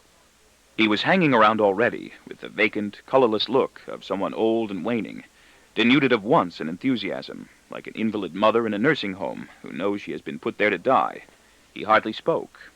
There was nothing he enjoyed. He seemed to lack even anything to hope for. God, he had given up so early, except for that sweltering, muggy summer to end, and school, which he feared, to begin and snatch him up again into its buzzing, fathomless drama of unknown conflicts and rewards. He had no spark or spirit. He was dull. He was always hanging around.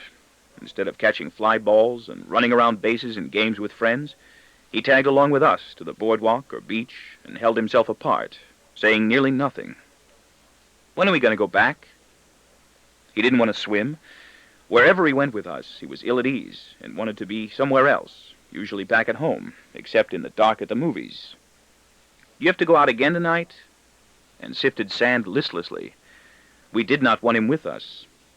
Whenever my eyes fell upon his, he quivered and drew his neck in, as though he expected me to lunge toward him and begin browbeating him ruthlessly. He looked like someone sick. People often inquired of us softly, to my intense discomfort, if he were not feeling well. At times I could not bear him. I did everything I could think of to help. What would you like to do? I offered. Where would you like to go? What would you like to happen? You want to go to the movies? Maybe we'll go with you. What do you want to see? If you had one wish, what is it? Tell me.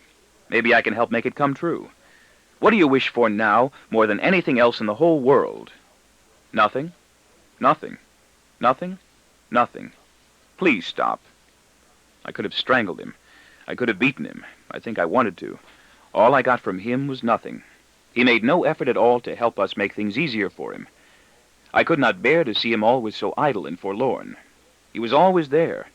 In the morning when we awoke, he never seemed to sleep.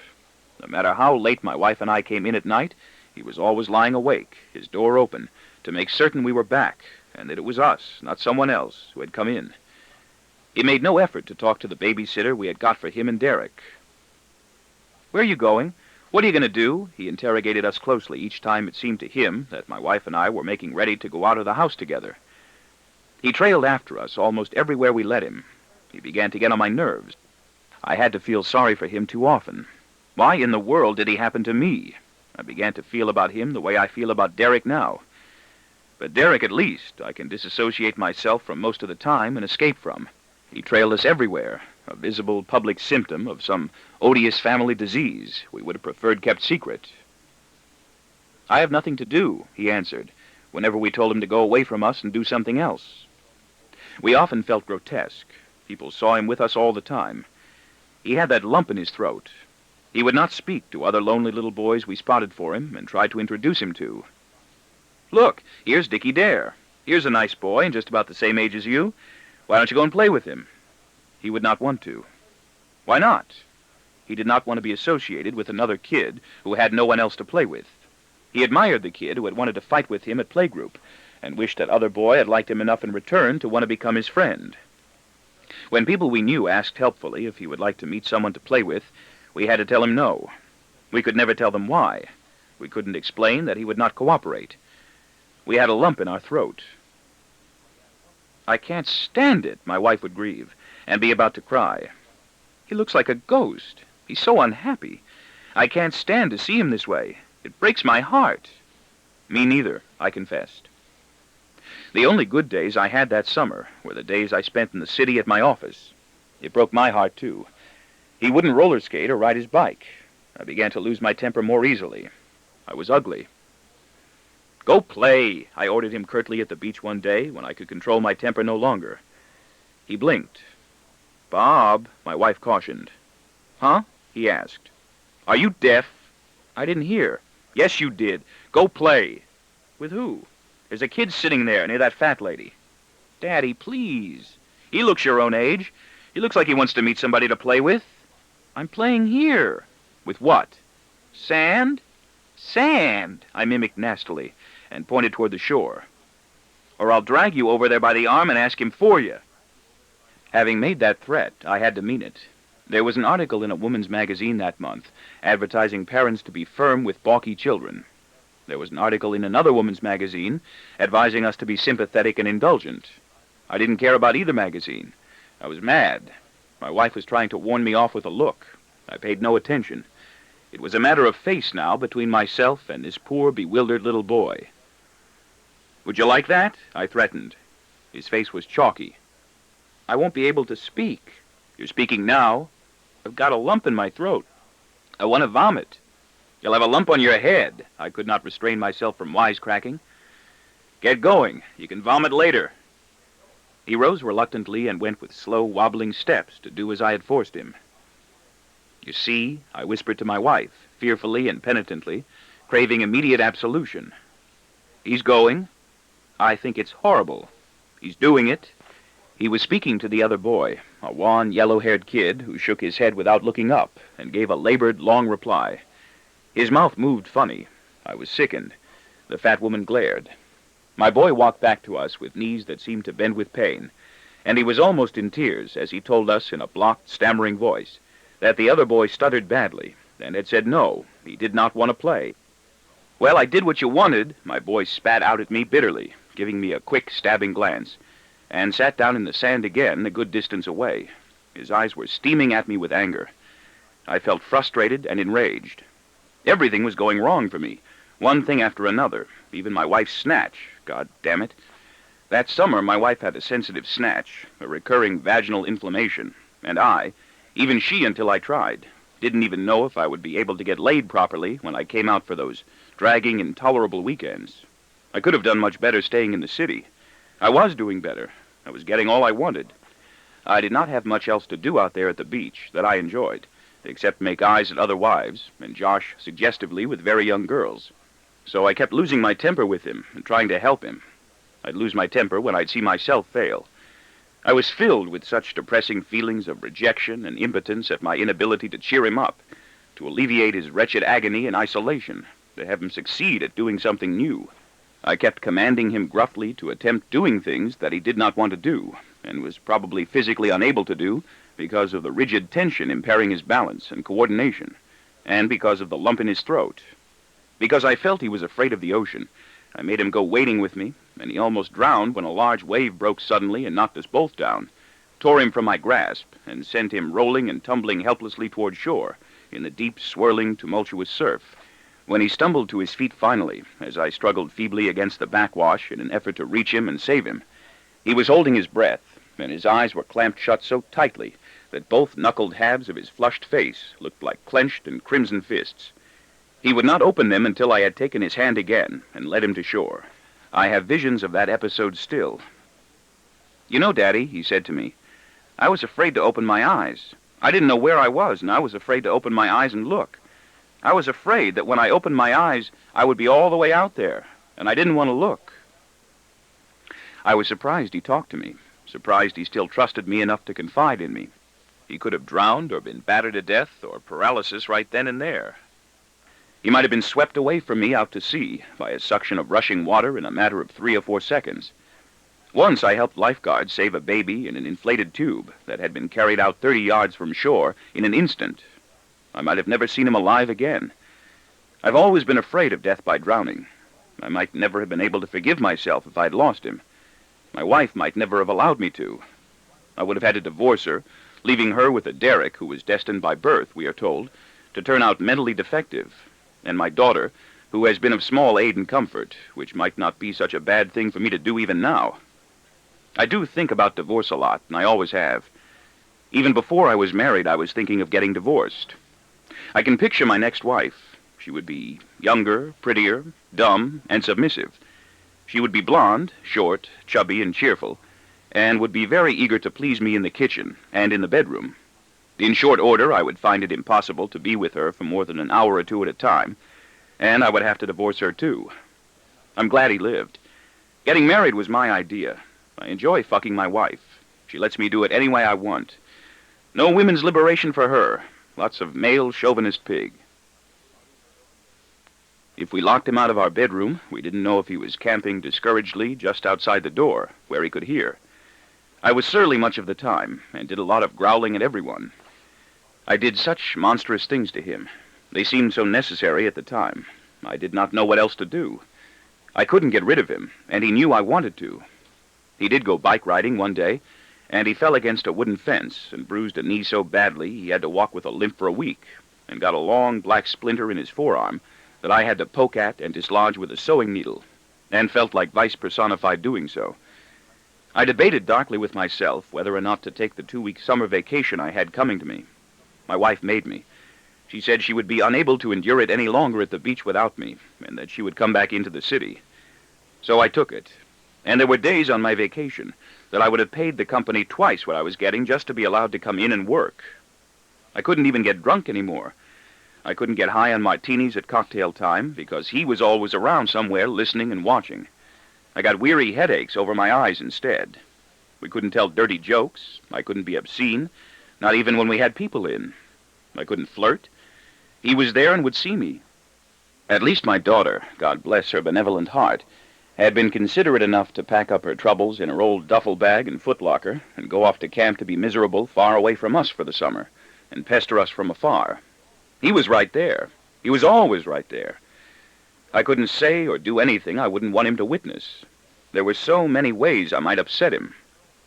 When I turned around sometimes, he was underfoot, and I would step on him, and we would both feel terrible and blurt clumsy, incoherent apologies. I wanted to curse. I wanted to scream. I wanted to scream, "Get out of here!" I couldn't decide what to say. I didn't know how to handle it. Finally, I figured it out. I said, "Get lost."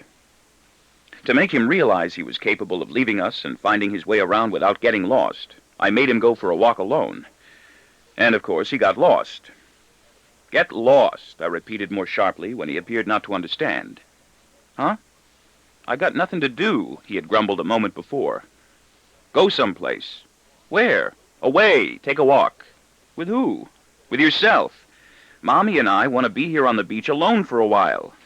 "I won't know how." "Yes, you will." "I won't get back." "Yes, you will." "Now?" "When then?" My wife stared away from him stonily.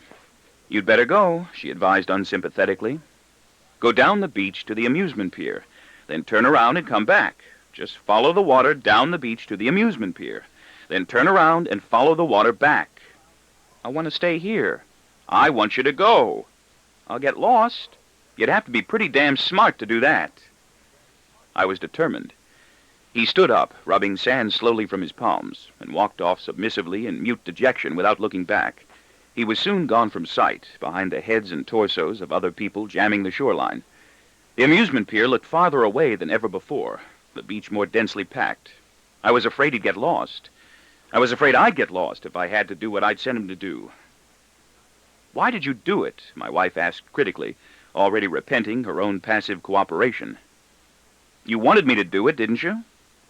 I kept craning my neck to keep slim flashes of him in view for as long as I could, and grew worried and sorry also as soon as he was gone.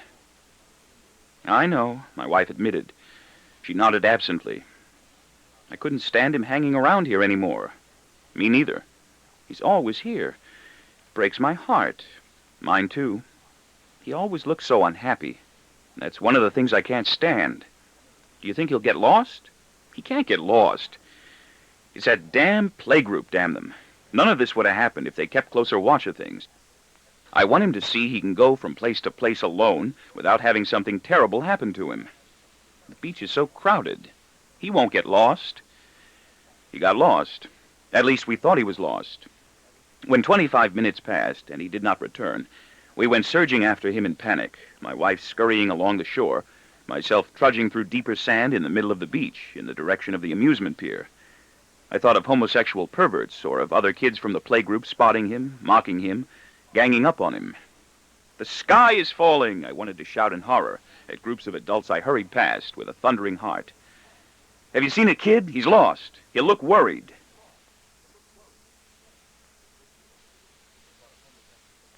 I thought of homosexual perverts or of other kids from the playgroup spotting him, mocking him, ganging up on him. The sky is falling, I wanted to shout in horror at groups of adults I hurried past with a thundering heart. Have you seen a kid? He's lost. He'll look worried. We found him standing by himself along the shore, about 200 yards away, floundering in one spot as though lost. He was not certain if he had overshot us already, and he did not know, therefore, in which direction to proceed. His cheeks were white, his eyes were distant, and his jaws were clamped shut. The tendons in his neck were taut, and he had a lump in his throat. The landmarks along the boardwalk, all those familiar signs and structures, meant nothing to him. My first impulse was to kill him. Were you lost? I shouted to him. I don't know, he shrugged. I wanted to kill him. I was enraged and disgusted with him for his helplessness and incompetence, standing there like that on the sidewalk in town that day, as though all the bones in his ankles were broken. I was ashamed of him and wanted to disown him. I was sorry he was mine. Then I wanted to clasp him to me lovingly and protectingly and shed tears of misery and deepest compassion over him, because I had wanted to kill him. Imagine having a father that wanted to kill you. That's the part they all leave out of the Oedipus story. Poor Oedipus has been much maligned. He didn't want to kill his father. His father wanted to kill him. I don't know what I felt when I found him standing there like that. Immense gratitude that he was unharmed, and intense, depressing disappointment over everything else. A terrible rush of ungovernable, dissonant emotions, in which landmarks made no sense to me either. I don't always know what I feel now. I wish I were a chimpanzee. The next day, my wife and I had a scathing quarrel in the house over money and sex that had nothing at all to do with him, although he could not know that.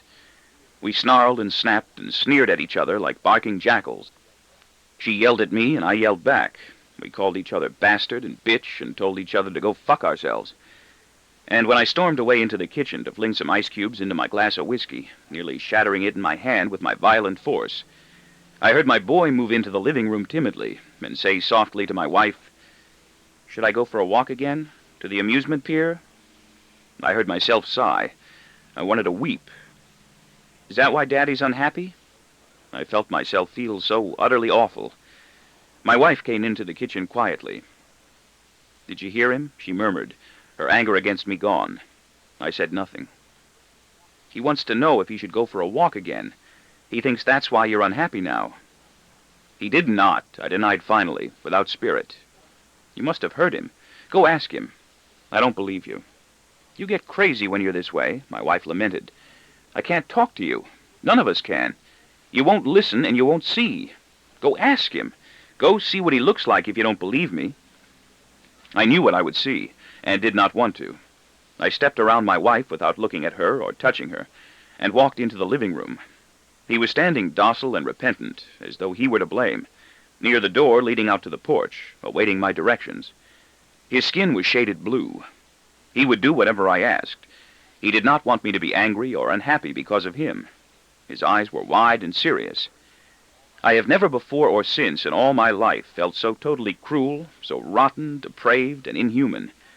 He was prepared to yield himself to any sacrifice I requested of him. I did not want him that way. His look was expectant, grave, and resigned. I did not speak for a second. I couldn't. I had a lump in my throat. From now on, I told him gently, at least until the end of the summer, you won't have to do anything you don't want to do, and you'll be allowed to do everything you do want to do. Will that be okay? My tone was tender, apologetic. His gaze was skeptical. You mean it? I promise. I love you, Daddy, he said, and rested his head against my belly to hug me peacefully. You're the best daddy in the whole world. I am the worst daddy in the whole world. Yesterday I helped a blind man across the street, and was surprised that I did not feel revolted when I took his arm. Actually, he took my arm.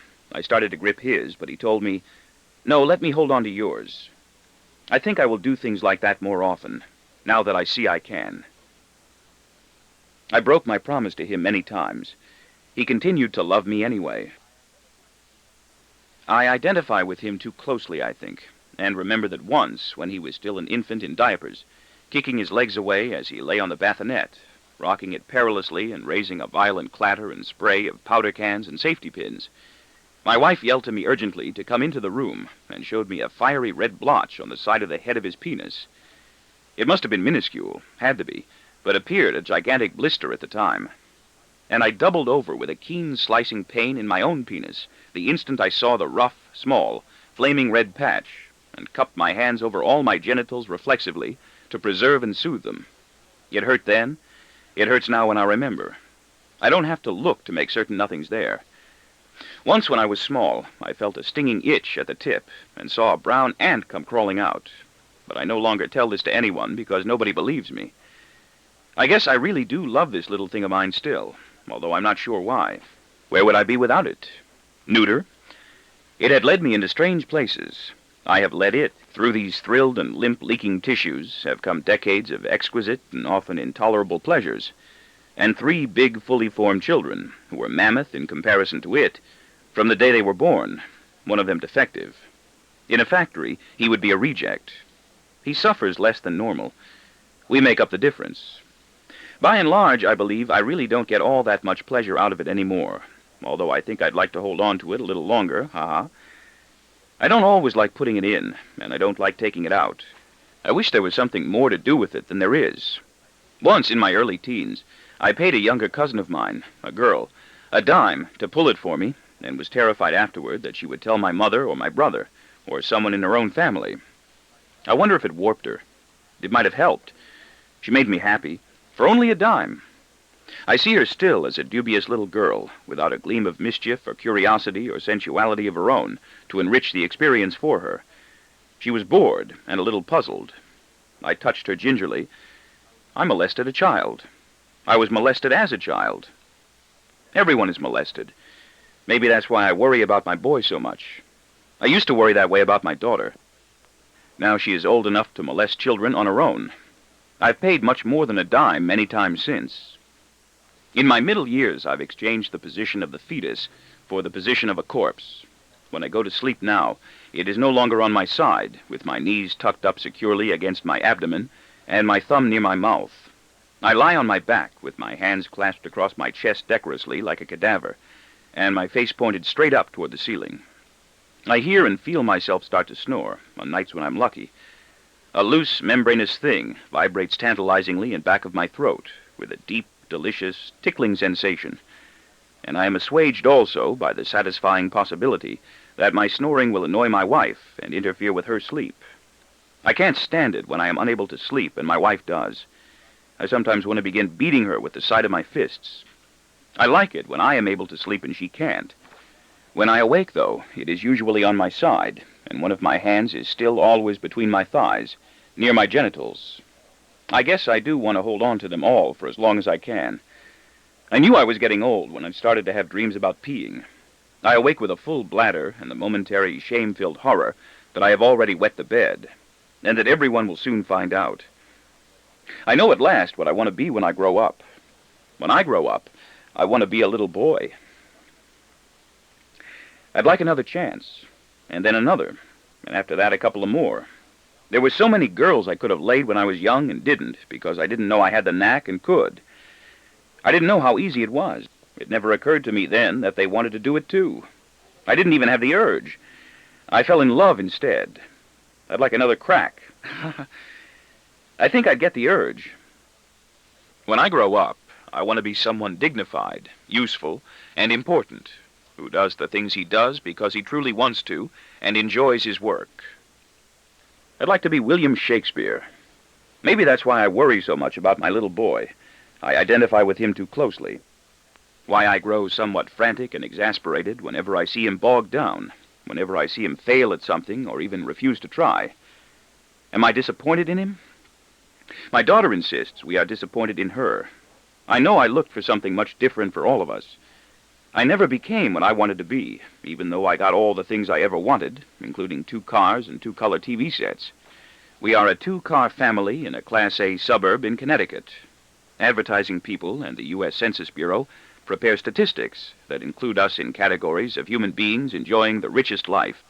I wanted him carefree and confident, swashbuckling, able, successful, and dependent. So maybe I am disappointed in him, in everything but that last.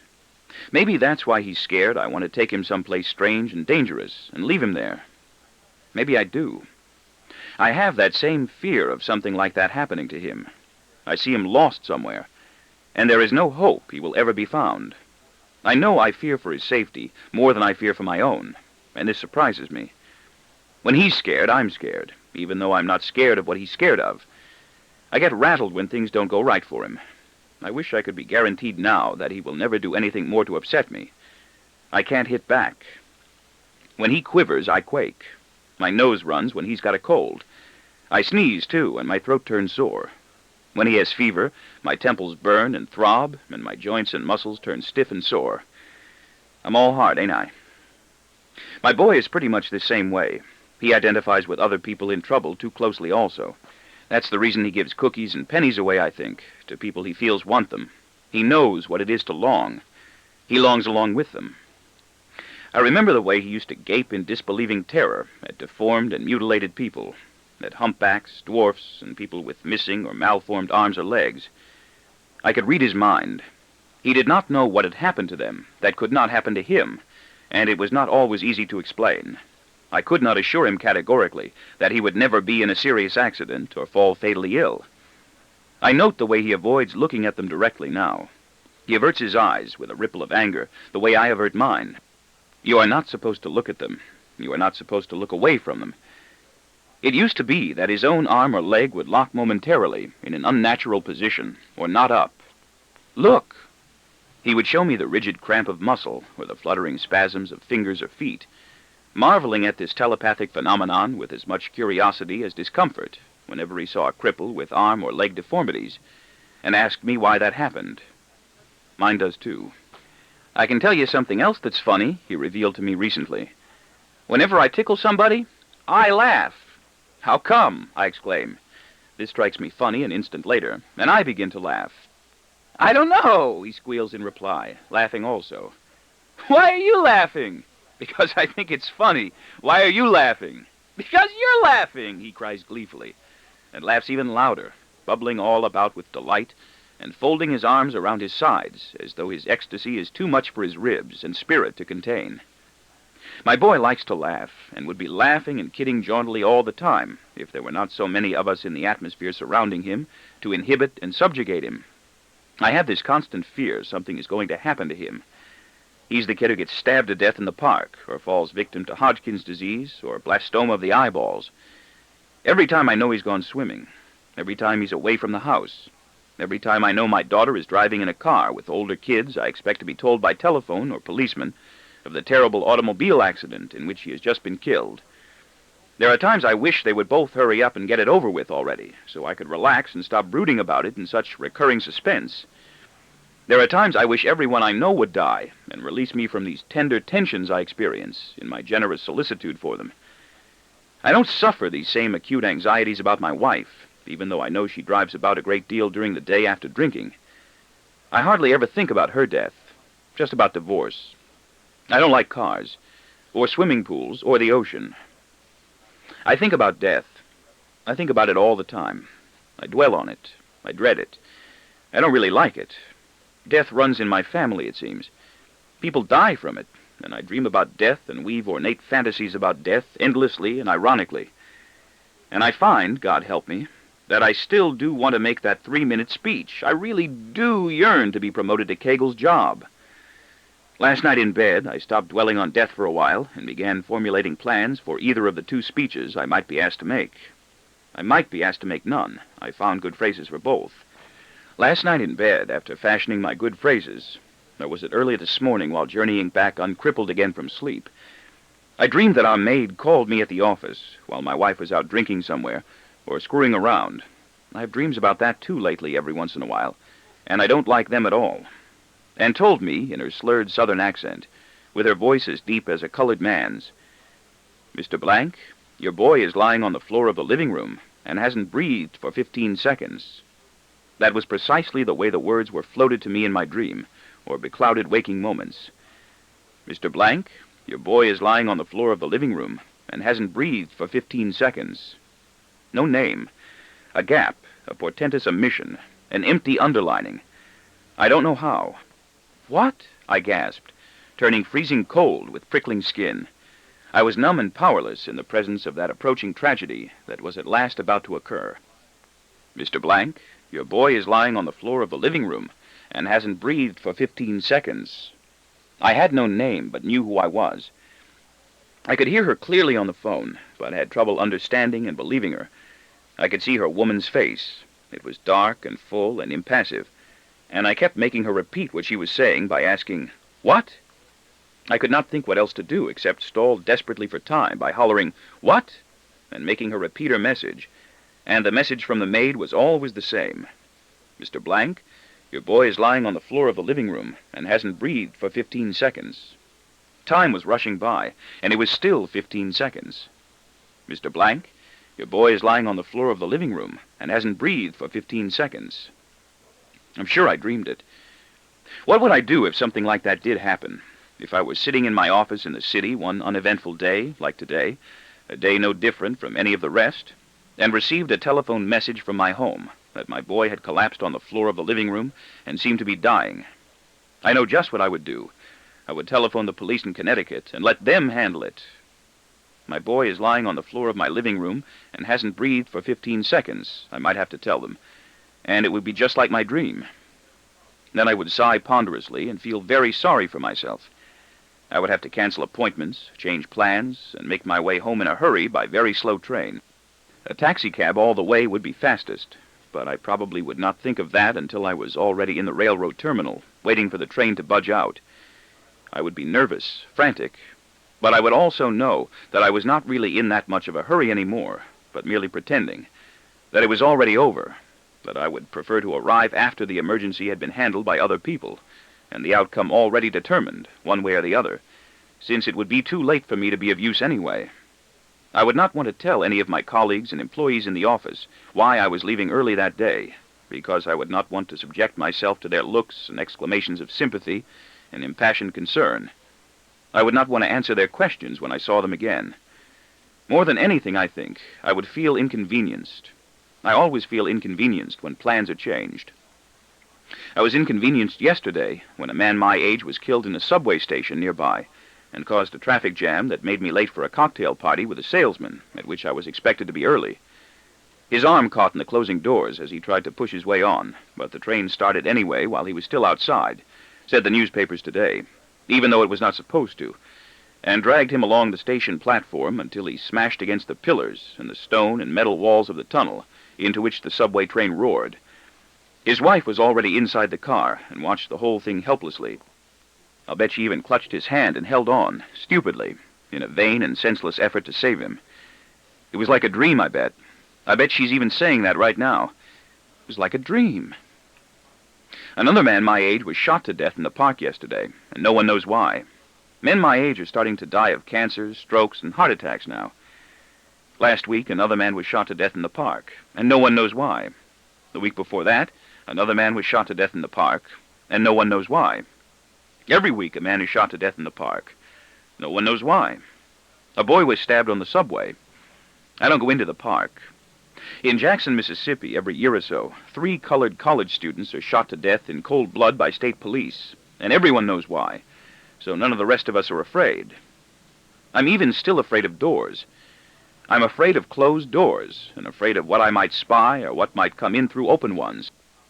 I know I nearly died of fear from his tonsil operation that day in the hospital, when the attendants rolled him back unconscious through the doorway, still and pale, reeking of ether fumes that sickened me, and a crust of nearly black blood inching disgustingly before my eyes, out through one of his motionless nostrils.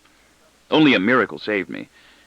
My stomach turned, my head reeled, the room swam. "What's the matter?" my wife shrieked at me in panic, looking at me. "What is wrong?" I don't know what she thought I saw or knew about him that she didn't, or what she thought was happening to me that filled her with such alarm. I couldn't speak. I thought I'd vomit, but didn't feel healthy enough. My ears buzzed, my brain ached, the floor undulated insanely, and I really believe I might have fainted away right there and then, like a woman, if my wife had not jumped up from the bedside of my boy to grab me by the elbow, shocking me with the stinging points of her long fingernails, and with her shrill, penetrating shrieks. She held me firmly, her eyes burning upon me as large as blazing lamps. She kept me from falling and helped me, like a feeble invalid, to a chair. My wife is stronger than I am, and better, too, but I must never let her find that out. She poured a glass of cold water for me from a pitcher that had been set on the table near the bed for my boy. The doctor entered as I was sipping from it and asked if anything was wrong. I shook my head, faking. "There's nothing wrong, is there?" I said. "Tell her. He's all right, isn't he?" "Good as gold," he answered with a smile. "He's going to be fine. These are his. They used to belong to him. He may want to keep them." We threw them away before my boy regained consciousness and knew about them. I've never forgotten that tonsillectomy. I've never forgotten my own.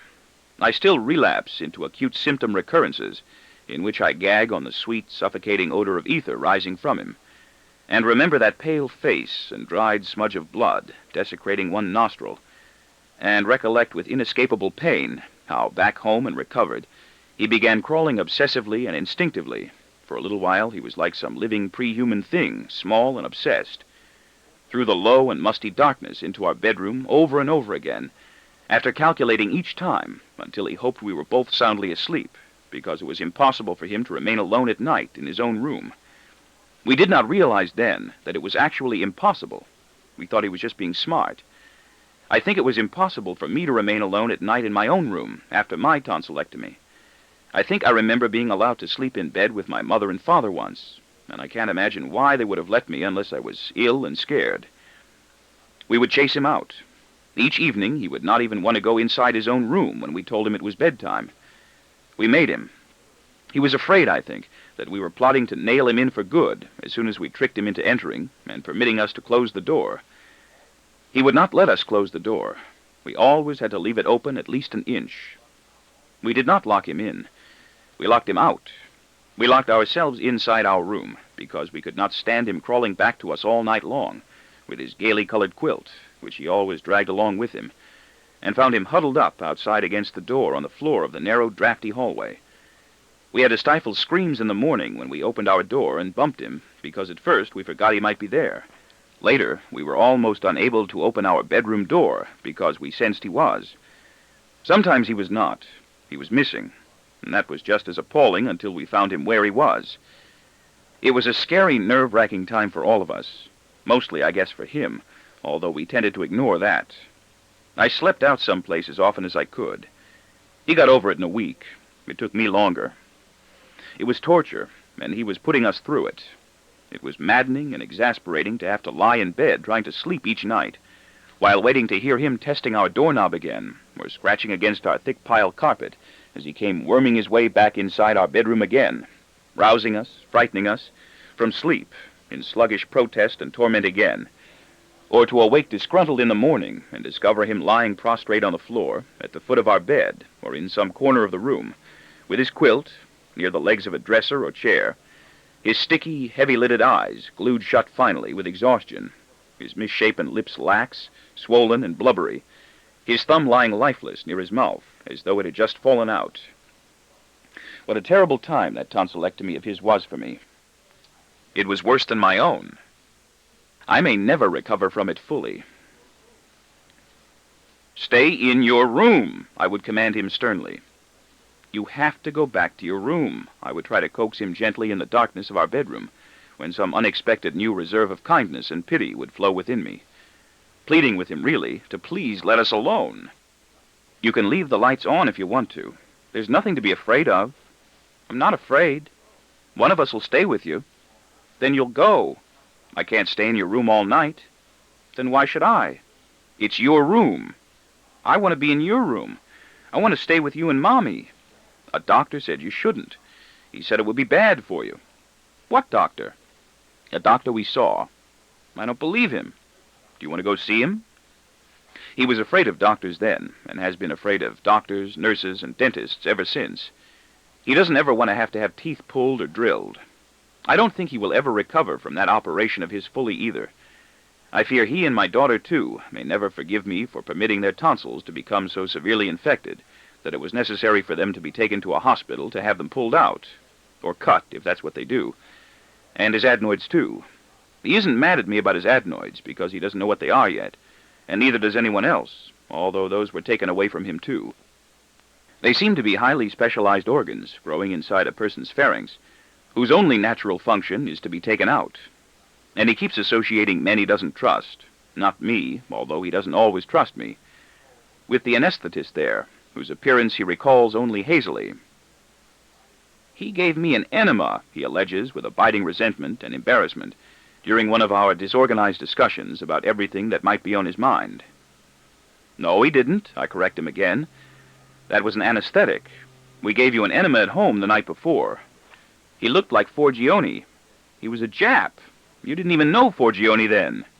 Forgione is an Italian, he concedes abstractedly. Forgione doesn't like me. Yes, he does. No, he doesn't. Yes, he does. He does now. I don't like him. You don't have to. Just pretend. Miss Owens doesn't like me. Yes, she does. She gives you good grades. She always hollers at me. She never does. I'm afraid she will if I don't do my work. Do your work. He says I can't climb ropes. Can you?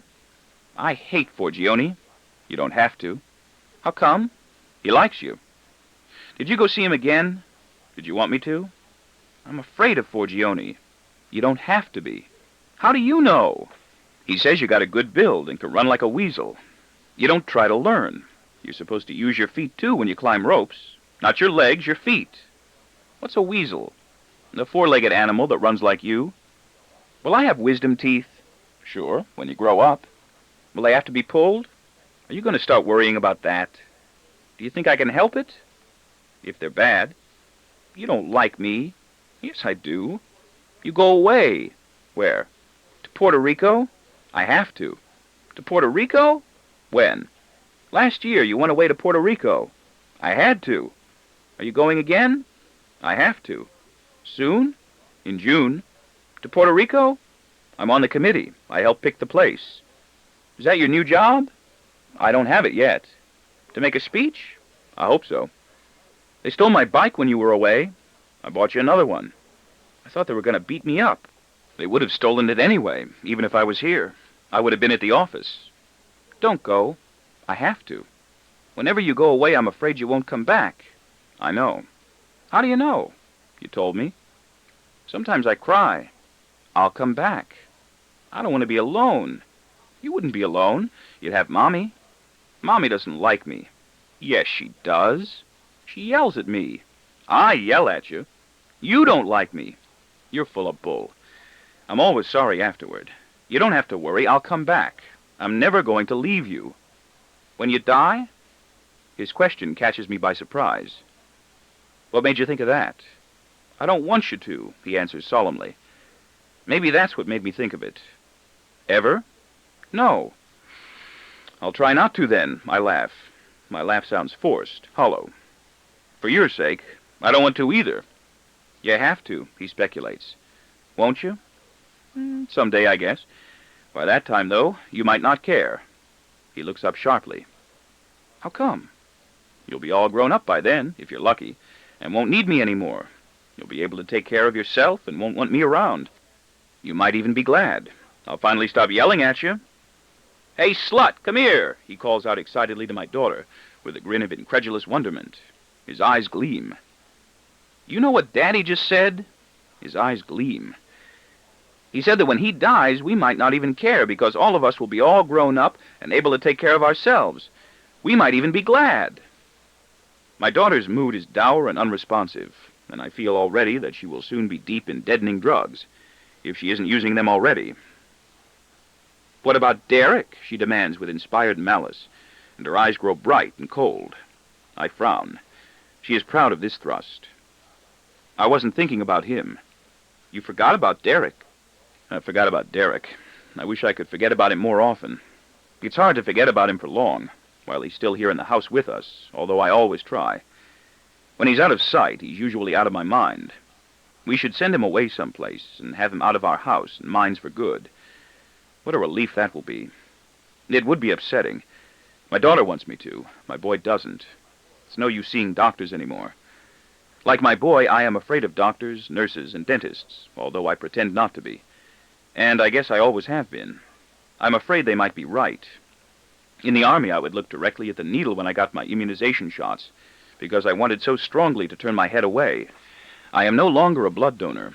I no longer give blood to my company blood bank when the personnel and medical departments set up facilities annually to take blood from hardier employees than myself, who volunteer, and get thinned orange juice back in exchange. I do not set a good example for the people who work for me. I am empathizing already with my boy's wisdom teeth. He has never mentioned them before, or I would have been empathizing with them sooner. I hope they're not impacted. How will I ever be able to get him to a dentist if he knows they're going to be pulled? Maybe he'll be different by then, and maybe he won't. I'm not looking forward to having my own teeth pulled. I rarely get cavities now, but old fillings fall away and teeth do have to be cleaned, and I don't like having my soft gums pricked by those hard, sharp dental instruments until they're sore from back to front and awash with blood. I don't like having my palate tickled when the backs of the uppers are polished. I'm afraid to visit my dentist twice a year. I need periodontal work and have to go once a week. I'm afraid of Forgione, too, and would not want to have to climb ropes for him. He sneaks into my dreams occasionally, too, along with niggers and other menacing strangers, steals through shadows in the background and slips away before I can find out what he is doing in them. Although I do not associate him with the anesthetist at the tonsillectomy, who did not threaten me at all, although he did quite cheerfully give my boy a liquid anesthetic through a pink rubber tube as we watched. Is that an enema? Maybe he's right. No, I know I will never forget that tonsillectomy of his, or my own, or my daughter's, or the sequence of repetitious medical messages in hushed tones from doctors who told me to my face that my mother had probably suffered another small brain spasm or stroke, and was degenerating simultaneously from progressive arthritis. So it was sometimes hard to be sure, for all of these were morbid and revolting experiences, and I am unable to repress the memory of them. And I know I will also remember and dislike that last prospering young doctor with the pinstripe suit and exaggerated good posture. He was younger than I was and makes more money. As he stepped out onto the patio, I will never forget him. After examining Derek that pearly spring day, I will never forget him. The screen door banging closed behind him to tell us, with something of an unconscious quirk of a smile on his otherwise smug and emotionless face. I think I will always remember his smile. He will never speak. That bastard. All my life, it seems, I've been sandwiched between people who will not speak. My mother couldn't speak at the end. My youngest child, Derek, couldn't speak from the beginning. My sister and I almost never speak. We exchange greeting cards. I don't speak to cousins. I may never speak. In dreams, I often have trouble speaking. My tongue feels dead and dry and swollen enough to choke my mouth. Its coat is coarse. It will not move when I want it to, and I am in danger and feel terror because I cannot speak or scream. I wish I didn't have to leave my family and go to Puerto Rico. I worry when I have to go away. I worry about all of us. I worry what would happen to them if I did not return. Derek is pleasant enough most of the time, for a kid that cannot speak, and toilet-trained now. He hardly ever causes a disturbance anymore when we take him out in public, and usually does not act strange. But he will achieve a mental age of not more than 5, and arrive at that slowly, and turbulent emotional changes are expected with adolescence, and full physical sexual maturity, if he lives that long. I've heard that certain kinds of retardates, that's another thing we can call him now, have a life expectancy shorter than average, and that's another thing I catch myself counting on, He has a dreamy, staring, uncomprehending gaze at times that makes him appear preoccupied and distant. But apart from that, his face is not especially distinctive.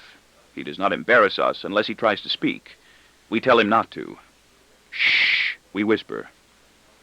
Will he ever speak? My boy asks. Nope. Will you send him away? We'll do what's best. Would you send me away if I couldn't speak? You can speak. But if I couldn't? You can. But if I couldn't, if something happened to me, we would do what was best. For who? Sneers my daughter. For all of us. We aren't sending him away just because he can't speak. Please don't give him away, begs my boy, who is unable even to look at him without drawing back. Then why don't you help us with him, I demand. You never want to play with him. Neither of you. Neither do you, sneers my daughter. I do not reply. My boy is silent. In the family in which I live, there are 4 people of whom I am afraid. 3 of these 4 people are afraid of me, and each of these 3 is also afraid of the other 2. Only one member of the family is not afraid of any of the others, and that one is an idiot.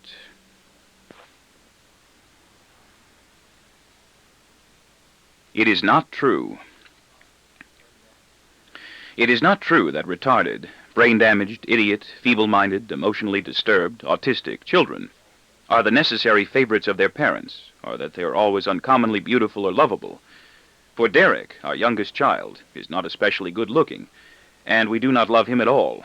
We would prefer not to think about him. We don't want to talk about him.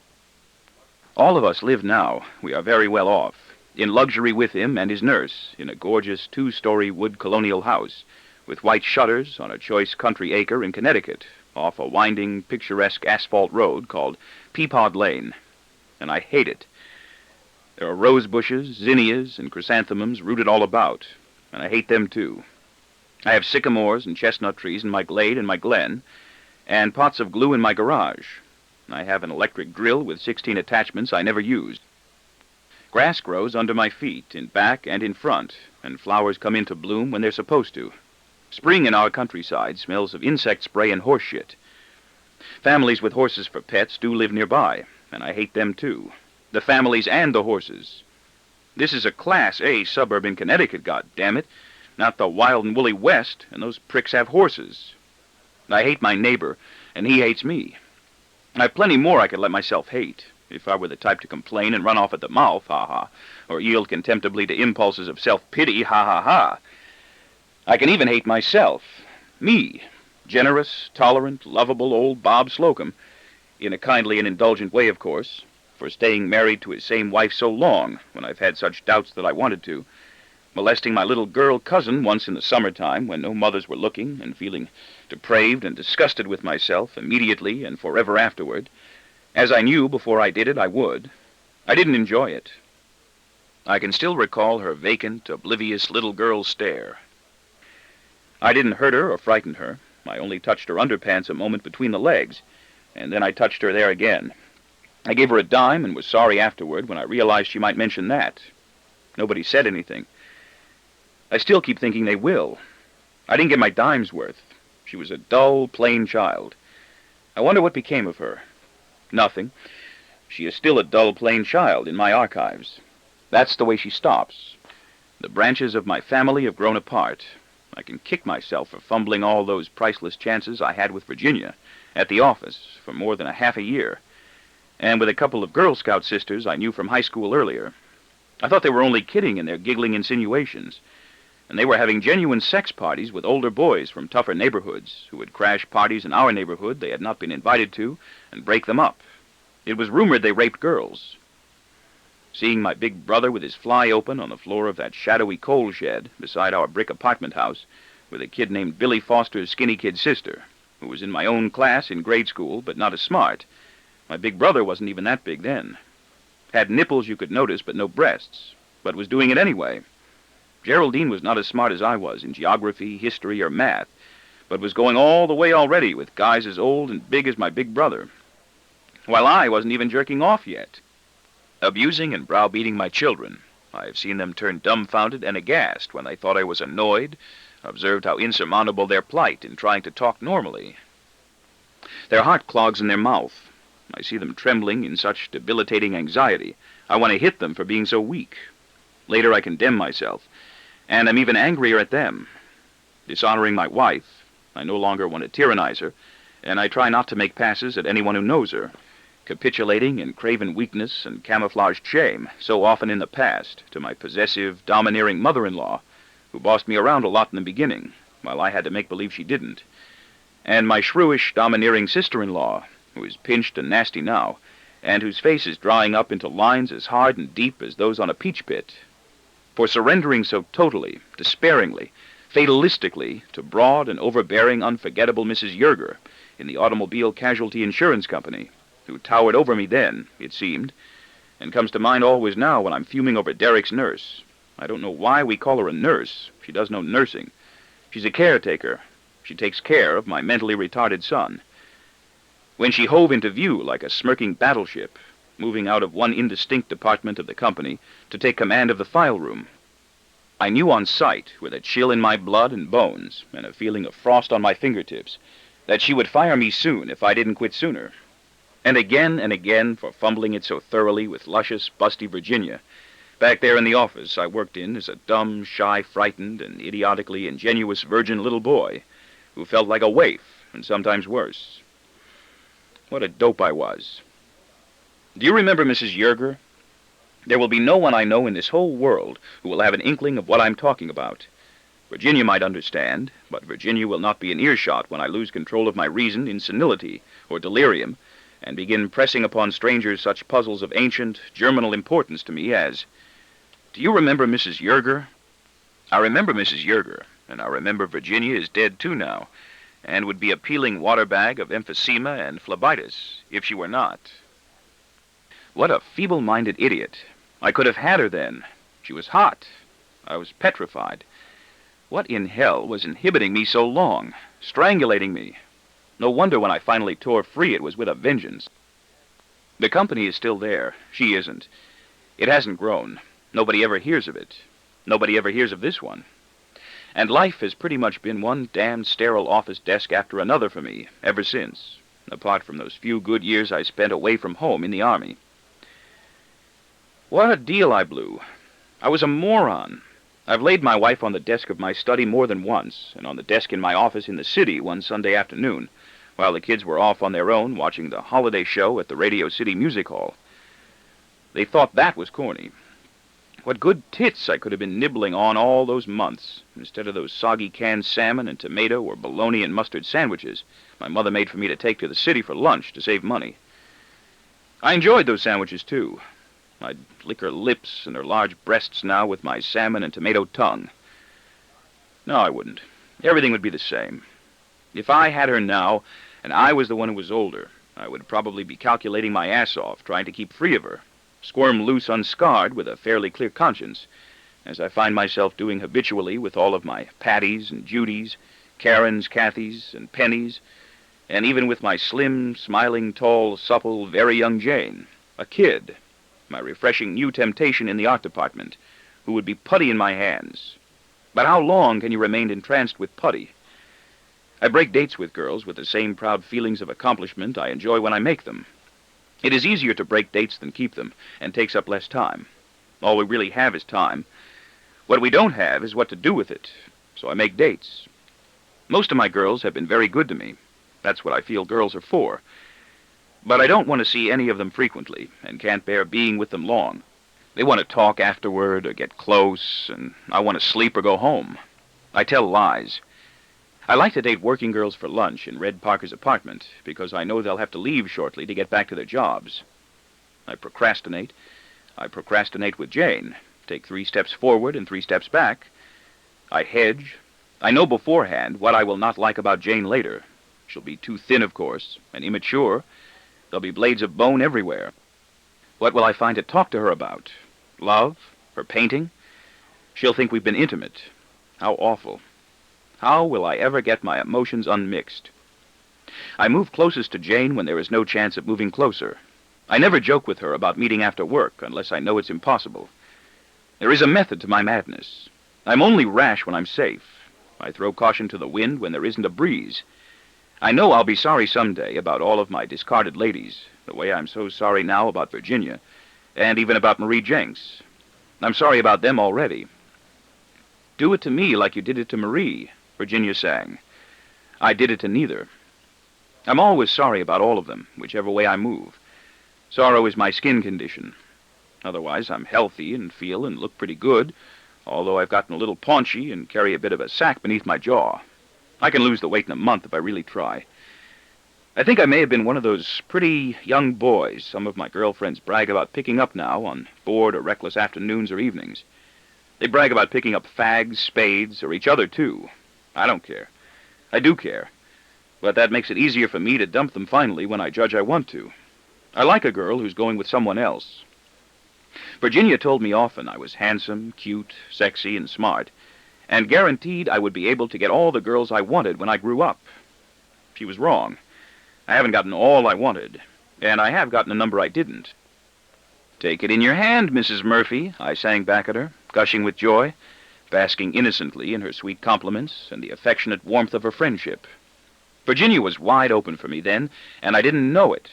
Virginia was wide open for me, and I did know it. That's probably the reason I always shrank back from her in such solemn ineptitude, whenever she seemed to be sweeping me past a point I felt able to go. As soon as I realized I could do whatever I wanted with Virginia, I lost my power to do anything at all. I could not say what was necessary. It came down to a matter of words, and I could not speak the right ones. I would lose my power of speech, as I lost it with Mrs. Yerger. I never once believed I could say anything that would make Mrs. Yerger smile. And as my children, I think, and my wife, lose it with me. I don't know why it hit me that way. Kids today are doing it all over town with other girls and women, if you can believe the kids or believe the older women. Truthful girls boast about seducing pretty or grimy young boys on summer weekends in places like Martha's Vineyard or Fire Island. It's Arabs, Greeks, and Slavs on vacations in Europe, or picking them up on city streets afternoons when they have nothing to do. They are sexually liberated, they say. They have no compunctions, they claim. They are slaves to no social or psychological restrictions. Anything goes. Then why are they anxious, hysterical, tense, and dejected? They're lonely. They have nothing to do. I have nothing to do, my boy says. I wish I had something to do, my daughter says. Can you think of something to do, my wife says. Isn't there anyone we can go see? Sundays are deadly. Spare time is ruinous.